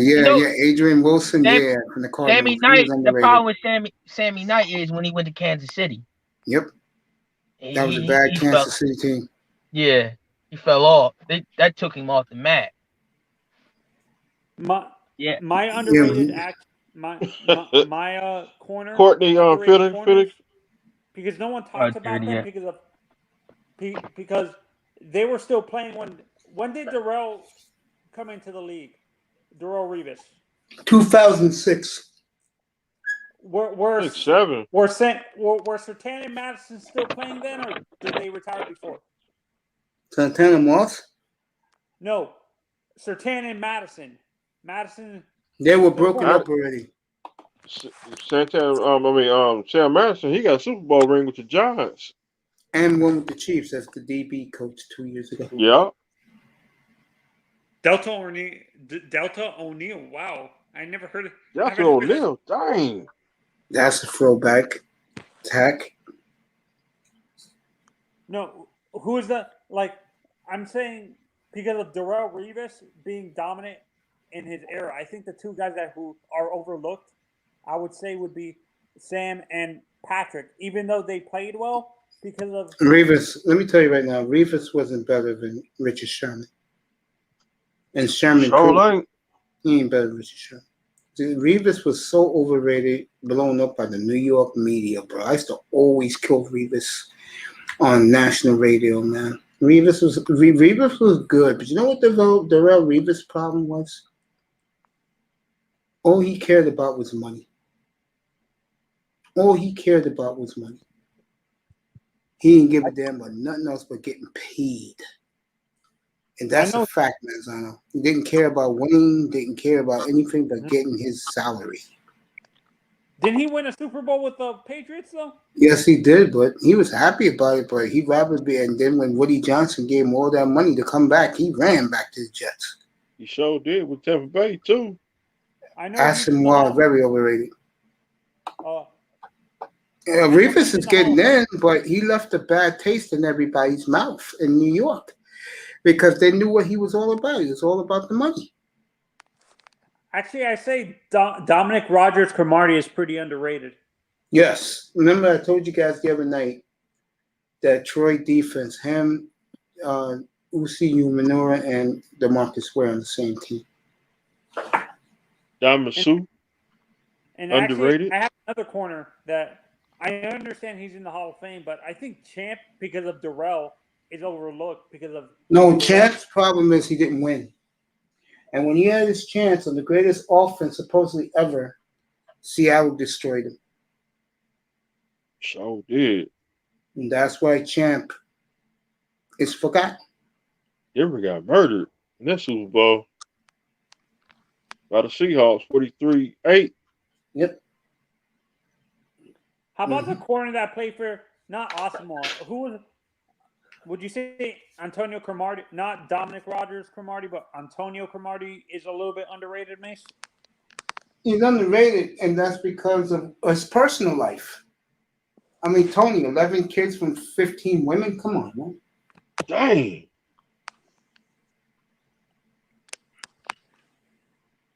I can't remember who was the safety that, not Trey Boston. There was another guy who played with Sammy Knight in the safety corps with him and Sam Matt. Like the no-fly zone was Brock Marion. Brock Marion. Terrell Buckley. Brock is underrated, Mace? Yes. Terrell Buckley. Well, T-Brock, because he won a couple of Super Bowls. You know, remember, he won with Green Bay with Favre, and then he won with New England. The first one with Brady, T-Brock. Actually, I'm going to go old school. I'm going to use a former cornerbacks coach for the Hurricanes, Mike Rump. I honestly think, I know he's not a great player, but I think he's underrated because of the fact that he played in an era with other superstar corners. He was a good corner. Mike Rump with the Packers. Yeah. Ed Reed. Good Hey, corner. who's this up here with us? Tackman. Tack. No, Tack's here now. Somebody was just here, just left. That was Ty. Yeah. Hey, Church, I love you, bro. Church went back to work. Hey, hope everybody doing well. You can never forget What's up, Tech, man? what's going on, guys. How you doing? You can't forget about my boy Chris Gamble, former Ohio State. Have you seen his performance before the injury ruined his career? Along with Chris Jenkins, the defensive tackle for the Panthers, they were on Chris Jenkins had a chance to be in the Hall of Fame, but he had too many injuries that piled up on his, and he can no longer perform the way he wanted to perform. Chris Gamble, too bad he only played for 9 years due to the injury. But if he had a healthy career, he could have played for 12 years. And not only that, because based on his range and the instinct, he could have played a free safety, and that would have helped him climb his way to the chance to be in the Hall of Fame. I wouldn't guarantee, but he had a better chance if the help wasn't the only way that's stopping him from prolong his career.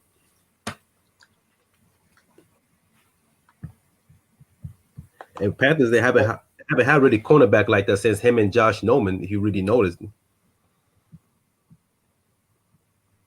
No, I'm right here. I'm just looking for something. Okay, I got a question to ask Tack. What's up, man? About the NBA draft. I gotta find the player. What's up? I'm going to say no one talks about him a lot, but I think Antoine Winfield is underrated. Senior? Hey, Coach Mace. What's up, brother? Another player somebody forgot to say is Brandon Marshall. Oh yeah. UCF finest. Yeah. Mr. Marvin, I told you to change your logo, man. You're in Orlando, man. Like you got the wrong area code. You're 309. I'm 305. No, you're 304, man. 307. It's 305. You have a mobile home in Orlando, right next to the penitentiary. I'm going to bring up a name you guys might have forgotten. Samari Roll. Yeah, I was talking about him 2 weeks ago. I was talking about Myron, his cousin. Myron Rowe, yeah, he was good. The Rhodes Scholar. What about? But Meg, did you like the Ancho role as a strong safety? I thought he was way better. Yes, I did. I mean, he was a hard hitter, and he still had the coverage skill. It's just he wasn't fast enough, he wasn't fast enough to play the receiver at the cornerback position. But as soon as he switched to this safety position, you could tell that was his natural fit. Like sometimes cornerback, they play the less competition. So when you go to NFL, it's like the receivers are 5 times faster and more physical, and well more defined in the position and are fundamentally sound. So everything doesn't look great in a college film, but you never know until you go to NFL. But like guys like J.C. Horn, he covered one of the best, toughest receiver in the SEC and outside the SEC, and you see his completion against all the top 5, top 10 prospect that he faced. He actually shut them down. That's something I like to see.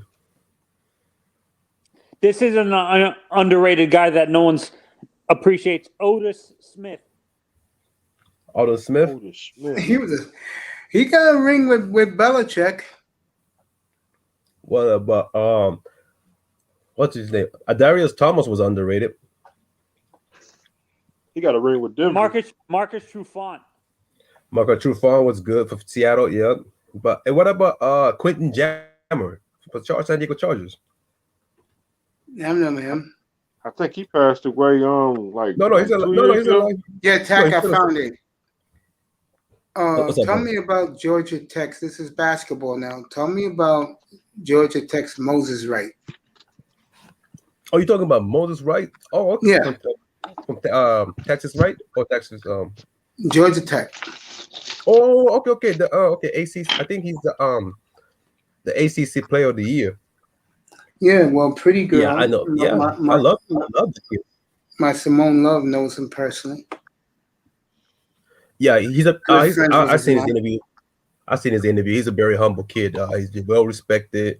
Yeah, but he was one of the reasons he kept the game close against Virginia twice. Like Virginia could not stop the kid. The defense is always known to how to stop the physical player, but he could not be stopped. Because I watched both games. I love him. Even though I have a Kessler Edward on my mock draft on my Portland Trailblazers in the second round. Portland Jailblazers. Nusafik, because I love Nusafik, but he just can't stay healthy. I think it's time to let Nusafik go. It's that time. We don't need to see another what's his name, Evan Turner type of contract in Portland. It's time to get rid of all the bad contract. Well, the worst contract they ever signed. To me, that was as bad as Chandler going to Memphis. I say you gotta give $71 million to Evan Turner. They should have given it to Black Lives Matter. I agree with that. Let me read what our boy Tier Battle says. Neymandi looked very weak in the Eagles system. I agree. Can't understand why Cardinals let Josh Mormon go. Carolina. He didn't get along with the Giant, who's the Giant GM now, Dave Gettleman. Nobody remembers Brandon Lloyd. Same wide type of player receiver? as AJ Wide Green. receiver? Yeah, Played with the 49ers in Denver? Fuck yeah, he went to Pro Bowl at Denver. He had a 1,400 yard. I don't forget Brandon Lloyd. And he played for Patriots. You know why nobody remembers Brandon Lloyd, fellas? I do it personally. Never won anything. No. I thought he got a ring with the Patriots. No, he lost. He lost to the Eagles. I'm gonna bring two names up. I want your guys' honest opinions. Dre Bly and Chris McAllister. Dre Bly was good. He got a ring with the 99 Rams. Chris McAllister was terrific for the Ravens. He got 2 rings. I think Chris Harrell was more fluid as a pass coverage, but I think Dre Bly was. See, I like him. I like Dre Bly to show coverage and covering the tight end because he was short, but he was a bit of undersized, but very physical. But as people start figuring out when he start facing the more refined technical receiver, that's how he got exposed. But because he wasn't getting burned because people were not used to him, the undersized cornerback with that physicality. I'm gonna read you the top 10. I'm gonna Hmm? read you guys the top 15 list of the top 15 corners between 2000 to 2019. 2019. Rashawn Mathis, Oh, Rasheed Mathis from Jacksonville. Rasheed Mathis, former Detroit Lions. Nate Clemens, Oh, Nate Clement, Ohio State. I'm not agreeing with none of these at all. Continue. Former Buffalo Bill. Delta O'Neal, That's my boy. Patrick Surtain, Yes. Dre Bly, Yes. Sam Madison. Yes. No Yes. War Harris. No War Harris on the list. Wow. No, not. Wow. I'm not done yet. Antoine Winfield from the Vikings. Yeah. Oh man, hardest hitting cornerback ever, personally. Sean Asante Taylor. Samuel, Okay. Chris McAllister, Yeah. Yes. Troy Vincent, Yes. Yes. Yes. Safety. Love him. Namdi Asaba is in the top 5. No. No. What Tyler about Hawk, Tyler? Fucking Hall of Famer, man. Rondé Barber. Yes. Rondé Barber was Hall of Famer. How did Brandon Marshall left the Dolphins and trade him to the Bears for a second and 7th? Man, matter of fact, you got his jersey, mate. I want his autographed jersey, mate. No. Man, damn it! You got Fitzpatrick autographed jersey, Fitzmagic. No. The top 3 DBs in the early 2000s from 2000 to 2009 are Rondé Barber, Charles Woodson, and Champ Bailey. I agree with that. Absolutely, you can't. You just can't change those 3. Facts. Champ Bailey, UGA. Man, UGA used to produce cornerback back in the day. Yes, they did. But now they produce linebackers offensive line, and defensive tackle now. Was it worth it? Was it worth it? No, it wasn't worth it. Miami should have kept them. No. Brandon Marshall. No, man. My man, I want his jersey, bro. Sell me his jersey. I know you got it under your bed. What's up, y'all? What's up, bro? What's up, Griner? What's up, money? What's going on, brother Griner? What's going on, Grind? Are you grinding? Grinding the coffee bean, or you grinding the dope? What you doing today, man? Yeah, now you trying to be funny, right? Okay, now. I'm just saying, man. I be grinding. Charles Woodson, yes, great career. Yeah. College and pro. Yeah. So anyway, let me see. I wonder underrated. Do you have any favorite NFL player for any position? My favorite player. He asked me. My favorite. Sanders, Barry Sanders. Okay. I think everybody would talk about tight ends, but they never talk about the great John Mackey. Okay. You take it back. Wow. They don't give him credit. He's a transitional. He could do it all. He could block, he could run, he could do slots and all that. Very, very cerebral. And he's very, very, very, very intelligent. And all that. Let me see what else. Darrell Wilson. Tom? Darrell Wilson, Cowboys. Who? Darren Woodson. Darren Woodson. Yeah. All right, sir. Yeah, I like Darren Wilson. Yeah. Also, there's a linebacker that Kansas City when they won their first Super Bowl. I forgot his name. He's a linebacker. He's a middle linebacker. Willie Davis. Huh? No, not Willie Davis. Buchanan. I wasn't. McGinnis. No, not him. No, he wasn't. Buchanan. Not Buchanan. No, not him. Is it Bo Buchanan? No, he was. I forgot his name. Okay, Lanier. There you go. Lanier. It was Lanier. Yeah, I like. And also, I'm gonna tell you, we need to put some respect about the late great Bob Hayes, man. I agree with that.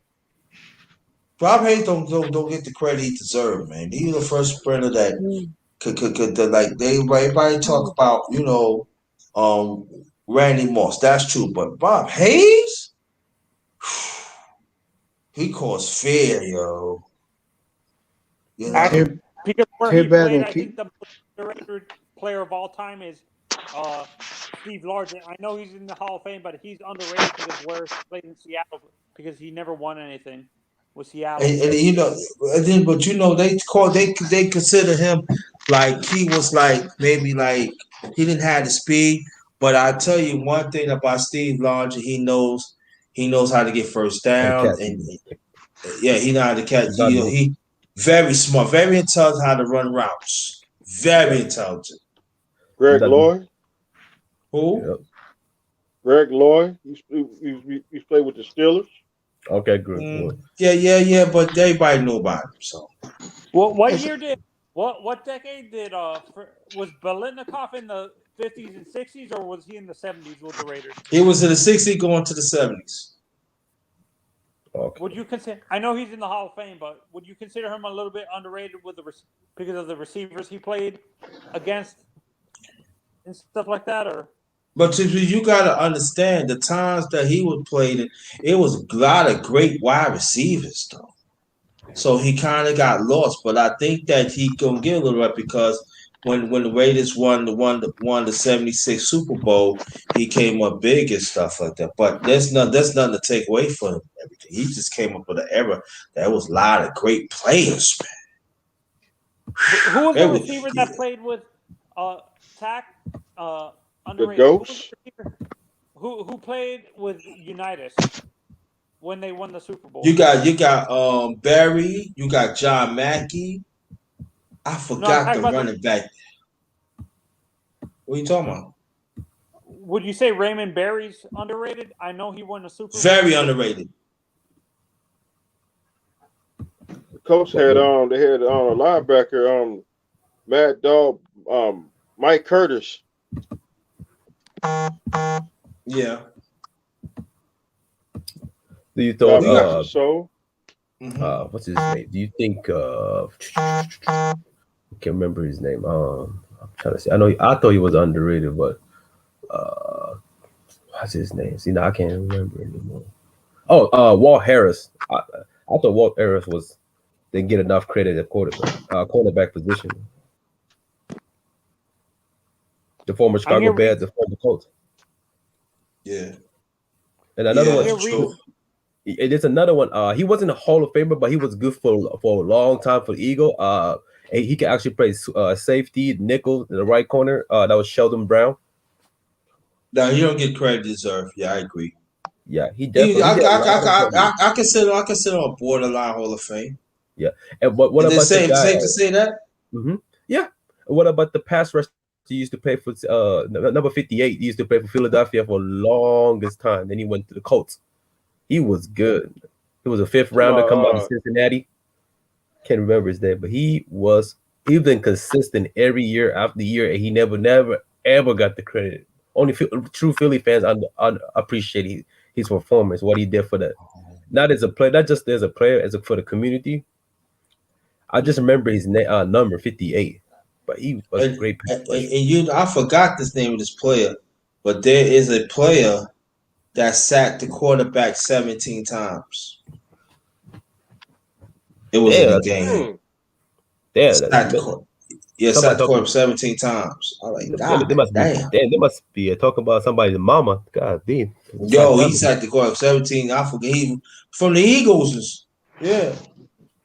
I said, God damn, man, I could have got me some. Could I get half of that shit? Word. And also we cannot forget about, and I'm going back now, like the black players who played the old San Francisco 49ers back in the 50s. They had the black Joe Speed Perry, something like that.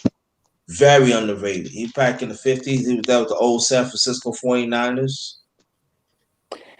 Guys, I'm going to read you the all-decade team for the 70s. I'm going to see if you guys agree with this. The first team is Jack Youngblood and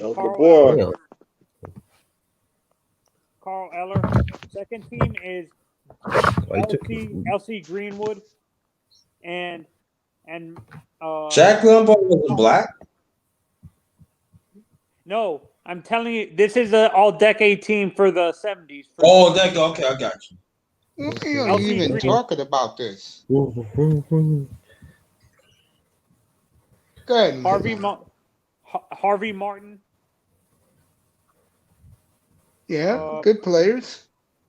Joe Green, Bob Lilly. Yes. Alan Page. Jack Ham. Linebackers are Dick Butkus, of course. That's good. Jack Lambert. Jack Ham. Ted Hendricks. That was my boy too. He from Miami. And the best version of Pac-Man Jones was on the Bengals tier battle. I think so. I like Tennessee before he started going to strip club throwing duffel bag. And No, how should Keyshawn Johnson's career be considered? Hall of Betty good, but He was aight. Got his ring in Tampa. He was aight. Give me that goddamn ball. Give me that Not ball. LT. Didn't turn on one shot. LT linebacker. Oh yeah. What can you say? You're going to be happy Go ahead, about Manzana. You're going to be happy about this. The second team for the all-decade for the 70s, Dick Anderson is on it. Dick Anderson? Larry sorry. Wilson. No Jake Scott? No. Hey, Mace. How personally, how would you define Bryce Young's career overall for the 49ers? Could have been better. Now he's in prison. Yeah. I mean, the position he got drafted. Yeah, I thought he could have been better because in the college, like he the way I saw him in the college, he could have been like a number one pick. But there were so many other players. Like, the position was needed. Yeah, that strip club fiasco. Yeah, in Vegas. That strip club, Pac-Man Jones was a shit. He'll take you. He'll call pick six and go straight to strip club. They eat a chicken tender and bring a duffel bag. And he could have been better too. Yeah, because he had the nose for the ball. He was an excellent playmaker. I mean, like you have him cover routes. No, he wasn't good, but he's an excellent playmaker. He could have been an all-time great. Do you know there is somebody, I forgot the name of that intercept 81 balls in their career? 81.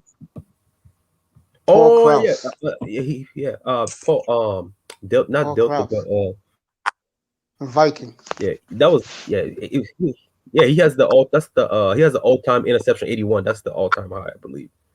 81. God damn you! How many years he put? Man, you must have added about 10, 11 a year, 10, 11 a season. Yeah, and the one below was, I believe, Darren Wilson. No, what's his name? Wilson. Mace Wilson was right next with second place. Yeah, Rob Wilson was second place, and our boy Darren Sharper, third. Unfortunately, oh god, man, he could have been a Hall of Famer. Why would he do that? Oh gosh. Well, I'm gonna tell you like this. There's one player that should have been in the Hall of Fame, and Denver is Rob Smith. He should have been in the Hall of Fame. Rob Smith from Denver. Yeah, he should have been undrafted too. People, and I said Jimmy Smith should have been a Hall of Famer too. Yeah, the guy nearly died. He nearly died. He put. Can you believe he put over 10,000 yards in 7-8 years? Yeah, that is crazy. Yeah. His first full year, he was injured. Then he went to Jacksonville with what's his quarterback? He came from he used to play in Washington. What's his name, Mace? Look, Mark Brunell had an underrated arm strength, man. Dude, he can flick it, man. Him and Marcardell had a nice release though. Like the boy never got the credit for his release. I totally agree. And hey, he had one of the sickest zig route and the comeback routes. Like his feet was like this. That was before Ocho Cinco, way before. But I think about Mark Brunell. He was injured too much. If he would have played like all through like some seasons, he'd definitely been Hall of Fame because he had spiral. His lefty, oh my God. Dr. Real team back then was no joke. Have you seen these? Have you seen his towards the first and goal? Did you see his shorter route? Man, he used to eat the DBs up. The comeback route, zig route, and his release. Hey, he was he wasn't that underside. He was a bit underside, but he was playing fairly well against a physical cornerback.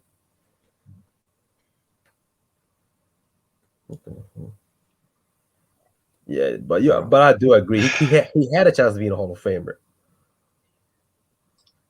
I can say the same for I think he'll make it. I mean, but this is my personal opinion. I think Derek Mason should be a Hall of Fame. Who?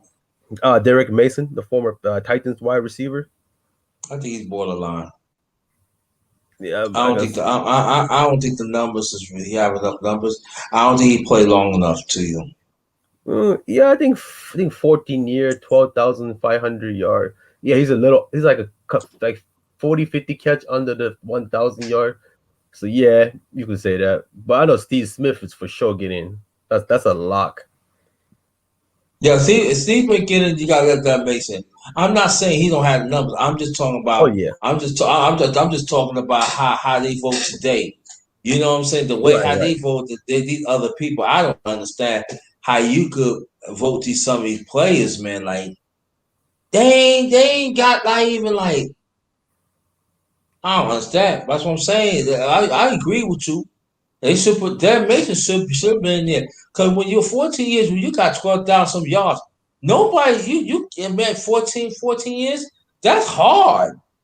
I do. Yeah, that's averaging. That's averaging nearly 81 to 82 reception. You know how hard it is in the run heavy offense in the early late 90s to the early 2000s. You know how hard to get 80 plus reception in the early right. And how they don't get the ball thrown to? Yeah. Mark Clayton, and Mark Duke, they should be in the Hall of Fame. They need to get in there. But, Mr. Miami, I know you bought it for David Boston. Don't lie. you got David Boston. You got David Boston jersey in your gym set. Don't lie. David Boston. Yo, you said David Boston. That means you said David Boston. That means you trolling, dog. You trolling. Yeah, Mr. Miami. You got his jersey, man. Not Bernie. me. I like going. Winslow and Sharper. What the fuck? Opinion on Mark Bolger? Bolger was average at best. Marvin Harrison always gets the prime mention. Yeah, he does. Harrison had a hell of a career. I like Clayton and Mark Rupert and Clayton. So let me ask you a question. Do you think Joe Klecko should be in the Hall of Fame? Yes, God, yes. I think Oh yeah. He should have been. He should have been in the Hall of Fame 30 years ago. Okay. If it's later, he should have got it in 2005. Joe Klecko should have been in Canton. Yeah, I'm saying he played three different positions, and each of them he had double sacks, double cover sacks, and play the run, and also play the run real well too. True. Well, what's the let me see. What makes it so hard for one of the Swiss Army players but been in the NFL for so long, but it's hard to put them to get the boat enough boat like the player like Devin Hester, Darren Sproles, and Josh Cribbs. Like I think people are still not appreciating the special team players. There's so many special players in the 70s and from 60s to all the way to 90s should have been Hall of Fame right now. They never will. That's the sad part, though. I know. But It shouldn't. But I pray to God David has to make the Hall of Fame because he deserve it. I don't know. So is Darren. So is Darren Sproul. He broke the all-purpose. He broke he broke the most purpose yard in the one. His first year with Saints. I think he had like 2,400 all-purpose yard. That by one player. That is insane. That's 60% of the offense. Gosh, that's true. But what about Desmond Howard? Desmond Howard. Do you Will believe you put him in the Hall of Fame? No, Master Tito. Oh, he should, but I think so because I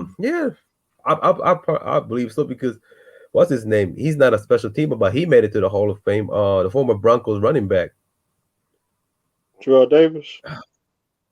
Yeah, 6 years. He only played 6 years. Yeah, 6 years, but he still got in though because the 2 incredible years. And Howard, I was. Oh, sorry. No, I'm sorry. No, sorry. How long? I'm trying to remember how long did Howard did play. I'm trying to remember because I can't recall right now. I think Howard played like 9 years. Okay, but personally, granted, I do believe he should get in the Hall of Fame. He I don't know everybody else, but I personally believe he should be in the Hall of Fame. What about Ahman Green from the Ahman Green, running back from Green Bay? Yeah. Oh, that one is tough, man. Because I don't think he have enough yards. I don't think he cracked 9 with 10,000. I think no, he doesn't. He has the 97 or 9,800 ish. Yeah, but what about Fred Taylor? Fred Taylor has almost 12,500 yards. I'm surprised. He should have been in the Hall of Fame. But he didn't win. Steve Smith. He didn't play with David Carr. Steve Smith played with Jake Delhomme and Joe Flacco. How is Wes Walker regarded? Weird career. Steve, wide receiver coach with the Niners. Desmond got a Heisman and a Super Bowl. Nice career. Yeah, he's not Woodson, but he got one. Yeah, you're right. Yeah, Green Bay. Wow, Green Bay took it back. Right now. He got Green Bay. You took it back, and Jake Jerome, the former Louisiana Raging Cajun. Speaking of Louisiana Tech, next year, Mace, there's a quarterback. I think he will get drafted. Though that's from Raging Cajun. He's a dual threat quarterback, but I think I can see him as a Taysom Hill type of player. Than being a traditional quarterback. Really? Mm-hmm. Okay. Yep. From Raging Cajun. What's his name? Damn, he's a senior now. I think he's a super senior, I believe. I think Green Bay would be fascinating to hear about. Yeah, and Raging, and I know he's gonna put up a number because the Raging Cajun was number 15 in the nation. And what's scary is the 81% of the starters are back, except they lost to running back Elijah Mitchell to the 49ers and Trey Lagas. I was surprised he went undrafted.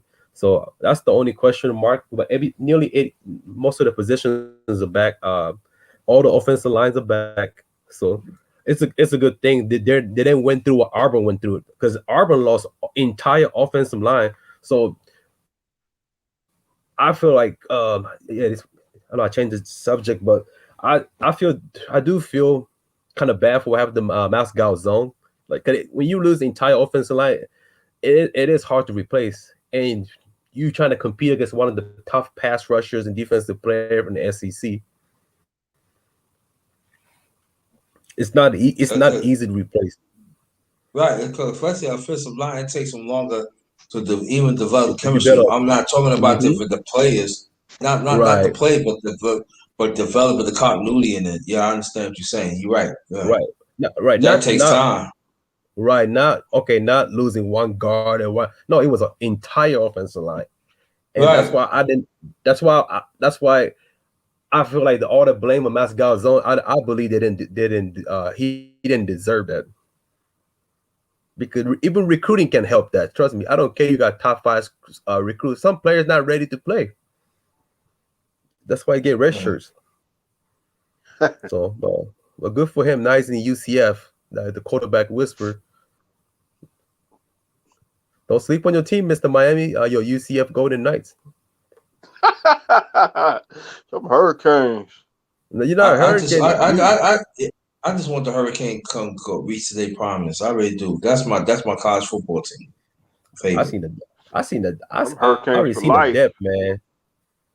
No, you said Orlando Magic for life last night, man. Hey, hold on, Mr. Miami. I gotta check you, bro. I'm on Miami Heat for life. No, but no, you said you were Charlotte Hornets for life yesterday. Not me, because I wasn't on here yesterday. I think it was DJ, you're lying, man. You're lying, DJ, man. You talking about money, man. That money don't lie, man. Money don't lie. Man, he don't lie. I know money don't lie. He don't. He changed his name to Mr. Like Teddy Johnson said, everybody got a price. That's what I'm trying to tell you, Mr. Money don't lie. I'm telling you, I know for a while. He don't lie. Don't get on him now. Come on now. Leave him alone. He don't lie. He don't lie now. DJ, I gotta keep an eye on you though. You tell lies, so that's falseness. You don't lie. Mr. Money don't lie. I know. Yeah, Mr. Miami. I check him out. Yeah, everybody got a price. That's right. Everybody got a doggone price, and you lying on it. You know what I'm saying? Do you have a price? Everybody got a price. It's like right. I got a doggone price. That's how I'm trying to mess with Mr. Money right there. You know what I'm saying? We gotta talk. See, we gotta get an RV.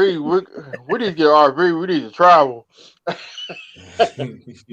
Listen, hey, travel to shit. We all go to fucking Miami. Watch the fucking BLM Black Lives Matter riot.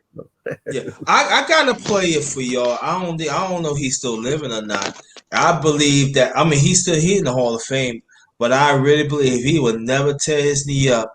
Gail Sayers, if he would play long, like I said, another 5-6 years, he would just shatter records of special teams, running back, you name. Oh my God! Rest in peace, Gail Sayers. Oh my God! If he would never got hurt, I mean, he played actually. Yeah, he was okay, but if he would never hurt his knee. What numbers he could have been? Oh my God! Yo, Manzano, come back up. I'll let you in if you're hearing. Hey, do y'all agree on that? Hell yeah. What? I believe Gail Sayers would have put up Barry Sanders record. Barry Sanders number. And I'm gonna tell you, one player, Barry Sanders too. If Barry would have had like at least about another,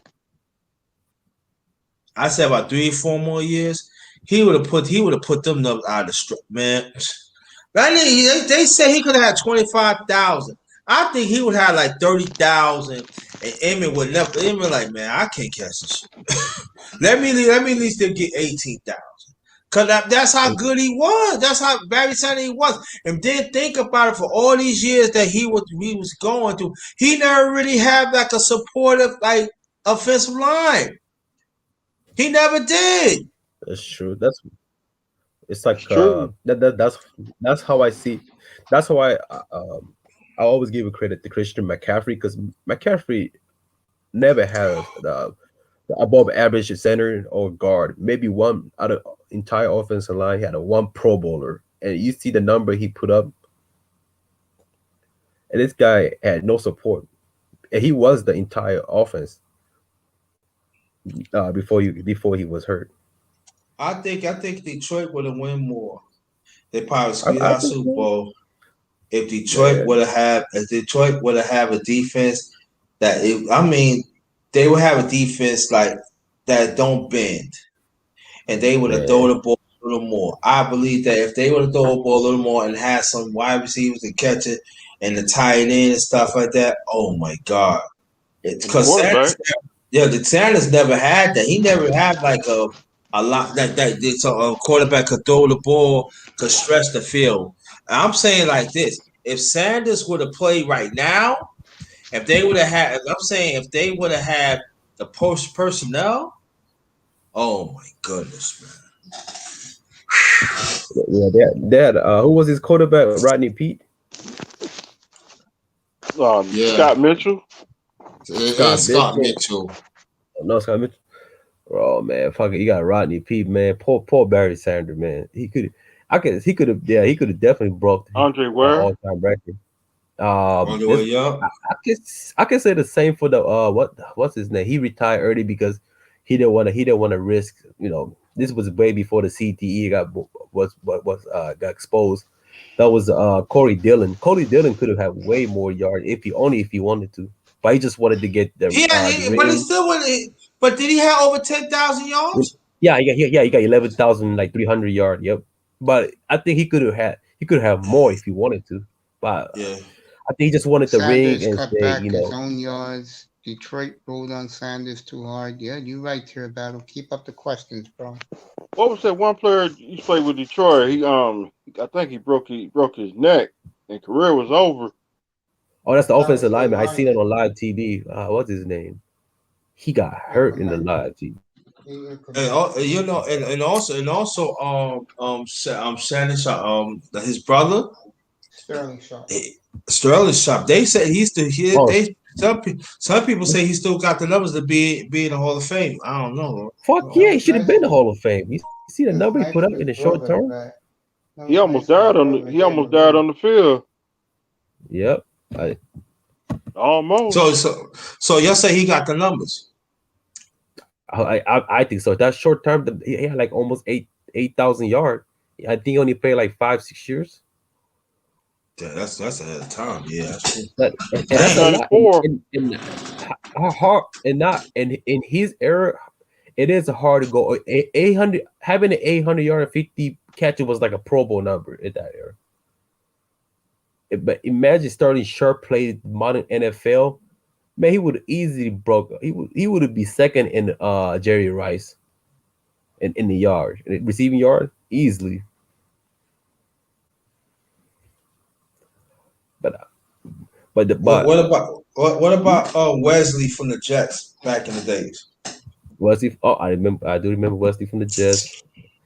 Who else was it? Wesley Walker. Robertius Coles was former Jet. Walker Coles was. He was in the 80s. He had one eye. One eye, yo, and he was putting up numbers. I don't know that goes to the NFL, goes to the Hall of Fame, but he played a lot of years too. True.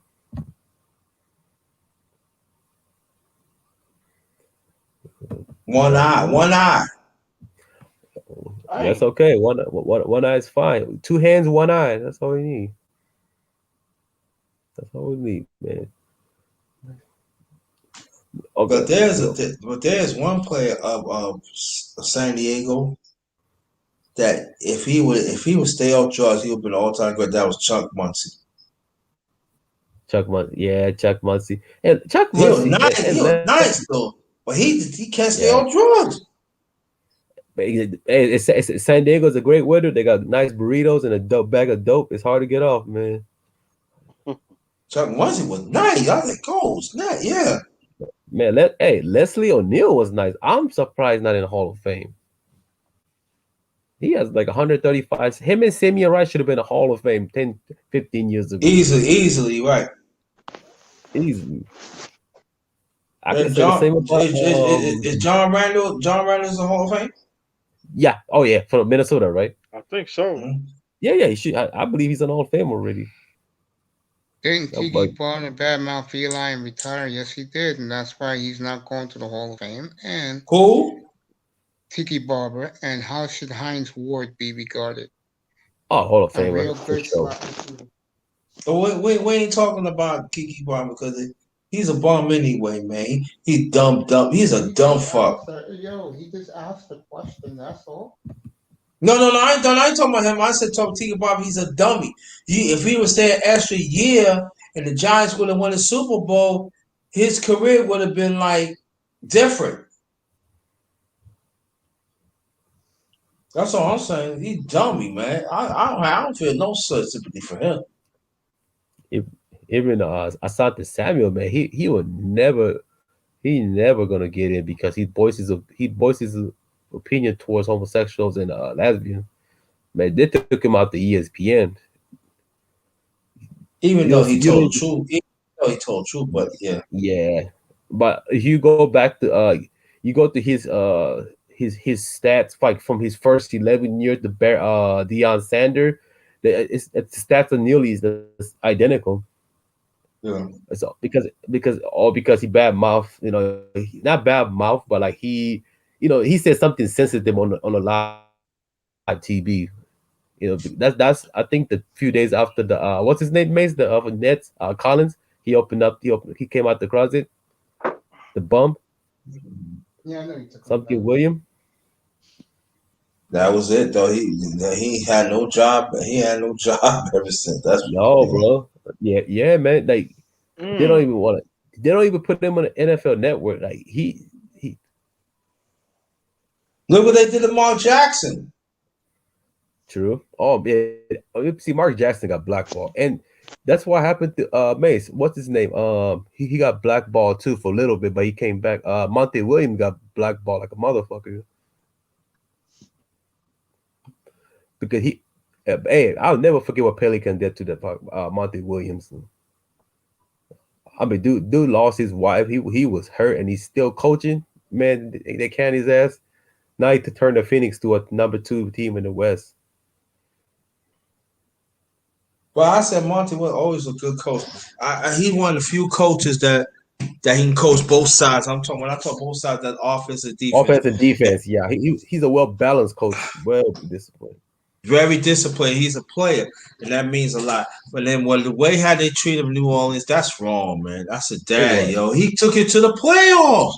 Yeah. How you could let him go like that? And the players, and not just that, and he just lost his wife. That's what kind of bothers me. Yeah. And you see the player. Some player ask for demand for trade. They look at them. They look at the organization in a different way. I say, hold on, there are players that are actually crying with coaches. Even like you got Boogie. Boogie ain't like how they treat Montel. They ain't like it. He didn't like it. That's why he wanted to leave. Yep. Now Pelican got us. Stan Van Gundy, aka Ron Jeremy. This is 2021. Why is Van Gundy still coaching in the modern NBA? I know it's terrible, right? And this is where me and General had a big difference of opinion. I said, how come you look at the Bulls? I think they'll be what the Knicks will be next year with a full year of Markkanen and Vukovic together. Then you look at Young, who's with Atlanta. Okay. Mm-hmm. Then you got our boy in Memphis, Ja Morant. Then there's one more who made Doncic. How come our good buddy Williamson can't make it? Who? Zion Williamson. Yeah. Yeah, that's my point. You was up here with me and General got into it a couple of weeks ago. I was. Yeah, right. I was. I was up there. Yeah, Mr. Miami was too. Yeah. After I got done moving. All right, let me read this. I'll start with how should Hines Ward be regarded as one of the great slot receivers and blocking receivers ever? How did Jason Pierre-Paul career rank? Hey, you got 3 rings, right? Asante Samuel Jr. will get his chance here in San Diego. The media is so sensitive about their own kind. Yeah, of course they are. Unless they do something against like a rape or something crazy like that, God forbid. Yeah. Anthony Davis didn't look out for anybody on the Pelicans. That's true. And Stan Van Gundy and his brother are media members. Yes, they are. Scumbags.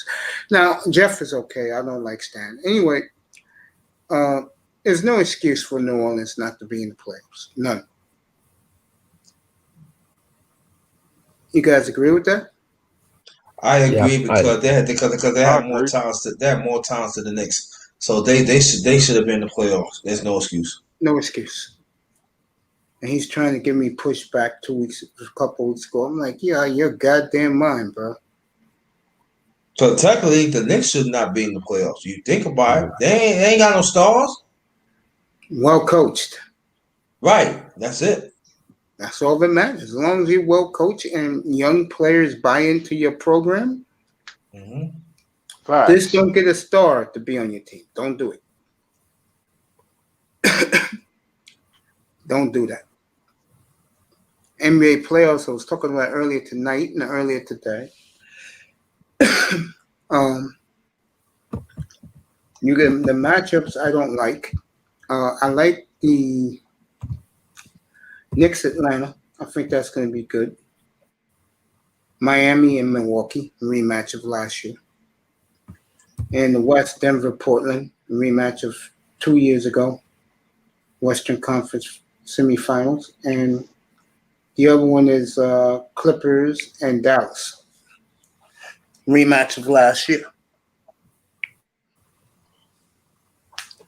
So the other matchups you don't know because you have to see when's the playing games. Memphis and San Antonio's one playing game. The other one's Lakers, Warriors. Boston and I forgot who Boston's playing. And I know the other one's Indiana and the Wizards. So now the NBA has all the way to 10 seed now. Indiana finished the 8th. I thought Washington was 8. Actually Wizards are 8th place. I'll let you know right now. Yeah, Wizards should be in 8th place. Indiana. I think Indiana's in the 9th or 10th. I'll tell you right now. Got it right here.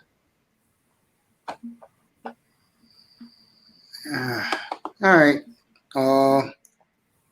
Get this right.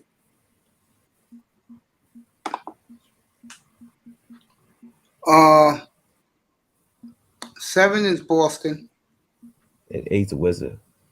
8 is Indiana. 9, which is 10 Charlotte. Okay. Sorry, I kept thinking Wizard was in the 8th place. But I don't understand this 9th and 10th season in the playoff. Stupid. But we are talking the NBA here. No league is dumber, in my opinion, than the NBA. I mean, what happened to after the All-Star break? And let's fight for the 8th seed. It's like it's not exciting, man. No, it's not.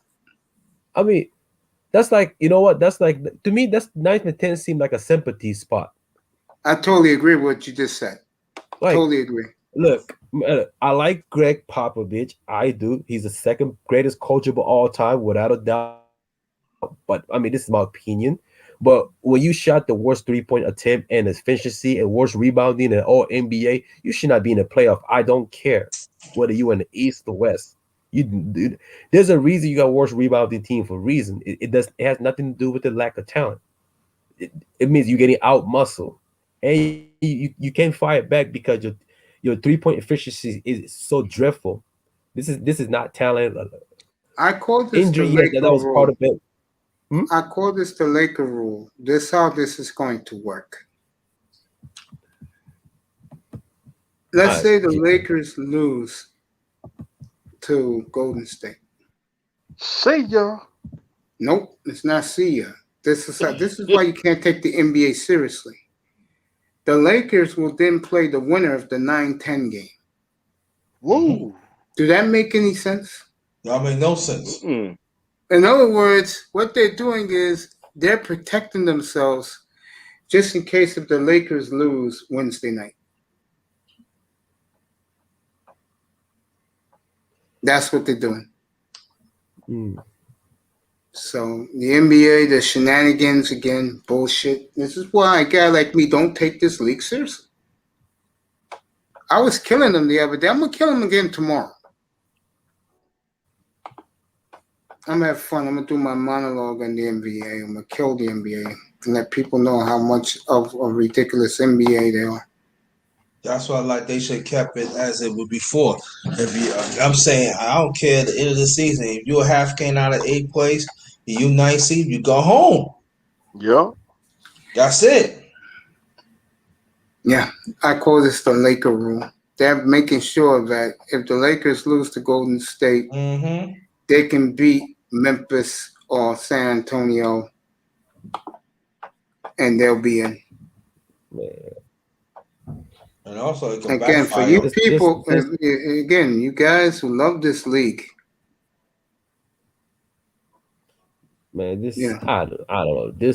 This 17 games in NFL and an extra slot for the playoff in NBA doesn't make any zero sense. I don't know. And that means less games of preseason. That means that's gonna slow up the people that's gonna come on. Because sometimes there are some players out of late bloomers, they can make the team. That means you cutting them. and this is why, I'll say it again, the ratings are dying in the NBA. And why football is the king of America, because football, I mean, some people think the Brady thing was fixed. It's about the Super Bowl. Yeah, and him getting there like he did.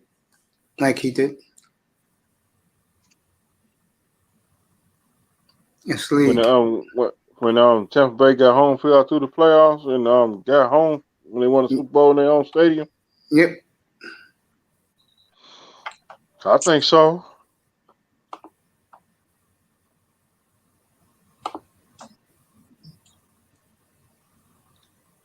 Next time Tom Brady gets Super Bowl, I ain't gonna even sit down and watch it.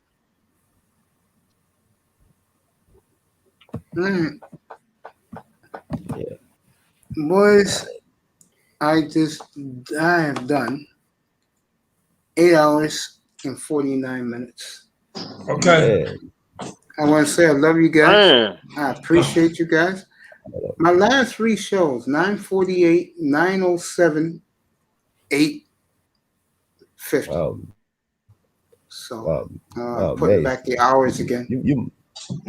Wow, man, you must took like 36 pack of a 5-hour energy drink and ate it like for 80 piece of wings to stay up. Shout out to my brother, Little Big Nate. Congratulations to him. He nicknamed me the Marathon Man, and he got his 1,000 subscribed yesterday in 2 months. Good for him. Wow. So congratulations to Little Big Nate, and I love him. And he's gonna have me in a one-on-one. It's gonna be good stuff. It's gonna be about my personal life. Oh yeah, Mace, I got my popcorn ready. Hey, sisterhood is over. Let's do this. There'll be plenty of bashing of the sisterhood. I promise you that. No, come on, man. You gotta put some hot sauce on it, man. I want to thank Team Man, Battle. that's too spicy. I want to thank Manzano. Spicy like here. fucking Miami Riot. Yeah. I Test Thai Church. Mr. Man. Number one grinder. Grinder. Of course, my boy Tack. Grinder. You know the saying, folks. I live by this. No drinking, no partying, no clubbing, no women. Stop lying, man. No smoking, no recreational drugs. Lying, Don't waste your time fighting for these chicken head baby mamas. They're a waste of time. Stop lying, Mace. Yeah. Stop And lying. also check out my box. Check out my boxing I did earlier, man. Check that out. I will. Shout out to everybody in the chat. Say Much no love, to respect. Okay. I didn't know you like. Sorry, I didn't know you like the- boxing. Say I got a lot of stuff in my box. A lot of stuff. Say- Check it out. Nah, let's start Okay, this I'm over gonna check again. it out. You know, hit me. Her was my Alright, favorite I'm boxer. So. I'm gonna start sorry, this Mace. over again. No drinking, no partying, no clubbing, Don't no lie. smoking, Don't no lie. recreational drugs, Don't lie. no fighting over chicken head baby mamas. Don't lie, Mace. Also, no PhD bitches. Say no to them. Don't lie, Mace.